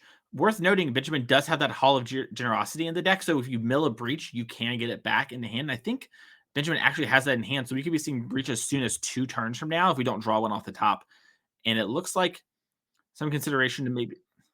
Probably just recast the Grinding Station. I think right, so. I assume. Oh, it looks like we have a Breach in hand too, so by recasting the Grinding Station, we're dangerously close to actually having the full combo again. Yeah, I can't tell if there's a Mox Amber somewhere there might be under the Grinding. It's hard to tell, but if there's a Mox Amber in the graveyard, yeah, Benjamin might just have the combo rolled up next turn if there's a Mox Amber there. Yeah. So, and if not, we can also haul for Urza Saga to go find the Mox Amber. Obviously, multiple turns from now, but still, an out you have here is Fable the Mirror Breaker, tricks up to 2, giving us a little Ludi action. Thomas for sure feels like that card's got to. Oh, it's a land. Oh, there's some out of. Oh, I see. Okay, maybe I just had to find something better than a land here. Looks like teammate Dominic is saying get rid of the Fire Ice. Who needs that? That card's not from MH2 in the real sense, so we don't need that one in our deck. Discard it. And it looks like we're going to discard Sacred Foundry. Yeah, Fire Ice being able to clean up the Emery seems somewhat important, especially if you maybe have another way to take care of the Grinding Station, because you can maybe try to blow up the Emery, then the turn after maybe try to end up firing off the yeah, the and Emery, Thomas drew another Fire Ice. So Dominic is like, I told you, I'm the GOAT. Why aren't you listening? What are you doing? As that's picked up here, and that does clear the whole board, which is important. We're really close to doing the Breach combo, but we don't have any legendary creatures after these 2 are gone, so we won't be able to use Amber. So you might be able to trip them up here as we do some fetching. Just making sure the life totals are the same here. Always be on the right page before you shock, Yeah, you could see something like just main phase double fire ice both of these creatures, just get them out of here. Not even give Benjamin the ability to untap, especially with the Springleaf Drum in play, because you don't want to give Benjamin the extra mana, and you're probably going to end up firing that off anyways. Now the question is, do you do that instead of playing Omnath? That's a question that Thomas will have to answer for us. Yeah, I think we pitched the only Omnath to force, but maybe we picked up another one there. One nice thing about Fire Ice, let you go phase 2. A little, some of the Ragavan, some at you, get the race going. Oh, it looks like we're going to deploy Teferi Time Raveler here. And oh, this is a really sweet line. Teferi bounce the binding, the Ragavan comes back, Benjamin keeps only one of the Ragavans, and then you can just binding the Emery most likely and have the 2/2 to block the Ragavan. That's a really heads up play for Thomas. And you have a lot of available options. You can also wait for breach. Like you don't have to do anything now that you have Teferi, as long as there's not Teferi played for the opponent. You can hold that up as well. Looks like we're going to preemptively get the Emery to try and stop any sort of extra card advantage things from happening. But it's one of the strengths of this deck. You get to play all these powerful cards that interact in weird, unique ways. And yeah, that's the first time that I've seen that come up, where binding's on a legend and you bounce your own binding to make them get rid of one of the legends, and it's basically you didn't even really lose much from bouncing your binding. You just you killed the thing that you wanted to kill. Thomas drew the third Fire Ice, and Dominic is vindicated. Dominic is just like, if this game gets lost, Dominic's gonna be like, "What'd I say? What even if you win the tournament at dinner, Dominic's going, should listen to me. We wouldn't have. I told you. Yeah, I mean, what were you thinking? You really think you needed to tap the thing? Really had to tap something? Okay, no, it's cool. I understand. I won my game. I get it. But we're seeing here some thoughts here. We're figuring out if we want to go for breach. Looks like we just drew a Scalding Tarn, so Hall of Generosity and Underworld Breach being the hand, along with this one Scalding Tarn for Benjamin. We're actually going to play the Hall of Generosity now, and looks like we're just going to use that to cast Underworld Breach. Oh, okay. And I don't think we have the Amber yet, but looks like we're going to take some mills at it. Find it. Because you can. Yeah, you we can can do some find it. like weird. Normally, you want to do this with the Amber already, and it's clean. But you can do some things like activate Grinding Station, mill the Springleaf Drum, replay Springleaf, replay Ragavan, make a mana again, and try and go towards it. It's not a deterministic loop; it doesn't go infinitely. But you can get maybe, let's say, 12 to 16, depending on how many cards in your graveyard. Extra looks at a Mox Amber, and if you find a Bauble, then you have an actual infinite. So a lot of live looks here for Benjamin, and this is part of the reason why the Breach deck is so strong in Modern right now. Yeah, and even with the Springleaf Drum, for each mana that Benjamin has access to, just being able to untap that Grinding Station gives you 3 more looks to try to find that Mox Amber. Maybe eventually find something like a Mishra's Bauble, not the Mox Amber that he's looking for, but the Mishra's Bauble will effectively eventually just find it, because you can just keep doing that one over and over again. So yeah, it feels like Benjamin gets maybe 6 more looks at the Amber or the Bauble. Yeah, I think if my math is right. Yeah, it looks to be about 6 more looks. It looks like there's just some clarification on mana and what was spent here between the players. Pretty easy, to get a little, making sure everything's clear. It looks like we're announcing a casting of Springleaf Drum, and there was just some confusion if that mana was already used. Happens. Yeah, no, because we paid 2 for the breach. Yeah. Right? And we we floated a mana, tapped the station, sacked the drum, used the mana floating, replayed the drum, so that would have still 2 lands on tap. So I think this is right. Yeah, we should be good. There's probably just a moment of, oh, I thought that mana was there, but it was the drum mana. My bad. Happens all the time. These players understand they're here. They're in top 8. They've been playing all day. They know their decks. They know the format. Just want to make sure everything's clear, though. And it does look like we're going to use Steam Vent's mana now to cast something, potentially. Probably just keeps casting the drum, right? Yeah. Or I think they've decided that that's tapped. I don't know. Okay, so we have a judge getting involved. Maybe there was some minor confusion on what exactly was happening with everything. We're not sure. We'll let you know what goes on there. My guess from watching in the booth here is there's just a little bit of miscommunication at the table, and maybe something was shortcut that's a little unclear, and the players just want to be there. Yeah, well, let's go check legacy players. We haven't done enough of that with Anu and Julian Gall. We gotta do some legacy as we figure out what's going on there.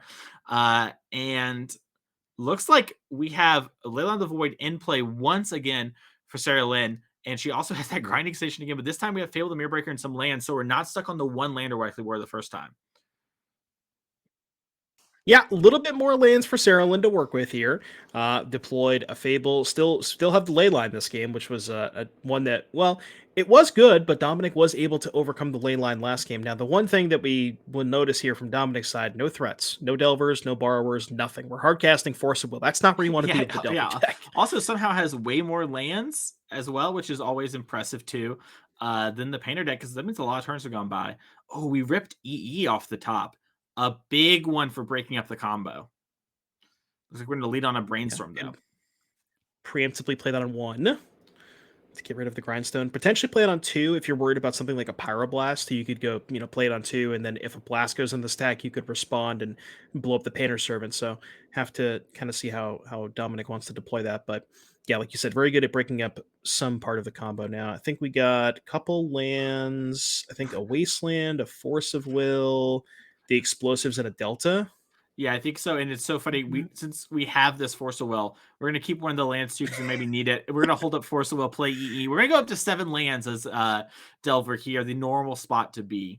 As Sarah-Lynn draws for the turn. And looks like she's grabbing all the mana. Maybe it's another Fable the Mirror Breaker. Could be the fabled Simeon Spirit Guide beatdown plan. Funny enough, you know what land 7 cast? Land 7 cast hard cast Murktide. Oh my goodness. Yeah, and we have the Wasteland too. Yeah. Dominic topped a Bolt, I believe, is the top card of the Brainstorm. The other one was another land. Looks like he's deciding if he wants Bolt versus random card. Interesting choice here. Does make sense, I think, to grab the Bolt just because, Painter Servant can get killed. And get the mill going. Yeah, the old-fashioned way. Wow. Going upstairs. Can't cash your Murktides if I mill them. Few speak of this. What an interesting game. We have a Delver player with 6 lands in play, and we have the Painter player manually activating Grindstone. Yeah. Did not think we'd get to this point in this match. Yeah, and I don't think Watsy expected a bunch of Force of Wills countering Fable and Mirror Breaker when that one was printed, but here we go seeing it again in this game. And there's that Fabled Murktide region you talked about. Oh my goodness. 7 mana 3/3. Let's go. Got to end the game somehow. It's a 7-turn clock, and the way this game is going, that is actually just good enough. Mystic Sanctuary. Not the best against the ley line. Oh my goodness. And we're gonna see a little shuffle duffle before we play our big old 3/3 here. And this is what we like to call magic as Garfield intended, right? Exactly. And this is also the turn for Sarah-Lynn. We're hardcasting the Murktide. She and everyone at home was like, you can do that. We're like, yep. Oh, we have a Pyroblast for it. And but ooh, boy. 1 of 4, so we're working on it. We got the mill for the other ones, and we picked up a Brainstorm. The 7 lands needed for the Murktide, but also you kind of wish you had some for the Brainstorm. True. Yeah, Dominic made all of his land drops, but okay. Delver, Ponder, Bolt. That's a pretty good Brainstorm. Yeah, that's a good one. Believe it or not, that Delver might flip here too. And it looks like we're putting really? Yeah, so? I got a feeling you don't make top 8 without your Delvers flipping, So we're gonna play Bolt EE on top of the deck and deploy this Delver. And from Sarah-Lynn's perspective, Force Will is up, but you've got to do something. And we have Urza Saga. Blow that up. Yeah, trigger on the stack, kill it.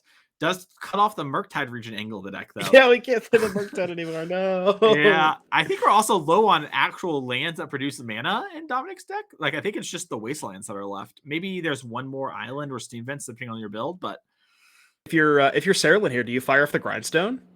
I think after you do. Dominic just resolved the Brainstorm.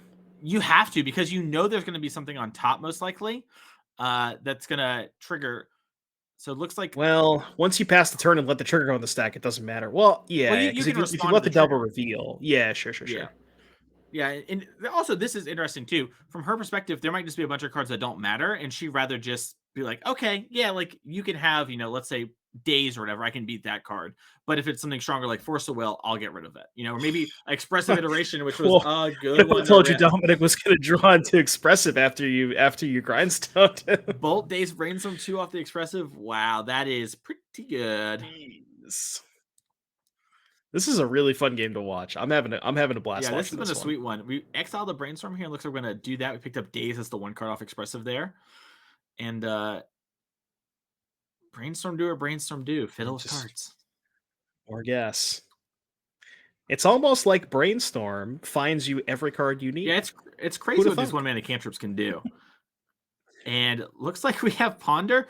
Probably going to end up shuffling, but maybe the third card's really good. Third card's a DRC. That counts as really good when you need a threat.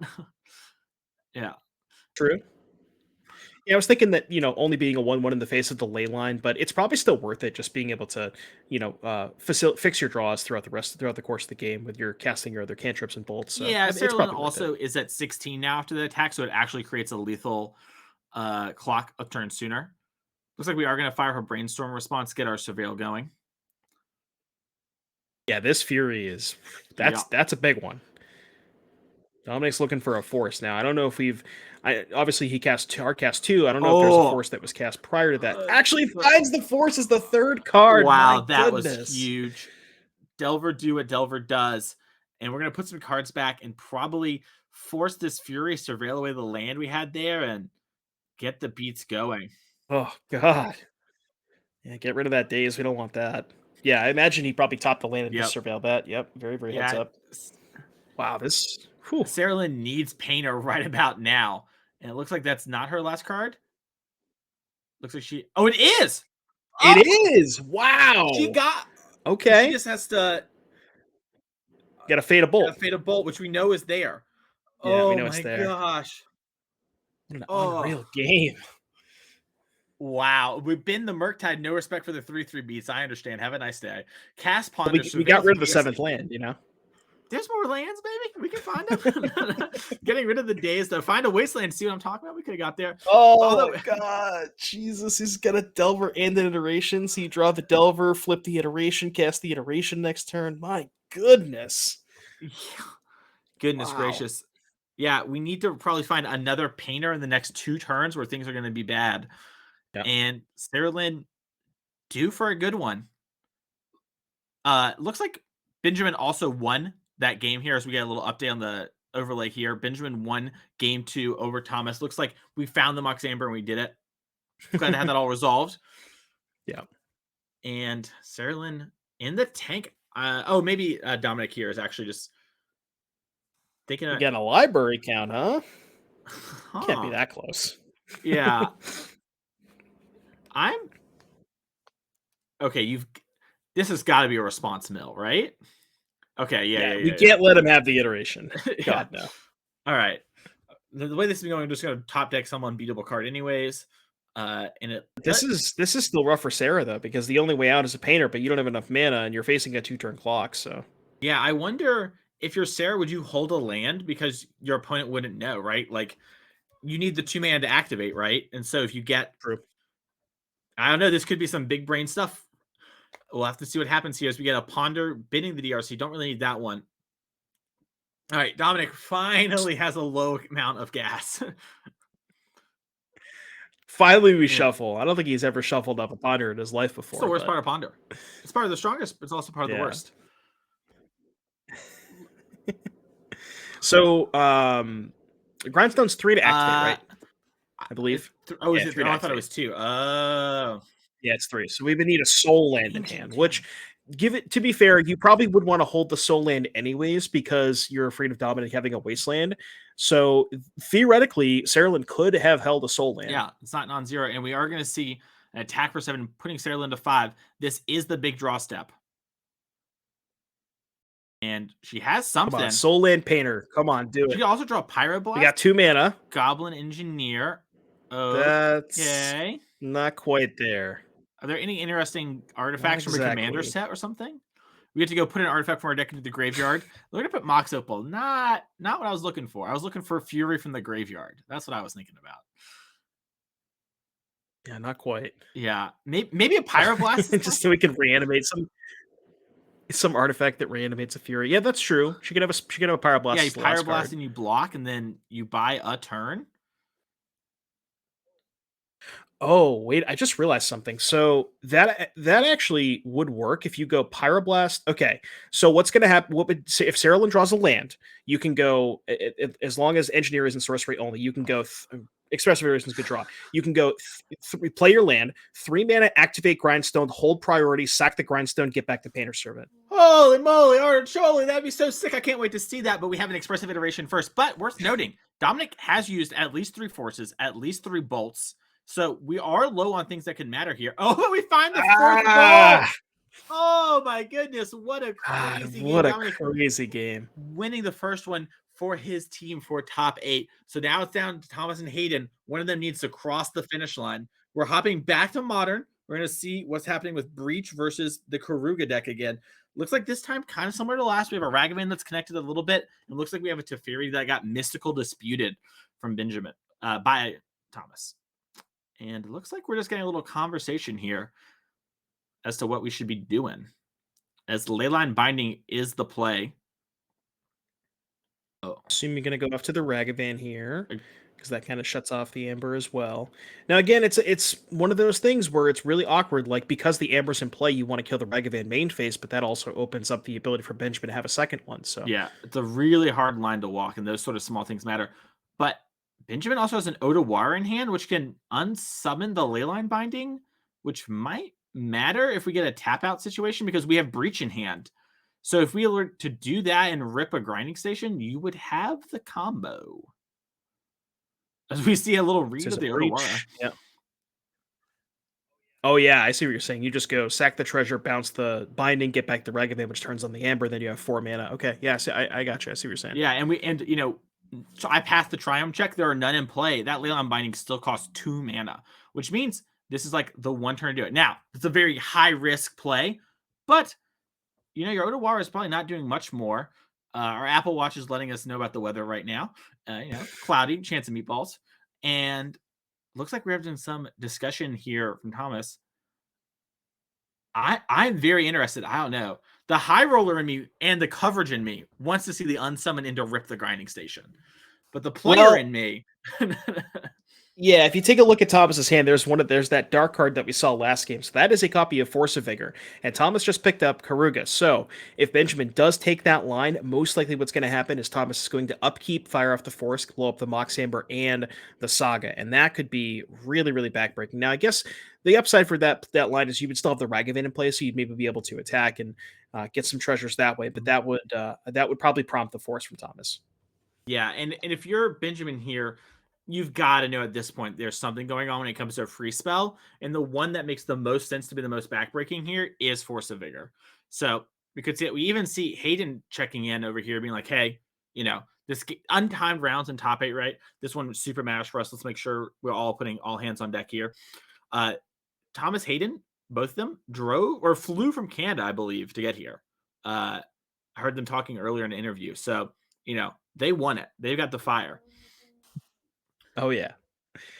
Yeah, so definitely making sure that they find the best line, going through all the possible options, lots of pointing, lots of, hey, what if I do this? So, they're ultimately they decide to pass. So the action's going to be on Benjamin. We'll have to see if Benjamin decides to go for that Odawara. Now, obviously from Benjamin's side of things, you have to figure out, well, my opponent has 1 mana, and they're all talking about what if I do this? What if I do that? So you can kind of assume that there's at least one, maybe 2 free spells in Thomas's hand. Yeah. You've got to figure it out at that point. And then it's an interesting spot too of, do you try to get them to force it, or what happens here? Benjamin and Aaron both need to win these games if they're going to move on to the top 4 of the NRG today. A lot of line. Looks like there's maybe some looking over there at Pioneer happening now, double checking, mono green. How much mana do I have? Okay, cool. I'll use all of it. We draw for turn here. And Urza Saga goes up to 2. So looks like no upkeep stop. We're in the Force of Vigor. So we are going to get some constructs if that's what we want to do. And Expressive Iteration.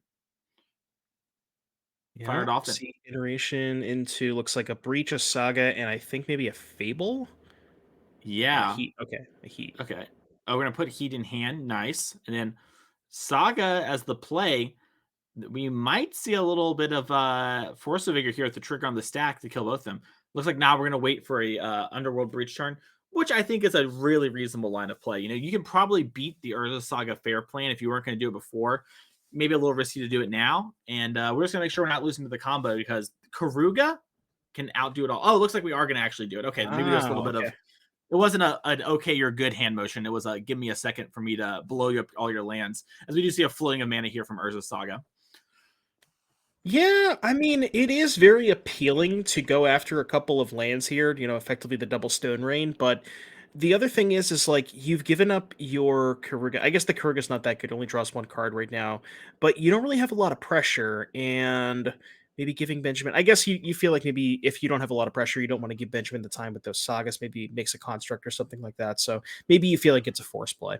Yeah, maybe. And we see Express Federation here finding Emery, and we can do the old Emery trick if we don't have a land where we can put it on the stack and then use the treasure to pay for it. Looks like we do have a land, so we get to keep the treasure. But Emery is a good way to kind of pull ahead here. As you know, Benjamin keeps ripping Express Federation, so it has a lot of card advantage. Thomas looks to have maybe one more removal spell in hand and just a bunch of lands. Got a Fury, and that's it. Yeah, Fury, couple lands. Had the Karuga, but had to pitch that to the Force of Vigor. Yeah, it's kind of tough. Like I was gonna say, well, actually, we can't hardcast the forest, right? We have Fountain, Vents, Forest, Island, Plains, I think. So I was gonna say maybe Thomas should have held off and possibly could have hardcast the forest, but he can't. There's no double green. I don't know if there's maybe a green source in the hand. Oh, along those lines, I mean, there might be a green source in hand. There might be a red source too. Fury currently can't get cast. Now, there's a bunch of lands in hand. Maybe that's not the case. Oh, it looks like one was Leyline Binding. Ah, I was duped, you see. You're too used to looking for triumphs. I am. I'm on the triumph hunt. I'm trying to, get my bingo card filled out. Looks like we just have another thing we draw. Maybe it's just another Leyline Binding in the middle there. I think it is another Binding, and then possibly, I think maybe an Odawara? Hall of Generosity. Huge here. Let's just go for the breach stuff, but also this lets us saga out. And with Thomas presenting no clock, this is what we talked about at the beginning of the round with Hall of Generosity. It can take over this game. Right. Thomas, it really wants to just kind of sit back and play it like a kind of a 1-for-1 game, develop an Omnath, maybe get some card advantage that way. But all that stuff is, well, never mind. We're just we're just tapping we don't need the Hall anyways. We're going for a breach here.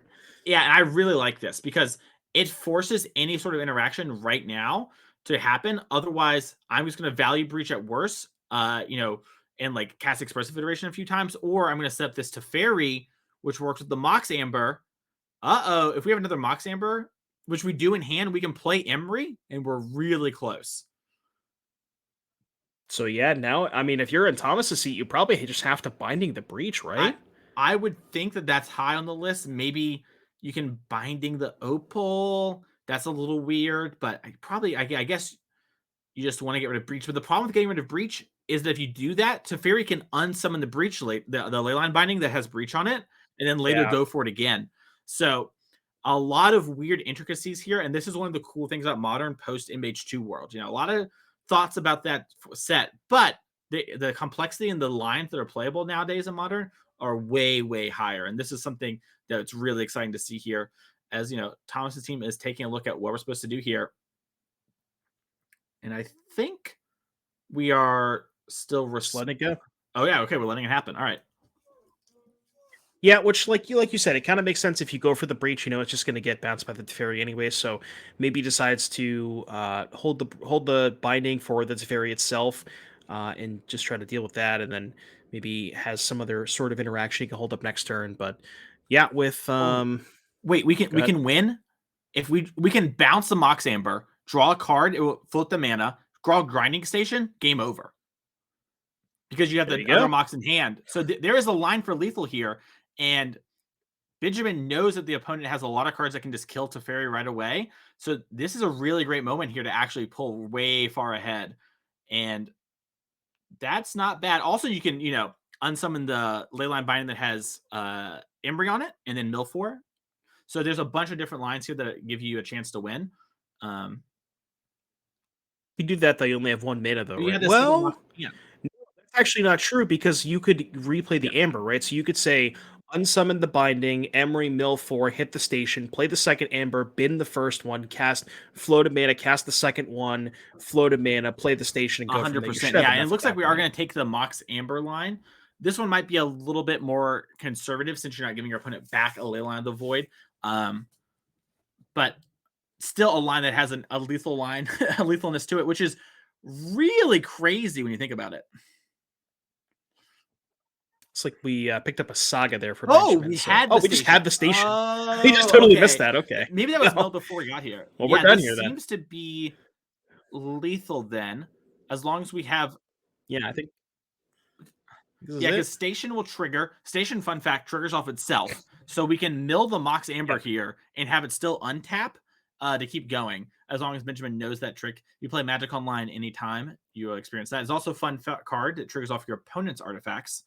So Benjamin here, probably just double checking. Once again, you're in this high stakes situation. You want to make sure you're not missing a beat. And untimed round, you can take it. Aaron's already playing the other game. They're going to have to win too. So let's just double check everything. And yeah, there's even the second Amber in hand, so you don't have to spew the first 3 cards off of the second Amber. So yeah, this should. Do we not have a legendary creature in the graveyard? Because if that was the case, then I guess we were supposed to unsummon the Emery. The fairy. Oh, we have Odawara. Oh, I see. Okay, so we were waiting on response to the grinding station. Okay, I gotcha. Gotcha. So it was a trigger of the grinding station, but not the way we thought. Interesting. Okay. So we have the second Amber, but we'd be a mana short to replay the Breach, right? Yeah. Okay. Gotcha. But, we have Hall Generosity to Fairy in play. You're in a pretty good spot. This is one of the things we keep talking about in this matchup, 4-color control versus Underworld Breach. If you don't have a clock from the 4-color control deck, you can reach these game states a lot and you just kind of get beaten with value. Looks like we are going to mill the Amber just to get it in the graveyard. Weirdly safer in the graveyard than in play, so... Yeah, like what's Thomas's plan at this point? There's just too much stuff in play. There's the Hall, the Teferi, the Station, the Amber's in hand. There's just like the Breach is in hand. It's like, what are you even supposed to do from Thomas's point? You have no pressure. You can't attack the Teferi. I mean, I guess you can try to maybe Fury the Teferi and start there. Maybe you can like Binding the Station, but that doesn't do it because you can just sack the Station in response. It's just I don't really think that there's a lot that Thomas can do. We can't hardcast the Fury still, and if we hardcast Fury, we can't actually do Leyline Binding on the same turn unless we have like Blood Crypt in our deck, which I don't think we do. Looks like we do have Fire Ice, so we're gonna go a little 1-1, put Benjamin down to 12, kill that Teferi 3. First things first there, and then we do have Leyline Binding, so I guess we can kill the Binding. We're Leyline Binding it, the Breach, and then you won't be able to fully combo, but you will get one play. Yeah, we can hold up the Binding. Oh, and with the land, your Breach can actually just buy back to Fairy again. You Breach, right? No, or yeah, you could do that, or you could go Breach. Yeah, I guess either one works, depending on which one you think is the safest. Yeah, because if you just go Breach, then the Leyline Binding's not good enough, because if Thomas targets the Station... Yeah. Well, okay, hold on. Well, then if Thomas targets the Station, you would tap the Station, sack itself. Where you're short a you're short a Legend though, right? Well, yeah, you're short the Legend unless we drew one. But if you play Teferi here, you force the Binding, and once again, Teferi will now have that Binding on suspend for whenever we want it. Yeah. Okay. So. Oh, right, because now if you Binding the Breach, you just go bounce the Bind and kill you. Okay, yeah. I'm with you. Yeah. So I gotcha. Yeah. So. It's going to be interesting here what we do with this Teferi. We might take up in order to play around a card like that. Looks like we're just going to get the Breach back into play here. I guess with the Mox Ambers from hand, there's no point in waiting. I think we forgot to draw our card off of the Teferi, but that's okay. Who needs it? Yeah, game's pretty much over from this point. I believe Benjamin is playing a Grape Shot and not Thassa's Oracle, which is the only small difference here. Look now. Question with that: are you? Never mind. You have the Breach. I was gonna say, are you ever worried about running out of spells? But you can just cast the Grape Shot twice. Yeah. Well, we need to get the actual red mana. Is the only problem right now because I think we've used our land for turn. Oh, that's true. So this is a spot where maybe in closed deck list, Thomas is tilted, just like whatever you got me, picks up the cards. Not here. We know it's Grape Shot. Yeah, and you're right, though. How do we get to red mana? So we can get Emery in play off of blue from the Amber, Springleaf Drum from the graveyard if we left it in, make a red. Play a Ragavan, do it. Okay. And that's what happens if you get beat up by Jesse Robkin for 50 hours in the matchup. You learn how to do these things because it happens to you and you think, I can't lose. And then you lose somehow. So Benjamin also has the Odawara, so you can bounce the Binding that's on Ragavan and then make red off the Amber. Yeah, chat brings up a good point. Okay. Yeah. Okay. Oh, that's the easier way to do it. That was the thing they were showing. Okay, I saw Benjamin flashing a card, but I didn't recognize what it was. I thought it was like I still have all these moments, but I don't. It's an actual moment of that, and we hit the Grape Shot here, and so yeah, we're gonna see a little bit of looping of Mox Amber come in, make some mana, just like chat perfectly mentioning. Chat would never miss lethal. We're gonna see Mox Amber here, make some mana, do the thing. By the way, chat, if you're enjoying this, make sure to click the follow button. That way you don't miss any awesome Paper Magic. You know, the Eternal formats in Paper Magic are some of the coolest things. So make sure to click that follow. And, you know, if you have a Twitch Prime, throw it our way. We'd love to see it. But anyways, we're going off here with some mills from the grinding station. It's like we found Ragavan. Maybe we'll just Imri. Yeah, we have the Imri Springleaf Drum, like we talked about before too. So yeah, he's got Benjamin has a bunch of different ways to red mana, so this one should be wrapped up. I mean, like I said, the only thing that could even be a consideration is Storm Count. But even if that's the case, you can just cast the Grape Shot twice. So I don't really think that's going to matter. yeah, you'd have to be really low on deck for the Grape Shot twice to not be lethal. I guess the thing about it would be if you can get the 4 mana in time. But it shouldn't be a huge problem. I don't think so. Yeah, I'm going to guess what's happening here, by the way, is that we're helping our Pioneer player. Yeah, Because I was just going to say, since this match is effectively over, do we want to switch to Pioneer? What are we thinking? I think so. Something kind of wild would probably have to happen. Yeah, we're going to hop over to Pioneer right now. Yeah, it looks like that was what was happening too. We're checking things out. So, game state update. Chainveil has 6 activations on it. All our Planeswalkers get to use 6 times. I guess we weren't missing much. Yeah. Worth noting, there's no Karn. So I'm not sure. Maybe there's a Karn hand. Maybe there's a Pestilent Cauldron. I'm not sure. But currently, not infinite. Just a lot of it.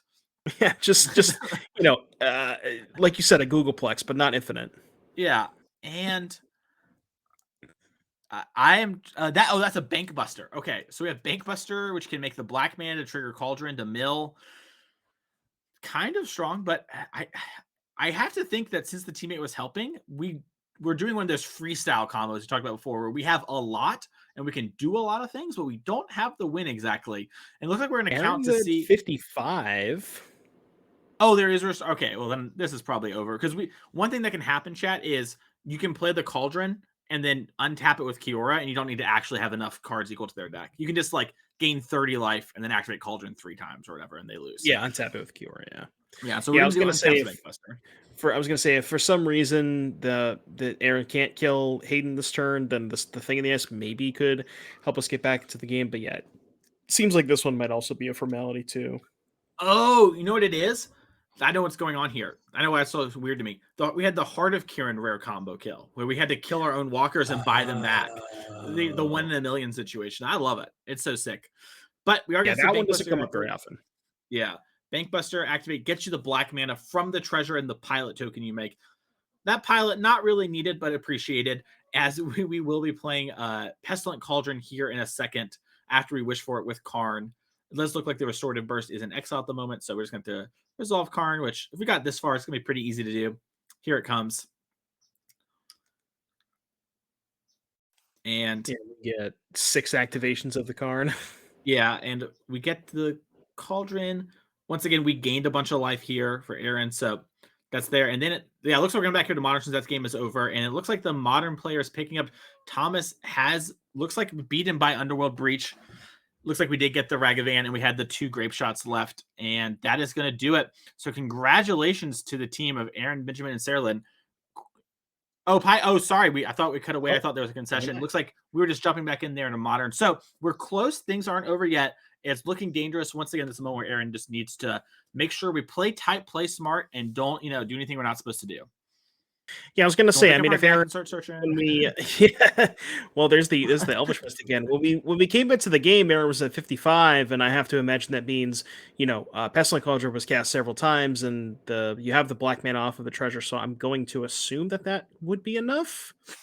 We see Pestilent Cauldron being cast, so we're going to find out if it's enough, because you still got some activations of the Cure to untap it. So I'd find it hard to believe that it's not. Yeah, so if you're watching at home and you're like, what are these dice in front of these Planeswalkers? That's how many times we've used them for Chainveil. And it looks like it is a concession here. We activate Nykthos, and then now we're going to be able to untap with Kiora. And we're going to mill about 30 cards each activation. So there's like Kate in them having a little talk. But once again, congratulations to Aaron, Benjamin, and Sarah Lynn. Moving on to our semifinals. We're going to take a moment here. We're going to keep talking to you, but we're going to work on getting the semifinals up as soon as possible. But wow, what a crazy top 8 there, Devin, for the first round of it. Yeah, that match, that all three of those matches were, pretty interesting. The legacy match that we watched was absolutely insane, just really back and forth. The modern match as well, lots and lots of back and forth. Pioneer maybe less so of the bunch, but I think overall just a very, very good showing, a really fun match to watch, and Yeah, congratulations to our well winners. played across the board. I think the Pioneer match, I'm sorry, the legacy match is maybe my favorite match in NRG coverage history that I've commentated, which is a high bar, Devin. It's a high bar. So, so let's say one thing. But yeah, I wanted to see the land off the top so we could see the activate grindstone hold priority sack to engineer. I wanted to see that. That so would have been a bad, best of NRG all time moment for coverage. But unfortunately, it didn't work out that way. But if you're Sarah Lane, hey, your teammates came in clutch, and that's why it's so much fun to play these team events, right? You get to go with your friends, and also maybe you hit a bad matchup or you have a bad matchup in this sort of time, but you're able to kind of clutch it out with your teammates and move on to the semifinals and get to keep playing Magic, which is always super fun. Oh yeah. Yeah, and then we'll see what we have in store for our next match. I don't know. I believe we are trying to get the next match up and ready to go for you. I'm not sure exactly how long that is going to take, but We maybe can see the top four, see who made it. Yeah, we can maybe take a look at the brackets. We can see what we potentially have in store for you guys. Commentator bias. I have some friends in top 8. I'm curious how they did. I can't check Twitter right now. I've never gone this long without checking Twitter. It'd be cool to know. But yeah, it was super exciting to see that round there. And the Breach deck, by the way, I think there's a good argument that the two decks we just saw playing are two of the best decks in Modern right now. And I think the Breach deck's the actual best. I don't know how you feel about that, but those two decks, to me, just look to be leagues above the rest. So any thoughts on that? Yeah, completely agree with you. I think those are two of the top decks. You could also throw creativity in there. I think that's a name that people have thrown around as kind of the best deck moniker. But those I think are probably 1, 2, and 3 for me as well. Yeah. It's really a weird time in Modern since the Yorion ban. But, we've had a couple events now. It's been just about a month since we lost Yorion, gone too soon. Didn't even last a year, by the way, the Money Pile deck. I don't know if you noticed that, but it got banned about a week before it had been 1 year since his first Moto result. I had a whole tweet lined up and everything, an article, and then they banned it. And I was like, no doubt. Anyways, but yeah, we're having that happen here. And then in Pioneer, when kind of looking at our top 8 for that format, green is everywhere. I think at least 3 of our 4 top 8 is green.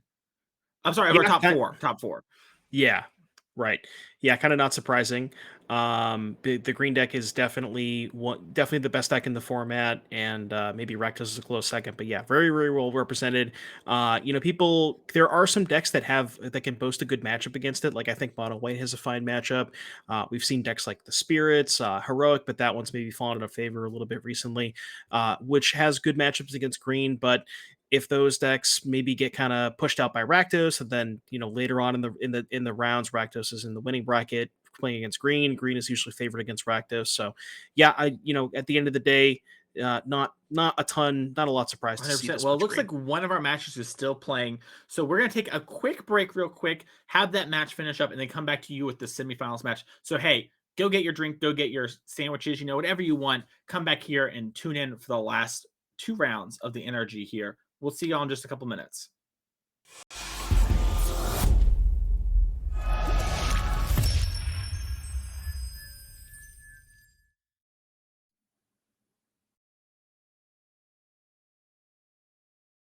Welcome back to the NRG 10K semifinals. We're in the top 4. We're going to start in here in just a few minutes. We're going to get in and kind of let you know what's happening with some of our players. So we're going to be watching our number 1 seeded team of Wasburn versus our number 4 seed team of John Silmack playing out. We saw the Silmack team earlier today. They're the ones who drew with Dykeman in round 6, but they've battled out. They won their top 4 matches. Our number 1 seed team of Wasburn, Malele, and Raja have won. They are still going to be on the play. And Devin, for Raja, this is kind of a pretty big accomplishment, right?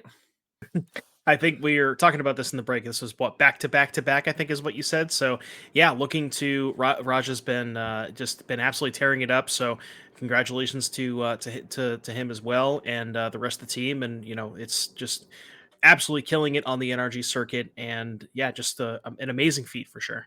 Yeah, and it's going to put Raja in a great spot for the season 3 leaderboard. he honestly might just, after today, we're going to have to get the updated leaderboard. And we'll have that for you later here in the weekend. But he's going to be very high up that leaderboard and possibly going to make it to our NRG champs at the end of the year, along with all these other great players. You know, Connor Mullally on the team already locked up his spot in the showdown about 2 months ago. And so he's here helping out his two friends, because Adam Wasburn also in the race as well and very high up there along with Roger. So this might be a huge one for them. If they win this event, 30 NRG points, I believe is what it is for first, is huge. And we're looking here at our NRG champs leaderboard. All the names in orange is everyone who's already qualified. So you see Zoe Riederman and Zach Allen. They both had pretty reasonable weekends. But if you look over here at the at-large for the yearly, Adam Wasburn's at 81 points, getting, I believe, at least 20 points this weekend. So jumping up all the way to right below Zach Allen on the leaderboard here, which is a huge jump for him. Really exciting. And so that's the yearly one, which there'll be 3 people for, which is pretty impressive for them.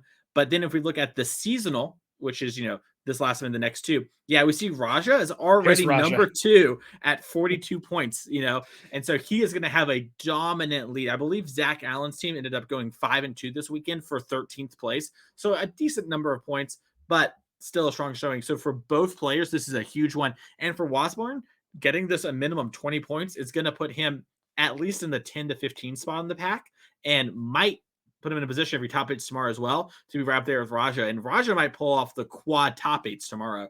Raja, a complete beast when it comes to control decks. And control decks are very good right now in Modern. And we'll be seeing him play that later round. But we are going to start off with Legacy this round.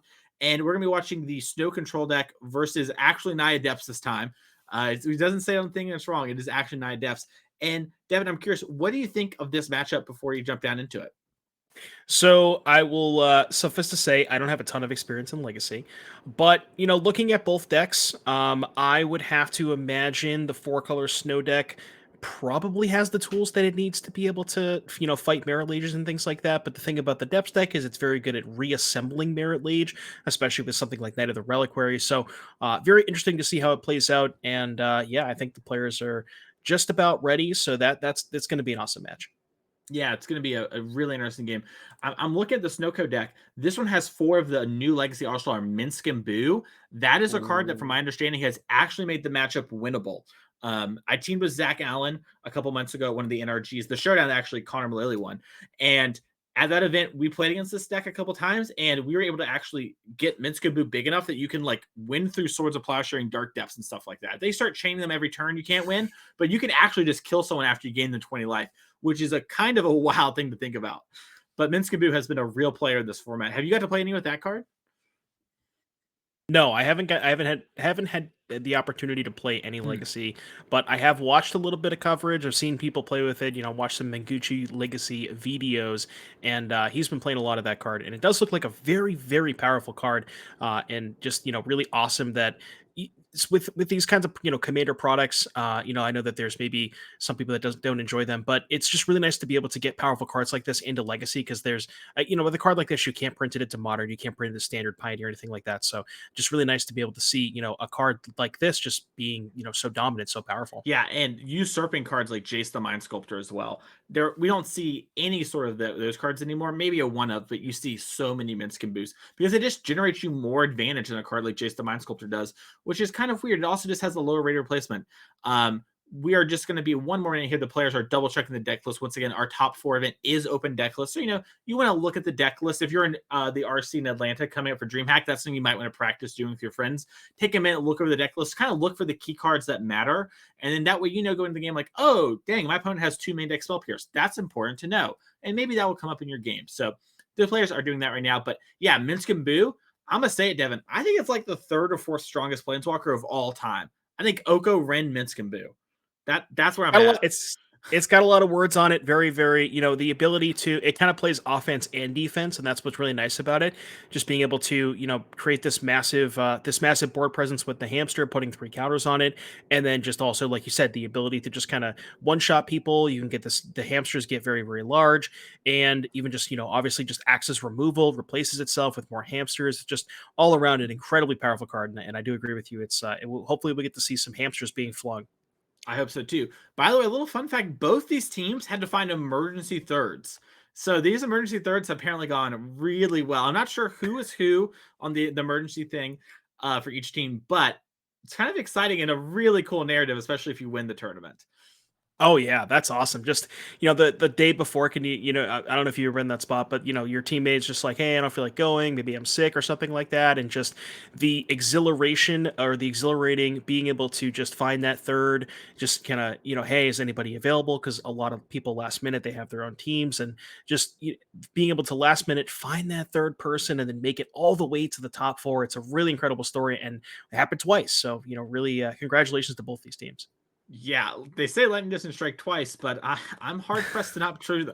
So yeah, really crazy. I actually am very curious to kind of see and hear more about that. Maybe we'll get a chance to talk to the players after this round. Looks like they're just about finishing up double checking the deck list, and we're going to hop on down there. But worth noting that the team of Wasborn and Malele and Soloman, they are all on the play. They are the first seed. They will always be on the play for game one for the rest of our top 8 next 2 rounds. So that's a huge advantage. And do you think that advantage matters, though, in a format like Legacy in this kind of matchup? Yes. I mean, play draw most of the time it's gonna matter in a lot of different formats. I think with this matchup, just being able to kind of get your card advantage engines out before the Naya Depths deck can get something like a Knight of the Reliquary out could be pretty important. Just establishing like a Minskin Boo early, or maybe potentially just something along those lines. Just being able to cycle, maybe use your cantrips to find an answer to preemptively to that Knight of the Reliquary, because that's probably going to be the focal point of this matchup is that card. Yeah, it's going to be a huge player, and it has been a big player of these Naya Depths deck. We've seen Rodney Bedell kind of crush the NRG series here this last year playing this deck. Basically, like, every time Rodney picks up the Naya Depths deck, just top 8's a tournament or wins it when it comes to our legacy events. Surprise! Rodney is so nice actually, just for not always playing Naya Depths. What a hero! But we have seen that where Knight of the Reliquary has been such a huge part of these decks and kind of gives you this real kind of game plan access. So it's going to be interesting to see how those games do play off. We in the modern seats, which we'll get to later, we have Azorius control, I believe, versus 4-color control again, which that's going to go kind of long. Historically speaking, the 4-color decks were really good against the Azorius decks because you actually just had more cards than them, and they all kind of mattered. So you just had more answers than the blue-white control player had threats, and winning the game was kind of a byproduct. Has that stayed true in your experience post the Yorion banning? I mean, I haven't been playing a ton with either of those decks, but I think from what I've seen, it just, at least when the decks, if you look at them on paper, Yorion was a big part of that matchup because it was the inevitability. And I believe this is the Karuga-less version. Let me take a quick look at it. We look here. Yeah, this is the Kahira version, which is a massive downgrade when you're playing the blue-white control deck. You'd much rather have Karuga to be able to kind of refuel and get that, kind of that card advantage late game. So that could be a big deciding factor. But, turn 2 Ren and 6 still pretty powerful in that matchup. Yeah, a card that has to be answered. So it's going to be really interesting to see what happens there. Look. Sure. Sure. So what we're going to do is Pioneer's already playing the Legacy player. I think someone's running to the bathroom or something, but we're going to watch some Pioneer. We're going to hop over to Legacy in a minute. Don't worry, chat. We have an exciting matchup for you. We're going to throw you down to the mono green mirror match. Mana. I love mana. And it comes down here. It looks like we're going to have a Karn the Great Creator on the side of John over here. He's a really big part of the mirror. Also has an Olgros Troll, 2 Elves, and a Nykthos. Meanwhile, from Connor, no stranger to the mono green mirror, has a Cavalier of Thorns just off screen, a Kiora of his own, and an Olgros Troll along with 2 Llanowar Elves. And it looks like there's a Karn behind the lands. I wonder if that's maybe to signify we've used Karn this turn or something. I'm unsure why Karn is behind the lands, but that's like the lands in front style, Yeah, maybe it's just a board space thing. The one thing that happens when you have a bunch of Karns in play is no one's allowed to combo, and so then suddenly Skyboat becomes one of the most important cards. And we see John already has the Skyboat in hand, and is just grabbing a Treasure Vault here. Maybe in order to cast Needle, actually. Oh, that's Needle. Oh, sorry. It looked like the alternate Treasure Vault. Yeah. Maybe naming something like Kiora or Karn. This mirror match can get kind of weird sometimes when both players, like, I've been in situations where like both players have Karn, there's a Damping Sphere in play, there's a Needle in play, so it's like you're both kind of just like working on very, very little, not low resources per se, but like the threats that you have aren't like you know what I mean, you just have less threats, so there's less that matters. So it's in those situations it's like it almost just feels like whoever has the bigger board, like whoever just get more creatures into play.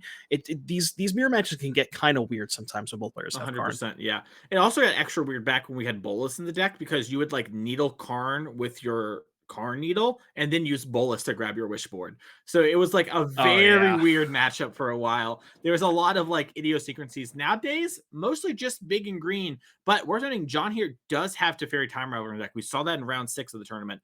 That is a huge get in the mirrors. When your Storm the Festivals are more impactful, that's a big way to get an edge. And we see some players opting to have things like Lovestruck Beast to not lose to aggro decks as much. And we see some kind of taking the risk and playing cards like Teferi and have different payoff here. It looks like Needle named not Karn. Maybe it was Kiora. Looks like we're going to grab Kiora, Meteor probably. Golem. Yeah, probably Kiora. Yeah, that's one of those things where like you have Karn, they have Kiora, you don't have Kiora, so you're kind of just like, well, if I needle Karn, then I can't use my own. So in that case, you probably want to name the Kiora because you don't have it and they do. So makes a lot of sense. And I believe we are just trying to find. I'm not sure because I don't think we've used Kiora yet. So yeah, untap that with Kiora. Got some amount of devotion here. Yeah, remaking it. Looks like we're up 3 from the last time. And I think we have a Storm of the Festival and an Oath in hand. So, we might see Oath and Nissa first just to try and find something. Looks like Connor's maybe thinking about if he wants to play something first. Looks like he's going to play the Oath and just get his free mana on the house. Looks like he found a Kiora. That could be huge because we could replay Kiora to untap Nykthos again. And it looks like some of the cards are off screen, so it's a little hard to track devotion.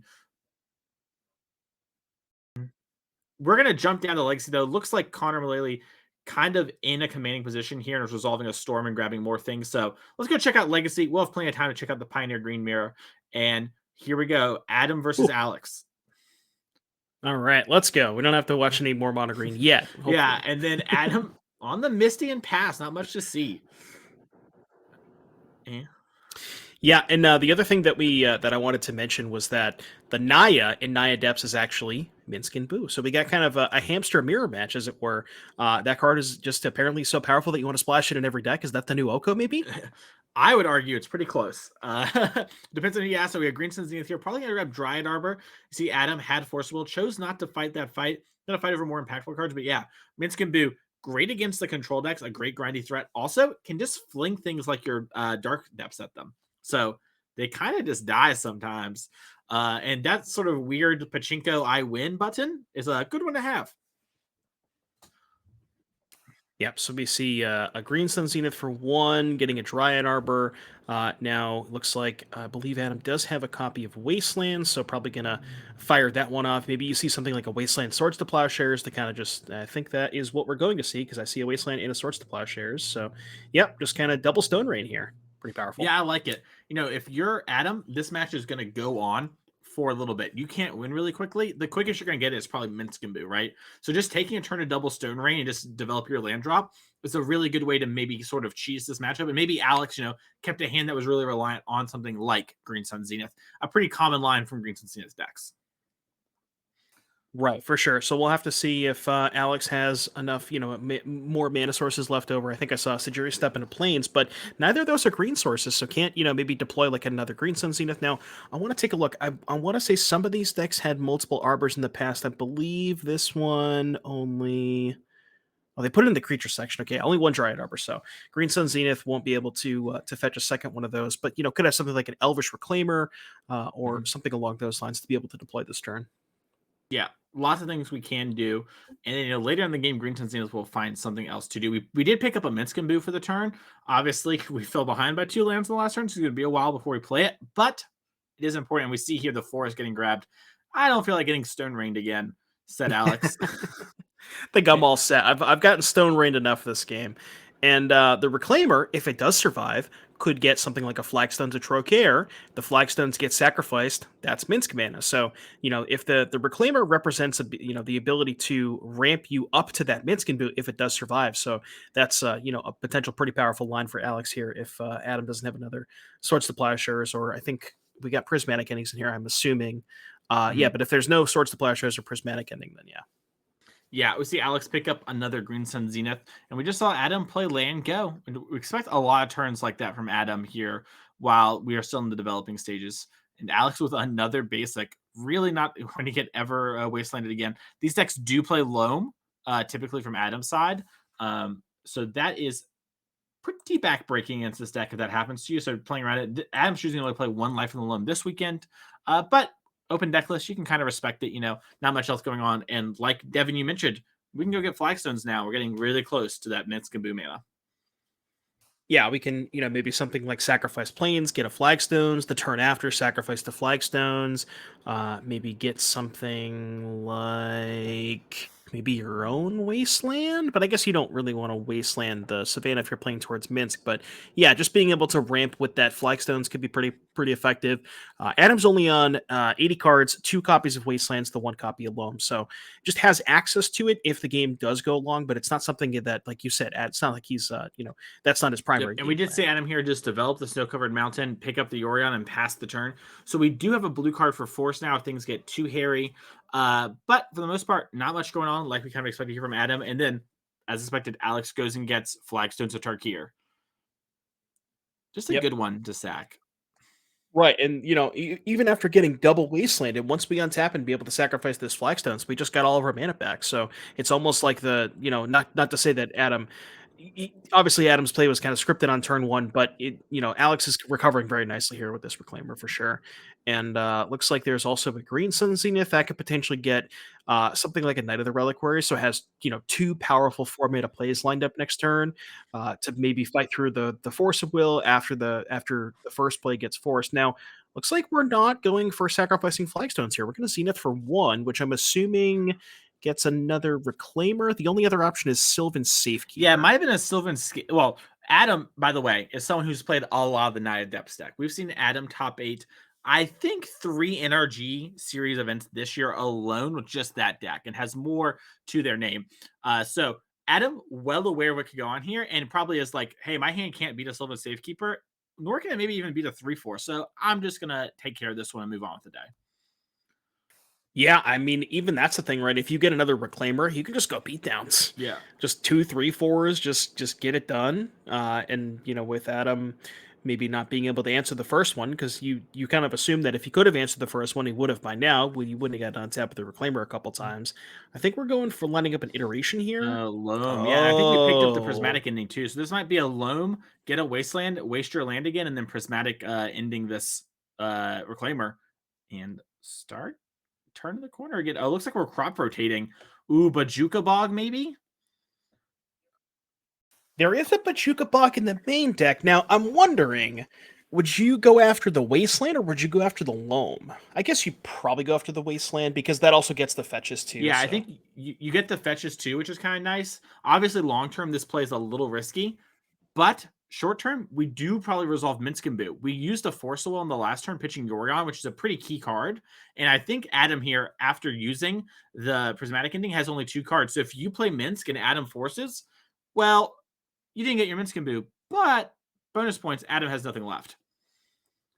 Right. And, yeah, this just lined it up perfectly with this Minsk and Boo, just being able to crop rotation, sack the Flagstones, because I was worried that we weren't going to be able to have enough mana to play the Minsk this turn, but being able to gain that mana back from the crop rotation, sacrificing the Flagstones. Now, if you're Alex, do you just yam it? Just slam I'm a the slammer. Minsk? I didn't do all this work and not like it.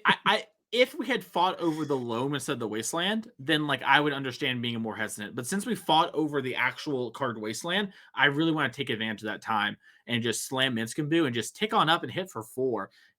Adam's dead in 3 turns if you just keep ticking up Minsk and Boo, and heaven forbid you attack again, then fling for 4 and draw 4. That's just a huge advantage. Yeah, it feels like if this card resolves, this game is looking really rough for Adam. Yeah. Oh boy, and it did resolve. Yeah, worth noting too, Adam top decked the Prismatic ending last turn, so we know that Adam doesn't have any more of those, or probably would have answered the Reclaimer like we mentioned, because Adam knows how strong that is. But even if Adam does draw Prismatic ending, we don't have the lands to kill the Minsk and Boo. We can kill the Minsk and save some damage, but we can't, do anything else. If you're new to Minsk and Boo, by the way, it makes a new Boo every turn. There's always a Boo. This is kind of the first time I'm seeing this card, and holy crap! This It's card's really insane. Yeah, just instantly scooped. Yeah, Oh so my god, that card's disgusting. Boo also has a line of text where when you can sacrifice it to do damage and draw that many cards. So I mean, we're like medium case scenario. Adam was going to lose 8 next turn and draw 4 cards. So let's get back to Pioneer because, mind you, that game didn't end that we left it on. It's still a game. Oh, it looks like maybe it happened. It wasn't updated. Yeah. No, this has to be a new game. Unless someone This they has to be a new agreed to draw and restart for some reason. Looks like it was just not updating the graphic. We'll get that fixed for you in a second. Somebody cast Yeah, Wolf World. Yeah, it's hard to know with the lands because Connor has the double Wolf Willow Haven. So maybe I'm assuming Connor won I that would be game. really impressed if Connor didn't win that game. So Karn, the Great Creator here, found off Oath of Nissa with the old Nykthos in hand. Looks like we can play it here. We have a 6 Devotion. Yeah, finding a Nykthos is really, really big for John there because that was something that, Connor had, but John didn't have. And Connor obviously has a lot of devotion. So you kind of assume that if Connor gets to untap, bad things are going to happen to you. Notably, Connor does not have the Cure yet, but maybe sandbagging it could be in his hand. To not exactly sure what's in Connor's, what Connor has for leftovers, but I don't know, but it's a good power play, and I really like it. I think that was just mad disrespect from Connor, and I love it. Someone clip it and ship it to me. That's so gas. You don't have Nykthos. I flip it over. I simply do not see it. I cry every time. And we see an Old Growth Troll rip and then draw another card. And now we have Karn with, I believe, 9 mana now after everything being used floating. Don't hold me to it, but looks like we're maybe going to cast a Storm the Festival. It's always interesting, right? Because one thing I've heard from a lot of mono green players is like, when do you storm versus when do you Karn? And some people like you always storm last, and some people are like, oh, you always storm first. So some actual thought to it, and it's a little hard to kind of know what's right, and it changes each situation. When I'm in spots like this, I tend to just kind of shuffle up my hand and pick a card at random. If I have like a storm at a Karn, it's just like, but yeah, you're right. It kind of depends on the board, depends on how much devotion you have, and also depends on what you're looking for, right? If you're looking for something very specific, like a way to untap a Nykthos, maybe you don't have enough mana with a Karn, or you can have to plan out your what you're going to be doing with the rest of that mana well in advance before you decide what spell you want to lead on, right? You kind of have to plan out your 100%. We're going to use that last floating mana, play Karn, the Great Creator here, and we're going to see what's in the old wishy board. Looks like we're grabbing Pithing Needle again. Kind of flicked it to the front. Yeah, this is weird though because neither player has Kiora. I don't think we have enough to Golem here. John has Kiora. It's off screen. Oh, it was hiding. Yeah, it was hiding just above their seed in the tournament, and that's how we untapped the Nykthos. But yeah, looks like we're maybe grabbing Meteor Golem for a future turn, maybe a boat. Boat's a really good one to grab for future turns too because it kills opposing Karns. Once again, when you get 2 Karns in play, having a boat is a good way to sort of start clearing them up.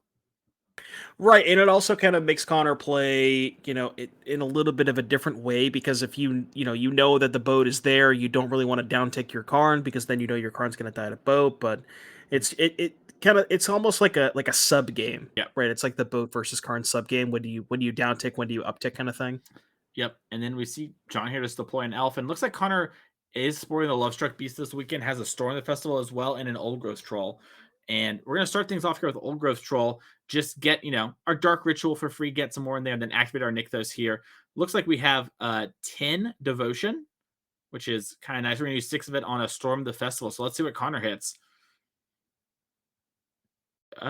Yeah, now there is a Karn in play for John, so Connor does have to answer that Karn before we can sort of go infinite with stuff like Chain Veil. But if we'll take a look at Connor's deck list, I want to see if there are boats main deck. Let me just take a quick look. It looks like there are 0 copies, so Connor decided to go for the 3 Lovestruck Beasts in the flex spot. So the only way that Connor's going to be able to hit that boat is off of Karn. But, if Connor has enough mana that he can probably eventually storm into a Karn get a boat, kill the Karn, hit another Karn, get the Chain Veil. I'm assuming this game should be over this turn. Yeah, we see Connor resolving Oath of Nissa here, grabbing an elf. Got some mana laying around. Excuse me. And I think Connor has 1 less mana than is being shown because we cast the Oath, but, it happens. Sometimes we mess up there, and we're going to activate Cure to untap our Nykthos, and then now we should be at 12 Devotion. I think we added 2 from last time. And Okay, and we're gonna head on back over to the Legacy here.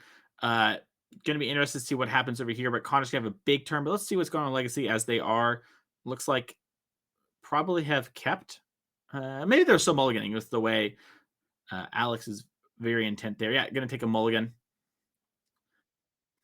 Yeah, it looks like Alex's hand was like a Reb, bunch of lands. I didn't quite see what the spells were, but not quite exactly what Alex is looking for. Maybe wants to look for more of kind of an aggressive start. Like Alex has a lot of 1-drops that he can play, specifically the 4 Green Suns and the 4 Elvish Reclaimers. So maybe he wants to mulligan to try and look for some early pressure, kind of try and get under Adam, because obviously the way that Adam's deck is structured, if the game goes long, the longer the game goes, Adam might be a little bit more of a favorite. 100%. Yeah, and we saw too how even with Alex not having like the strongest start in the world, just had like a totally reasonable one, but forced Adam to answer all of it, and then got the one thing and pulled far ahead. And Minskaboo really strong. Like we talked earlier on the broadcast, how I was saying how I think it's one of the strongest walkers we've ever had printed. Takes over the game really quickly, but something like Neither Reliquary would have also done a really similar thing in that position. And so that puts a lot of pressure on you to have these good opening hands, because you don't want to sit around and do nothing. You want to force Adam to have to be answering while you're still setting up and not giving him that free development time.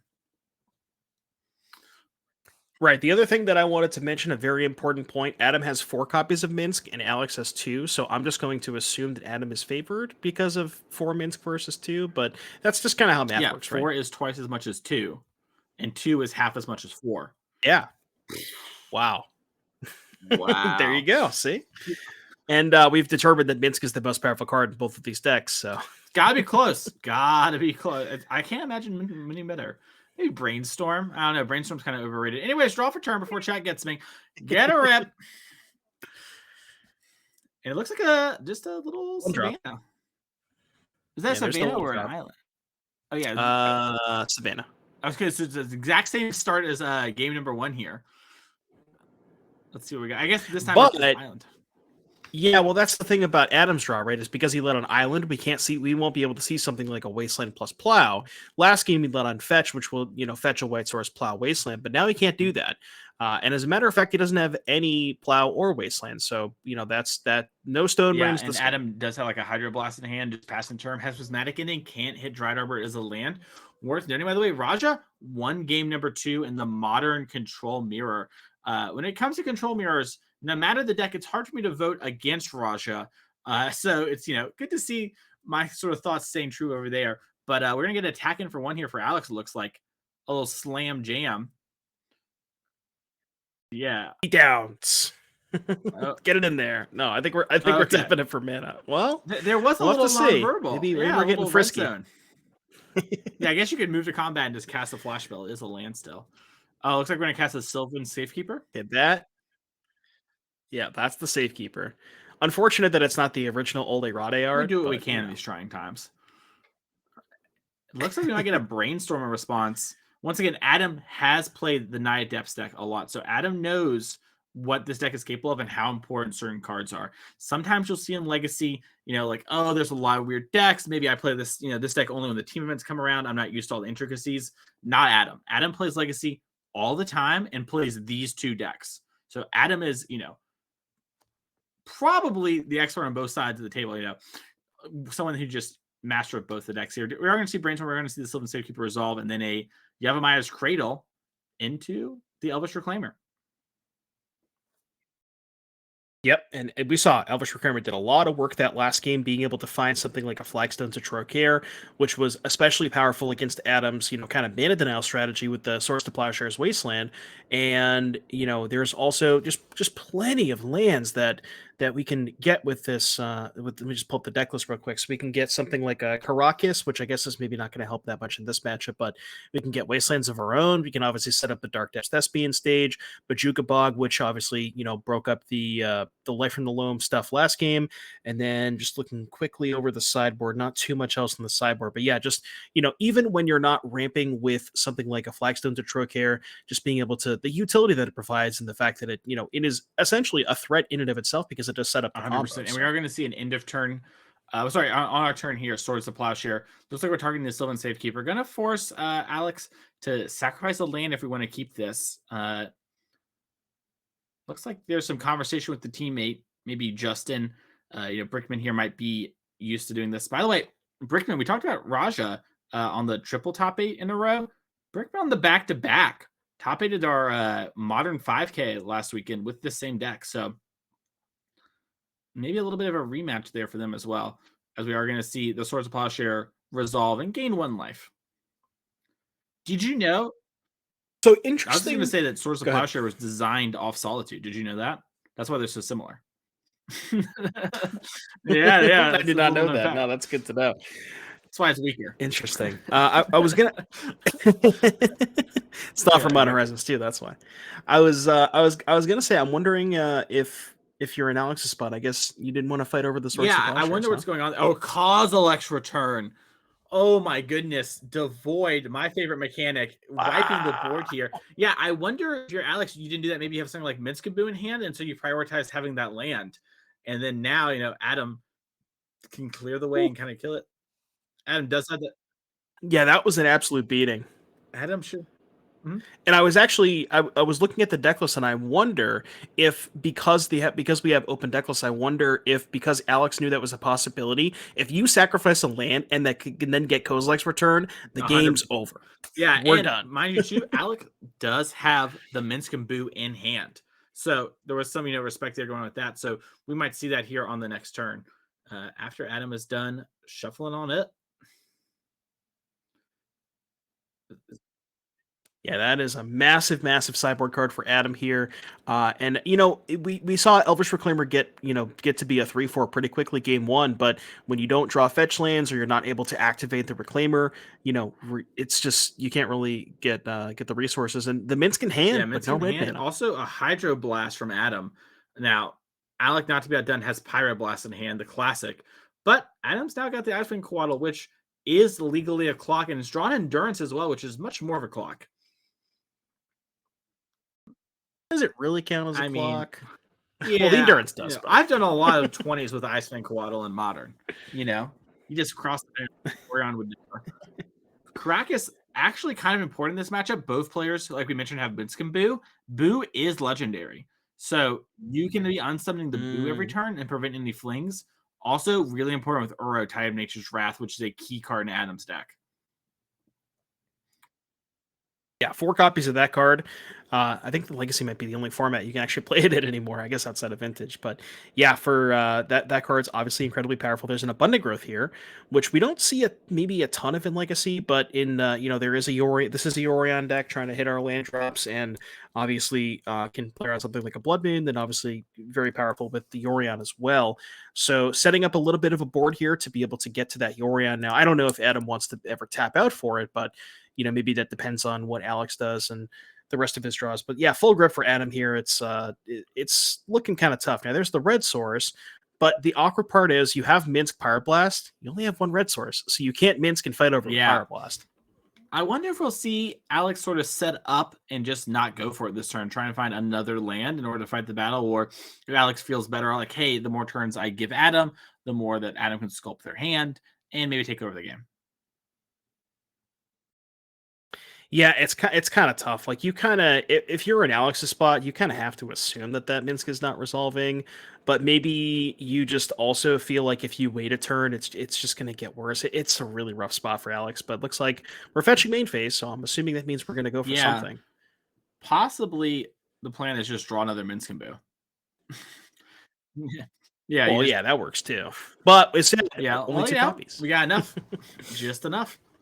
Now, there's also a Force of Will in Adam's hand, so gonna be a little bit of a grinding one. By the way, Connor Mullally wins the first game for the first match for the team over here in Pioneer, getting the team 1 step closer to that finals. Looked like Connor wasn't in the best place in the world, was kind of pulling out of it, and ultimately did against John there. So congratulations to Connor. Their teammates got to finish it up here as we do see Minskaboo get played, and it looks like a Hydroblast. Okay, that is. I was like, that's Minskaboo Timeless Hero full board. Okay. Or extended border? I don't actually know the terminology. Yeah, well, this is like the Guess That Triumph game. I had never seen that art before, so that's actually why I got the job, is because I could always get those things right. By the way, we just cracked 15,000 followers here on the NRG Series Twitch channel. Thank you all so much. If you enjoy these paper tournaments, make sure to click the follow. That way we know that y'all are liking it and you won't miss any of the action. You get that go live notification. And you have a Twitch Prime, maybe consider dropping in here, maybe a Raw Tier 1. Who knows? Devin will shout you out possibly. Anyways, back over here, it is going to be Adam kind of untapping, and it looks like Adam does have Yoran in hand for what it's worth, viewers. That is just kind of being face up, kind of, a little nicety with Alex. Sometimes you play with cards face up. It's possible these two players know each other. Adam does go to a lot of the NRG events like we talked about. And Adam here resolving Perseveration, finding Wasteland, and that's huge for a couple reasons. Do you think it's going to be the red source or the Krakus? Because both are primo hits. I'm going to assume the red source. Now, like we said, both players have open deck list where Adam knows the contents and how many red sources are available. So I just want to take a quick look at John's deck to see if we have. Okay, there is a Taiga and a Plateau. So even if you take out the Plateau, there is still a Taiga available. So maybe knowing that, maybe you go after the Karakas, or maybe you just hold it. You probably just hold it in to try and play. Yeah, I guess when your opponent only has one red land, you're not sure how much they're actually missing there. And, Adam doesn't know what we know, right? We have Caster Vision. We know there's a Reb in hand that could fight over this Icefang Coatl, which is, of course, the card we fight over, obviously, right? No, but jokes aside, it is kind of like, I can wait. I don't have to make a decision. Like we talked about so much in this thing, Adam is the control and is going to go long. By the way, Devin, when I say just draw the second Minskin we drew it. Unfortunately, it did get forced a little. I like that Alex has the two different Minskin arts. It makes it a lot easier for me to track his hand. If someone flicks their hand and they have two Minskin then I don't know if they're just really fast. That's the problem. But we used to see Elvish Reclaimer here played afterwards. Last card, Pyroblast for Alex. Now, that's your only or second Minskin Boo. There's no other after that. Do you think you would have held there maybe on the second one to at least try and find the red source? I don't know. It's really hard. Like I said before, I'm a bit of a jammer, and things are getting so bad here, and I'm just going to trust what Alex did. Alex is over here in the top 4 of our NRG 10K, so I think that they probably have the better read on this than I would. That being said, I jam a lot, so, I'm probably with them. So I've never played around a card a day in my life. Neither would Uro, Titan of Nature's Wrath. This card doesn't need to play on anything. It just bursts through it as we see it interplay here. I'm going to get another land drop for Adam. Adam also, for what it's worth at home, if you're watching, Adam plays with their exile pile straight up in the graveyard vertically or horizontally. So those cards are not in exile. There's no Lay on the Void off screen. That's just the way Adam plays with the zones. So that does mean Uro can have Uro next turn. Oh, yeah, that's mean Sage off the top. Stage is a start for Alex. Now, obviously this Uro is probably going to spell the end of the game. We do have a Pyroblast to take care of half, or not half, but one iteration of the Uro. Adam just has 8 mana. He can just recast it. So yeah, I don't really think there's a lot. Where are we? The Yavimaya. Okay, I was gonna say where we're tapping the cradle, but there's the Yavimaya. So yeah, we're gonna go for an Uro. Probably gonna get blasted. Probably just gonna cast the Uro again. And yeah, the Karakas did get wastelanded, so that's not even an out for Alex. Yeah, this is looking kind of tough. We're gonna have to see if Alex will want to fight this fight or another one. Looks like we are just gonna I'll kill the Uro. Adam's like, cool. What if I Uro again? Would that be fun? Are you having fun? Oh, Adam does have... but we have the Yavimaya. I think we have enough green. Yeah, if we fetch, we can actually play Uro. He didn't need to fetch, right? I think that's a... because that's a mountain. No, I thought that was a forest. Yeah. Okay. It is a sneaky mountain, if you would. We're just going to grab a Tundra, and, that Uro card is pretty good. We'll just put it in play here, and that's got to be a big moment of, if you're Alec here. But we do have Thespian Stage, so Dark Depths on the line. Now, Uro does gain you a lot of life, and so we're really close, actually, to Adam's just going to live through the first Dark Depths hit, but the second one will get the job done. So that might be what Alex is looking for. Is there anything else you can think of that Alex might need?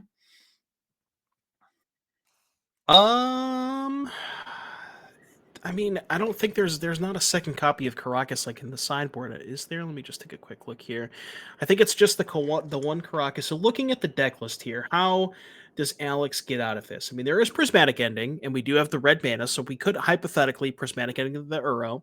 That might be a start. Also, maybe looking for... There is a third copy of Minskin in the sideboard. I hadn't noticed that, so that could be something that was most likely brought in. But I don't know if that really fights maybe that doesn't fight the Uro that well. Yeah, I mean, at this point, it's pretty much just prismatic ending is really all that Alex is looking for. And like you said, maybe trying to set up the combo and hope that Adam doesn't have a Swords to Plowshares or something along 100%. those lines. And we see Adam here playing Yorion. Probably just going to flicker our 2 draw effects here. No need to flicker Uro. Although I have seen Uro get flickered before. Sometimes you just really need 3 life.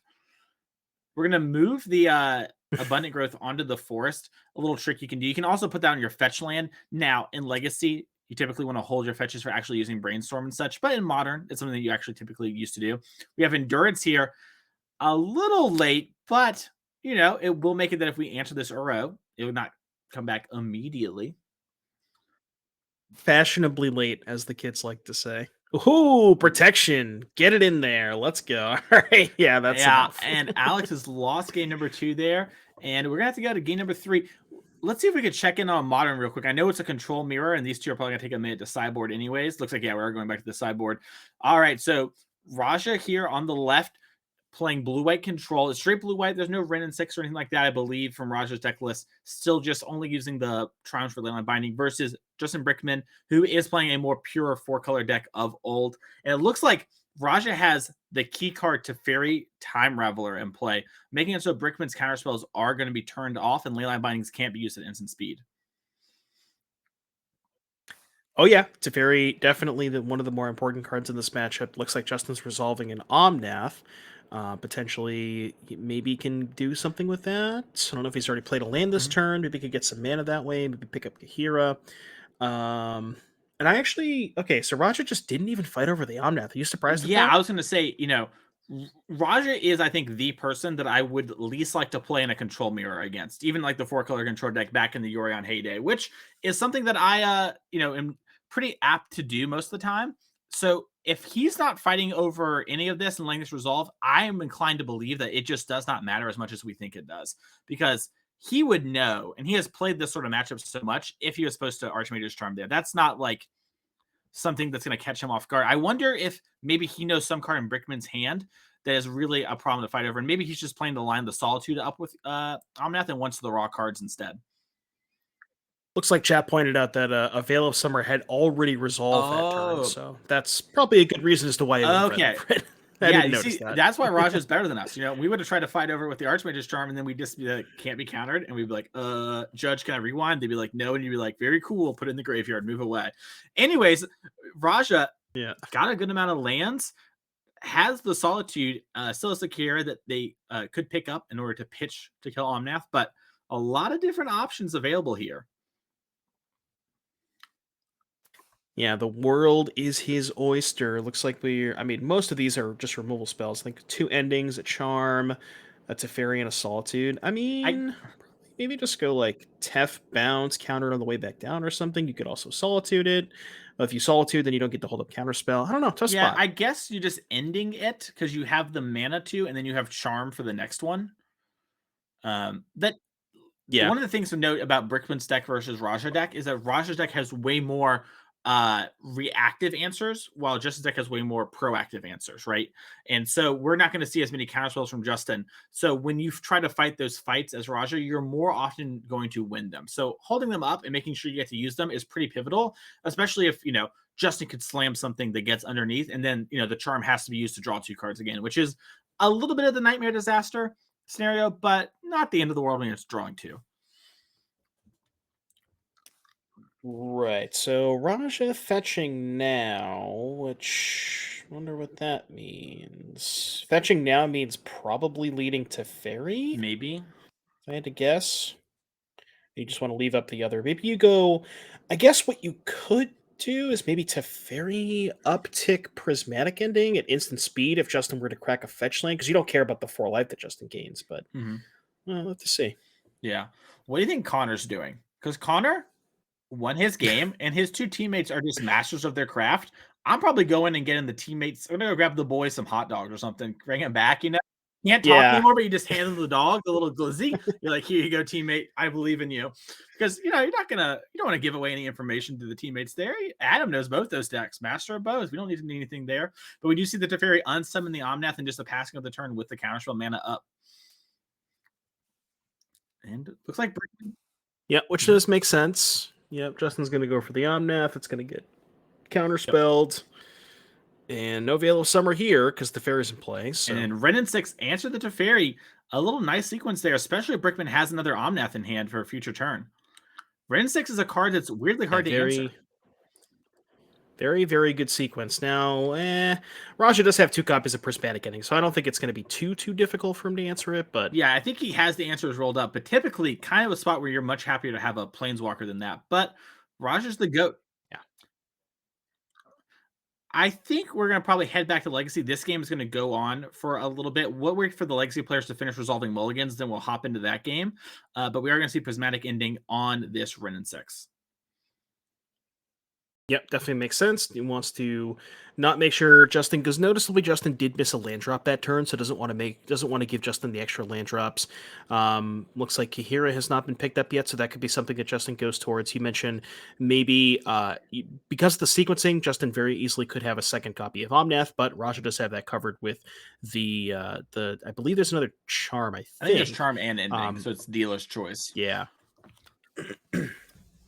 Yeah, and I mean, now that the Raveler's not in play, you do have to a little bit worry about a second copy of Veil. If Justin goes Omnath, you charm, Justin Veils, that's kind of a disaster scenario. So you got to wonder here, does Raja even fire off the counterspell? Maybe you just try to go for the ending. Yeah, I think if we had I think the Veil had to be the draw for the turn, because we saw Brickman preemptively Veil on the turn we hopped in, right? And that's why we missed it. That was the tapping of the mana that we missed. So I would think that, if you were to track that train of thought, Raja's like, oh, okay, well, Brickman had to draw it this turn if he has Veil. He might have Counterspell too, though. He is living up blue on this turn. So you might see an Archmage's Charm get fight over here, and then it's like, okay, tap Brickman out. If worst comes to worst, I'll Prismatic Ending here. But also, Omnath doesn't matter too much with Solitude in hand, and Teferi gives you a lot of extra mana. Looks like we are just going to respond to it with the trigger on the stack Solitude, pitch Solitude. Interesting. Okay. Doesn't want to give. See, I wonder if the life, the 4 life, I don't think matters all that much, and I'm wondering if maybe it would have been slightly better off if Raja just waited to see if Justin had a fetch land. Because if Justin just plays like a a basic or a shock land, you don't really care that much about the 4 life. You can just untap and hardcast the Solitude. But maybe Raja feels a little bit different. Yeah. All right, we're gonna head on over to Legacy. Interesting game here, but should still be going by the time this one finishes on Legacy. So let's check that out. Looks like Adam is kept, and Alex is double checking the turn 1. There's a lot of 1-drops in this Naya's Depth deck, so it's really easy to keep and just be like, oh wait, double check. This is the right sequence, right? Like I actually want to do it this way, and it's easy to doubt yourself when you're in the top 4 of this event, especially a team event, right? Your whole team is relying on you right now, and also maybe Brickman's asking you a question at the same time. Looks like we're looking over there, so these sort of things happen. Right. And, we saw Alex Mulligan, I think Alex went to 6 that game. So you just, really wants to try and have, we talked about, Alex really wants to try and get under Adam, doesn't want to let Adam get set up and establish the threats and get, toward the mid game, towards the late game. So if Alex can kind of put this pressure, and that's kind of what we saw at game 1, right? We saw, the turn 1 Green Sun Zenith for Dryad Arbor, the turn 2 Elvish Reclaimer, neither the elf, both the turn 1 plays get answered, but the Elvish Reclaimer went unchecked for a couple turns, and once that Minsk resolved, that was just lights out. So. Yeah, it's gonna be interesting to see what happens here as we do go turn 1 Reclaimer. Curious, to see. I imagine we'll just grab a forest. Yeah, no reason to get Wasteland, anything like that, and we can grab our utility lands with the Reclaimer as long as it stays around. Adam? Yeah, and the other thing that just didn't want to interrupt you, but the other thing that going long that's really, really important for Adam is that Life from the Low Wasteland, because if Adam is able to establish that can just kind of prevent the Dark Depths almost indefinitely, long term. Yep. Yeah, and it looks like Adam's just gonna fetch up a snow-covered island here and then cast a little Ponder. Wow, this feels like a rite of passage, Devin. I get to commentate someone pondering and fiddling with their cards. It's my least favorite thing in Magic, and now I get to do it here in the booth. And for years, I would grow up watching Cedric and Patrick do it, and now I get to have that moment. It's a real wow, you've made it, son moment. I'll never forget the SCG where I think it was Dan Musser playing Miracles, and it was like 1 or 2 o'clock in the morning, and it was just Dan, picked up the top 3, I think tanked for 30 seconds, put it back, and then 10 seconds later he's like, oh, I got a top again. I forgot what they were. So yeah, I remember those days. Yeah. Love Dan. Can't let him get away with that. It looks like Adam quickly saw the top 3 and thought, no, none of these are what I want. Adam's gonna shuffle up and save us some time and pass over here to Alex. Draw the card before anything gets cast to make sure we don't have force. But Alex a moment, and Alex drew Mox Diamond a little late, but still a very powerful card in these decks. Yeah, and that could set up a turn 2 Knight of the Reliquary if that's a card we actually haven't seen yet. We talked about that a lot in the pregame, but we have just not really seen that card. It looks like Alex hasn't drawn it yet, so I'll have to see if that is an option available to him. The other thing you could see is maybe Mox Diamond, discard, play a 1-drop, and also activate the Reclaimer or something along those lines. So yeah, I'm curious to see what it is. Also, if you're Adam, you just gotta be like, they have multiple options. John, the teammate's just pointing at all these cards. We could do any of these things. It's like, I don't like that. My hand's all cantrips. I've got this one Hydroblast. So let's see what's going to end up happening here, though. Looks like we are going to lead on the land, and there is something to be said about if you play Mox Diamond, it can get countered where like Prismatic Ending, and then you lose a land, and having actual lands does kind of matter. So I think we'll probably see it, but there is some consideration to like, oh, maybe I just don't play this so I can guarantee my land drops. yeah, that's true. It all kind of depends on how many lands. I want to see if there's I'm assuming, I shouldn't assume, but I want to say there was a loam in this deck list. Let me take a look at the deck list here. So I was looking at this for No game 2. loams, There's no really? loam. Yeah, which I think is a new innovation in the Naya Depths deck over the last like 5 months. That's new in Legacy time, but yeah, they have foregone that from old land decks, which we used to see players just depths over and over and over again with loam. Nowadays, they're not really relying on that, and they're kind of thinking, I have 1 to 2 depths a game, and that's enough. I can protect it with these other cards. I don't need to play these other strategies. And kind of, a statement on Legacy as a whole that you can't just sit there and grind forever and ever. Right, especially with a card like Minsk and Boo, where almost all the control decks are all playing it, and it just doesn't give you that kind of time to just even with a card like Jace the Mind Sculptor, with back in the day, I'm not trying to sound like a boomer here, but back in the day where you would just kind of sit there versus a Jace that was upticking, you could maybe have the Jace in play for a couple turns, and the advantage that you were getting off of Loam could maybe keep up with the Jace. But now Minsk and Boo it just kills you in like 2 turns basically. So you don't have that kind of time anymore. Yeah, same thing with Oko. I'm sorry, Oko did do this too, but Uro as well. There's just a lot going on there. So it does kind of change the dynamic here. Back to Alex, we did grab the Flagstone Shark here. Looks like we're gonna try and resolve the Mox Diamond this turn. It might just be kind of like, hey, we don't want to show you that we're gonna do it this last turn. Play this now, and looks like we have the lands for Dark Depths, but also Minsk and Boo. Right, so there's a stage where if you tap 2 mana for the Reclaimer, you don't have you're 1 short of being able to activate the stage there. So we're just going to go for another Reclaimer here. And worth noting, there's 3 lands in the graveyard, which means we're not going to get blown up by Kozilek's Return, which we did see game 2. That was a massive play for Adam game 2. That one not going to be good this game. Yeah, I think Adam does have Endurance in hand, though. So it would be a costly Kozilek, but I think it is on the table. Worth noting, too, if you're Adam, I mentioned this a bunch of times, Adam knows this deck very well.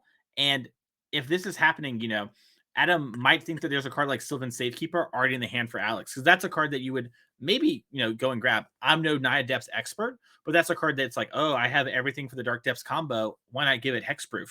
And so Adam might be thinking, okay, that last card might be Sylvan Safekeeper, might make plays around that, even though I don't think it actually is for the sake of Alex. I think Alex just has a plan B beatdown. Little bam, 3. Yeah, and that Endurance play you mentioned, we might actually see that, because when Adam was fumbling through his hand with the Brainstorm, I saw a Kozilek's Return and an Endurance. So that might be something that Adam looks towards. And getting to, you're essentially trading the endurance, the Kozilek's Return, and 1 green card for 2 cards. So it's a 3 for 2. But, given that you have so many cantrips and brainstorms and ways to recoup cards, I think Adam can, effectively be okay with that trade and just kind of, move on. We have way more ways to actually generate card advantage, and we just need to make sure that we don't get Dark Depths here, and killing those 2 is way more valuable. The 1 card versus guaranteeing a Depths is something that is huge. And we see Adam here fetching again, clearing the top of our deck for a Brainstorm. I think that's a new combo, by the way. Fetch lands and Brainstorm. Oh, yeah. Wow. It's MH2, right? Because they introduced the fetch lands at MH2. Yeah. I can't believe they printed more of them in MH2. It was crazy. Yeah. Yeah, wow. We are going to fetch up this snow-covered mountain. Nothing to see here, just a snow-covered mountain, Alex. Basic mountain. Interesting. I wonder... How's like return? Having war flashbacks here. I guess playing around Wasteland. Sure. Okay. Yeah. We do have this the not safekeeper, I'm so sorry. The Elvish Reclaimer to go grab Dark Depths. So we still are representing Dark Depths on the next turn, because if you cast Kozilek's Return here, you will still get a chance to respond thanks to the Mox Diamond. Yeah, and funnily enough, normally you would be able to get a card like Sagiri Step in these spots. However, Kozilek's Return is colorless, so you cannot... Well, I mean, you're allowed to get the Sagiri Step, but it's not going to do what you want it to do. Yeah. Believe it or not, Devoid is a fun keyword. Because it looks like a color, but it's not the color, which is fun. Is it really fun? There's not a gun to my head, I swear. It's fun. I think it's fun. It's fine. We are going to see Kozilek's Return, and I love this sequencing too. Oh, yeah. Alex is like, okay. Yeah, what are you going to do? Copy it? I don't care. My things are 3/4. You double check your graveyard, or you're like, okay, happens. And then Adam, gets to decide like, hey, is it worth losing that green card as well with endurance? If Alex did have some card that could matter here. Looks like you kind of know what's happening there because deck list, right? Yeah, you have to know, but it is still tight sequencing. Yeah, for sure. Looks maybe there's some thoughts about animating now. Hopefully there's no Sagiri Steps like we just mentioned. We would have to talk about the fun keyword Devoid more, and I've already done that bit, so it's like kind of awkward if I redo it. Yeah, I have to imagine you probably just sack Flagstones, get a white source off the Flagstones, and then a Dark Depths. I agree. Most likely and what's going to happen. Boo gets pitched to the endurance here, and yeah, I imagine this is a spot where we're going to activate the Flagstones. Funny enough, Flagstones will go back in our deck too. Maybe not the greatest draw in the world, but we'll have it if we want to tutor again in the future. And yeah, if you're Alex, I am once again not a Naya Depths expert. I play Elves and Legacy. That's like the thing I always play or whatever, and I'll do Delver in team tournaments, But like, I have to assume it's Dark Depths here. Now, this is where they do something different that's way better, and we get to go, oh, dang, they're so smart. But Dark Depths is a 20/20, and Adam's at 17. So I feel Math checks out. Yeah. It even lives through an Uro active. You play an Uro, you go to 20, still dead. Okay. There it is. Doing our due diligence, and I will say, I have mad respect for do the due diligence. Whatever, it's already 8 o'clock at night. One more minute is not going to be the end of the world, and it could be the end of your tournament if you miss something small. So grabbing Dark Depths here. We're going to put 10 counters on Dark Depths. Probably going to take a while to get rid of all those counters. Or you can copy it with Thespian Stage. We haven't seen this trick before. Thespian Stage will be a new copy of Dark Depths. Legend Rule will happen, but your new Dark Depths has no counters, so you get the 20/20 Merit Lage token, which is indestructible. So Adam's deck can kill that. It has Prismatic Ending and Swords of Plowshare. Worth noting, Adam has no white mana right now, and Alex can very easily beat Swords of Plowshare because Adam is not above the 20 life. If Adam was at 21 life, very easily could disregard this, go to 1 again, and kind of Prismatic Ending it and win. However, not the case now. So you were talking about all this fancy combo stuff with Thespian Stage. I thought we were just manually trying to pay 3 mana a turn. Yeah, I'm with you. Yeah, I mean, I like working for my things too. That's how my pa raised me. Anyways, we're bringing up that was a massive draw step for Alex because like you said, we were looking for that Sylvan Safekeeper because that's the one way that we can protect our Merit Lage token. Yeah, and if that hits the board, It's going to be bad news for Adam. Worth mentioning, Brickman won that game that we saw with the active Teferi Hero Dominaria. So they're in game 3 of that control mirror. We are probably going to get to see that if Adam does not clutch it for the team here. Worth mentioning, once again, Connor Lilly won the mono green mirror about 20 minutes ago and has just been helping the team out, getting some glizzies, getting that Gatorade wasn't there a second ago. If you look on the floor, that's probably Connor. That's just real team player stuff. So we're seeing a moment here figuring out, okay, do I play the Sylvan Safekeeper now? Do I wait for the next turn? What is best for me? Because you could play it on the next turn and then, you lose the Swords to Plowshares, I guess. But if you play this now, maybe it's like ending actually becomes a real card. It's an interesting little Watts we're playing. So it wasn't a Sylvan Safekeeper, it was a Green Sun Zenith, and there's no land. So you can't Green Sun for 1 and also activate the Thespian stage. That's what Alex is thinking about here. So I think that the dilemma is, do we fire off the Green Sun, not make the Dark Depths, put the Safekeeper into play, or do we just jam? Now, I'm going to ask you, I was going to ask you what you would do, but I already know your answer because you said you would always jam. So I'm a slam jam. You ever watch Space Jam? Taught me a lot as a kid. But yeah, I think here, the thing about this too is that you get to play around Prismatic Ending and that sort of thing because Adam, once again, is below 20 life, right? If Adam was at 21, maybe I kind of like setting this up and kind of playing a more defensive role. Doing this on the main phase. Yeah, I don't know if I like that. So you're playing around Wasteland, but there's only 2 Wastelands. There's 4 copies of Prismatic Ending. Yeah, 4 endings and 4 Swords of Plowshares. Looks like we have Abundant Growth on the mountain. That's important because we needed that white mana. I think we drew a white card. Uh-oh. Chat can't see me, but I'm like leaning my head over to see if I can figure it out, even though I know that never works, but... Yeah, you play the shooting game and you move with it, I gotta dodge the bullet. Yeah, I feel you. But Adam, I have to imagine that if Adam drew a Prismatic Ending, we would see it get slammed. Looks like we're playing a Coatl. Boy. Well, that's a blocker. It is a blocker. And worth noting, Death Touch not on doesn't really matter, but we do have Rebs in our deck. Any Sajiri Steppers? Thespian Stagers. So you can Green Sun for... I mean, you could... This is still honestly not that bad, right? You attack, force the chump block, and now you can just get the Safekeeper. And you have 3 protection, essentially, because you have 3 lands. So this is honestly still probably a fine spot for Alex. Yeah, I have to assume Alex's favorite here. That tap out moment, was kind of like shields down. And you see from Adam's nonverbal, right? All game, Adam's very meticulous. Picks up there, drops in the yard, can feel it slipping away. Adam knows these decks. And we maybe are grabbing Knight of the Reliquary. Knight would have Summoning Sickness still. This is a thing too where Green Sun Zenith, you can do more than you actually search for. So Alex might be trying to trick Adam, knowing there's no dazes or anything, and knows, my hand's just another land or whatever. I can't do anything. There's no point in bluffing it. And if you do it for 3, now you don't forget. Maybe you look through your deck and you're like, I really wanted this Endurance for some reason. I wonder if he's getting Rammy Nap. That could be something he's pointing towards too. No, just gets a Safekeeper. Sylvan Safety.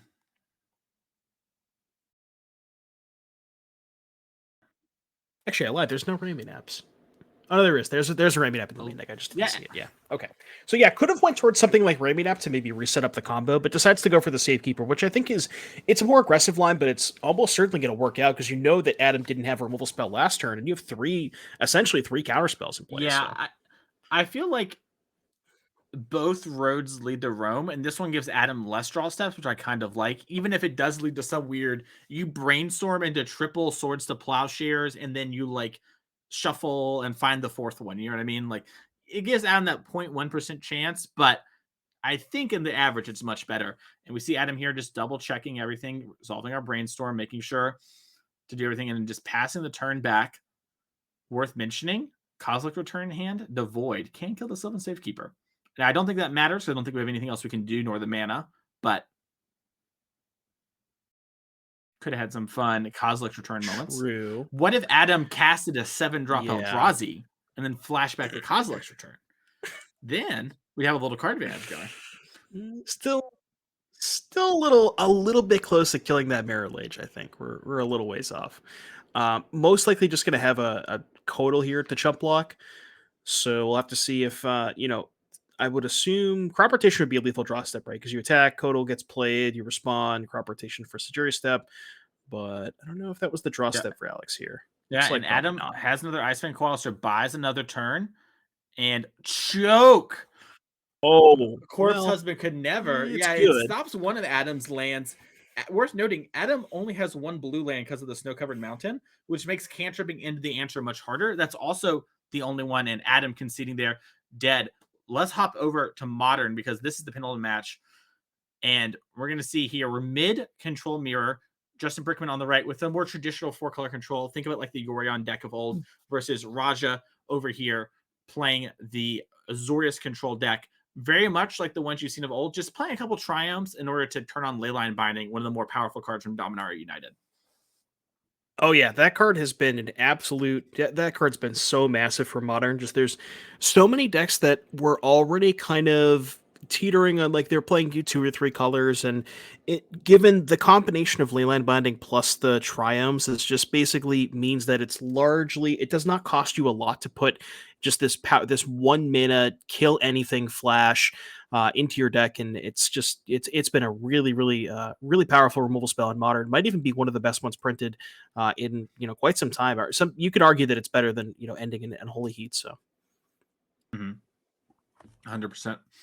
And we're kind of seeing the classic here of Magic of old, where it's draw go. Looks like Brickman is shocking into Breeding Pool, so maybe we'll see something like an Endurance out of the sideboard. Sometimes we'll see the 4-color players bring that in as a way to just get something on the board and start fighting. Might also just be a raw Solitude to get a 3-2 going as well, and just kind of use your mana. You really want to not fall behind on mana in this matchup, and also mana usage. oh yeah, for sure. We're just going to go for a Solitude here. Okay, I like Yep. that. Yeah, just get the threat into play. There's not a lot of creatures in Raja's deck anyway, so you know that your Solitude trigger, ETB trigger, is not really it's not worth a ton.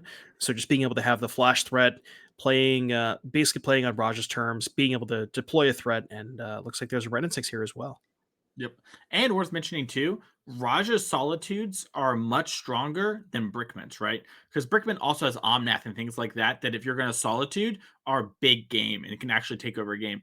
While Raja, you're just kind of trading Solitudes for Solitudes. Maybe you're getting like a Kahira, right? So it's much better for you to kind of initiate this trade and be like, hey, would you like to Solitude my Solitude? And we're seeing here, it looks like a Archmage's Charm flick to the front of the hand. Oof. Getting some thoughts going. Is that a Mystic Gate under the plains? It looks to be. Yeah, it is. It is. Okay. I think Raja's probably thinking about something like Veil of Summer, just doesn't want to, like if there's a Veil of Summer, but I guess you have the veto to fight too. So let's say there's a stack war here. You go Charm the Wren, respond with a veto, or respond with the Veil, respond with the veto. So yeah, I don't know. Just I have to imagine maybe he's thinking about like, does giving Brickman an extra land matter versus me being able to just use a Prismatic on the Wren rather than a Charm, because Charm has a little bit more utility. So, Yeah, these are like the big question points, and we talked about this earlier. Raja is the control player I do not want to sit down across from. I'll never remember playing against him the first time at an invitational for Star City Games, and we were in the Modern portion, and we were, I believe, both undefeated at the time, like 7-0, and we were playing Amulet, and we were sideboarding, and I was like, oh, do you like always play Control or whatever? And this is before Control was good, and he was like, yeah, I kind of play it, but I've never played Modern Control before, and he was just like playing extremely well against the Amulet Titan matchup, which is traditionally a very hard matchup for the Control deck. And he was playing amazingly. And I was like, wow, this guy's good. And then I got to really know him and see him play more. And it's like, wow, this guy is really, really good at these. So he's going to figure out those sort of situations. And looks like he's going to save the Archmage's Charm for a later threat. And it's going to just let the Ren and 6 hit those land drops for now. yeah, so most likely going to end up casting a Prismatic Ending on this. Doesn't really feel like giving Brickman one extra land is worth utilizing the Archmage's Charm rather than saving the Archmage's Charm for maybe he wants to draw 2 with it because maybe eventually runs out of gas. But yeah, I mean, Raja's hand is kind of loaded. There's 2 counter spells, a Prismatic Ending, 2 different Teferis, and there's also something else too. So Raja's kind of got everything. Yeah, another veto. I think Roger's a quick flicker, so it's hard for me to know. Also, just worth mentioning, there's something to be said about like tanking that long and then fighting over it on your turn, because Brickman's like, well, I think I'm going to lose this counter war, or maybe not, and so just doesn't want to fight the fight, which is sometimes not right. Sometimes you just have to start fighting fights and hope that they have less counter spells than you have threats. And so, by Roger taking that time, that might end up favoring him way more, because Brickman might not fight over something like the Ren 6 that maybe long-term Brickman's going to look back and regret. I don't know now. It's something for 10 turns from now, but it does come up. Oh yeah, for sure. Definitely something to think about, because this game's probably going to take a while. We'll get your popcorn ready, chat. We're going to be here for a while. Mm-hmm. DoorDash it. Get your Cheesecake Factory. And what's resolve an expressive iteration? Looks like... Trying to figure out how to tap here. Yeah. The triomes make, auto tapping, quote unquote, a little harder. IRL auto tapping. Yeah. That is like the funny, weird thing about playing the 4-color control decks and the 5-color control decks in Paper is like, you do need to be careful not to leave up the wrong mana. Because I've watched a lot of players just lose, and myself included, just playing the wrong, like tapping the wrong land at the wrong time, especially before a card like Expressive here, which gives you so many options. So we see Brickman here taking his time, checking his cards. Guess Teferi in that pile somewhere? I think so. Raja definitely has Teferi here, Dominaria as well. Yeah. Yeah. So I know there's some Teferis going. We do need to reveal the exiled card. I'm sure we're going to play it, but we have to reveal it. Looks like that was the Teferi. And this might be a Teferi with Veil of Summer backup. And we know that's not going to work because there's Doven Veto and Archmage's Charm. But, yep. This... Yeah, so probably going to see a stack of Teferi respond with probably... I guess you probably start with the Veto, because I think you'd rather save the Charm. So you probably get Teferi, start with Veto, then Veil, then Charm, and I think that's probably what's about to happen. I agree. And that's the other thing, too, about Teferi Time Reveler. It's really hard to not fight over it with your counter spells. It kind of just... You had some prescriptive gameplay. It's like, hey, do you have counter spells? You might want to use them right now. Yeah, use it or lose it. Yep. And we see Raja deciding here, do I want to use Doan's Veto versus Archmage's Charm? Look like we're opting to use Archmage's Charm here, just tapping our mana slightly differently. And this might get the Veil of Summer here from Brickman, and probably going to see a response to the Doven Veto. Let's see here. And yep, snapped Veto. Nope, no Teferi Time Revelers here. And Raja a little low on cards, but does have that Hero Dominaria. Brickman, I think, is up about 2 cards right now, and they're not lands. Yeah, and I mean, now you could just see something like Raja just slam this Teferi. Now, I don't know if there's a counterspell left over. I don't think there is. I think we got Teferi ending 2 lands. So if you slam the Teferi, there's a chance you might not be able to protect it, but you could also just go like land, play both Teferis. I don't even hate that line, especially you can bounce the Solitude because you get 2 looks at a counterspell because you get to untap 2 more lands with the Teferi. So, Raja could just easily slam both Planeswalkers, and I think I kind of like that line. Yeah, I agree. I think that's a really strong line. It is interesting, though. I'm trying to think about, like, okay, if I'm Raja, what am I thinking about when I have all these things? And I'm going to have to guess he's probably thinking about, okay, if I play Teferi 5 first, the hero, what will I could draw versus playing Teferi Time Reveler, because Teferi 5 does give you 2 mana back. So looks like we're just going to start with the Time Reveler, though. Going to make sure we win Counter Wolves. We picked up Odawara. If you're going to draw a land, that's the one you want to see. Yeah, and okay, I was going to say maybe with the Odawara, maybe you don't play the Teferi 5 here, but he's just going to windmill it, which I kind of like that, especially just being resolving this Teferi Time Reveler is also, a very, very potent threat, just being able to stop Brickman from interacting on your turn. So this is essentially just saying, I am slamming 2 massive game-ending threats here. You have to deal with both of them. I'm also removing your only threat from the battlefield, drawing 2 cards, and yeah, it's just like, this is just such a massive swing here from Raja. 100%.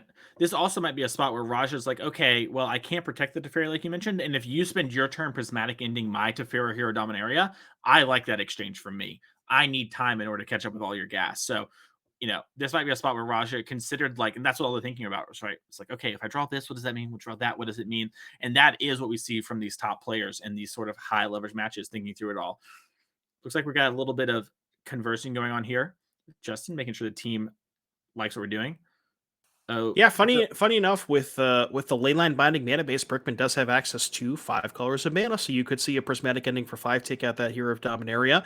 I have to imagine that is probably priority number 1. I mean, it kind of depends on what the rest of your turn looks like. If you can maybe go like ending for 3 plus an Omnath, maybe that's a better turn than just ending for 5.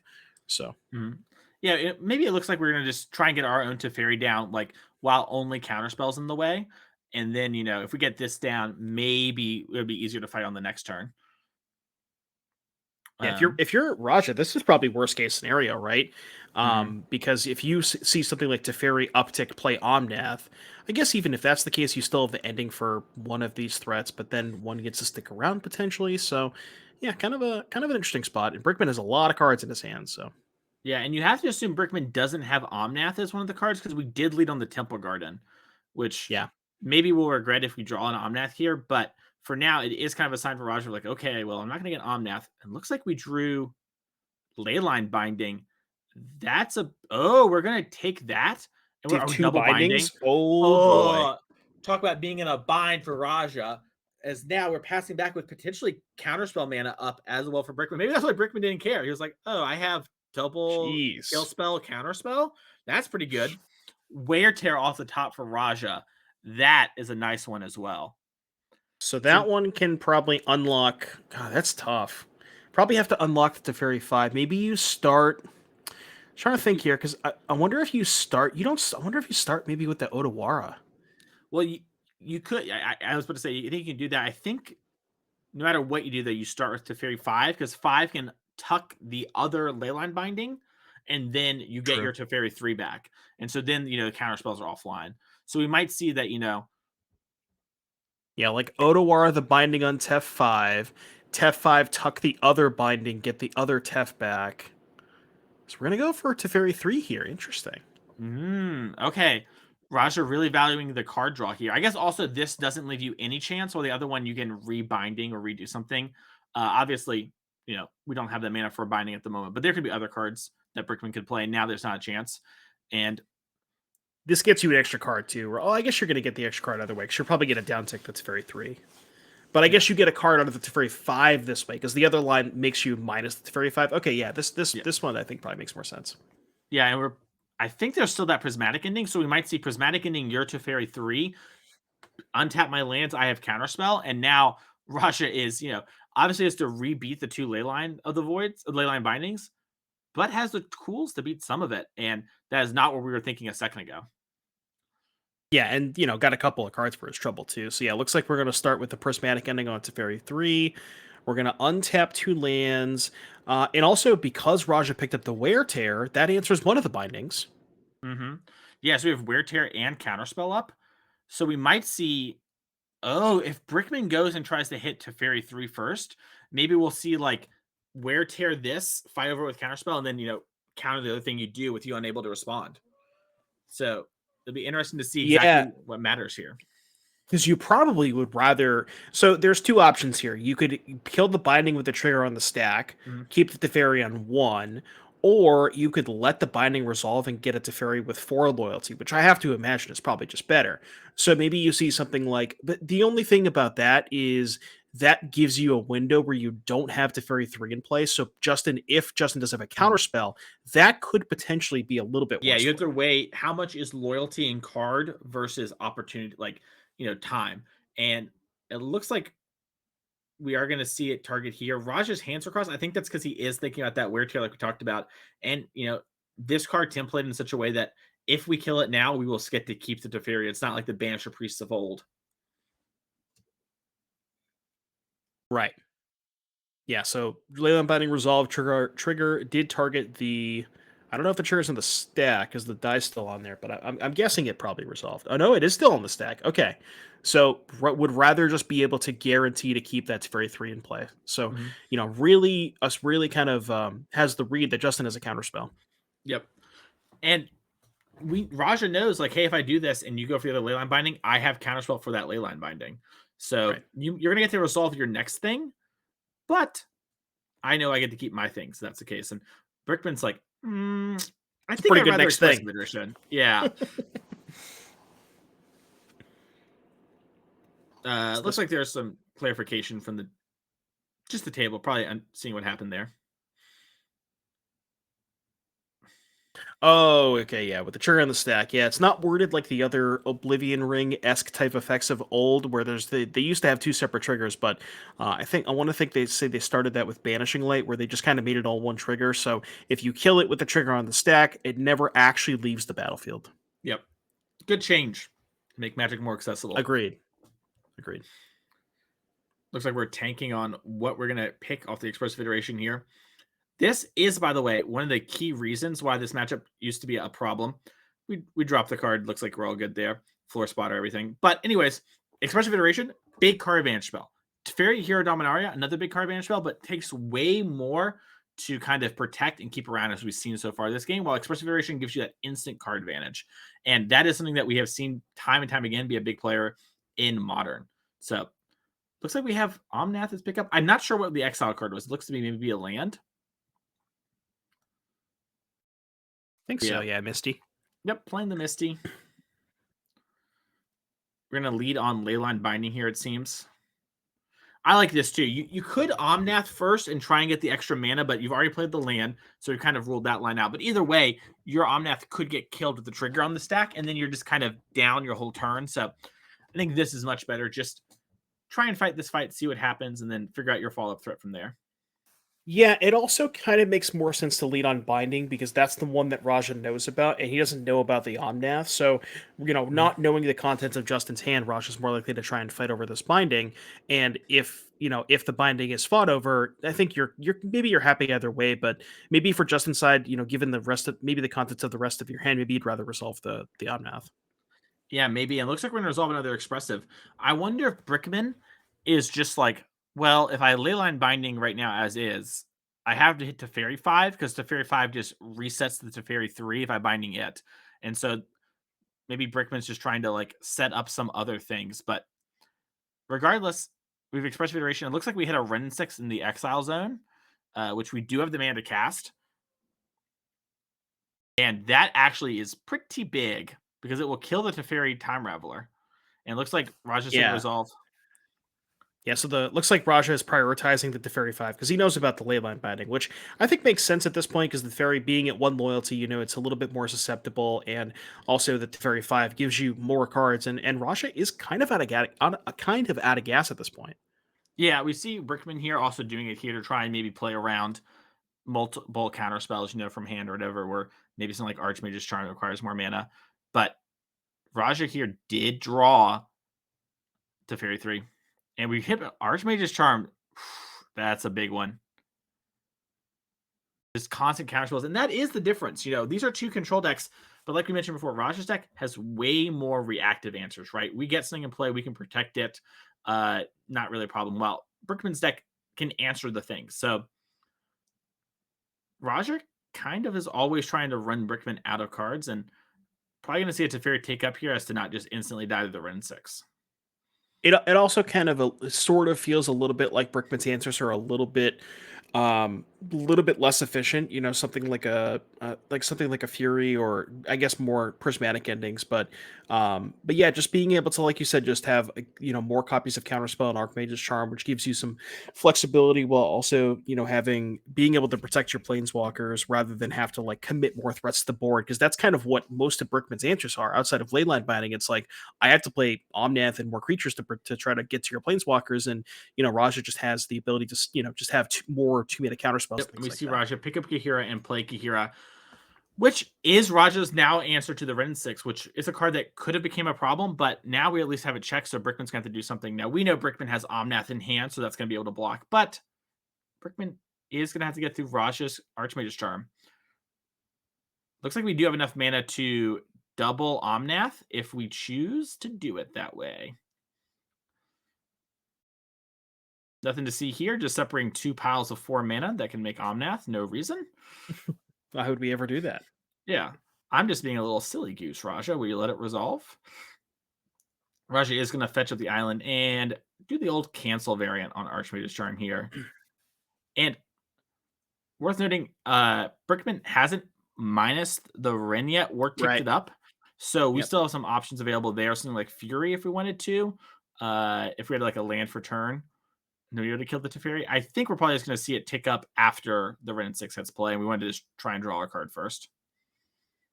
Yeah, so we'll see Omnath here. Ren and 6 is going to grab a land, and we'll have to see if Justin has something to deploy off of this this 5 mana. I think that was a red card. That might have been a Fury. Maybe, yeah. And we have the Ren 6 we can tick up. Also, worth noting, we can just play a fetch and wait and try and get the trigger to do 4 damage to all the walkers. True. Yeah, that is a good point. So it's a little risky because your Omnath can obviously get answered. But if you don't have anything good to play, it's honestly sometimes just the line. Because also, we're talking about walkers card advantage. Raj is at 9. Raj is kind of close.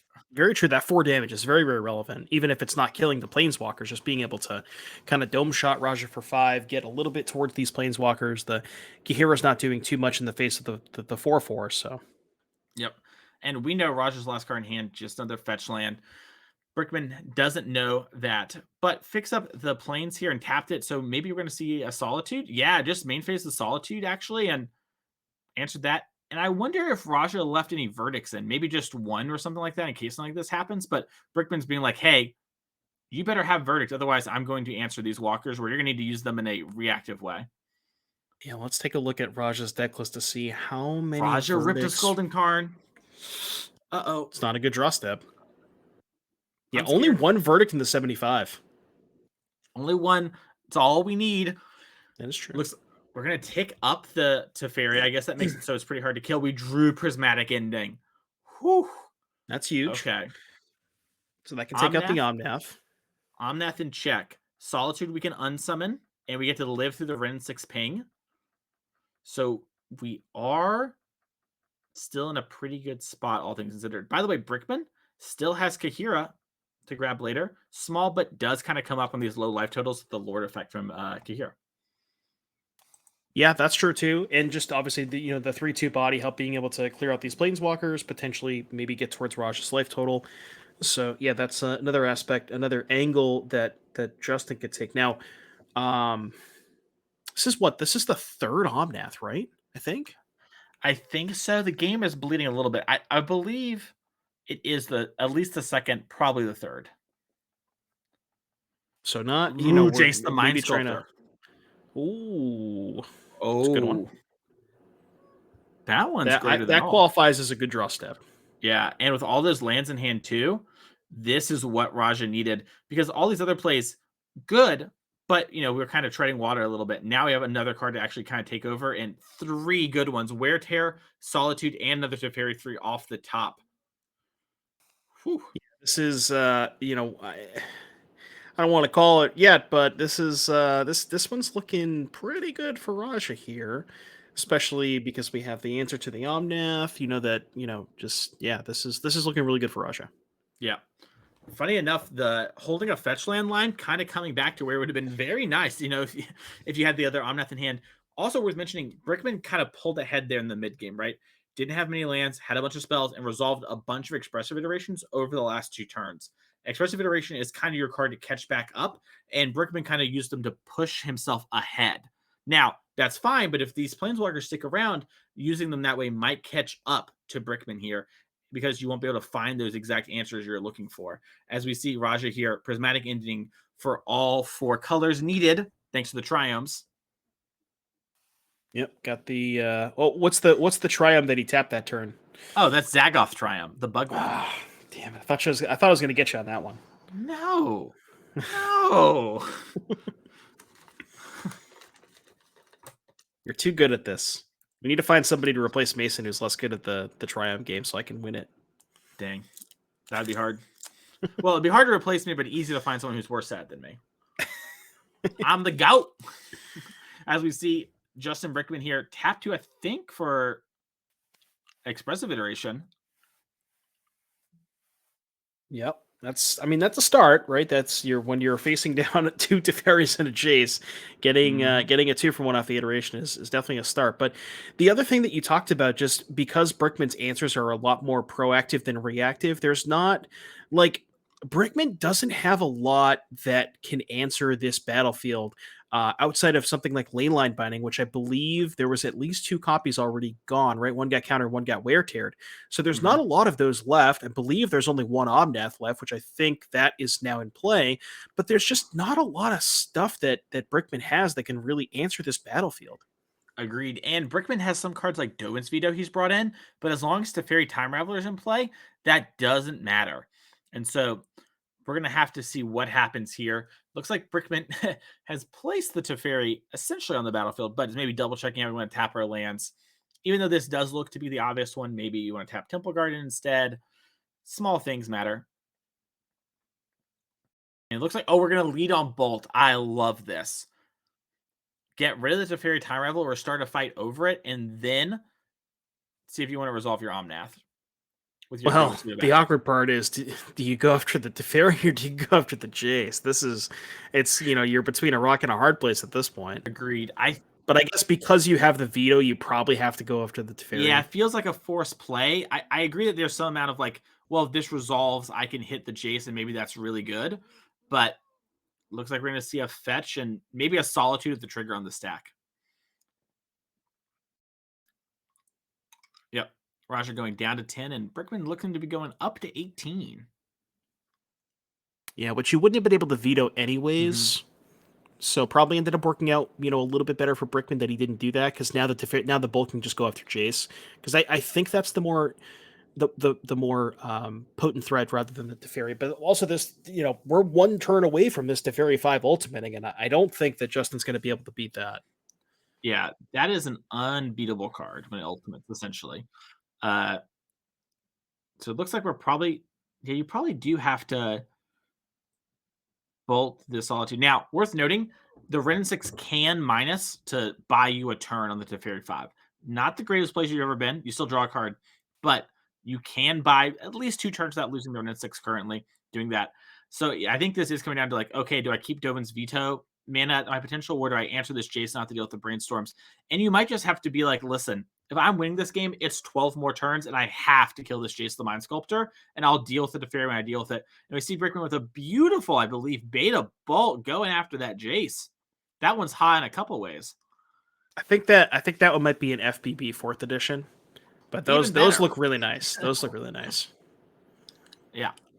You see, you found my weakness. I know the triumphs, but I just don't know the old ones. I got you with the old cards. Let me tell you that. I got you with the old cards. I was 3 when that came out. You know what I mean? It was just... I know the Power Rangers. I got them down. And we put Kahira in hand. Looks like maybe double checking, maybe. We're just going to... Oh, we're going to pick Kahira up and then just exile it, because Brickman has the exile zone off camera. So we're just going to answer that, which I kind of like. Your Ren 6 can maybe answer the Teferi like we talked about before, and just getting the Solitude off the board makes it so that when turning the corner might be an actual play. Yeah, just trying to protect the Ren 6 for as long as possible. But even, in the face of that Teferi ultimate, that Rakes doesn't work out in your favor, because Ren goes to 5, Tef ultimates, Ren goes to 6, and then Tef kills it. So yeah, this is, Justin really has to find a prismatic ending or the name that's escaping me, Blayland Binding, for this Teferi, or I feel like we might just be done here. Agreed. And once again, those cards aren't even permanent answers, right? We see Raja has a second Teferi Time Raveler in hand, and we could see something like take up, wait a turn with a Teferi 3 already in play, and then unsummon it, play a new one, and kind of move forward. So it's going to be a little bit of an interesting dance here, as I'm not sure what Raja drew for turn. He's keeping it a little close to the chest right now. Looks like at least a Misty was one of the cards, which I don't think was one of the lands we knew before. I believe it was Tarn and the Windswept Heath. So just pass back. And Brickman does have 7. Now, the thing about Ren 6 is your 7-card hands, when you've been Renin for a while, they're not as strong as one might think at first. And the minus here on the Teferi 5 is a good sign if you're Raja. Yeah, if you're in Brickman seat, that's definitely, that's like kind of your last resort play. And very, very happy to see that if you're Raja. Now, it doesn't deploy the Solitude. Could have gone after the Ren 6 there, but maybe feels like the Ren 6 is kind of just not that threatening in the grand scheme of things, because as long as you're kind of outpacing it, with the Teferi, then, you probably don't care too much about it. So 100%. And the Renin 6 is like your goal as Raja is, yeah, winning the game matters, but because you have more reactive answers than 4-color has threats, you can actually run them out of threats, which is ironically the inverse of the old problem. The old problem was the 4-color deck, well, part of the problem is they had such an answer density that you didn't have enough threats to overpower as many answers as they have. So now we're going to see the Solitude get deployed and then picked up with our Teferi. So we have an answer for, maybe the 4th Omnath, another Teferi, or anything like that. So yeah, Raja in a commanding position now, has Archmage's Charm up as well. And Brickman has some counter spells, but that Teferi Time Raveler is just turning them all off. And I think Brickman's about to concede. Yeah, he's going to get ulted by Teferi. Just all the counter spells couldn't keep up. And that's it. Raja Soloman has won the match for his team. So Connor, Raja, Adam are into the finals of the NRG 10K here today. Wow. What a wild round. That was such a sick one to see. We're going to give the players a little bit of time, I think, before we start our finals. But really, that was such an interesting matchup. So we're going to take a quick break real quick, and then we're going to set up for our finals and let everyone know what's going on. So we'll be right back. Buckle up, and we'll see you soon here for the finals.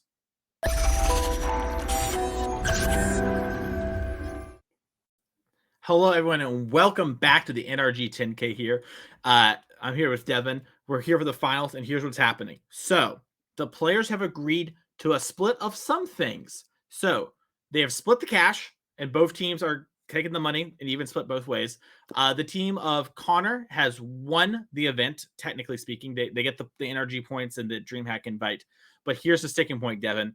And I know Connor Mullally is a big part of this. The hardware could not be just, they couldn't figure it out. One team wasn't willing to take $50 more, nothing. We have to play for trophies. Someone has to go home with a trophy on their mantle. So we're here to bring you those matches right now for the finals. The winners get the trophies. So congratulations to Raja and Adam and Connor for getting the NRG points. Raja and Adam, huge gaps like we talked about right before the semifinals about 9 years ago. Now they are tight in the leaderboard loose race. Raja's probably in a great position for season 3. We'll have to see that updated graphic tomorrow. But, Devin, what do you think about this? We're going to start with modern matchup. It's going to be blue-white control versus breach. Who are you feeling favored? What do you think is going to happen? Well, I'm all for playing for the trophy. I think that is a very important part of the winning the tournament, getting the actual physical trophy, sticking it right on the mantle is pretty nice. So we're going to have 3 matches here. We're going to have a mono green mirror in Pioneer. We have Painter versus 4-color Snow in Legacy. And we're going to be starting with, as Mason pointed out, Breach versus blue-white control in the hands of Raja. Now, I would typically say that I want to believe that the Breach deck is slightly ahead in this matchup because you have access to a lot of potent threats that aren't the easiest for Raja to deal with, specifically Urza's Saga, especially in a game 1 situation. So you could see, the Jeskai Breach player prioritize that. And then also, you just kind of trade off resources. And then if you ever resolve a breach, like on turn, 9 or 10, that resolving that breach is probably worth another, if it's not killing you immediately, it's probably worth at least 5, 6, 7 cards. So I want to say that Breach is ahead in this matchup, but let's head on down to the feature feature match area and find out who's going to be taking home the trophy as our modern players are ready to play. Looks like they have already resolved mulligans, and we got the trophy on the table to see what they're playing for. Those players really cannot let go of the trophy. By the way, Benjamin's team here is the one we watched in top 8 to play, and worth noting, this Breach deck does have Hall of Generosity in it, which is very important against the control deck because it allows you to loop the enchantments for forever. And that could be a card that comes up if this game goes a long way. Regardless, start off just lands for both players in the pass. Yeah, now one thing that we do want to point out as we take a quick look at Raja's deck list here, and you had mentioned this during the break, Raja has 2 copies in the main deck of Chalice the Void, and that is a very powerful card in this matchup because it does stop the combo from happening. You just tell Chalice on 0, and the Moxen / Mishra's Baubles never end up resolving, so you can't sacrifice them to the grinding station. So that is a powerful tool that Raja has access to that maybe some of the other control decks don't. Mm-hmm. So we'll have to see if how important of a role that plays. 100%. Also, if Raja's used a bunch of counter spells, we might see a Chalice on 2 just to make sure there aren't any value breaches. So a lot of different plays that Raja has available to him. And we have a grinding station. We might see a slam, or we might might dash a little Ragavan. Could also hardcast Ragavan. Yeah, it's interesting here because you have. I think I saw a Breach, a Station, and a Ragavan in a Mox Amber. So you almost want to keep the Ragavan in play so that next turn you can go land 3, Mox Amber, 4 mana, Station, Breach, and if Raja doesn't have a counterspell, we're done. Yep. Yeah, and Raja, fainting having actual counterspell has subtlety here, so it is a soft counter for the Ragavan. But I have to imagine with this Ragavan just being hard cast, we're not going to see Raja discard one of these Archmage's charms. Right. Now, we see Benjamin does have a Mox Amber and a Grinding Station, so weighing the options of is it worth going, casting the Mox Amber, playing out the Grinding Station this turn, exposing it to something like a Prismatic Ending. The upside of that play is you get the Grinding Station in play around Archmage's Charm. So that is something worth considering. Now, obviously, Raja could just steal the Ragavan anyways. Yeah. Also, it's going to grow those constructs. We have the Urza Saga on 1. There are no Spreading Seas from this deck from Raja. So Benjamin might just get a couple constructs and take over the game. Now, there are Archmage's Charms that can steal the construct tokens, but if they're stealing tokens, they're not countering spells. Right. I took a look at Raja's hand. I think there's 3 copies of Archmage's Charm. Is that correct? Yeah, I think there's 3 charms, a subtlety, and Leyline Binding. Get a binding? Okay. Which we can't cast for 3 mana. My Ragavan. Yeah, heads up play from Raja doing it main phase because there's the Mox Amber, so doesn't want to give Benjamin the extra mana. So maybe Benjamin doesn't have a land to be able to fire off those sagas, because I imagine if there's a land, that's probably what we're going to see Benjamin do over the next couple of turns here. Although he could go towards something like a Fable as well. Yeah, it's going to be interesting if he values, short-term games versus long-term here. You can obviously pass the turn. Looks like that's what we're doing. But yeah, you could have slammed the Fable in the clear there if you had wanted to. I think I kind of like staying with this longer. Despite being a combo deck, you have a lot of grind to the Grinding Station combo deck. Yeah, no pun intended, right? I'm sorry, there was a pun? Who punned? Somebody punted? Yeah. Oh, God, I feel that way. Should have ordered my food before the final started. That was on me. Anyways, we have a Windswept Heath coming down here, it seems. And now we do have Subtlety up, which low-key matters. Hardcasting that card can be a pretty big swing, even with the cheap creatures out of the Jeskai Breach deck, and create a clock. And Raja does need to kind of kill Benjamin.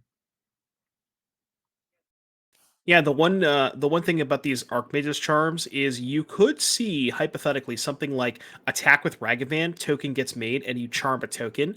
It looks like Raja, values being able to hold up counter magic, because if you do that and Benjamin has something like a breach, then we could just be done here. So makes sense that Raja doesn't want to kind of commit that, but something to consider for sure.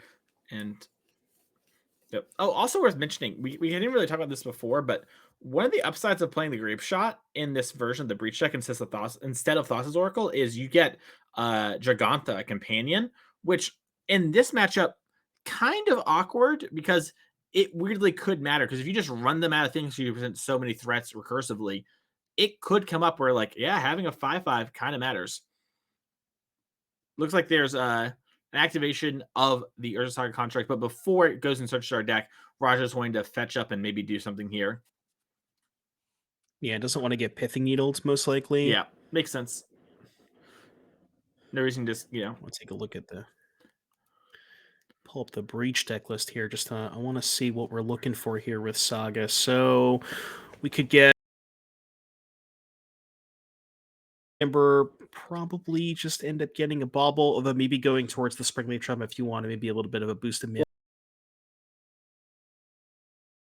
Oh, that's true. That is a good point. Yeah, and now suddenly it's my Ragavan again. This is why Urza Saga is so, like you mentioned this earlier, we've seen a lot of control decks of Spreading Seas because the card Urza Saga is so hard for a blue-white control deck to. These construct tokens require multiple answers from Raja, and it's really hard for Raja to kind of. Well, not one of those things where you can just let it sit around. Like, these things are 5/5s. Yeah, they're going to Raja kill has you. a single dress down, and that's it. And with the Hall of Generosity, a lot of constructs this game. And it looks like... Oh, that is true. Yeah, there is one. So it is going to be hard. It looks like we might be getting an Archmage's Charm.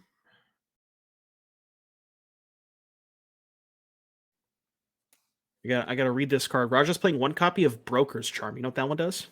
Obviously, but it's a Bant instant. You can one of 3 modes. Your creature gets +1/+1 until end of turn.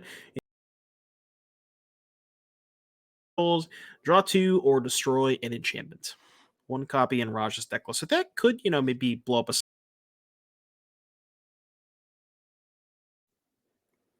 Looks like we're going to get Leyline the Void.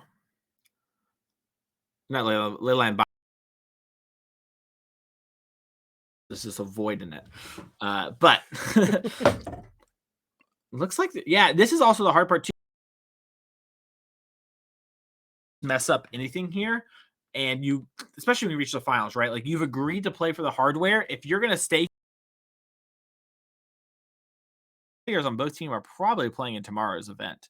So they got more Magic ahead of them. So you got to win the hardware. If you're going to stay.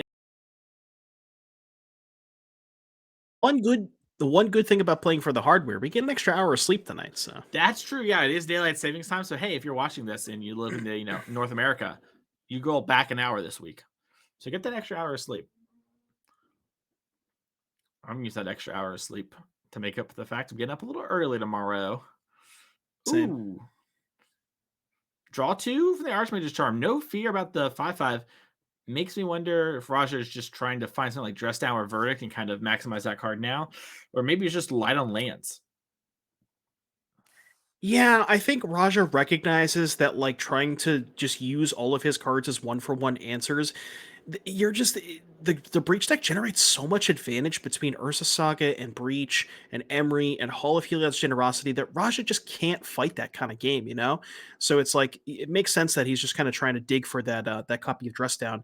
But we see the Hall in there's also the Fable too. Like I find it really hard that I find it hard to believe that Benjamin is gonna let this one slip away. Yeah, the Hall of Generosity really makes it where it's like if that was just like, I don't know, a fetch land or whatever, then I could be like, okay, Roger's starting to pull ahead. He can find a Verdict. We can win this. But with the Hall, we can just get Saga forever. And then eventually we can get Breaches forever. And so it's putting you in a really hot spot for Roger. So Roger's going to have to hope that Connor continues to win the Mono Green Mirror, most likely. Looks like we're having some tanking about if we should actually dash this Ragavan or not. It is pretty good if you dash it. It's a little 10 ball. You put Roger to 3.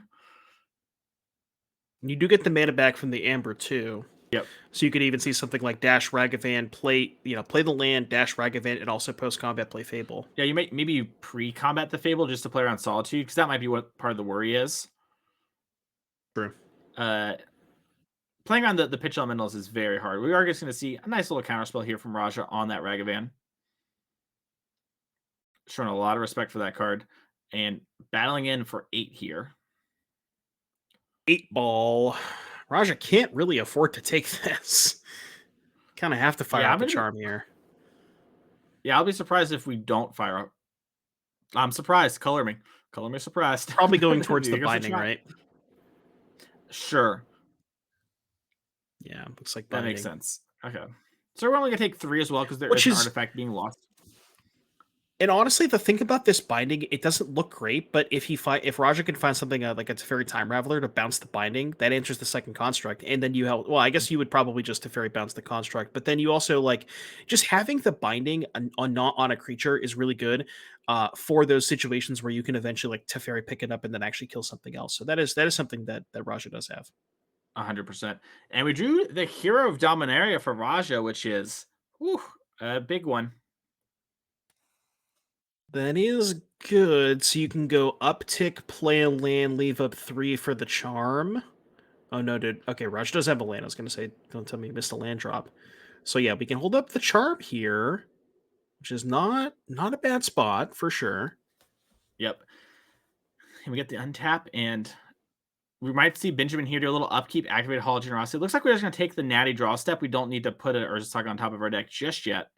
probably trying to look for some way to actually answer the Teferi, or maybe just wanting to develop this Teferi time revel of her own. Yeah, and then you could also see something like maybe go Teferi, uptick. Well, actually, you have to Ragavan.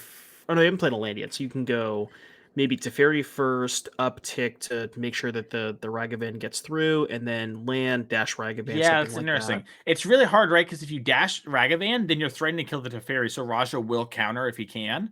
But if you play Teferi, Raja has to counter, which means you might get to kill the Teferi.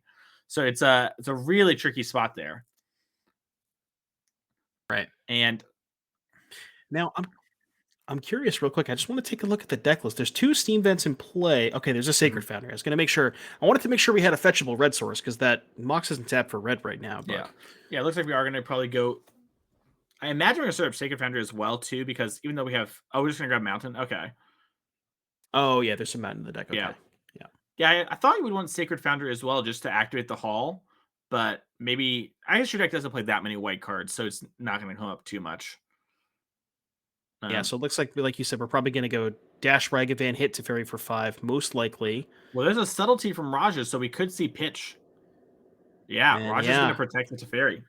Yeah, recognizes that this Teferi is like kind of the thing that's holding him in this game. So I definitely like that play from Raja. Teferi's going to... The number one thing in tech support is you just did you turn it off and turn it back on? Mm-hmm. They tried that with Modern. They're like, hey, if we like undo the Luris, will that be better? And they're like, okay, what about Yorion? And I think it has with the Yorion. I think it's great right now.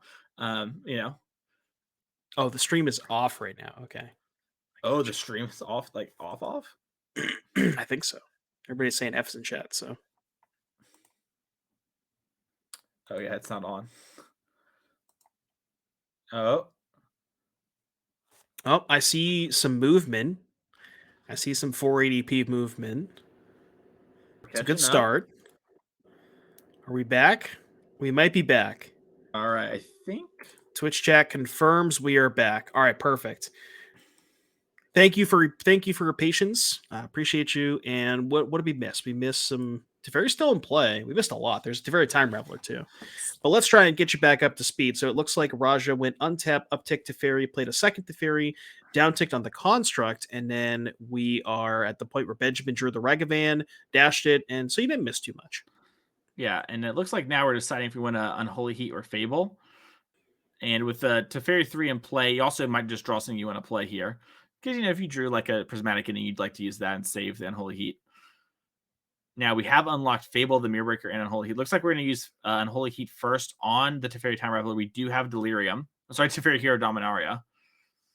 Yeah, love this. Love this. Because if Raja has a counterspell, you're kind of putting him in the squeeze. It's like Raja almost feels forced to fight over this Teferi Hero of Dominaria, I think, at least if I'm in Raja's seat. And then, worst case scenario, it's like, okay, well, then I'll just resolve Fable, and it's not that bad. And with Raja now at 3, because I believe that Ragavan connected, maybe, I can't tell, I don't know if the 5 is the updated life total, but that Fable potentially representing lethal if Raja is at 3. Yeah, and I believe most of the breach decks play some number of bolts. So Raja might be thinking like, oh, if I just die to a bolt here, can I really afford to have that happen to me? Looks like no bolts, but 1 Galv Blast and 1 Grape Okay, Shot. Galv Blast, the Super Bolt, and it's on. We have the treasure. Yeah, and even something like the Grape Shot, that could if Raja is in fact at 3, or even if not, you could like dash Ragavan, maybe play a spell after that, and then maybe the Grape Shot goes upstairs. So, yeah, a lot of stuff that Raja could potentially important lose to note, Aaron has beat Connor in the mono green mirror, broke serve. Connor's whole team here, everyone on the left, is on the play because they are our first seed coming into top 8. And winning the mono green mirror when you're on the draw is super pivotal to winning the match. That means you will for sure get to be on the play for at least game 3. Yeah, that is something you don't see very often. Mono green winning on the draw in the mirrors. So, yeah, shoutouts to Aaron for doing that. And I believe our legacy match is still in game 1. I know you mentioned during the break that you thought the legacy match was going to go pretty long, and looks like you're probably correct here. Yeah, I think there's just a lot of things. There's like a lot of time for Sarah Lynn to build up her game plan and execute on it. And the 4-color Snowco deck doesn't kill very quickly unless it finds Mitskimbu or earlier row. So, but Raja here. Apparently, I'm getting a word from the commentator, or the Lords on High, that Mitskimbu actually was just played. So the game might be getting wrapped up there a little sooner than we would have thought. But Raja is just kind of tanking. I mean, if you're Benjamin, you have to know that there's a counterspell now. Oh yeah, for sure. Given the how long this Unholy Heat's been on the stack, right? Yeah, we saw Raja Hollywood a little bit on turn 2 with counterspell. That's fine. Sometimes you got to act a little bit, but this is just like, if you don't have the counterspell, what are you doing with your life? So Raja has the counterspell for sure, and is probably worried about something like Galvanic Blast. And boom, Just fabled Mirror letting Breaker. it go. Letting it. I'm very surprised at Raja's patience here, and I don't know if it's necessarily going to pay off, because I think you'd rather have the Teferi in play than the Fable, being countered, but we'll have to see. Yeah, oh, big pickup. We have Odawara and Chalice the Void, so we might see a Chalice for 1 here just to stop the Ragavan. Yeah, stop the Ragavan, stop the potential Galvanic Blast draw step, so actually not a terrible spot for Raja. Can pick up the Kahira, maybe go towards that next turn. Not really in danger of dying, especially with the Chalice shutting off the Ragavan and the Galvanic Blast. Now, looks like we're going to see an upkeep top the Fable. I love that play. Absolutely love that. Yeah, all Generosity really showing off there how strong it is. Also, by the way, what an insane sicko play. This is why Raja is the control player to be afraid of. Navigating this game perfectly to get into position where now Raja is like, well, I can probably beat Gal Blast if I wait a little bit. And countering the Fable is obviously a little awkward with Hall of Generosity in play, but to put Raja in a position to maybe grab it. And I think Raja just ripped Jace the Mind Sculptor. And well, okay then. That one's good against now we got a game. Yeah. Fable will let Benjamin here loot away the Ragavan, so we are going to get rid of that dead card. But the Jace will also answer the Goblin Shaman, and that's a pretty good place to be. Yeah, like you're saying, Raja has played this game extremely well. There's been a lot of decision points where, what do I fight over? What do I want to prioritize? And I think Raja has navigated this game basically flawlessly. And yeah, like you said, it's not a surprise to see Raja in the final series. As we talked about the back-to-back-to-back top 8s, and we can definitely see why. Very kind of a master with this blue-white deck. Yeah, if you're looking to get better at control, Raja Soloman is the player to go to. And we're going to see watch this match. Yeah. And we put a Saga on top, have another Saga. Not the worst problem to have, especially with no spreading Caesars from Raja's deck. As we see a passing of the turn, and we are going to see some constructs get made. But in the meantime, Jace the Mind Sculptor gets to start activating. And while maybe not as good as it was when it first came out, still an incredibly powerful card. Right, especially on this board where there's not a ton of pressure. Although the Saga can, Raja is at 3, so he does have to be a little bit careful.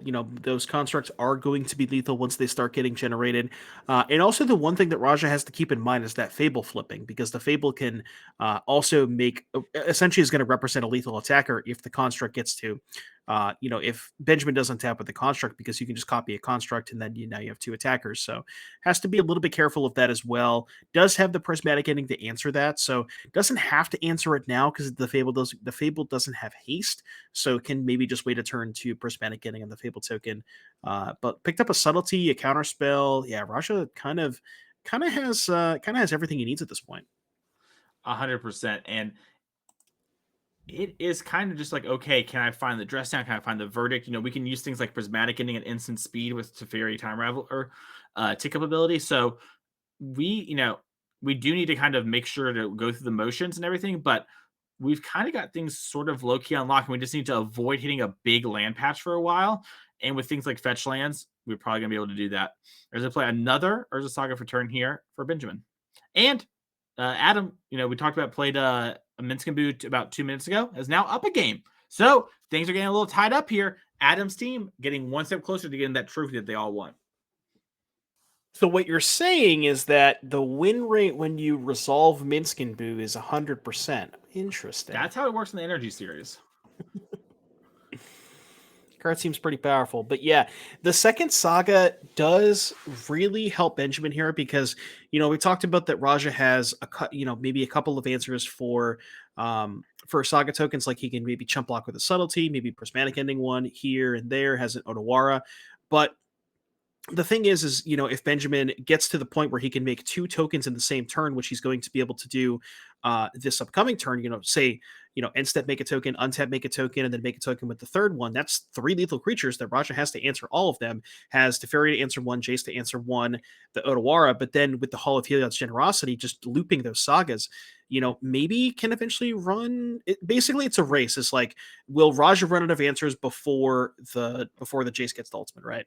Yeah, and like you mentioned, that Leyline Binding now, we can unsummon it with our Teferi, keep the Teferi and have another answer to a Saga and move towards another card. So we might be seeing, you know, Raja maybe has, I would guess, 3 turns at the current rate, which is a lot of time when you have Jace the Mind Sculptor brainstorming.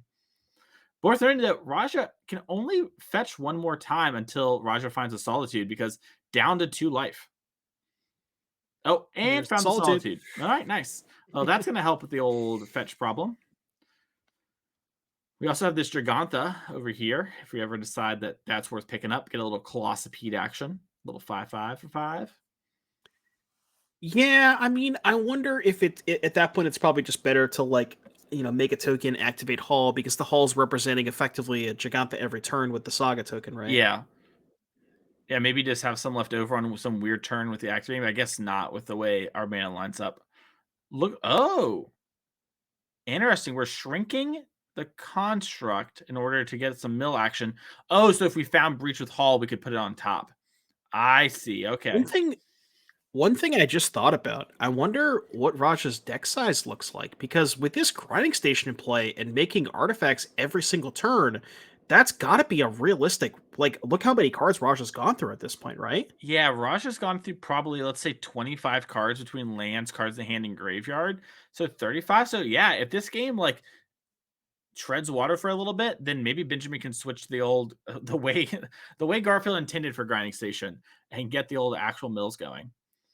Yeah, and that's kind of the cool thing for Benjamin here is, like, because you're attacking him on 2 fronts, you're forcing Raja to answer all of these construct tokens, and every time Raja does answer a construct token, that's 3 more cards from Raja's deck, right? And Raja doesn't have a choice; he has to use his removal spells on these tokens because every single one of them is a lethal attacker. So it doesn't really have the luxury of potentially maybe being able to answer the station. So yeah, kind of putting Raja in the squeeze here. And we are going to see. We pop the bobble net to get some information, but I think we forgot about Solitude, because Solitude can now actually eat both in combat. If Benjamin isn't going to activate the Urge Saga. Now, Benjamin might just activate it and that won't be a problem, but for sure the attacking one is going to get answered here by the Solitude. And the Solitude also presents a lifelinking threat as well. It looks like we might lead on Binding and maybe Solitude in the end step. Interesting. I wonder if this binding is going after the station. Now it looks like it's not, because I figured maybe you go like binding the station and then Solitude the token, Sure. but maybe Raja doesn't feel like he has the luxury of answering the station.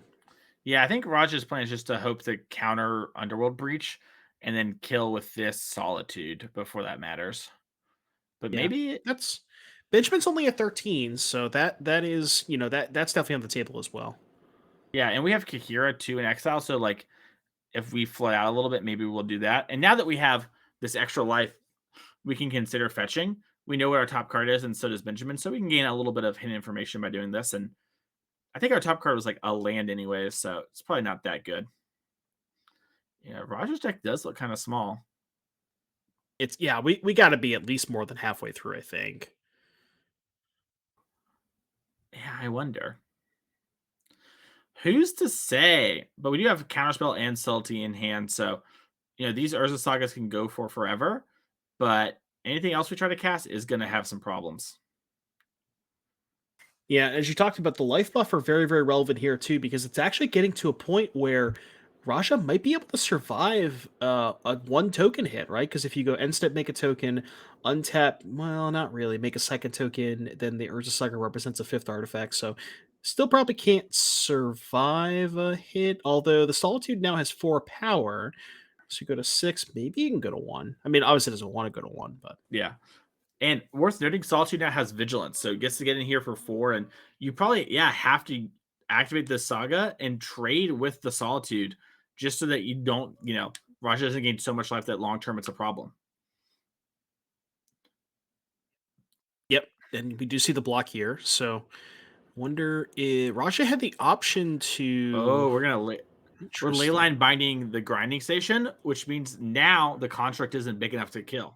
Oh, yeah, that's pretty good. So that's actually a really good sequence for Raja because we just talked about how he kind of wanted to answer the station. Now you get to answer the station and also kill the Saga token. So really, really good heads up play for Raja there. Agreed.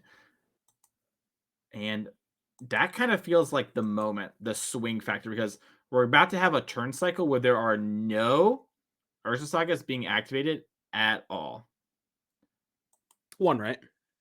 Oh, because next turn, yeah. And then we have to put it on top either in our upkeep or wait a little bit, and we have Fabled Mirror Breaker in hand. Now, Benjamin doesn't know that Raja has a counterspell in hand, but this is the classic commentator curse. I said maybe five turns ago. I talked about how I didn't really see Raja coming back in this game, and Raja has just navigated this game so flawlessly, so perfectly.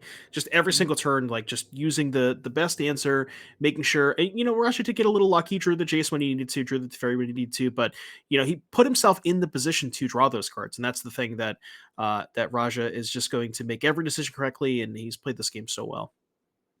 100% agreed. Yeah, you have to put yourself in the position to get lucky, and no one wins a tournament without getting lucky. When someone says, "Oh, they got lucky to win," it's like, well, yeah, you play a bunch of Magic, you're going to have to get lucky to win one of these big tournaments against these great players and these great teams. So, not a disclaimer, but we do see Underworld Breach get put on top, and that is the beginning of maybe breaching every single turn. Now, maybe this turn isn't the turn we actually go for it, but going forward, we might see just cast a breach, cast a breach, cast a breach, and with Raja having an actual clock of 7 here on the board, that does matter because Benjamin's at 15, so there's 3 turns before Raja is going to, potentially lose to the breach. Hypothetically, if Raja does not have a counterspell, are we done? No, I think the way it works here is because we don't have an Emry or we can't cast Dragon. Oh, we're a mana short. Yep, okay. Yeah. Now, if there is an Emry in the graveyard, maybe got milled over with the activated grinding station and we missed it, then we could go for it because we'll have another artifact here. But I think there is no Emry. If there is an Emry, we might see it. 1 mana. Mana floating. Okay, we're going for the breach. I think Raja does have a counterspell, so it's a moot point, but. Yep, and we got a counterspell here. We got some updates. Another Minsc and Boo slammed in Legacy, so that might be a bad sign for Sarah Lynn if she can't find a way to paint her servant there. But going on here, we got a little bobble activation. Yeah, let's see if we can keep the dream alive of 100% win rate for Minsc and Boo's being cast. Yep. And we drew another Mox Opal here for Benjamin. Kind of important when it comes to the turn we're going off if we're having to spend so much mana on Hall of Generosity every turn. Right, so I'm trying to think of how much mana do we need to get to. So hypothetically, if Ben upkeep activates the Hall, 3 mana left over, that wouldn't quite be enough, right? Because you would go Breach, then you'd have 2 mana, you go 3 activate, Breach, then 1 mana left over, cast the Emry, you have a Mox. I guess if you have a second Mox, then you can go float mana, second Mox, tap mana, play the station, and then you're good to go from there. Yeah, I agree. I wonder if Benjamin was supposed to grab Springleaf Drum last turn too, just to have the artifact in play and have something that you can convert your Urza Saga tokens into mana if you decide to go that way. But Raja here, I believe, there's also something worth considering. Raja, okay, I didn't see. There's a Teferi in hand. Raja could, now I don't know if you want to do this, but you could Teferi bounce the Chalice and replay it on 0. Mm-hmm. I don't know at this point in the game if it's better or to worse to have it on 1 versus 0. It's kind of close. But with Benjamin going for the breach every turn, I think maybe it's safer to put it on 0. So I think what you do is, because Raja has 2 Teferis, it's Teferi unsummon the Chalice, draw or whatever, and then Teferi unsummon on the Amber, and then you can put it on 0, and then there's no Ambers either. So that makes it harder for the actual combo to go. And so Benjamin would have to assemble more pieces for the combo. And Raja, incredibly skilled control player. We talked about how perfectly he's navigated a lot of this. I am curious how skilled he is at knowing how the breach deck wins. Some players are very, very good at knowing how all the decks in the format works, and others kind of into things in the moment and figure it out. It looks like Raja is kind of checking here, and I would assume as someone, especially making it to the finals today, knows, at bare minimum, the basics of what it takes to breach the combo. Right. And chat pointing out, I think Roger just might have the second chalice rolled up in hand, so it doesn't even have to go through the Teferi. There's the Broker's Charm. Let's go. So maybe can save that as a disenchant for maybe a breach turn. But yeah, that one's just a sort of another layer of interaction here for Raja. But yeah, Raja kind of has a lot of options here. Putting back a deluge, interesting. This probably already has enough cards. So yeah, and slamming for 7 here. And Raja does have Subtlety hand, so it is lethal on the next turn if Benjamin can't win. And we might just see Raja just put a chalice on 2. And we have confirmed the 100% win rate for Minsk and Boo being cast. Adam Wasbird Moses taking the match 2-0 over Mono Red Painter. So, yeah, Malele, Soloman, and Wasbird Moses up a match. Yeah, a huge get there. We still see that Connor versus Aaron is going on in the Mono Green Mirror. So that match is a very important one, too. Connor needs to kind of tie things up there to keep them alive. But Roger's doing a good job of sort of getting ahead in this game. And we do see Fail the Mirror Breaker coming down here for Benjamin. And then we have Bobble coming down, looking at the opponent thing. And we're checking out a Mono Green real quick. Oh, a lot going on there. Well, we're not missing a ton. I saw Love Letter cards in play. Who knows what they're doing? And yeah, it looks like lethal. So actually, send me back. Go back to Pioneer. I don't want to watch shuffling. I'd rather watch this. All right, I'll give you the board state. We got a Karn. We got a Kiora. We got a Boat. We got a Cavalier. We got some Wolf Willow Havens. That's for Aaron. Looks like there might be an Astika's Chariot or something at the top. Maybe it's another Cavalier. I can't quite see. It's cut off a little bit. Meanwhile, for Connor, we have some Love Letter tokens. I'm going to assume that those are Love Struck Beast tokens because they're Love Letter. Kiora, Oath of Nissa, Boat, Cavalier, Love Struck Beast, Elvish Mystic, I think Lanor Elf at the bottom there, along with an Old Growth Troll in the lands for Malele. And a complicated board state with a lot of options open to Aaron. And Aaron just picked up the Cauldron, and that's probably pretty good. Now, there's no Nykthos to really capitalize on everything, but we're going to have to see here. Looks like we've cast a Love Struck Beast a little bit off camera and then triggered the draw trigger, and we have Nykthos. Yeah, I think okay, I was going to say the Cauldron picked it up, but I think that was just maybe we already had the Nykthos, so.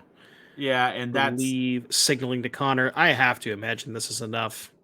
Yeah, I mean, you only need 8 devotion along with the things pre-set up, and it looks like Aaron has, from what I can tell, at least 7. But it's hard to know. I know there are some things off screen, so looks like there's some out of shortcut. Maybe Connor's like, it is possible Connor's played this Mono Green deck a lot. Aaron might not have the hard combo right now, and just legitimately might be like slow on it or whatever. And so Connor's like, yeah, do it. Like, you don't have the devotion to. There's some other things being shown off screen. It looks like maybe there's like, hey, show me you didn't board in the Bank Buster and the other thing, so I know you can do it. Either way, looks like we're just double checking. And Connor's extending the handshake. So Connor finally loses a mono green mirror. Feels like the first time in 10 years. But that means all eyes on Raja versus Benjamin. Raja up a game. And we do have the players sideboarding here. Looking at the open deck list, we got a hug here from Aaron. Aaron's like, I've done all that I can, Captain. Worth noting, Connor lost both games on the play. That's insane to me. Yeah, I mean, it is really like typically the play draw matters a lot in that matchup, but sometimes you just, you storm and you don't hit the things and they do, and it didn't matter that you ahead a turn. Besides, being able to draw means you're up a card, right? You get that draw for turn, and sometimes in your critical mass deck, that's all you need. Regardless, looks like we got some sideboarding action going on here. And Raja up a game in a matchup that I think is a little tricky, but Raja, an expert at his craft. Such a great control player. And Benjamin, no slouch on Breach 2, has won a bunch of games where we thought things were looking awful and has navigated all the way to the finals here. Let's talk sideboards real quick while we have a second. I don't know if we can. Probably can't get them on camera for you, but we'll just go over them real quick here. So Raja has a 1 Supreme Verdict, 1 Force Negation, 2 Wear Tear, 2 Aether Gust, a Dovin's Veto, a Hallowed Moonlight, a March of Otherworldly Light, 3 Veil of Summer, a Chalice, and a Dress Down. So if I'm Raja, I'm probably looking at the Wear Tears. I think those are pretty good. Probably looking at the March of Otherworldly Light. There's a lot of enchantments on Benjamin's side. The Chalice of the Void, and potentially the Dress Down to be able to fight over Urza Sagas. I don't know if we want to go towards something like Veil of Summer. There's not a ton of counter spells in Benjamin's deck, so.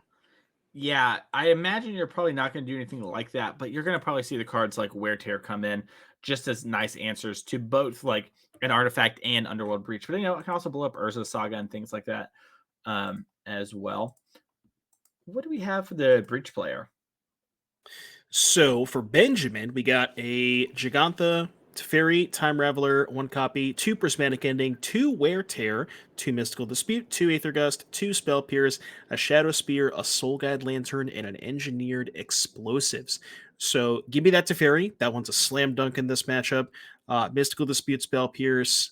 Spell Pierce maybe a little less good if you expect the game to go super long, but I guess you could argue for the same for Dispute. But Dispute being able to answer planes are, I guess not. Yeah, okay, never mind. I'm thinking of something else. But yeah, Dispute, Spell Pierce, and I think that's probably it. So EE is a card that weirdly comes in some of these spots because EE works as a Mishra's Bauble or a 0-mana artifact for the combo and gets around Chalice of the Void. And since your Urza Saga can make 1 colorless, you can actually get around a Chalice for 0 as well. So we might see EE come in here. It's just like, yeah, like whatever. I don't need one of these cards. This gets around Chalice, and it's another combo enabler. It's the worst one, but it's one I can have. Looks like Raja's kind of pulling through it. Blows up the Chalice too, which is pretty important. Yeah. Yep. Big game there. And also you can put it on 3 for Teferi Time Raveler stuff, which is like small in this matchup, but it doesn't matter, like Raja not having the sort of setup is important. And with treasures, we could see an EE for 4 for something like Teferi, or even, for Jace, or even 5 for Teferi. So a lot of different options available to Benjamin. One of the things that is really unique about this Jeskai Breach deck is it's such a reactive sideboard. And it's like, okay, well, which battles am I looking to fight? In an open deck list, it's a little easier to pick those battles. Oh yeah, for sure. You know exactly how many copies of those specific sideboard cards that both players have access to. You know exactly what to play around. You always get those. You're always in these spots where you question yourself. Like there's like do I want to play around Spell Pierce, and you don't know how many copies they have, and it's like now having that information is just so much more beneficial. And like you were saying earlier, a lot of people going to the Atlanta RC. This is good practice because that is going to be open decklist as well. So there's a different kind of atmosphere when you play in an open decklist tournament. Just always knowing exactly how many cards to play around, what sideboard cards do I play around, especially when you're playing a graveyard based deck. Like what do they have? Ley lines? Do they have other graveyard hate? So on and so forth. So yeah, open decklist is definitely adds another layer to the. Yeah, and worth mentioning, Connor is someone who has played a lot of the Breach deck. So Connor probably also has a good idea of what would come out from Benjamin. And typically, we talk about teammates and helping teammates down, you're leaking information. We talk about Raja maybe doesn't know. We don't know. Maybe Raja does, maybe Raja doesn't. But either way, can tap on Connor and be like, hey, can they go for it next turn? And Connor's played the deck enough to know yes or no, or it'd have to look like this. And having that sort of resource, even if Raja can do all that easily on his own, which I'm sure he's totally capable of, not having to use your brain power on that when it's about to be 10 o'clock at night, you've been playing Magic for 12 hours, that sort of thing matters. And when you're playing for the hardware like this, you want to give it all you got. Oh yeah, for sure. So we get a little bit more shuffling here, but talk to me. Who do you think is does post board, does play draw? We looked at the sideboards. Who do you got in the post board games? Theoretically, I'm a big fan of the Breach deck in this matchup, but it's really hard for me to root against Raja, especially in this. I think though I'm gonna go with Benjamin for the win. I think the matchup is good enough, and Benjamin has enough tools and really got so close to kind of maneuvering really well against Raja and did a great job of playing that game. And I'm just gonna go with Breach. What about you? I think I'm with you. I mean, I took Breach for game 1, and I thought Benjamin was in a commanding position and, really had all the tools that he was going to be able to need. And even post board, Raja does gain a little bit, but Ben gets a little bit too. So I think I'm going to stick with Benjamin. I'm kind of with you. I just think that the combination of cheap threats in Ragavan and Emery, this like inevitable late game that Raja doesn't have an answer to with the Hall, like if he ever draws the Hall and has enough mana to get going with that, which he did game one. But yeah, I think I'm with you too. I think I'm with the breach deck. Well, let's see what happens here. Now that Benjamin's mulliganing, I kind of want to take it the other side. Although I'll say this, I played a team 10K with Jesse Robkin, one of the breach heads. And round one, she mulled a 4, and I just looked over on turn 3, she had the win. So the deck can mulligan well. When your deck can win on very low number of cards, your deck's kind of strong. Yeah, Mult the 4 win, but not playing Tybalt's Trickery. That's what I'm used to when I Mult the 4. So. Wow. Aspiring Spike ruining Pioneer. Yet, he says Pretty he likes much, Modern, yet he ruins Pioneer. I think he was just mad that Pioneer streams were taken away from Modern before the RC. So he just went in there, just caused a little mayhem, and it's like, all right, back to the cool stuff. Yeah. A saboteur, if you would. And then everybody had to play against, Tybalt's Trickery for 3 days. I just didn't play Pioneer, baby. I gave up. No shot. And it looks like we're going to put back a Wear Tear and keep a Bauble of Dispute, and I think a couple lands. Disputes did come in, which we kind of expected. Good at fighting over Teferis and Archmage's Charms. And yes, they get a little bit, they are a little sketchy if the game goes super long, but, as long as you can almost always convert them in a meaningful way. Yep. Oh, it looks like there's maybe some. I'm going to actually put back this Mox Amber and keep this Bauble. I kind of like that. Like, you want the Amber eventually, but you kind of want other cards early. So just keep the Bauble. And if you have a fetch land too, you make a little scry action. So we're going to Bauble ourselves, figure out if we want to fetch or not. It looks like we're just going to keep it. Yep. And we're going to draw from the Bauble trigger. Too many Baubles. Nice. Raja's got a card. Raja had a Castle Vantress, the most powerful land in all of Modern. Let's say I know Raja's good. He registered 59 good cards in Castle Vantress, and he was able to still win. Looks like by Castle Vantress, you mean Lonely Sandbar, then yeah, I'm with you. Yeah. Yeah. Wow. Really a card you're allowed to put in your deck. One day society will move past Castle Vantress, but today is not that day. And like I said, Raja's the goat at control, so if Raja's doing it, I guess it's right. But we're going to see Urza Saga here from Benjamin in a passing of the turn. Does Benjamin have the third land, though? That is the question. Yeah, Flooded Strand, I think. Okay, all right. So we got... Oh, we have a Scalding turn, too. Okay, our Baubles drew some lands. And yeah, now we have Activate the Sagas again. Just like game one, going to provide some powerful pressure. And then we have Teferi Time Reveler to follow up after these sort of provide a little bit of pressure. And yeah, just getting the Zagoth Triumph here for Raja, got full 5 colors for Leyline Binding. Yeah, small thing. I might consider fetching Upkeep. Obviously, that Raja doesn't have the Wear Tear now, but because he would have main phased it. But just to make sure that he doesn't draw it, I think I'd maybe like Upkeep fetching, because if Raja says go and you crack the fetch and you get the Saga response Saga, Wear Tear Saga, that's maybe a little rough for you. Agreed, 100%. We do see a Castle Vantress here from Raja.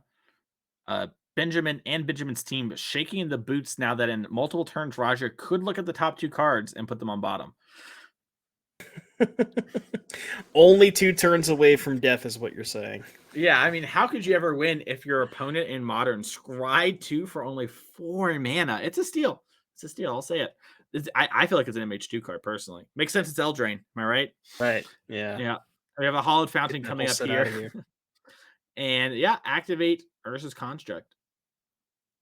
The joke is they banned the wrong card, right? They should have left Oko. They didn't ban the castle. What are they doing?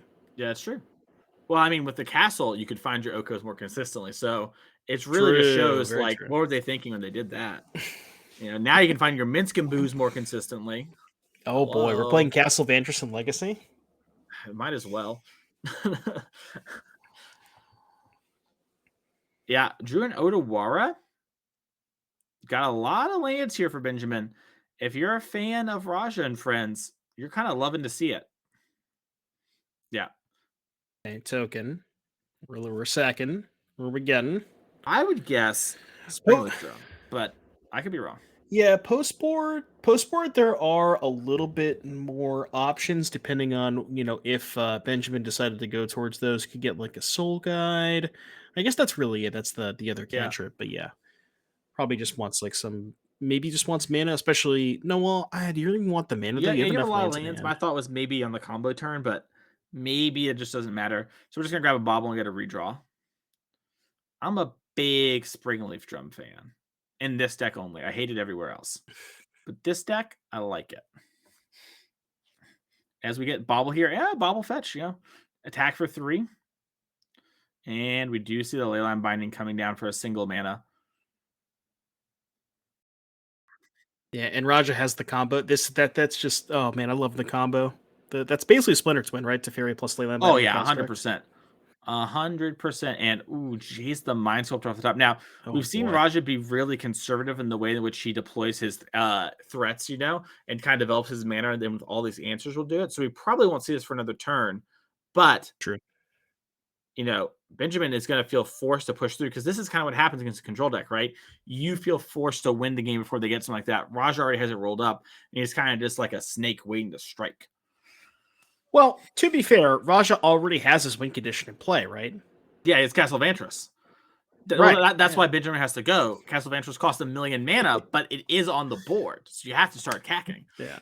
It looks like we drew an Urza Saga for turn, and this is the one turn we kind of have before we're going to be committing a bunch of mana, so we might see an attack and then maybe something like a Teferi Time Raveler, which will 1000% get countered, but maybe you save Time Raveler and try and overload the mana on a single turn. If you wait one turn, Raja can't Castle Vantris and counter. So I think Benjamin has a dispute, so you could maybe try to go for Teferi dispute your counterspell, and that might work. Yeah, it might, especially if Raja tries to use Archmage's Charm in order to save some mana so that later he can Castle Vantris. Ooh. No, jokes aside about Vantris. always got to be thinking 3 turns ahead with the Castle Vantris lines. What to do if not Castle U? And it looks like if it was good in chess, it had to be good here. I think we have double counterspell from Raja, so we might just see counterspell. True. Yep. Okay. Yeah, that's a very heads-up play. Aware of the dispute, aware the dispute is a possibility. So rather than go for Archmage's Charm and get got by the dispute, heads up, just goes for the counterspell. Make sure that this Teferi doesn't hit the board because Raja's like he just has so many threats. That's the word that I'm looking for. Yeah, what more threats? So like the Jace has, I think he has Teferi too, has the castle. So 2 Teferis, yeah. So just wants to make sure that he can kind of keep the board clear as much as possible. So we might see something like Teferi maybe bounce the construct token, but then you can't hold up the Archmage's Charm. So yeah, the nice part about Teferi is you can just get a land off it. It looks like we're light on lands. Sure. So now we remove the threat and maybe rip a land. All right, so we had 1 land left. Okay, so that's definitely the last land in hand, and we get a passing of the turn here. Raja does have counterspell, but Benjamin has Urza Saga, so we can try and blank that mana, or we can try and have a bait thing and see if it resolves because Raja wants to play around something else and then slowly progress the board here. Benjamin drew an Underworld Breach. That's big. Okay, that's a good draw step. I don't know if he has a grinding station, but I don't think he does. I think though, if this gets countered, we might see Breach to just bobble like 5 times. Okay, all right. Draw 5, yeah. Kind of like just a 2-mana ancestral. Yeah, it looks like I believe that's counterspell. Any idea what is that actual counterspell? No, that's Aether Gust. Oh, it's Aether Gust. Oh, yeah. I've never seen that Aether Gust before. Yeah, I haven't either. But with the motion that Benjamin was making, I kind of I haven't seen that one either. I don't know where that's from. Maybe it's like a store champ thing. I don't know. Regardless, Raja looks like has Jace the Mind Sculptor. No land, does have Force Negation as well, and is staring down this Urza Saga. You could scry too. Do you think that Benjamin would concede the game if Raja scries too? It's pretty close. Yeah, it would be really insulting. It looks like Connor is asking to see the graveyard. So we see Benjamin kind of, moving across the table. Raja getting a little Gatorade yellow action. Yellow Gatorade, obviously the GOAT of the Gatorade, so it makes sense. I'm not into the yellow one. I'm into blue Gatorade. Well, I would consider working on that because the yellow is the GOAT. That's why he has Castle Vantress and he has the yellow Gatorade. He knows what's up. That's why he's in the finals. That's why he's in the finals, baby. He's got that RCQ invite here. He's locked it on up. Yellow Gatorade, that's the juice. And looks like Jace the Mind Going after Sculptor. Jace. This is an interesting Jace because we know that the Saga token's there, and the Saga token makes a second token and finds an artifact. So, Yeah, we can bottom off the Fate Seal. To We shift know the the top card's iteration. good. Okay. Yeah, I like that. And now, I mean, the Jace is probably not going to die. It's going to be really hard for you to generate that unless you have your one Galv Blast. So this could be a great position here for Raja. And it might actually end up with us having to kill the Teferi 3 because we have this Mystical Dispute in hand. And then if we do that, Jace is in play. And even if Benjamin has another artifact, right? You go make a token that's 2, token of artifact of the Saga that's 3, artifact in hand that's 4. That still doesn't touch the Jace. So yeah. And then Jace can unsummon a Saga, which shrinks the other Saga too, so it's kind of free. The other token, sorry, from the Saga. Yeah, it's looking kind of rough for Benjamin here. yeah, but obviously didn't help that Benjamin mulled the 5, but yeah, this is getting it's slipping. It's slipping for sure. It's gonna be a hard road out of here, but the breach deck can do it. If any deck in Modern can, this is the deck with the highest Parmesan little cheese factor. Dash the Ragavan. You like that? You like that little Parmigiano? I can see it. Yeah. Yeah. Okay. The Ragavan does give us enough to hit the Jace. That's 5. Yeah, that's big. That is massive. Yeah. And it looks like, we finally. Yeah, you have to go after the Jace. Yeah. And Raja faking a Solitude. It's like we're, if you have a Leyline Binding, you have to imagine it. But Solitude is something that at least makes sense to think about.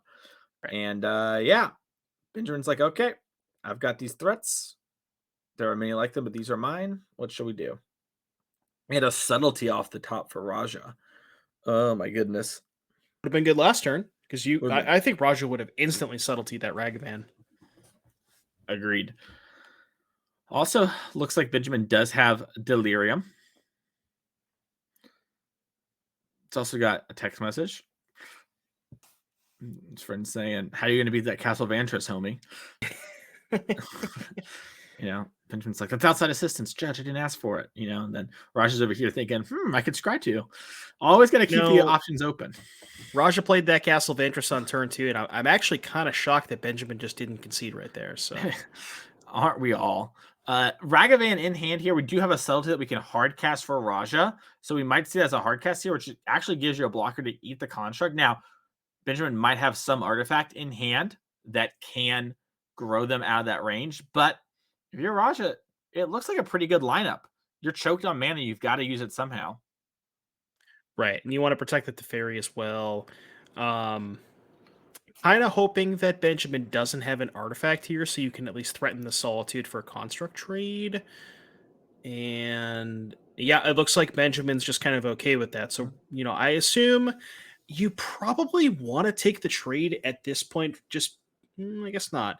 I'm kind of worried, like maybe down the road if another artifact gets played. That's kind of why I wanted the trade there. And there's the Hall. The Hall is actually massive for Benjamin. Really big. Also worth noting, I think Raja's trying to maybe line up a blowout situation with Archmage's Charm, and as he's falling further behind, he's taking higher risk lines, which is what you need to do in these sort of positions. As you start to fall behind, you do something. Underworld Breach. Raja has Force Negation in hand, so Raja can pitch, but I'm not even sure. I mean, I guess Benjamin for sure has Bobble like 3 times as a play. Right, and I wonder if he's making this play because he has the Hall, so he figures maybe he could just go for kind of a value breach, and then later in the game, eventually get to a point where you can haul back the breach once it's actually lethal. 100%. I wonder if we're supposed to breach before combat because you could bring back the Baubles to do threat not getting eaten by the Subtlety, but hard to know. Raja has shown an extreme amount of patience in all these games. So maybe getting Raja, to wait till later is kind of what you're supposed to do. And Raja talking to Connor, we see here once again, Connor plays a bunch of the breach decks. So I know what's up. We're gonna pitch Archmage's Charm and Mystical Dispute on the Force of Negation. Wow. Oh, okay. Benjamin set a trap, and Raja was like, "I would like to eat it," and it was good. And oh boy, we're gonna see baubles for sure. Oh, there's multiple baubles. Okay. So you have multiple baubles that are drawn later, so you can maybe use one now, but also they grow our constructs into 5/5s with all the baubles. So we get to draw once the constructs are dead and sort of regas that way, and then now just threaten lethal over the next 2 turns. Wow. Yeah, that was what an absolute, this is what we call the house of cards went falling down for Raja. Looked so good for him. Had the Teferi, had the Jace, had the Solitude in hand, and just very well navigated from Benjamin. Just really good sequencing, and eventually get to set up this exact turn. And worth noting, the subtlety did not get disputed. So making to that, which was actually, I didn't even realize that Benjamin had the dispute. I wonder. Way interesting. He could have fought over the subtlety to get the Ragavan in there. Yeah, so. 100%. Looks like though he had much bigger plans, and honestly, kind of worked. Right? It got Raja to go for it. Like obviously, you would have subtletied like I maybe blah blah blah blah blah. I showed you a Solitude last turn right when we were tanking, and so looks like we're checking to see here cards in exile. I don't think we can bring back another bauble. I do think we would leave a bauble in play, the last one if we could. So just got 2 bauble triggers here. Galv Blast and something. Big draw. Galv Blast actually clearing the subtlety kind of super matters, especially as this Teferi comes down and answers one of the constructs. Right, chat pointing out, I obviously missed that. Teferi was in the battlefield pre-combat because this was after combat. It's getting late, chat. I'm sorry, but yeah, no, you're right. So we couldn't fit over the subtle. How dare you miss something? I bet you didn't even think about if Raja could scry an upkeep. Me and chat were talking about this a second ago. Well, I did think about that. Okay, all right. Well, at least you're not washed. If you had forgot that, then I'd have to talk to Norm about getting someone new for tomorrow. But if you were thinking about the Castle of Interest, we can forgive you this time, but only this time. Maybe we need to start a poll in chat. Can we forgive Devin? Yes or no? Anyways, we got a Winsup Heath on the chat's going to vote no. Yeah, they are. As we got a planes probably here from the deck. Maybe we'll have a shotgun. I imagine it's just the planes though. Yeah. Surprisingly, didn't actually have that much white. Only 2 before this. So looks like we have some castle enjoyers in chat. So to the castle enjoyers, Mason, what would you say to them? As we see Raja attack for 3 with subtlety, that's a big sign. I know you have a construct in play. I know you have cards. 3 you. Raja knows this game is starting to get out of hand and needs to start working towards winning it. Yeah, this is really interesting game for sure. This has been a really good back and forth, and we see the cards generated off the bauble. Now, to be fair, it does take a little bit of time for Benjamin to kind of set up the engine of the haul to where the point where you can start, hauling and also being able to cast spells in the same turn. So maybe a little bit of ways away from that, but Raja doesn't have a lot of time here. Raja grabbing the peanut M&M, ready to game.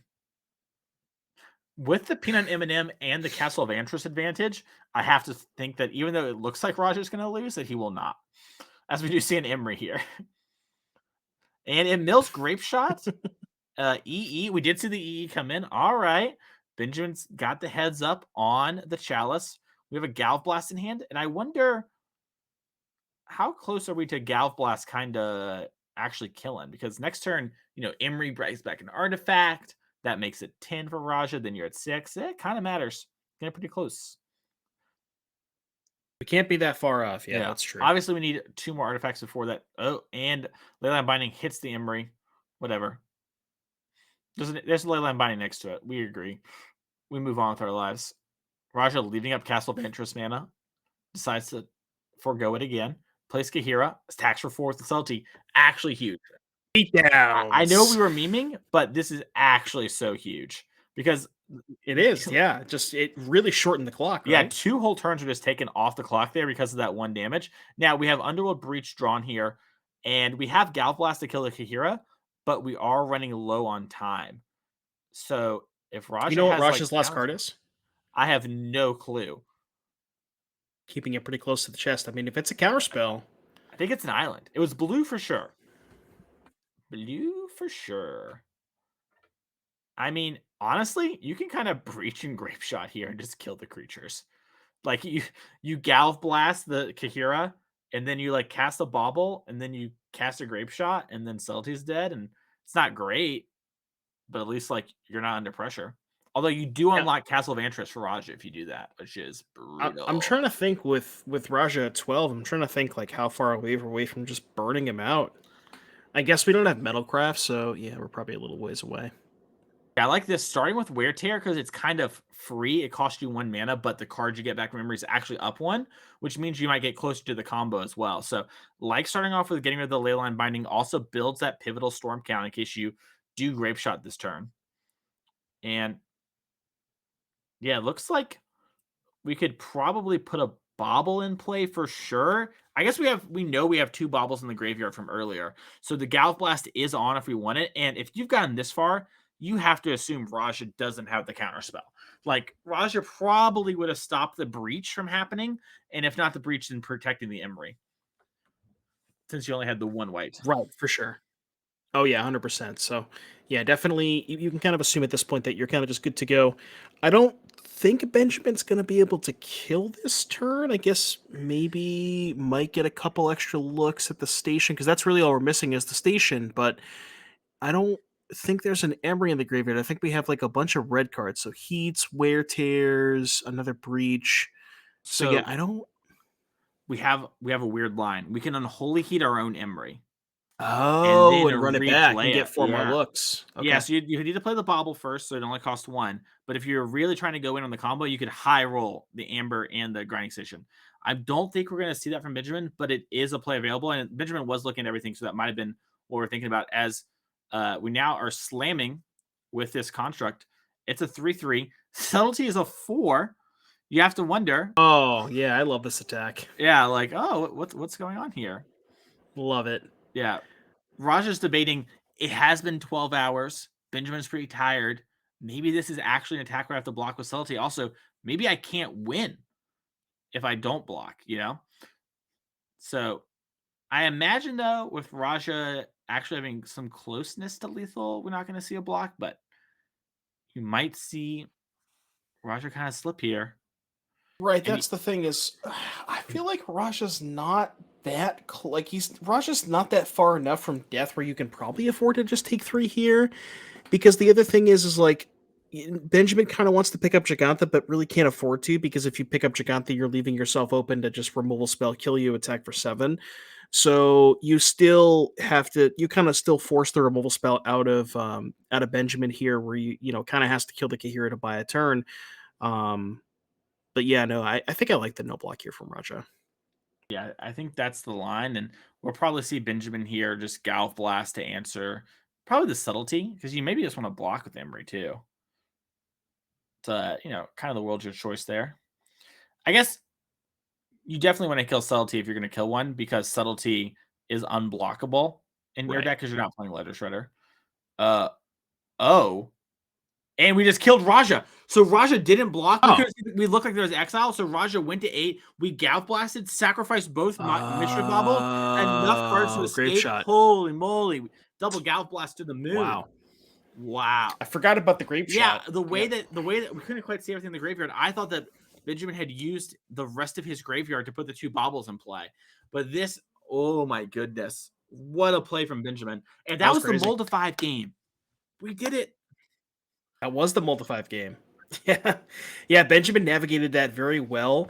That haul of the haul was pretty good, and just really navigated it, just being able to make those good exchanges, like that one turn where we saw where there was the mystical dispute to resolve.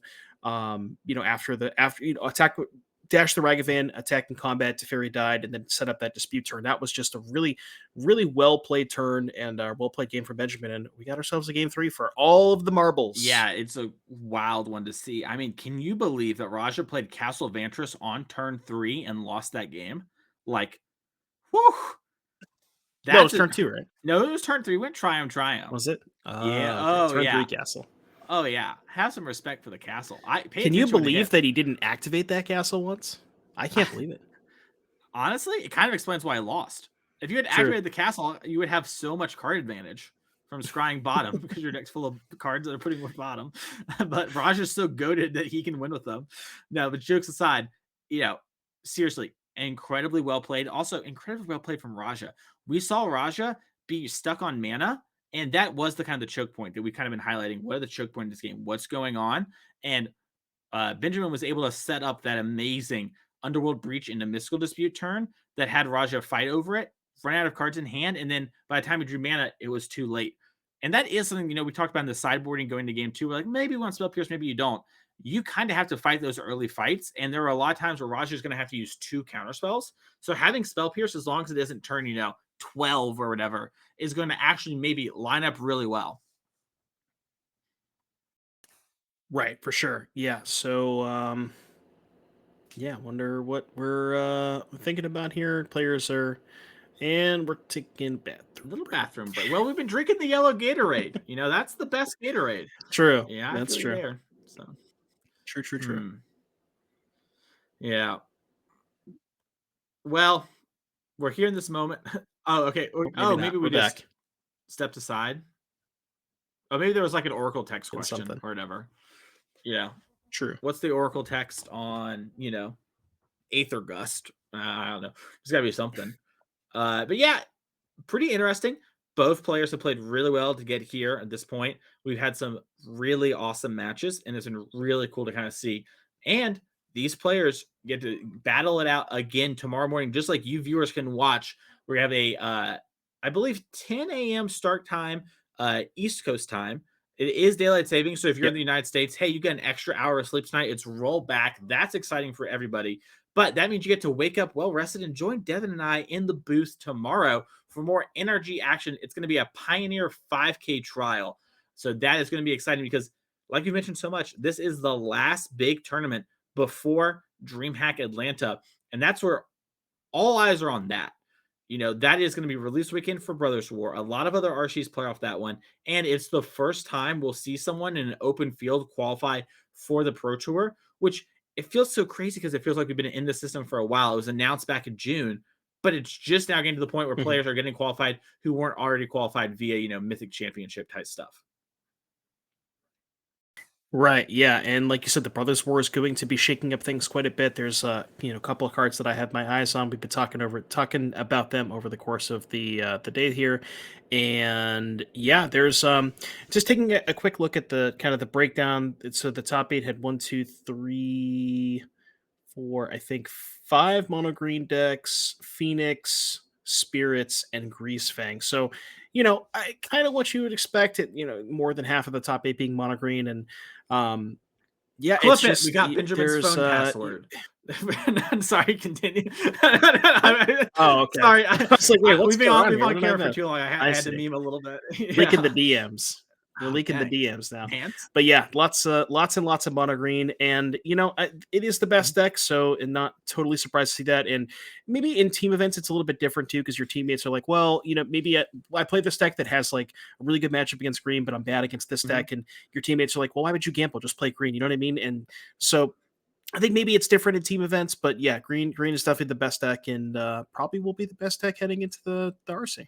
Yeah, we're talk about this ad nauseum tomorrow, so get ready for that. But yeah, it's gonna be interesting too. There are some new players. We've seen the Fires and Invention deck, we've seen the Gruul Boat deck, or vehicles, maybe if you want to call it that. I know a lot of players are higher on that, so maybe we're gonna catch one of them in the early rounds tomorrow and see if they can make the gauntlet. Also, we see Zach Allen on Twitter tweeting about an Esper control deck in Pioneer. I'm getting a lot of rancid emojis in response to that one, but maybe we'll see Zach Allen just crush it just like Roger here. But we're into the last game of the finals, game 3, and it's a turn 1 Ragavan for Benjamin.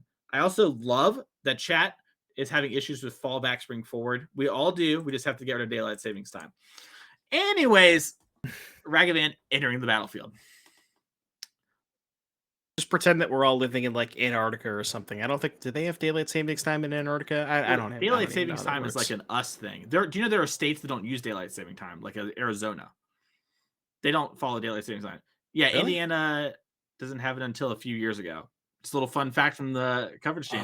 Daylight savings time is literally a know we that. talk about time as a construct. It's literally a construct of our government. Anyways, Chalice of the Void is the draw. We can play it on 1. We can play it on 0. A couple options. What are you thinking, Devin? We also have Dovin's Veto. With the Ragavan already in play, maybe don't want to do it for 1. But also, like, if you're not going to cast it for 1, you can probably hold it, because, like, you probably maybe just to hold off, like, Mishra's Baubles and Moxambers and stuff, so I kind of like 0 better. Especially if you want to hold up, like, a Veto for a Teferi on turn 2. Yeah, it's so hard. I wonder if the play is just wait.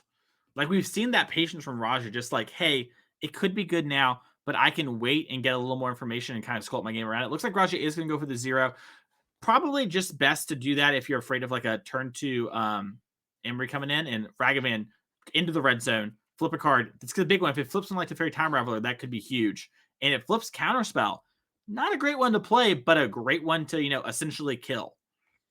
Right, and the Counterspell actually could have been relevant here. So maybe if Benjamin, like, say had an Emery, which he does have, and drew a 0, you could have seen, well, I guess with the Saga it's different, but you could have seen maybe Blue Source, 0, and then Emery with Counterspell backup. Obviously with the Chalice and the fact that the Lanta Saga, that's not an option, but... Yeah, and we're going to get passing on the turn here. We have a Urza Saga trigger happen, nothing there. No marches in the deck, I believe, is anyways. But yeah, also, this is kind of why this is maybe the best deck in Modern when it comes to Jeskai Breach. Look at all the powerful cards we're playing, and look how mana efficient our deck is.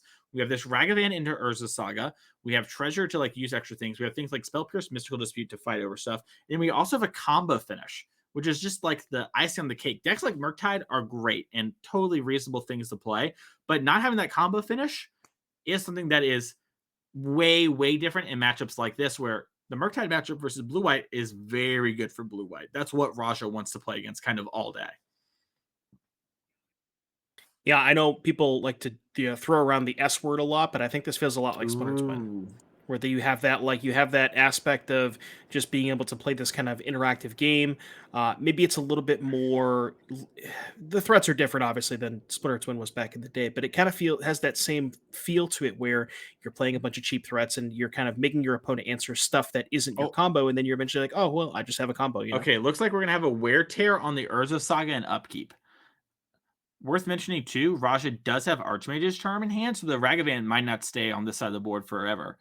And this is an interesting moment too, because Benjamin doesn't get the mana, has to fight over it with the mana if he's going to fight, and then maybe just ends up dying. It doesn't matter. Header's like on top. One anyways, so yeah, we call that the Wear Tear bug. I was just going to say that. Oh, we hit something. I think the blue card. I think it's a dress down.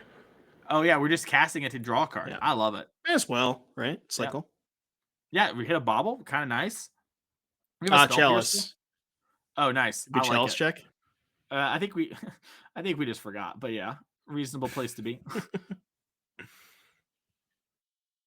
Honestly, it's in the graveyard. Kind of works for escape. Who's to say it wasn't just the perfect play? I wonder if Raja's deck could play Hall of Generosity. We see Benjamin using it to good effect here, but Raja has dress down and stuff like that. Maybe there's something to that. I don't know. I mean, what are you going to do? Cut the Castle Vantress? You can't do that. Yeah, don't even suggest doing that. You're already on thin ice for making a mistake earlier in the broadcast and not knowing perfectly. So, not trying to throw away around too much, but got to be careful, my friend. Speaking of got to be careful, Raja's got to be careful of this Urza Saga Ragavan split threat again. We're up a mana on where we were last turn, and we do have a Archmage's Charm in order to steal the Ragavan if we want to. But if we do that, maybe Urza Saga will take over the game, and we do have that Dovin's Veto for when the time finally comes. And this is, both decks obviously incredibly hard to play. Saga, Breach, one of the most skill intensive and like sequencing intensive decks in Modern. that isn't a fringe deck. And, you know, both players playing for 12 hours today, they've got to be exhausted. And you get down to these final wire moments, you're always going to take a little longer, and it's always a little harder to be like, okay, well, what's the play? What do we play around? You know, decision fatigue is a real thing. Right, for sure. So yeah, Raja has a couple of options here. I think that's a planeswalker in front, but I can't quite make out what that is. Maybe it's a fairy. It's hard to tell. We saw Veto, the charm that you had mentioned. So a couple of options here. Could maybe go for stealing the Ragavan, but maybe is worried about the Saga constructs kind of taking over at that point. But maybe wants to save the charm for a Saga at that point, which have to see what Raja wants to do here. So what do you got, Raja? Looks like Raja has a tap land. Can't be Castle Vantress, then that didn't untap. We have plenty of islands. True. All right, it is Teferi. And Spell Pierce. Dispute? I think it was Spell Pierce because. Okay. Yep. Get to save Dispute too if we have that. That's a massive beating because now we go Saga to Chapter 2, hit with Ragavan. Wow, this is a really good sequence for Benjamin. Yeah, we flipped Force Negation 2. Now, we maybe wanted Raja to draw that with the way our hands currently set up, but it is one less counterspell we have to work through. Right, especially if we end up going for a breach line. Question here is, does Benjamin have a land? And we don't need a land because we have the treasure tokens, but obviously, missing a land drop and then losing the Saga next turn. Okay, it does have the land, so. Yeah, and I think Benjamin had Teferi Time Raveler in hand. Now, probably going to wait because you want the Saga value, but that's going to be an important card here in the coming turns. And Raja still has that Archmage's Charm. We finally drew the 5th land or get to deploy it. So now we can Charm with Veto up. We can also pick up Kahira. If we have Solitude, that's a play to us. So we're starting to turn the corner a little bit, but the pressure is on. Raja can win from these sort of positions, but there's a lot of onus on it. And losing things like our 1 dress down make it a lot harder to beat these Urza Saga tokens. Yeah, and obviously Benjamin knows that there's only 1 copy of Dress Down. That's been exiled. In Raja's graveyard, but they basically can't get it back. So not having to play around that is pretty massive, because that's kind of one of the ways that Raja can kind of get back out from under the multiple saga constructs. Not having access to that is pretty big. I mean, obviously I think there's one Supreme Verdict in the 75. So we have to maybe imagine Raja brought that in. So that he does have access to, but that another avenue has been removed from him. Also worth mentioning, there's a lot of treasures in play. So these constructs are all 5/5s and growing, right? Because if we take the Ragavan with the Archmage's Charm, maybe we can chump block the Saga, or maybe you take the Saga and then it can trade with the Ragavan, but you're still in kind of a really weird and awkward place, and you're going to have to figure out how to get out from underneath it. You're going to see an attack here for 9. Massive pressure here. 7, so I kind of assume it. You kind of have to steal the one that's attacking. I don't even think you can afford to steal the Ragavan. Oh no! Oh, and a mystical dispute, so backbreaking. We do have the Dovid's veto, but having to use the veto here when you're already making a desperation play. We might have a spell. Is there another counter spell? Oh my god! So Raja loses the counter war. Upside will take 2 less damage. You're only going to take 5 here. Down to 7 to get another treasure and get a card off the top. I think that's a Leyline Binding just got exiled, which we cannot play for Benjamin, but pretty big. And once again, the Breach deck just shows why it is so strong and one of the best decks in Modern. That mana efficiency is so extreme and so brutal. Yes, we get a Binding and a Plains for Raja. So can answer one of the constructs not technically dead. But yeah, there's just so many things that Raja has to deal with. The 2 constructs, the Ragavan, there's a Breach in Benjamin's hand. There's so many things going on. And this Breach deck, just like you said, just being able to present so many different threats and that require very different answers, And Benjamin's like, look at me. I'm the counterspell deck now. And to just kind of put Raja in this terrible position, looks like we picked up Kahira and we're going to Leyline Binding one of the artifacts. And oh my goodness. Are we going to cast Wear Tear? Oh, so we get to keep the construct. Just like, trigger on the stack. I do think Raja is dead, and that's it. Benjamin wins. That's it. That's lethal. Benjamin, Aaron, Saralyn, wow. win. Congratulations to them for winning the NRG 10K today in Fort Wayne. Wow, what great play. It's awesome. My hair's messed up. It threw me off. It was so much. Just wow. The Breach deck, once again, overperforming in every single avenue in Modern. Probably one of the decks to beat, and Benjamin here showed why. On a mulligan to 5, overcame it, won those matches still. And then also in that game, kind of showed like, hey, yeah, my deck can win on a mull to 5. That's cool. But also, watch what happens if I have all the good stuff that my deck produces. And Benjamin didn't even need all of it. Even if that Wear Tear hadn't gone through, Benjamin still would have been in a commanding position, and shows just why the Breach deck is one of the decks to beat. So congratulations once again to that team for their victory here today and taking home the trophy, the hardware. They refused to, they had to play for the trophy. We had to figure out if someone got it, and they got it. So congratulations to them. Go up on their mantle. And once again, so cool to have your team tournament with your friends. And you get to always look back on that trophy and be like, we won that day. We did it. And so a really awesome moment. Oh, yeah. Yeah, and like you said, the Breach deck probably one of, if not the best decks in the Modern format right now because it attacks from so many different angles. It's very efficient. We saw both players play incredibly well. That match was just very well played from both sides. Just eking out all the percentage points that they could possibly come up with. Raja just played so phenomenal all day, as well as Benjamin. And like you said, congratulations to Benjamin. 100%. Well, I believe that is going to do it for our broadcast today. Thank you all so much for joining us. Hey, if you haven't already, make sure to click that follow button. That way you don't miss any Paper Magic coverage over here at the NRG series. We'd love to have you. I know we just hit 15,000 followers today. That's super awesome. So make sure to do that. That way you won't miss tomorrow, 10 a.m. We're going to have round 1 of our Pioneer 5K. It's going to be a big event. You have Devin and I in the booth at the start of the day. So you're not going to want to miss that. And we'll see you all tomorrow for that.